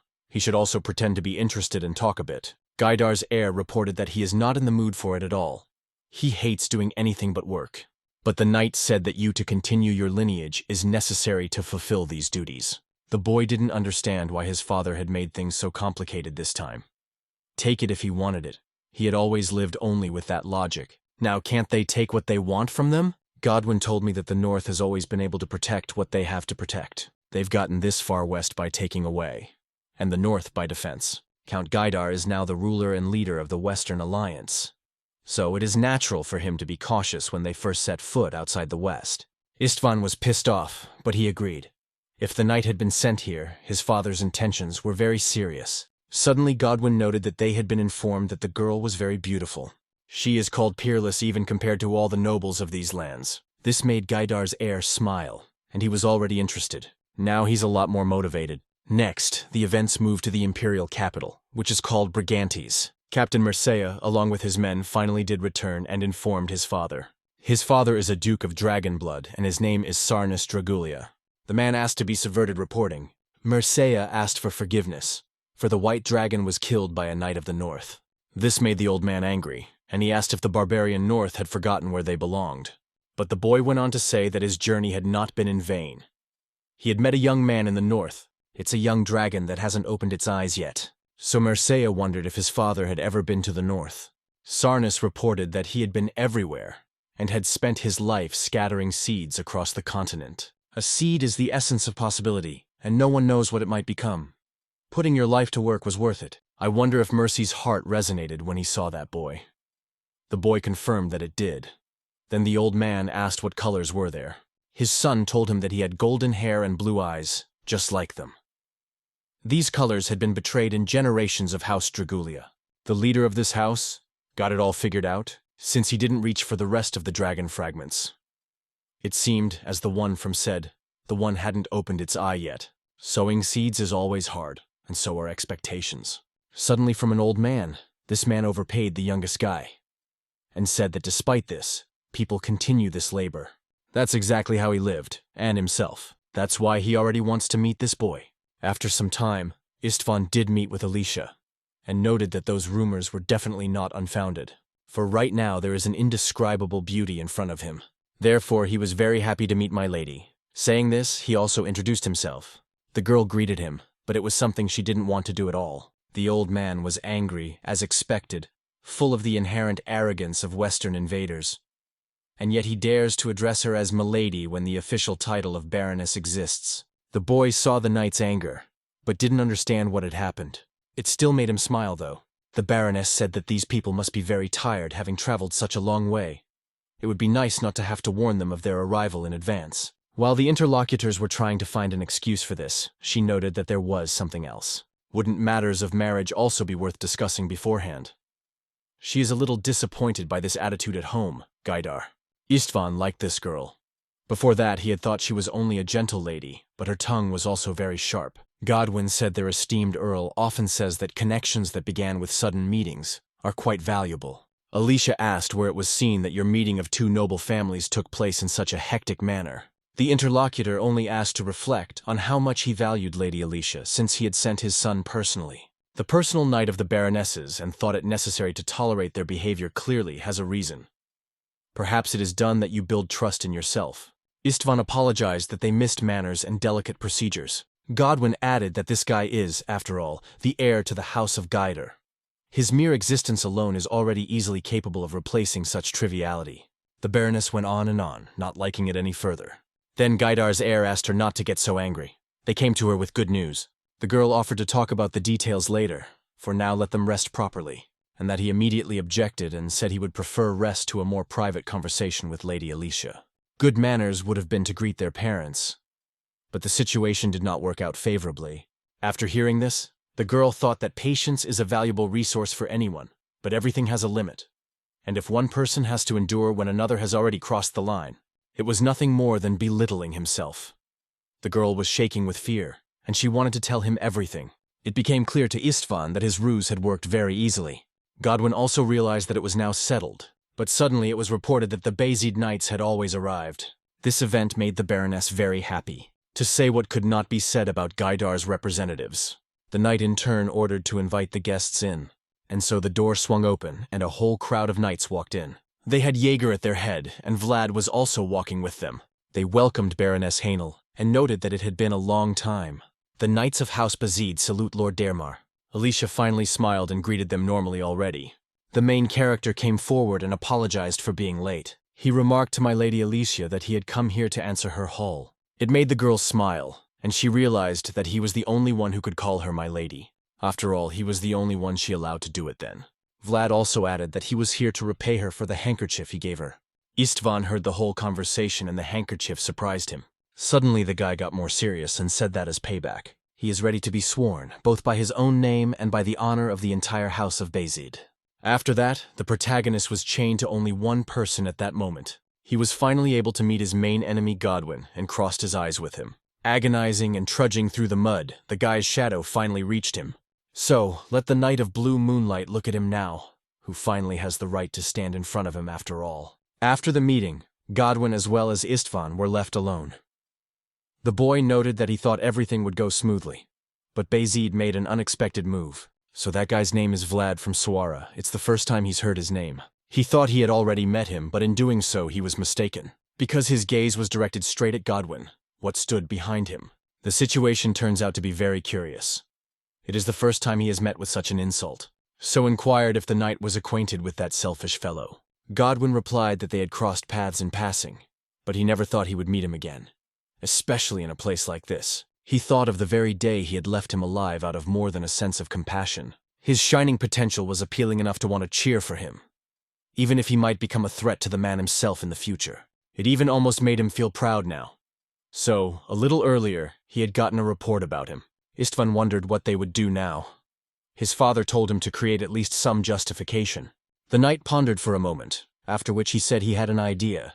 The winner takes all. This applies to all areas of life. Alicia held a conversation with representatives of the Basid family. She noted that Sir Joseph had said that he would ensure that the union of the two houses would endure. But with Sir Jaeger here in person, it seems no more proof is needed. The man handed over the letter and said that the gentleman had asked to deliver it in person, saying that as long as Sir Vlad has Lady Alicia's handkerchief, it will be difficult to turn down Gaidar's wedding proposal. The Baroness read the contents of the letter and said she understood everything. Jaeger explained that Sir Joseph was doing everything for Dermar. The girl confirmed that so maybe her grandmother was from Oscar's house, just like the video Oksana, which means she also carries her blood in her to some extent. Her personal knight, surprised to hear such information, and Jaeger reported that this was all true. The Basid lent her their swords because they are bound by blood. Alicia noted that if the Countess becomes her godmother, they could easily refuse to marry. After all, in that case, Gaidar's eldest son would have to get her permission first. But the girl is worried about not becoming a burden to the Countess. The knight noted that Lady Oksana had said she would be ready to receive Lady Alicia whenever. The Baroness's personal knight realized that this proposal seemed truly flawless. However, it also implied that Basid would be allowed to interfere in Heinel's affairs in the future. Just as he had thought, the Basids weren't doing it out of sheer goodwill either. But still, for now, they just don't have a choice. Has he really calculated the situation up to this point? Joseph Basid is a truly frightening man, and Dermar is already on the field he has drawn. Soon the girl inquired if she needed to decide right now. Jaeger noted that there was no need to do so. They were well aware that the event might aggravate Lady Alicia. Then the Baroness thanked her for her understanding. Duncan realized that it was now very awkward. Hadar is using the wedding proposal as an excuse, and Basid is using the defense as bait. Can't Lady Alicia trust anyone completely? After not much thought, she lifted her head up, and then turned to Sir Vlad and said that they had not seen him for a long time. She wonders how he's doing and if his current job is too difficult. The boy, without hesitation, announced that he would do his best for Lady Alicia. This was his order, but it is also his wish. The interlocutor and her knight were a little embarrassed by this. But the look in Vlad's eyes was very confident, which spoke volumes that he was telling the truth. Duncan realized this, and was glad that there was one person the Baroness could confide in after all. It is this little fellow here who supports Lady Alicia without condition or scheme. The girl remarked that she was immensely grateful to Sir Vlad. Then she asked me to show her the shawl. She thinks after all this time it will need to be adjusted. The guy reached for the spot where he was supposed to be. Alicia wondered if he had valued it so much all this time that he had even worn it under his breastplate. Not a bad feeling. So the guy finally did get the handkerchief out, but he wasn't alone, to which his interlocutor definitely took notice. On top of her shawl was some other shawl with Zamina's name on it. Vlad himself realized that he had pulled out the wrong handkerchief. But just a moment later, it was no longer in his hand. It came out that he was grabbed very quickly by Alicia, and even his voice was surprised, for he didn't even see her move. The Baroness looked carefully at what she had in her hand, and said that it was not her handkerchief at all. The hero explained that it was given to him by a close friend, and he's using it. Alicia said it said Zamina's name was written there. I think it was his girlfriend. The guy confirmed it. He and she had literally grown up together. The interlocutor was just confused by this, but she continued to smile. So the hero didn't notice anything wrong and went on to say that this thread is made of pure cotton, so it is comfortable to use in any situation. Duncan was just horrified, thinking that this guy didn't understand anything at all. Jaeger pondered the fact that this crazy idiot let him just shut up already. The hero felt that he was out of place. What was written on the faces of those present stipulated that as well, and Vlad realized that he seemed to have clicked somewhere again. The voice added that he had done it, and very hard at that. After a little while, an angry Jaeger was saying he hated dumbasses, and his student is the dumbest person he has ever met in his life. He managed to ruin what Sir Joseph had worked so hard on with some fucking handkerchief. The guy's stupidity must be on the level of talent by now. The main character realized his mistake, so apologized. He didn't know it would come out like that. The master wished he could hit him really hard, but he tried to be patient. He'll turn 18 after winter. You have to treat him like an adult. Besides, he's already a knight. So he waved his hand and told the guy to leave. But Vlad stayed where he was, lifted his head and continued to stare at him. The man wondered why he was standing here. He said he could walk here, didn't he? Or does he want a lesson like in the good old days? The hero said that, to be honest, he'd prefer it, but why can't he just kick his ass? Jaeger got even angrier because of this, and ordered him to stop talking nonsense and just get out of his sight, because he doesn't think he'll be able to keep his temper today. Then the guy quickly said goodbye to them and ran away. The master had no way of knowing what he should do with it. At last, the lad came out of the room under which he was already expected. He turned his attention to these people. It was the knights and the attention that was solely on him. Vlad was surprised and wondered what they were all staring at him for. He was answered that they would like to have another look at such a cool guy. He has the charisma of a hero, as well as the glamour. But does he really carry two women in his heart at once? If so, he's really good, and it's true. Vlad indicated that he would like to be alone. The guys said this one should be done, of course. Then a room should be assigned to him. Their newcomer showed himself to be special from the very beginning. The hero noted that in that case he would just go. Then the interlocutors said that it would be necessary to warn Hainal's maids. After all, who knows what might happen to such a traitor? The boy walked down the hallway and pondered why things were so confusing. This handkerchief, after all, just happened to be there, and he was so eager to give his best in his first night's mission. And the rest of the knights are good too. Not only to hold, as they just laughed at him. The voice noted that there was nothing wrong. From what he had seen, they were not mocking, but had warm feelings. It looked like the Knights of Rudiger had fully accepted him as their partner. The guy knew it well enough himself. Something like this had happened before. Whether they are hooligans in alleyways or high-ranking knights, all people behave in extremely similar ways. In any case, he didn't have much choice now. The water had already been spilled. And that's why he's got nowhere to go right now. She soon turned her attention to that tree and wondered if it might fall over. It had been quite some time since the last time. Alicia was very angry at this time. She noted that the more she thought about it, the sillier the situation seemed, even if he lacks the basic knowledge of how it could have been kept with another woman's handkerchief. Duncan noticed that at least he was able to keep it clean, and the girl stated that it goes without saying, but the old man objected that this was not true, especially for young men of his age. Perplexed, the mistress asked why she thought of it that way. The interlocutor noted that the guy had taken on some pretty heavy missions, and the fact that he kept the handkerchief clean after them only means that he takes special care of it. Still, what happened was just an accidental mistake. He does not believe that he had any offensive meaning in this action. At least, unlike the others, he had raised his sword against the Baron without too much external motive. The girl thought about it, and soon even confirmed it. Meanwhile, the old man turned his attention to what was happening outside the window, after which she asked Mistress to look over there. The boy stood in front of their main tree and prayed. Duncan said that in every such action lay what the Basid held so dear in this boy. It finally made Alicia smile. and she noted that he hadn't changed at all, and something else caught her attention sharply. She saw a guy heading towards Vlad and asked who it was. The old man couldn't believe it. He asked the knights if there was anyone eating outside would report to Sir Jaeger immediately, and Istvan was approaching Vlad at the same time. The hero met again with the white serpent, who illuminated him with its warmth. The guy asked the voices if the memories had come back yet.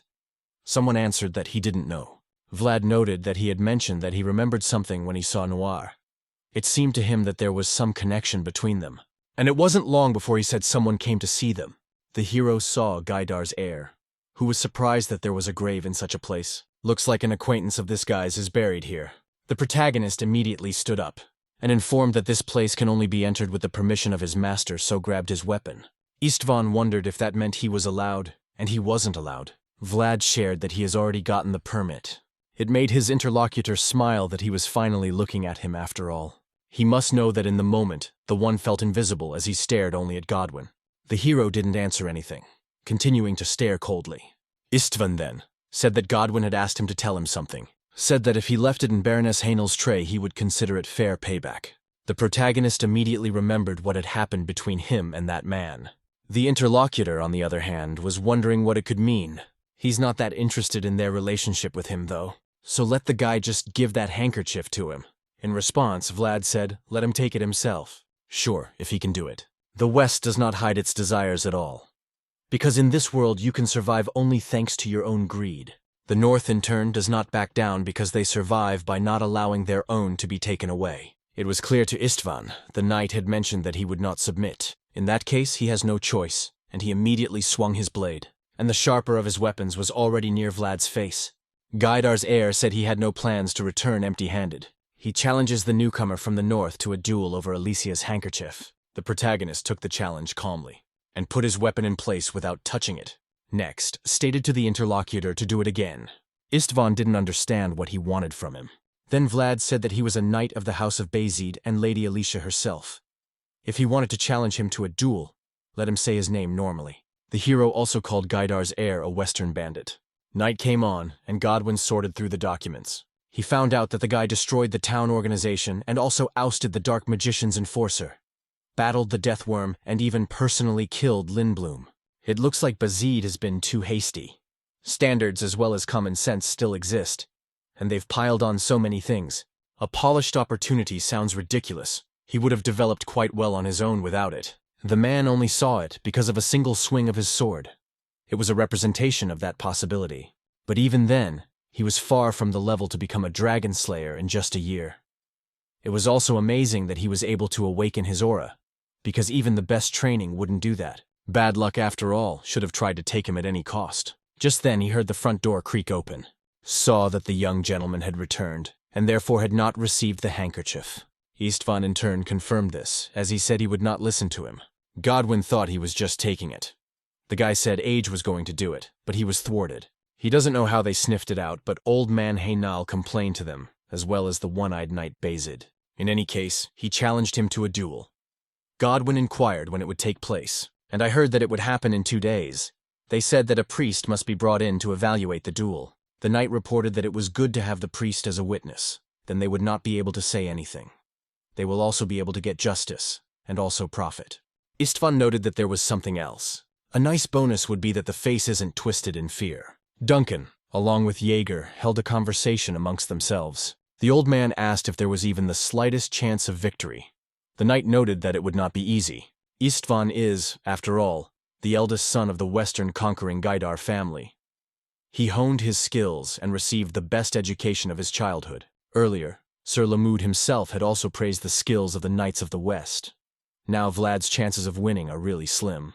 Duncan was grateful that his interlocutor was being honest with him. But that would put Lady Alicia's handkerchief in the hands of the enemy. Jaeger smiled and asked not to worry too much. This kid was fighting under the identity of a squire, after all. And on this occasion, Sir Joseph was officially vested with the full authority of an earl. He did not send them out without a plan. Duncan inquired, wondering if everything was all right then.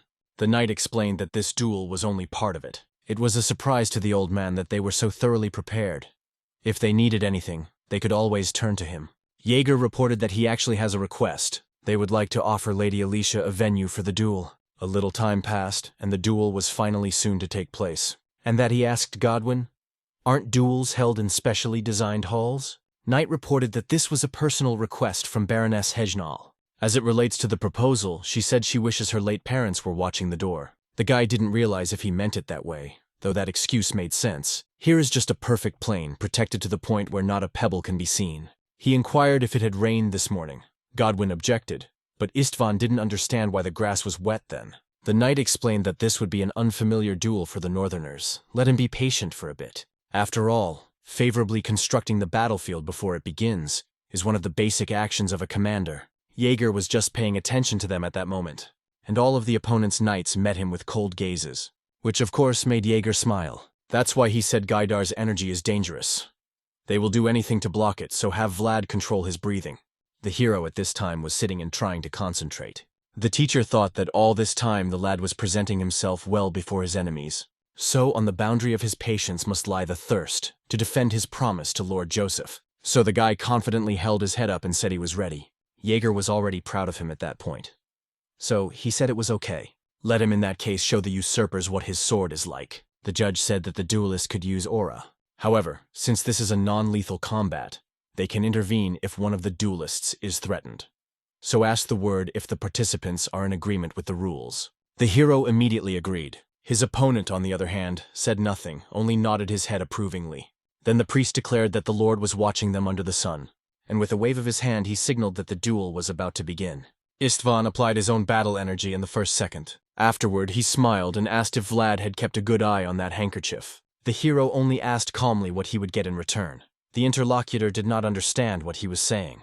Vlad explained that he was talking about what he would get in return if he won. Will his opponent even give him his sword? Istvan, this made them seriously angry. The hero added that he had heard that in the West it is common for everyone to steal something from each other. And it seems that this man is just as proud of that.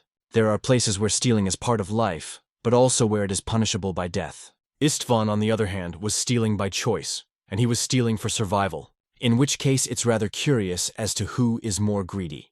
Finally, the hero applied a fighting stance. Gaidar's heirs didn't realize what his posture was. The hero saw the surprise on his opponent's face and hoped he would like it. Suddenly, the remaining knights of the Basid family lowered their weapons. Istvan couldn't understand what was going on. Vlad added that they were being prepared especially for him. Godwin saw their opponent's knights thrust their swords into the ground, which can only mean one thing, that they were expecting a duel from the beginning.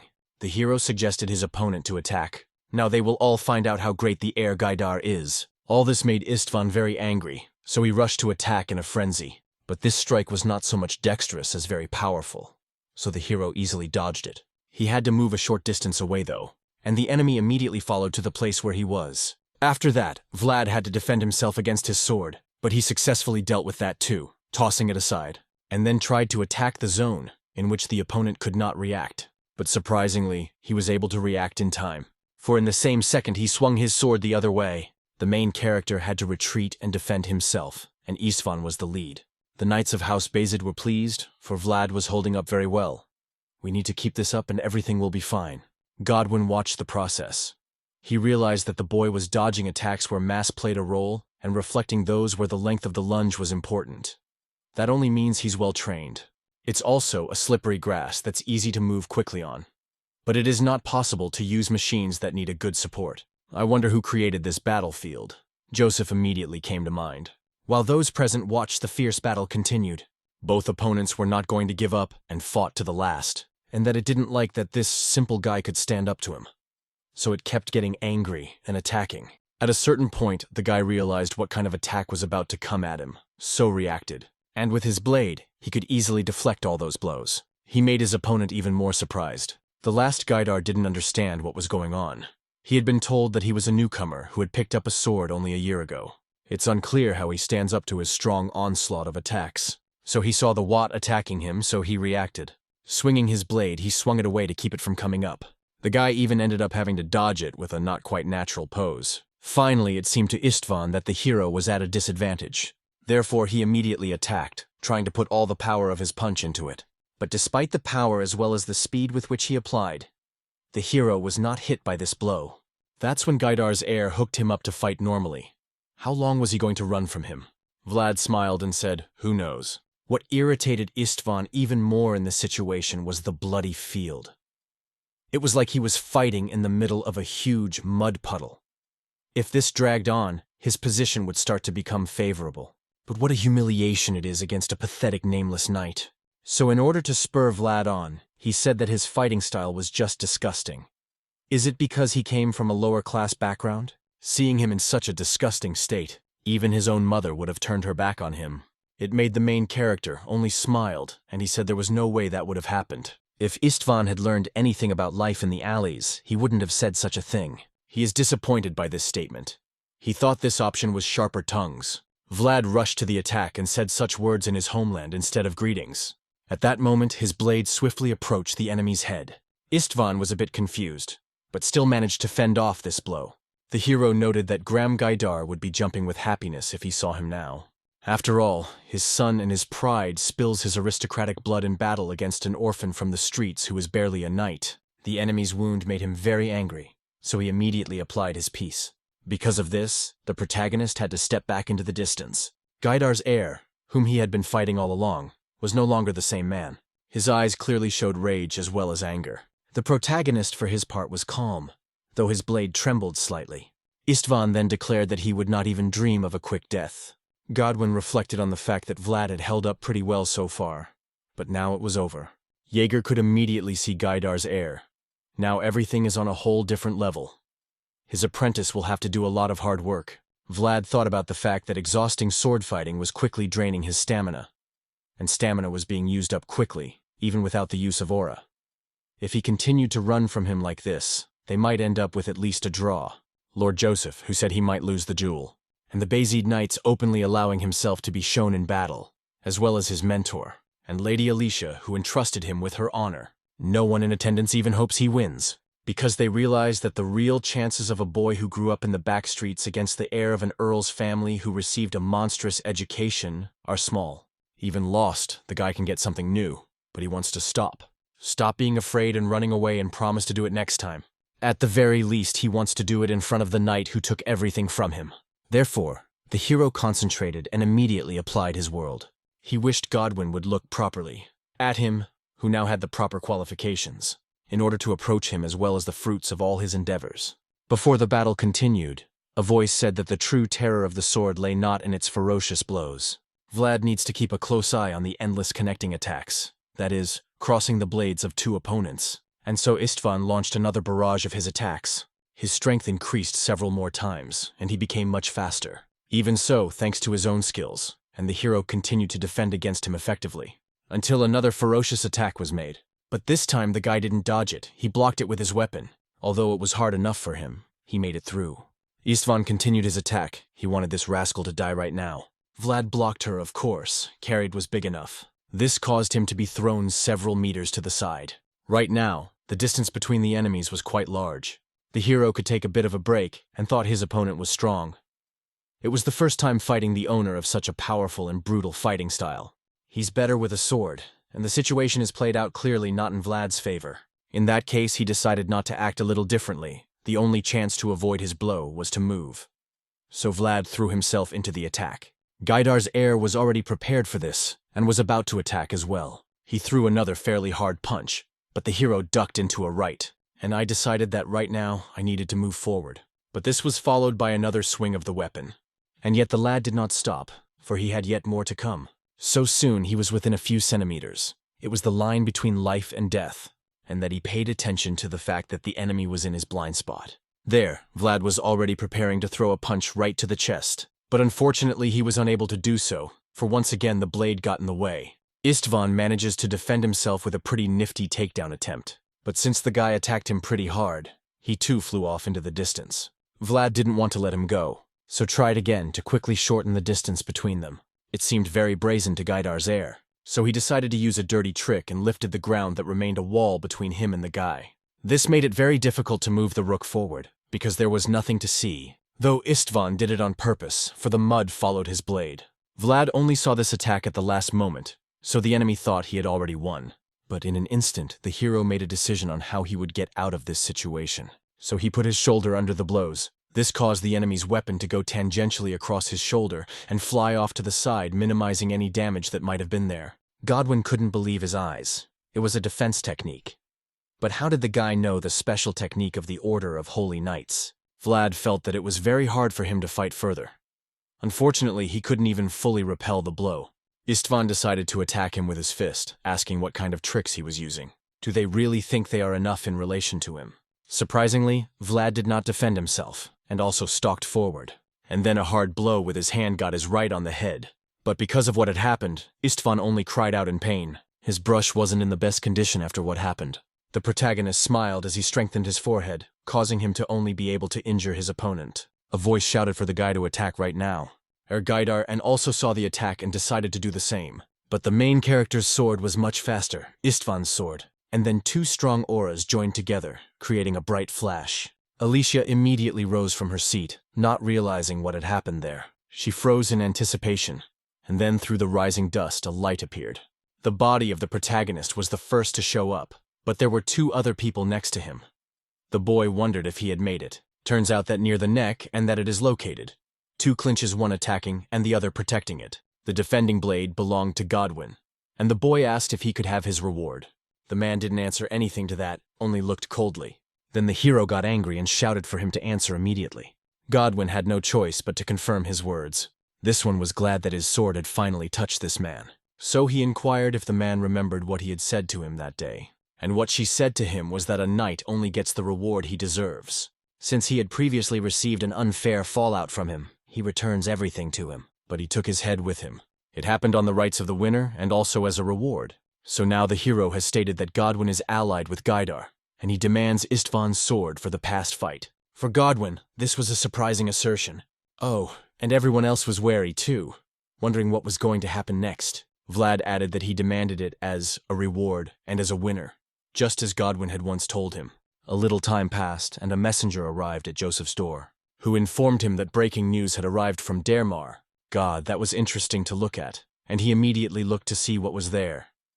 He thought he was preparing Vlad as best he could on this mission was too difficult. One hopes they at least avoided a worse outcome. But what he saw surprised him greatly, and he said it was unexpected. So he asked Borden if Istvan of Gaidar was easy to beat. The interlocutor objected that it was not. Now this guy is only a little over 20. But there are no more promising knights in the West than him. In some circles, it is even believed that he will become the greatest knight of the West. With these words, the knight confirmed Joseph's opinion. After all, he had created this plan based on that. Heir to the conqueror of the West, Count Gaidar. For Vlad's debut opponent, there was no better option. He's known for his strength, so even if he lost, Vlad wouldn't tarnish his name. And if he pushed Istvan away even once, he'd be famous by now. Moreover, if he ended up losing the flow, Alicia would have no choice but to grab onto Basid's outstretched hand. It turns out that his knight doesn't change in any way. But it makes the Lord smile. Next, Joseph addressed Borden about his last request. Knight noted that he had prepared everything flawlessly. The master told him to call it off, and the subordinate said he would do it right away. But when the realization came to him, he asked what this one meant. Joseph explained that he would have to redo the plan from scratch. The interlocutor did not understand why this was so, but he had been working on it day and night. The gentleman added that the situation had changed. He had prepared for the worst, but completely neglected to consider the best outcome. Borden thought this situation and crying was only for him. Duke Gaidar's knights were disappointed. The Basid knights, on the other hand, are very happy. Jaeger advised that they could not ask him about it, and yet they know exactly why he took the sword. Godwin advised that in that case the negotiations are cancelled. Jaeger added that if they understood everything, then let them come back. Gaidar's knight immediately put the paper on the table, and before he left he noted that they would meet again. Jaeger would not yield to this man's grailing, and said he had picked a better day, then he would meet them in person. To all of this, Godwin asked for wishes for success, and turned around to leave. Jaeger was left to sit alone and think about the boy. He crossed the road to the real monsters. Time passed, and over tea Alicia asked, would they now have to accept Lord Joseph's proposal? Duncan confirmed this, as she had turned down Gaidar's marriage proposal with the help of her knight. It was indeed a serious relief for the girl. No matter how warm her relationship with Basid was, she felt bad about burdening them. You don't meet many knights like Sir Vlad, the old man confirmed it. When the mistress asked how much he thought he would grow, the interlocutor hesitated. After which, he said that if he continues at this pace, he is the one who has a good chance of becoming the face of the North in the next generation.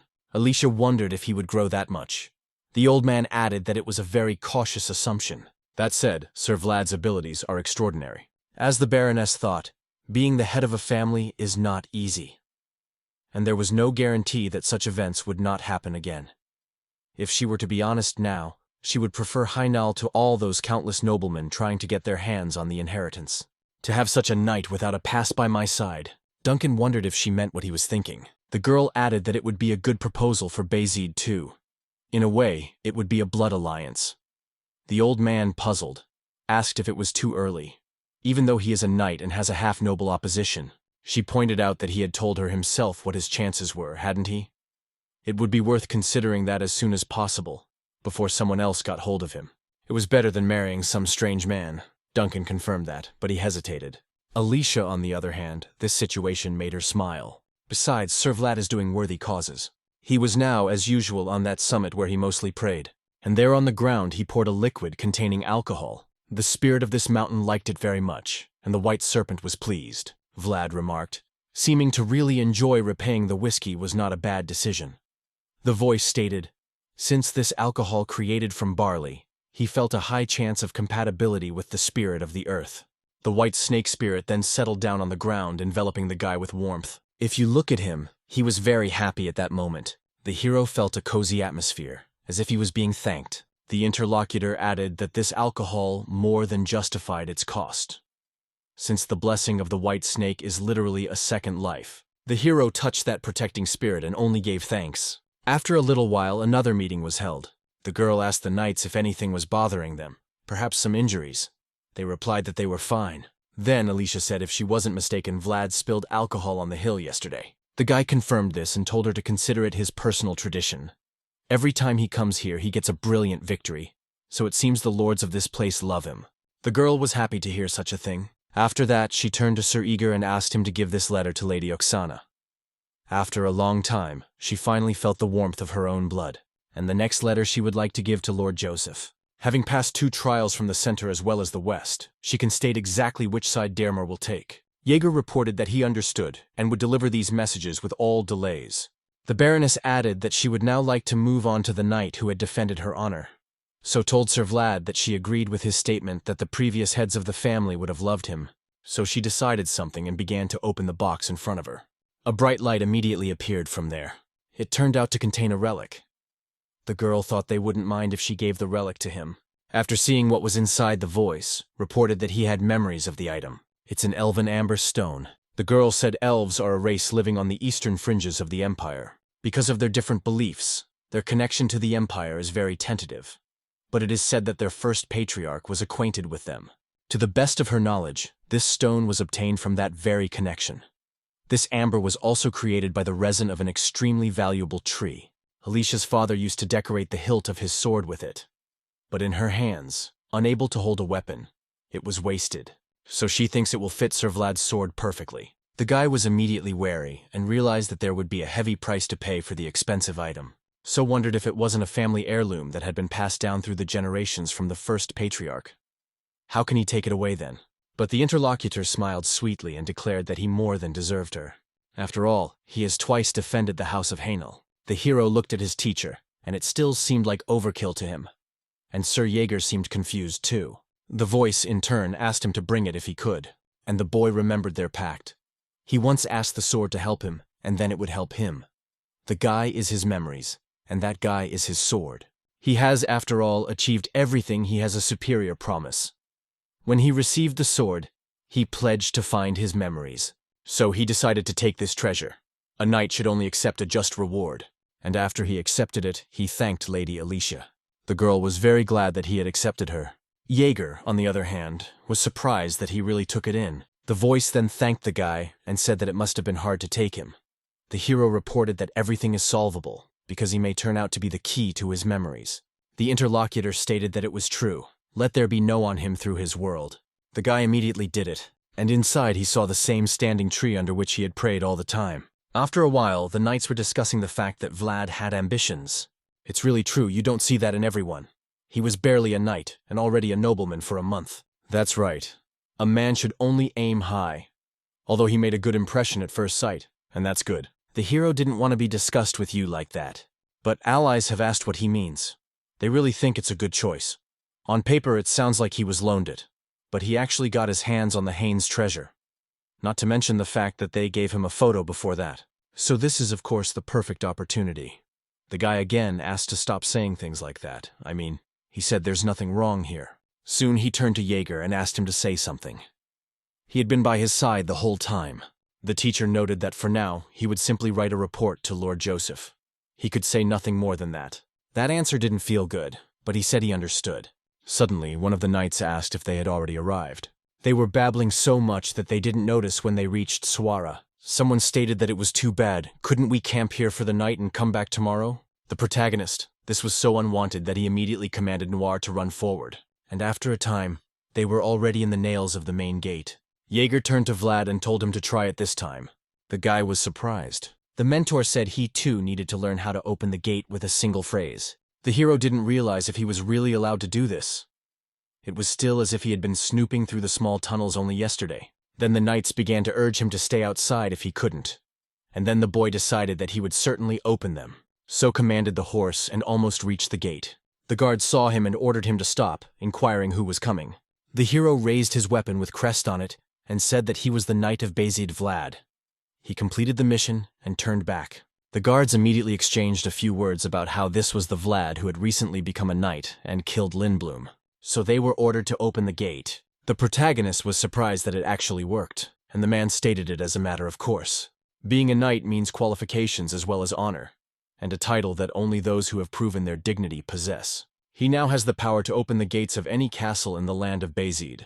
The guards apologized for not recognizing Sir Vlad immediately and asked to go inside. Jaeger told him to hold his head up and walk forward confidently. Let him take his first step through the gate he had once passed through as an alley boy, and now here comes in as a knight named Vlad. Also, after a little while, the Gajdar County detachment returned to Trinova. Gaidar wondered to his son if after this he dared to call himself a knight. It was necessary to give him his own head. Istvan apologized to his father. The gentleman turned his attention to something that made him even more confused. It was his son's arm, which had been broken and all rewound, so the man got even angrier. He was furious and wondered what that pathetic look was all about. He just thought things would finally get better, but he'd taken it and ruined everything like that. It wasn't even the all-around badass Rudiger, and he lost to a fucking green rookie who'd just gotten his knighthood. Does he seriously think he only lost his sword? He had just graciously handed over all power over Dermar to the Basids. But he's even more worried about where Godwin was looking. What the hell was he doing here while his son was being humiliated like a puppy? Knight stated that he was deeply sorry, but the gentleman couldn't understand what had even happened there. Didn't the man say he knew him? Godwin reported that, to be more specific, he should have connections with the Earl as well. I mean, this guy was raised by a deserter named Jorge. Gaidar got very angry when he heard that name, so much so that when he grabbed the wooden part of his throne, he broke it apart. It's horrible that this piece of shit is ruining it for him all the way to the end.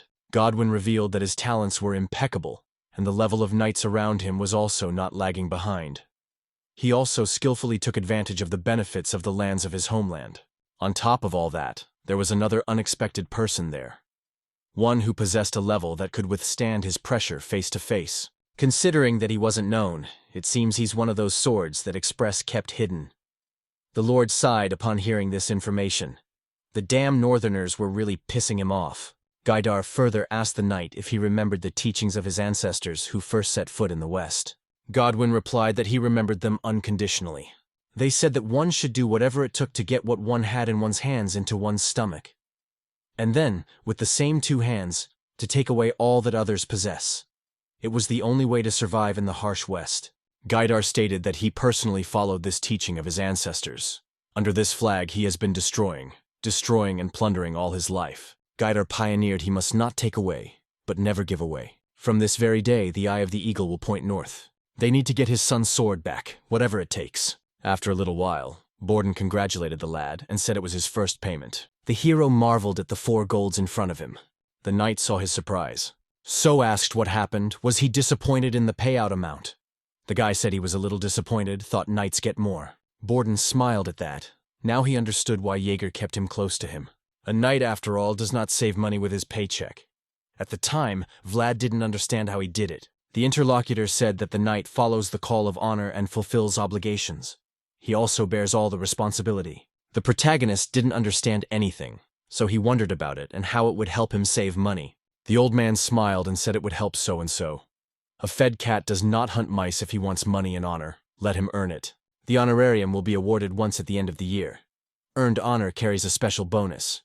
The guy's got a lot to look forward to this year. He's done a lot. The lad inquired in that case what about duties as well as responsibilities.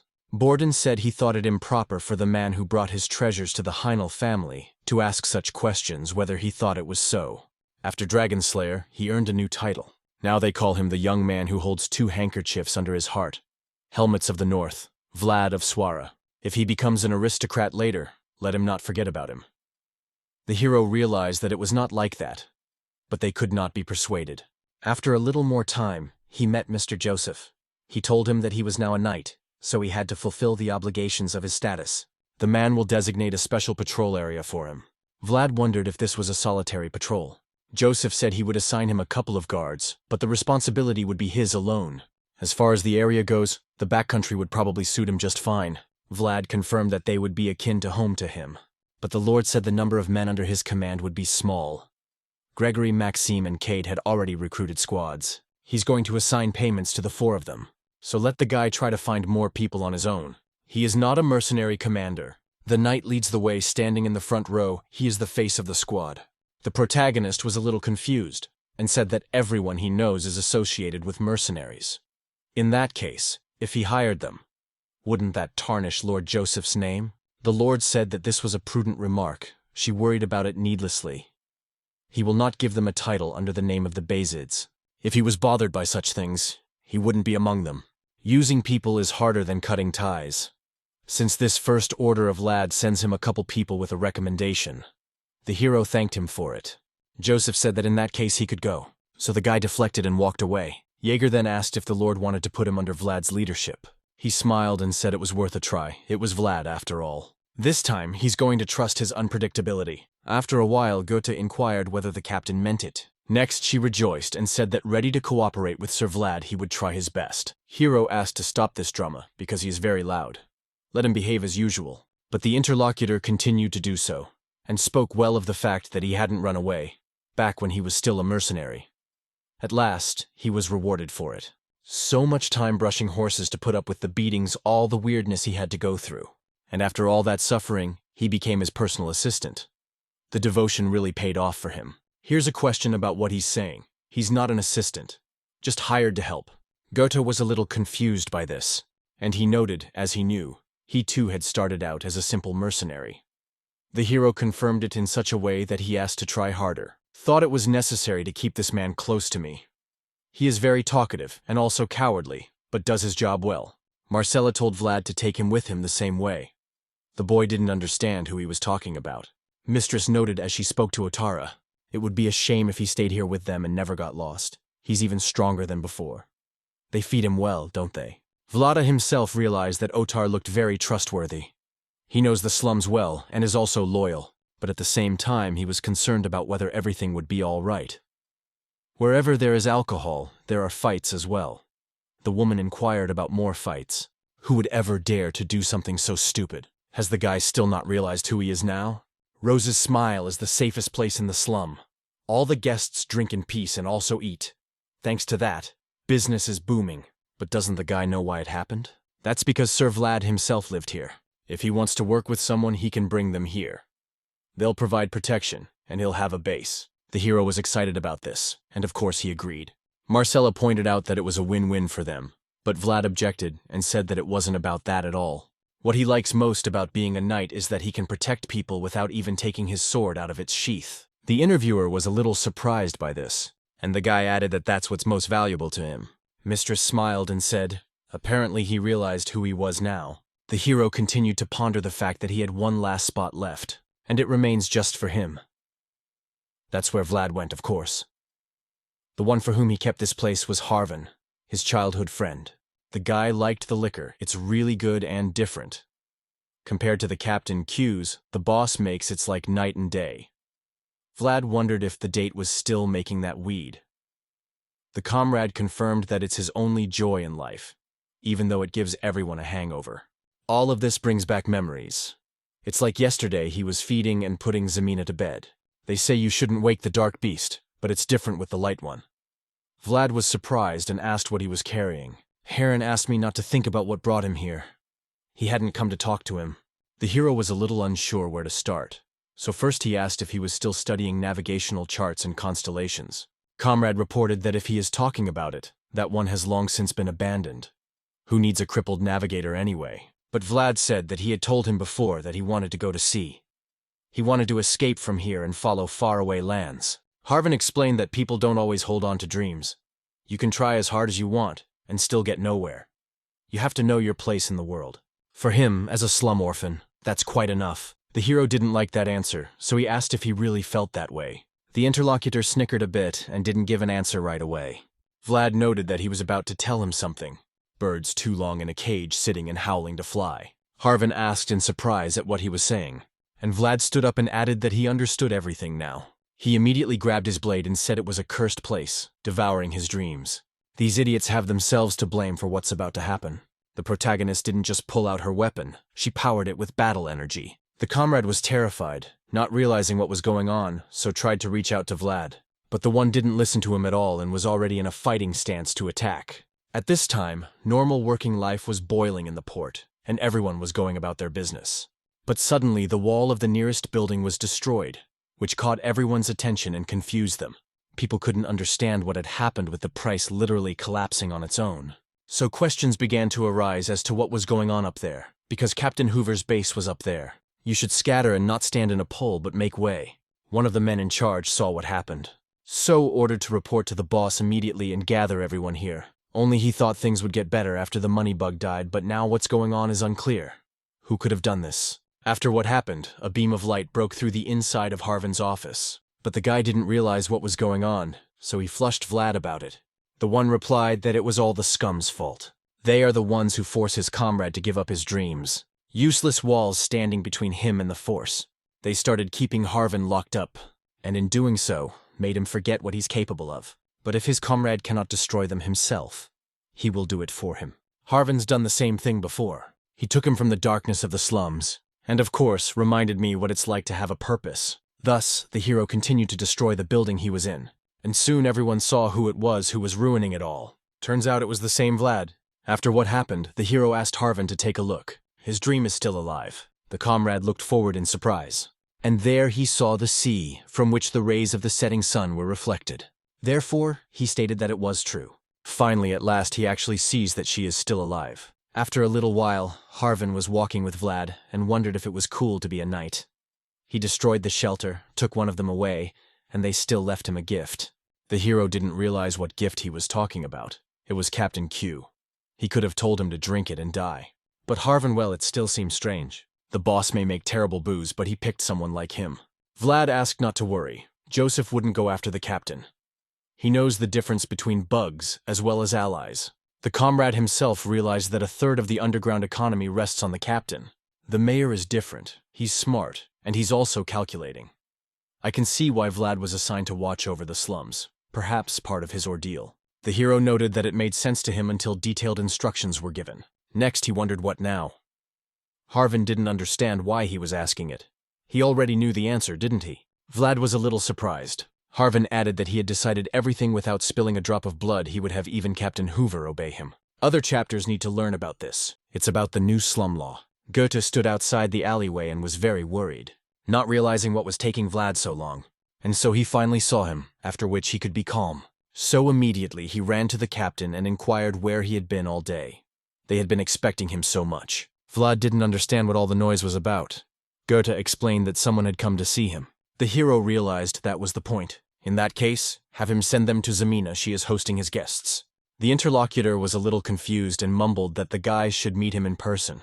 Together they all headed to the stables, where Noir was very angry. And he was angry because a barbarian had come to see him, who noted that the horse was as impressive as ever. All of a sudden, Lad came inside and wondered who had let the stranger into the stable. What would happen if Noir bit him? But next he saw who it was, and he didn't expect to see him here at all.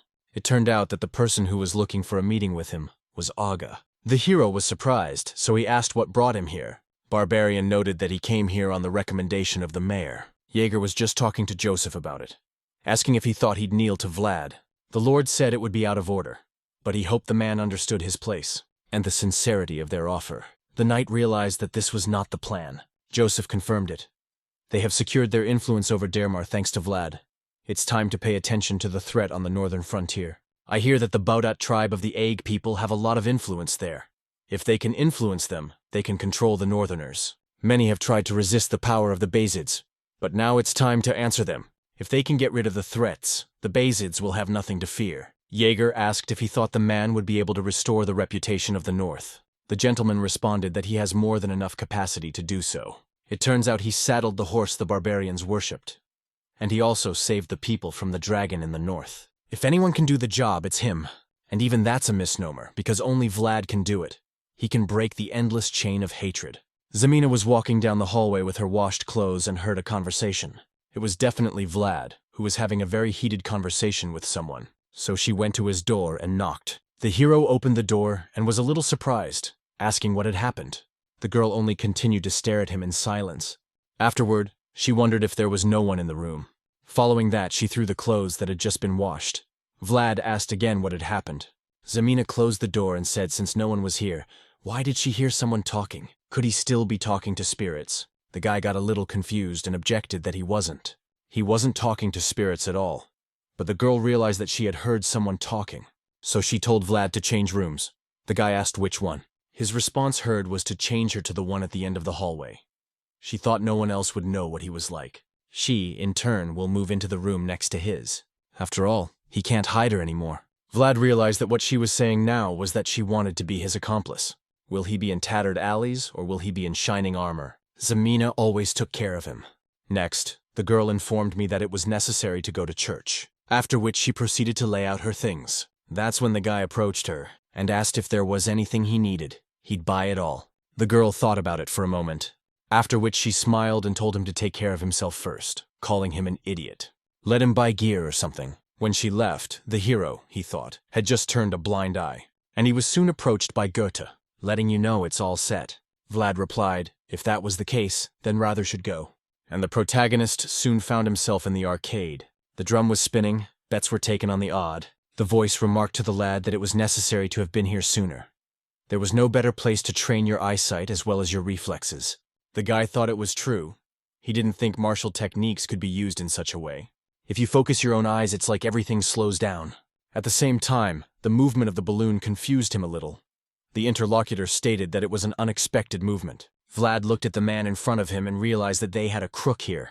It comes out that he cheats the gambling houses. It's as if it's a matter of course. The same man turned his attention to the guy, and he saw the cold evil heat that looked at him. It caused a chill to run down his back, making him tense up. The hero realized this was just the perfect opportunity. He needed a reason to fight. Suddenly a man approached Sir Vlad and asked if everything was okay. If he had warned them he was coming, they would have greeted him properly. Vlad noted that it sounded like he needed permission to be here. The man smiled and assured her that it certainly wasn't. He offered to go upstairs. Their boss was already waiting for him. The hero stated, means sitting in a comfortable chair and waiting for him personally to come to his feet and fall. In that case, is he still a back alley boy to them? The man with glasses became wary when he saw that look. Then the guard approached Vlad and said that even though he was a knight, everything had to have boundaries. But just moments later, he received an exile punch in the side. This caused him to fall to the ground. Goethe smiled, asking what boundaries we were talking about. Knights do their duty, can't he see that? Egwe was a little flustered, asking if they could be killed. I think it's no big deal if that happens. The man with the glasses couldn't believe it. If it was a barbarian, what was he doing in Soar? Hero stated that these men would have told the boss to come down to see them. Now all operations in the gambling house are prohibited. The interlocutor was horrified, not realizing what this was all of a sudden, and Vlad said he definitely wouldn't do it a second time. Have them bring the logbook immediately. After the past happened for a while. Gregory met with Vlad and said he made a lot of noise, certainly a lot. They say he took down 2 organizations from the nooks and crannies. The protagonist greeted him as well. The man held out his leg and told him to take it. This Hammon is the pride of the House of Canner. Portletty had once handed one to him. The boy confirmed this he had shared with Lord Joseph, and he liked it very much. Gregory didn't understand, but who could not like it? Then Vlad accepted it and thanked her, and saying that he would eat it with pleasure. But why does he give it to him? Does he want to ask for something? The interlocutor was confused whether the bribe was so obvious. Next, he got a little embarrassed and appeared to want to talk about his territory. If he spoke openly, it would appear that he had a personal gain. The hero remarked that it was okay. He could tell him anything. Then Gregory reported that the man in question was a man they call the Black Bear. He runs the meat trade in the nooks and crannies.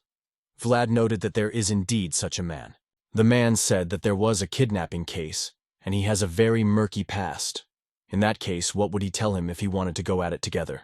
Now that Hero understood what the man meant by personal gain, Vlad wants order in the nooks and crannies, and Sir Gregory wants to expand Portly's influence in the meat industry. Both can be obtained through Black Bear. To clarify the situation, the hero asked if it would be a warning or a conquest. Gregory explained that warning him would be too weak. The hero recalled the recent incident with Anna, and said that everything was fine. He was just about to deal with it. The man added that this was excellent. He would coordinate the action with the forces under his command, and they would begin the mission in 3 days. So let the guy say if he needs anything, Vlad remarked. If so, then could he have a bottle of whiskey? He needs to bribe someone too. And so, late at night, he headed for the nooks and crannies of Swara, and he arrived at the very blacksmith who had given him his first weapon. But he was surprised to find the door locked. I wondered if the blacksmith was resting today. So he knocked, trying to reach the old man. But while he was doing that, now it literally opened up on its own. There was none inside, and it was obvious that it was just a mess. So the hero went inside to see if everything was okay. He headed for the room where the blacksmith was supposed to be, and what he saw there struck him to the core. The man's breathless body lay on the bed. The guy got sad, and all he said was that he had brought good booze and also meat as promised. But unfortunately, it's probably too late. He looked sadly at the man's body. Only the memory made him smile a little, and he began to tell me that this time he was on the northern frontier. It is a beautiful place with snowy mountains up to the sky, as well as the endless white fields in front of them. He was fighting a dragon as white as snow, and that sword was with him to the end. So much wants to be said now, but in the end there is only one thing left to say. So he placed the rest of the blade on the old man's chest and thanked him for saving him. A simple sword born from an old man's dream was finished in the boy's hands. The blade that had once been raised to the heavens had finally returned to the old man's arms, shining brighter than anything else. A little time passed and the old man's body was buried. Vlad came to his grave along with Zamina as well as Harvin. A comrade told the hero that he was really something. He spent his entire first paycheck to buy a gravestone. He bought a place in an expensive cemetery near a monastery. Vlad indicated that he wanted him out of the backcountry, at least now. It was written on his tombstone that he was the better and blacksmith of Swara. This blacksmith, who forged a sword that could shatter a ghost and pierce a dragon, remains nameless. Harvin asked literally everyone, but never got his name, unfortunately. Vlad inquired, but did the name matter? He just has to remember him, and that's it. A little more time passed, and they returned to the nooks and crannies. Then something else caught the protagonist's eye, and he wondered what was wrong with them. Harvin realized that his comrade was talking about these children. Vlad said it looked like there had been more of them lately. If they were going to beg, at least they'd come closer. But they just stare at him, wherever he goes. A comrade asked if he really didn't understand why that was the case. Apparently he had completely forgotten that they had the same look too. This winter is colder than last year's. The hero realized what he was saying it to, and the interlocutor added that it's true. Many of them freeze to death. Then Vlad said that even one blanket would be enough to help them. Harvin asked him to be quieter, for he had 1 gold left. The hero informed them that they can't put the money away this month anyway. This way, he can buy blankets for them and their friends. So have him tell the children to pray for the old man's soul when they get them. Comrade liked that praying in exchange for blankets is a pretty good deal. Zamina also joined the conversation and said she would talk to Madame. They wouldn't be able to survive the cold on an empty stomach. Now that was something Vlad really liked. You have to make changes step by step. The sword was buried with the old blacksmith. But even now, the star he had forged illuminated the backcountry, even though his name as well as his appearance has changed. Finally, the day of the hike came, and foot stepped on the bloody ground from the animals. Vlad, along with Sir Gregory and all the men, headed out. The man said this place is even worse than the rumors. It feels as if, when the heat comes, this yard will become a cradle of contagion that will weed out all the backyards. He was doing his best to cover their business, but they would have to address the issue more drastically. In response to this, the hero reported that there is not much reasoning here. Bear will give them a reason, and they will destroy him. Gregory was surprised and wondered if he had known about it from the beginning. The guy explained that it was clear from the beginning that the backcountry needed a cruel hand. The interlocutor confirmed this and smiled. It's so good to be so obvious after all. After a few more moments, Vlad said he was about to start. So you shouted out that he was Vlad from Sawara. He has come with you to arrest a black bear accused of violating the city's laws and committing the following crimes. It's about murders, threats, and selling people. It's also about deceiving the honorable lord of the city. The black bear must come out immediately and get the punishment he deserves. After he mentioned it, nothing happened, and there was silence. Then he says, reported as expected to resist means. Thus, he gave them an excuse. I wish the bear had prepared properly. After all, it's clear what kind of torture he's doomed to if he's caught from her. Before entering, the protagonist addressed Aga as well as Otaru, and said they would go forward first. The barbarian wondered what the plan was to scare them this time, like at the playhouse or what. Judging by his list of offenses, he might as well stretch his legs. The hero inquired as to how he counted. They sold a pregnant woman and the baby in her womb for ingredients for a black magic ritual. The interlocutor heard all this and immediately became furious. The front door along with several dozen people were immediately destroyed. There was panic and commotion all around, and the ambush that the enemies had laid out was not successful. The barbarian who entered first said that in such a case death was not enough for them. People saw him and didn't understand how he could be here. Agwe was angry that they called him a barbarian. Then you rushed to the attack and said that he was a warrior of the Budat tribe. The brigands were ordered to stop him immediately, but it was very hard to deal with, for the warrior was very skillful. Therefore, his enemies were annihilated in a few sweeps of the weapon. He continued to frolic, for at last he was allowed to kill. The spearman called him an animal and decided to kill him. But Othar wasn't about to let that happen, so rushed to attack those who tried to attack from the side. His skill with the axe proved excellent, and he killed 2 men in 2 blows, after which he also threw an axe forward and killed the man. When this happened, the crowd that was in front was annihilated. Agwe praised the flock for what he did, saying he was good. The bandit didn't realize what his men were doing. There were only 2 of them. We must surround them and attack them all together. But suddenly a cutting wave flew inside the room, which destroyed this man's sword in a few moments, and it literally went all over the room. Everyone was wary, not realizing what had happened. It was done by the main character. He said that from now on, any motherfucker still on his feet will be destroyed immediately. His vicious and powerful aura literally hung over all these people. He immediately ordered everyone to get on their knees.